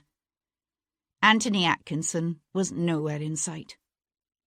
Sebastian blew out a long, slow breath. The boy could be anywhere in the house or outbuildings, or he could be dead. But Sebastian had come to the conclusion there was a good chance the child still lived. Newman had planned each of his murders with a chilling degree of precision and ruthlessness. The man might be a physician, rather than a surgeon, but he would still be familiar with the effects of time on a corpse. And anyone intending to drag a dead body into London in the dead of the night would want to avoid dealing with a cadaver in the full grip of rigor mortis.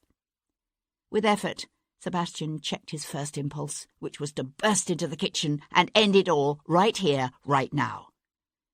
Against that shotgun, he had only the knife in his boot.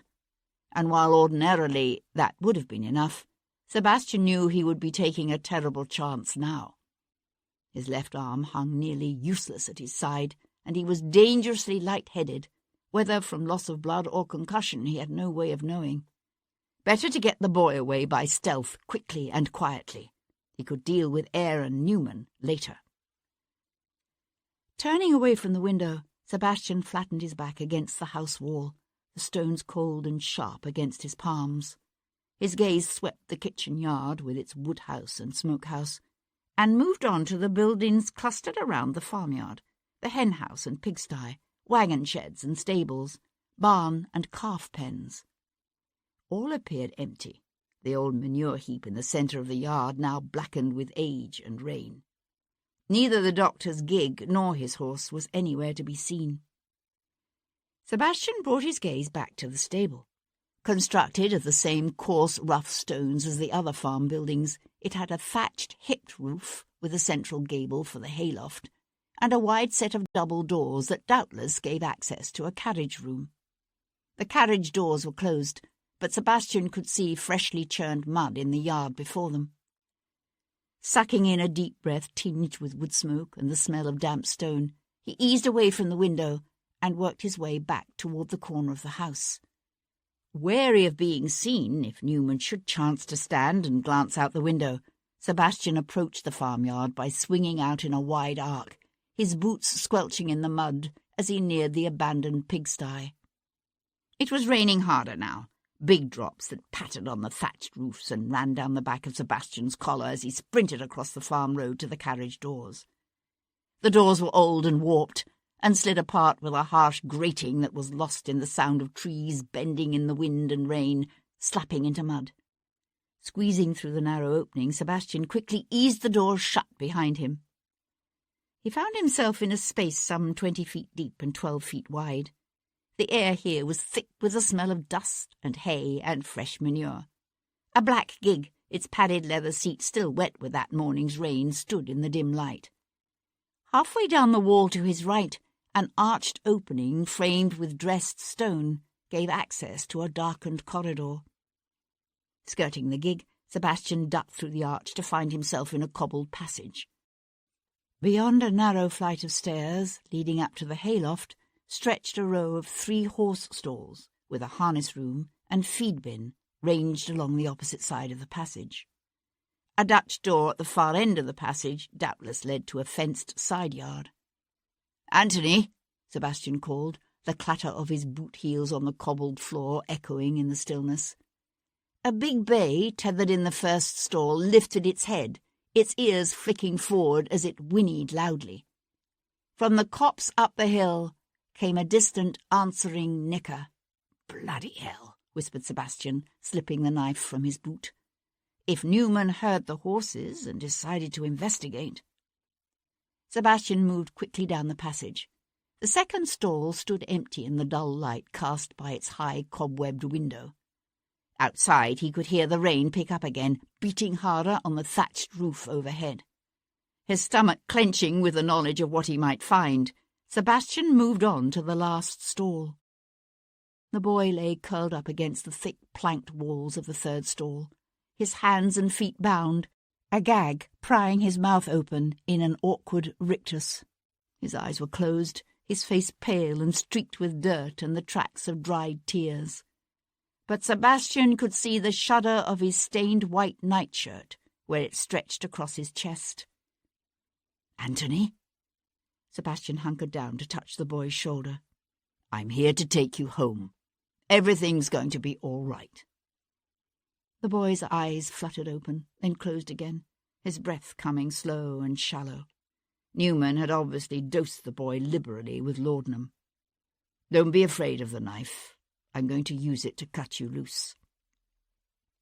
His hands sweaty on the handle of the blade, Sebastian sliced through the ropes at the boy's hands and feet, then loosed the gag at his mouth. You need to wake up for me, Anthony. He grasped the boy's shoulders to give him a little shake. Can you stand? Anthony's eyelids opened again, his eyes glassy, his head rolling on his neck. Come on, then. Slipping his hands beneath the boy's armpits, Sebastian hauled him upright, staggering slightly as he took the boy's weight. For one perilous moment the barn's dusty light dimmed, and Sebastian's head swam. I don't think I can carry you, lad. Sebastian wrapped an arm around the boy's waist. You've got to at least hold on and try to walk. Can you do that? Anthony's lips parted, his thin chest shuddering as he sucked in a deep breath and nodded. Good lad. Sebastian lurched toward the passage. He wasn't sure if he was holding the boy up or if it was the other way around. The rain pounded on the roof, pattered against the high windows.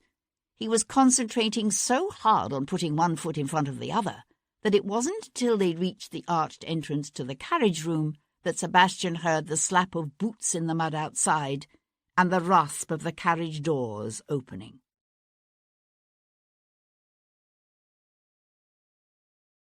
Chapter 64. Sebastian shoved the boy behind him. The door at the other end of the passage, he whispered. Get yourself out of here, then run like hell for the wood. As long as Sebastian could keep Newman at the entrance to the carriage room, the shadowy recesses of the passage would be out of his line of vision. Aaron Newman loomed in the open carriage doors, a lean figure silhouetted against the rain-filled yard. Stay right there and put your hands where I can see them, said the doctor, the fowling piece gripped in both hands. Do it, my lord, or I swear to God I'll shoot you. Sebastian braced his hands against the stone doorframe beside him and said, It's over, Dr. Newman. The doctor's hands tightened on the shotgun's ornate stock. I beg to differ with you, my lord, but I don't see it that way. Sebastian was aware of the boy's frightened breathing behind him, the furtive patter of bare feet on the cobbled floor as Anthony crept toward the far end of the passage. Sebastian managed to keep his voice calm, although he could feel his pulse racing in his neck. I didn't come alone. Sir Henry Lovejoy and some 6 of his constables are on their way here. Newman raised one eyebrow. You came ahead, did you? How foolhardy of you. By now Anthony had reached the far end of the passage. I know about your son, said Sebastian, scuffing one boot heel across the cobbles to cover the scrape made by the door's bolt being drawn back. I know what they did to him on the Harmony.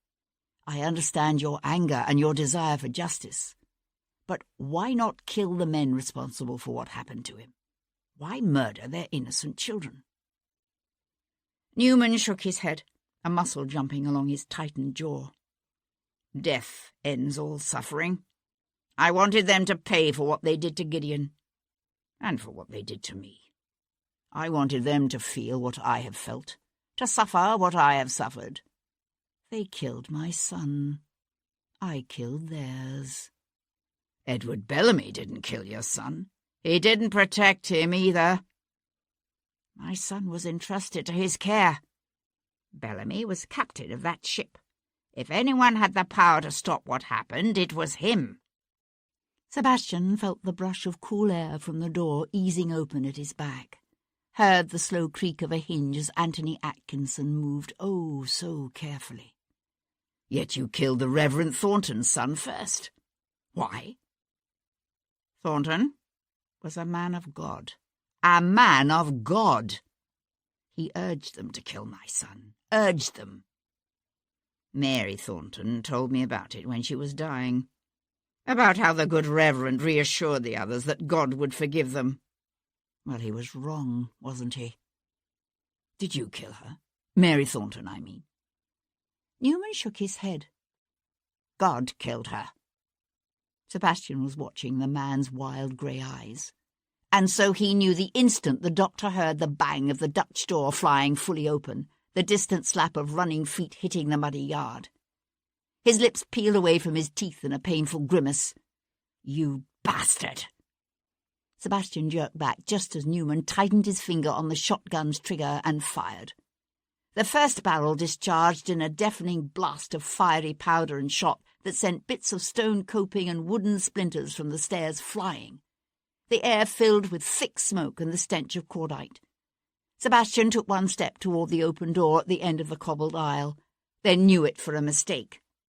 Newman still had another barrel. Silhouetted against the open doorway, Sebastian would be impossible to miss. He dove instead into the first stall, his injured shoulder exploding in fire as he careened into the plank wall and slipped to his knees.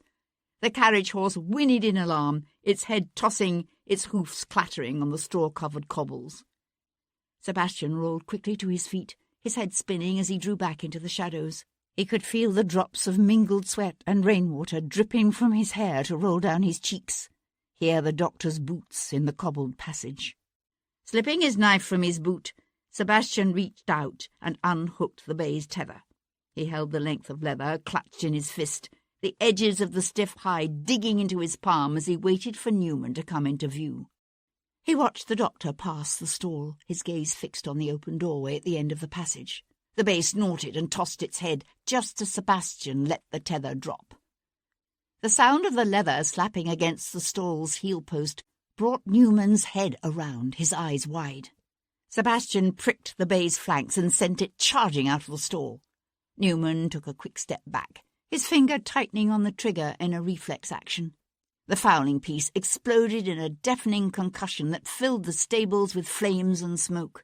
Shot ripped through the nearest heel post, torn shards of wood and splinters flying through the air as Sebastian dove into him. The force of the impact sent Newman crashing back against the harness room wall. Their feet tangled, Newman going down to smack his back hard against the cobbled floor. Sebastian slammed on top of him, the knife blade held tight against the doctor's throat. In the sudden stillness, his ears still ringing from the shot, Sebastian could hear the sawing of his own breath and the roar of the rain through the open doors. And something else. The distant thunder of approaching horses ridden fast. Newman's lips parted, his chest shuddering as he sought to draw air into his aching lungs. "Kill me," he said in a hoarse whisper. "Why don't you just kill me?" Sebastian shook his head. He thought about Francesca Bellamy, about Lady Carmichael, about Dominic Stanton's mother, now half mad with her grief. And he felt a rush of fury that submerged all shreds of pity or understanding. No. You said it yourself. Death ends all suffering. And you deserve to suffer. For what you did to those innocent young men, and for what their deaths have done to those who loved them. They heard a shout from the yard, and a boy's thin voice saying, "In the stables. They're in the stables." Newman's eyes squeezed shut, his breathing still ragged. "I did it for Gideon. I was never able to do anything for him in life. The least I could do was avenge his death. No." Sebastian closed his fist on the doctor's coat and hauled him to his feet. "You did it for yourself."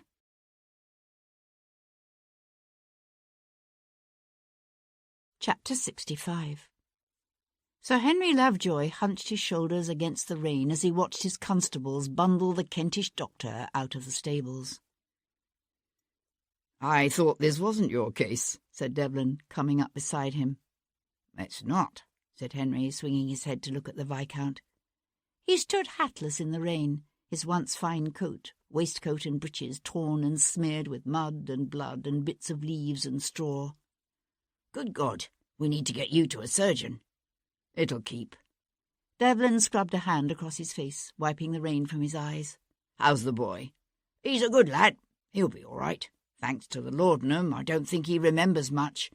But I've no doubt his testimony, combined with whatever evidence a search of the farm buildings yields, will be more than enough to see the good doctor hang." Devlin's features remained impassive as he stared off across the mist-filled valley. "There are some bodies in the wood, just past the second toll-gate out of London. You might want to send a couple of your men to deal with them." "Bodies?" Lord Stanton and several of his henchmen. They tried to kill me. That's how you killed them? I was in a hurry." Henry sighed. "Sir Henry!" Henry turned to see Constable Higgins coming towards them across the yard, his plump cheeks red with exertion, something small and white clutched in one fist. "Constable, I thought you'd want to see this," said Higgins, holding out a small porcelain figurine. "We found it in a bag under the seat of Newman's gig." "What is it?" said Henry. The Viscount reached to take the delicate statue in his hands. "A mermaid. It's a mermaid." Henry groped for his handkerchief. "Merciful heavens!" "What will happen to them?" Devlin asked, staring down at the figurine. "I mean Atkinson and Carmichael and the absent Mr. and Mrs. Dunlop." "Nothing, I suspect. I've never known the Crown to prosecute cases of cannibalism on the high seas." "Actually, I was thinking about what they did to David Jarvis." Henry shrugged. "We've no way of knowing who struck the fatal blow. The crew was hanged for his death." "The crew was hanged for mutiny." Devlin's lips flattened into a sardonic smile. "Of course." Henry knew a profound inner sense of uneasiness. "You're planning something. What is it?" A gleam of amusement touched the Viscount's haunted yellow eyes. "I don't think you want to know." "I think I've patched you up more in the past 9 months than I did during the war," said Paul Gibson, wrapping a length of bandage around Sebastian's upper arm. "Here, put your finger on that." They were in Sebastian's library, with Sebastian seated, shirtless, on the edge of his desk. He smiled and held the end of the bandage in place, while the doctor rummaged in his bag for a pair of scissors. "What is war, after all, but an organised, sanctioned form of mass murder?" Gibson cut the length of gauze and tied it off, his attention seemingly all for his work. "I don't suppose you've heard the latest rumours." "What rumours?" "About Russell Yates and Kat Boleyn. They've been married by special licence." "What?" Gibson pushed out his breath in a sigh. "I was afraid you didn't know anything about it." "No," said Sebastian. "I didn't." He fixed his gaze unseeingly on the bowl of bloody water beside them, while his friend went to work on the knife cuts on Sebastian's wrists. Ever since he'd turned Aaron Newman over to Sir Henry down at Oak Hollow Farm, Sebastian had been trying to figure out how, with marriage out of the question, he was going to keep Kat safe from Jarvis. But it seemed Kat had found a way to protect herself.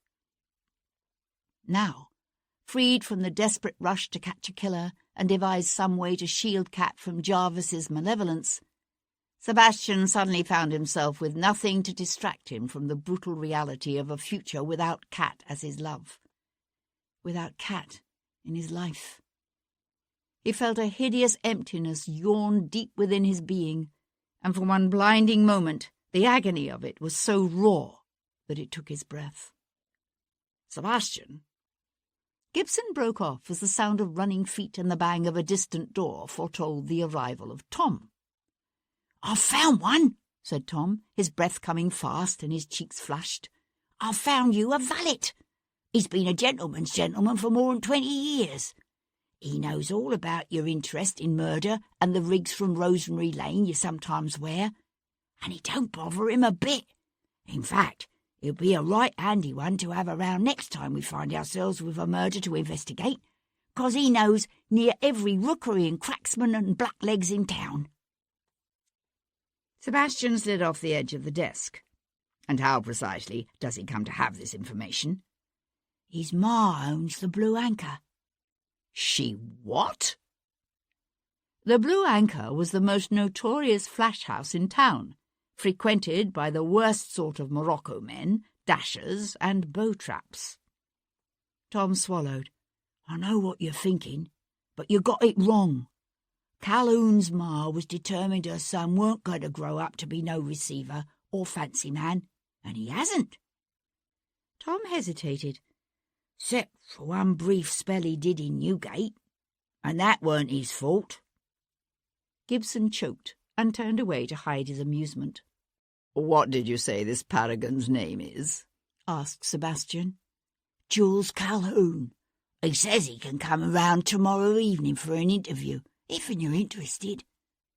Tom cast a worried glance at Gibson, who was now openly laughing. Are you interested? After weeks of making do with a footman, of course I'm interested. Sebastian pointed a warning finger at his tiger.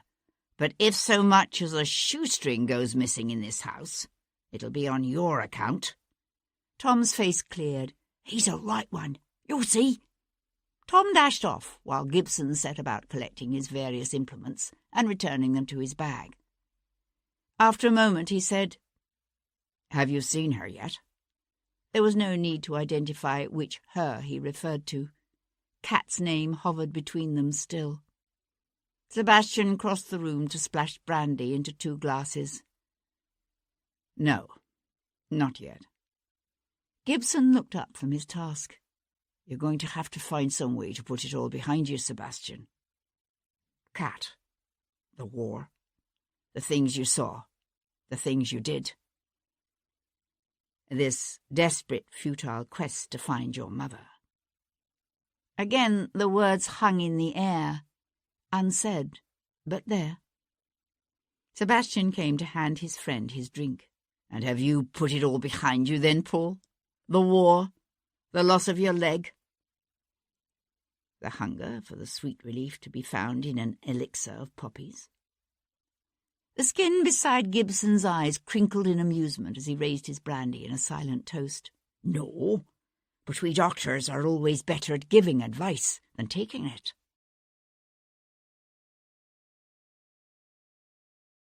Chapter 66. Monday, 23rd of September, 1811. Kat was in her dressing room supervising the packing of her trunks when she looked up to find Devlin standing in the doorway. "I'd heard you were hurt," she said, her worried gaze tracing the cuts and purple bruises that discoloured his face, the arm that hung stiff and awkward in a sling at his side. "It's nothing." He turned his head to survey the litter of half-packed trunks and tumbled gowns strewn about the room. "It's true, then, what they are saying. You have wed."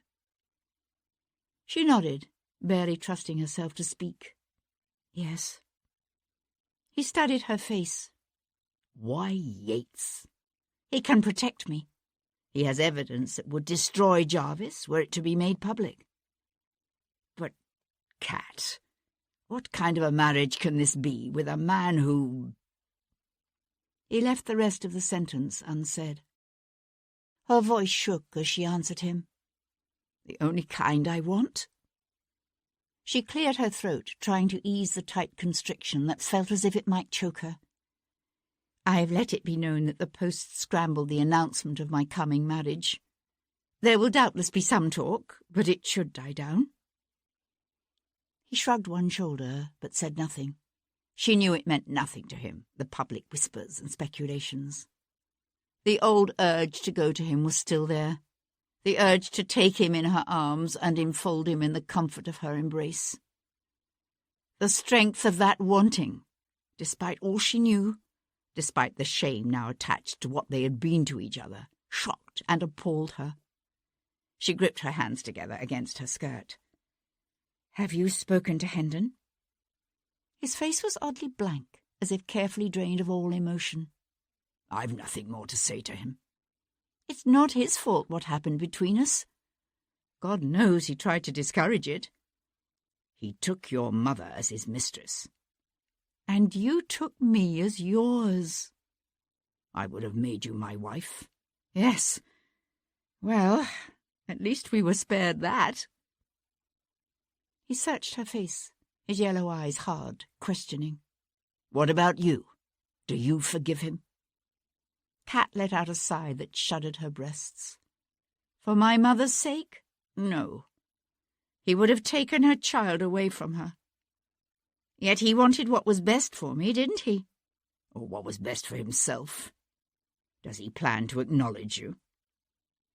She felt a wry smile tug at one corner of her lips. That's asking a bit much, isn't it? For the Earl of Hendon to acknowledge an actress as his daughter? An actress who everyone knows was mistress to his son? Cat. He reached as if to touch her, but she jerked away. No, you mustn't. She watched his hand fall back to his side. She found she was no longer able to fathom his thoughts, the exact tenor of his emotions. She knew Devlin better than she'd ever known anyone in her life, but she knew him as a lover. How was she ever to learn to know him as a brother? "I look at you," he said, his voice a torn whisper. "I look at you, and I see my father's eyes staring back at me. And still in my heart I can't accept it. Surely, if you were my sister, I would know it." They studied each other across the crackling distance that separated them. She said, "How could we ever have imagined such a thing?" He shook his head. "I am trying, but I don't know how to make my love simply go away." She saw the pain in his eyes and knew there was nothing she could say, nothing she could do to ease it. She wanted to say, "I love you. I will always love you." Instead, she said, "We must." The Earl of Hendon found his firstborn child, Amanda, seated at her embroidery frame in the morning room. "I've come to tell you I have another daughter," he said, standing in the centre of the rug as she continued to set neat stitches in the chair cover she was making. "An illegitimate daughter." Amanda let out a peal of laughter, her needle flashing in and out. "Good God! Are you getting soft in your old age? What precious little thing has managed to convince you she's your long-lost offspring?" "Cat Boleyn." All trace of amusement fled her face. She set the embroidery frame aside. "You can't be serious." "But I am." Amanda raised one eyebrow. "How clever of you. So that's why the marriage has been called off. However did you manage to convince her?" Hendon worked his jaw back and forth. "What do you think? That I contrived this tale to drive a wedge between her and Devlin? I'm not that clever. She is my daughter. Of that there is no doubt." He watched a slow, unpleasant smile spread across Amanda's face. "So now they believe they've been committing incest all these years. And of course you said not a word to disabuse them of that notion." Hendon tightened his jaw. "He'll discover the truth, you know, some day. And when he does, this will be just one more lie you've told him, one more lie he'll never forgive you for." Hendon let his gaze rove over her haughty face, with its unsuccessful blending of his own blunt features with the fine-boned beauty of her mother. He wanted to deny it. Instead, he turned and left her there, with her embroidery hoop beside the cold hearth. He had almost reached the doorway when he heard her start to laugh. He kept walking. Charles, Lord Jarvis, stood beside the library windows overlooking the rear garden of his house in Berkeley Square. He was calm. Rage made men do stupid things, and Jarvis was never stupid. He had suffered a setback, several setbacks, and he had some scores to settle. But he was in no hurry, and he was already beginning to see a way the situation might be turned to his advantage. His butler scratched discreetly at the door. "Lord Devlin to see you, my lord." Jarvis kept his back to the room, his gaze on the garden below. "I'm not at home." "Yes, I suspected you might deny me," said the Viscount in a bland voice, "so I've come anyway." Jarvis's head snapped around, his eyes narrowing. The Viscount had his left arm in a sling and a patch of sticking plaster on his forehead. Jarvis grunted.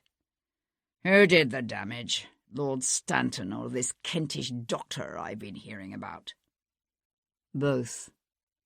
Jarvis reached for his snuff-box. Say what you have to say and then get out of my house. Devlin smiled. He carried a leather book tucked under one arm, a large volume with a charred binding that he set on the corner of Jarvis's desk. I brought you this. Jarvis frowned. What is it? The Harmony's log. I think you'll find it makes interesting reading. Jarvis stayed where he was. Devlin turned toward the door, but paused, with one hand on the knob, to look back and say, I'd like to have known your son. You have much to be proud of. Good day, my lord. When Devlin had gone, Jarvis stared at the charred log on his desk. It was a moment before he crossed the room to pick it up. He read the log, seated in the embrasure beside the window. It was some time before he finished, closing the log with a quiet snap. The sun had sunk low behind the neighbouring rooftops, lengthening the shadows in the library. And still he sat there, until the last of the day faded from the sky, and the lamplighter on his rounds set a flickering flame to the oil lamps in the square. The End. This is Davina Porter. We hope you have enjoyed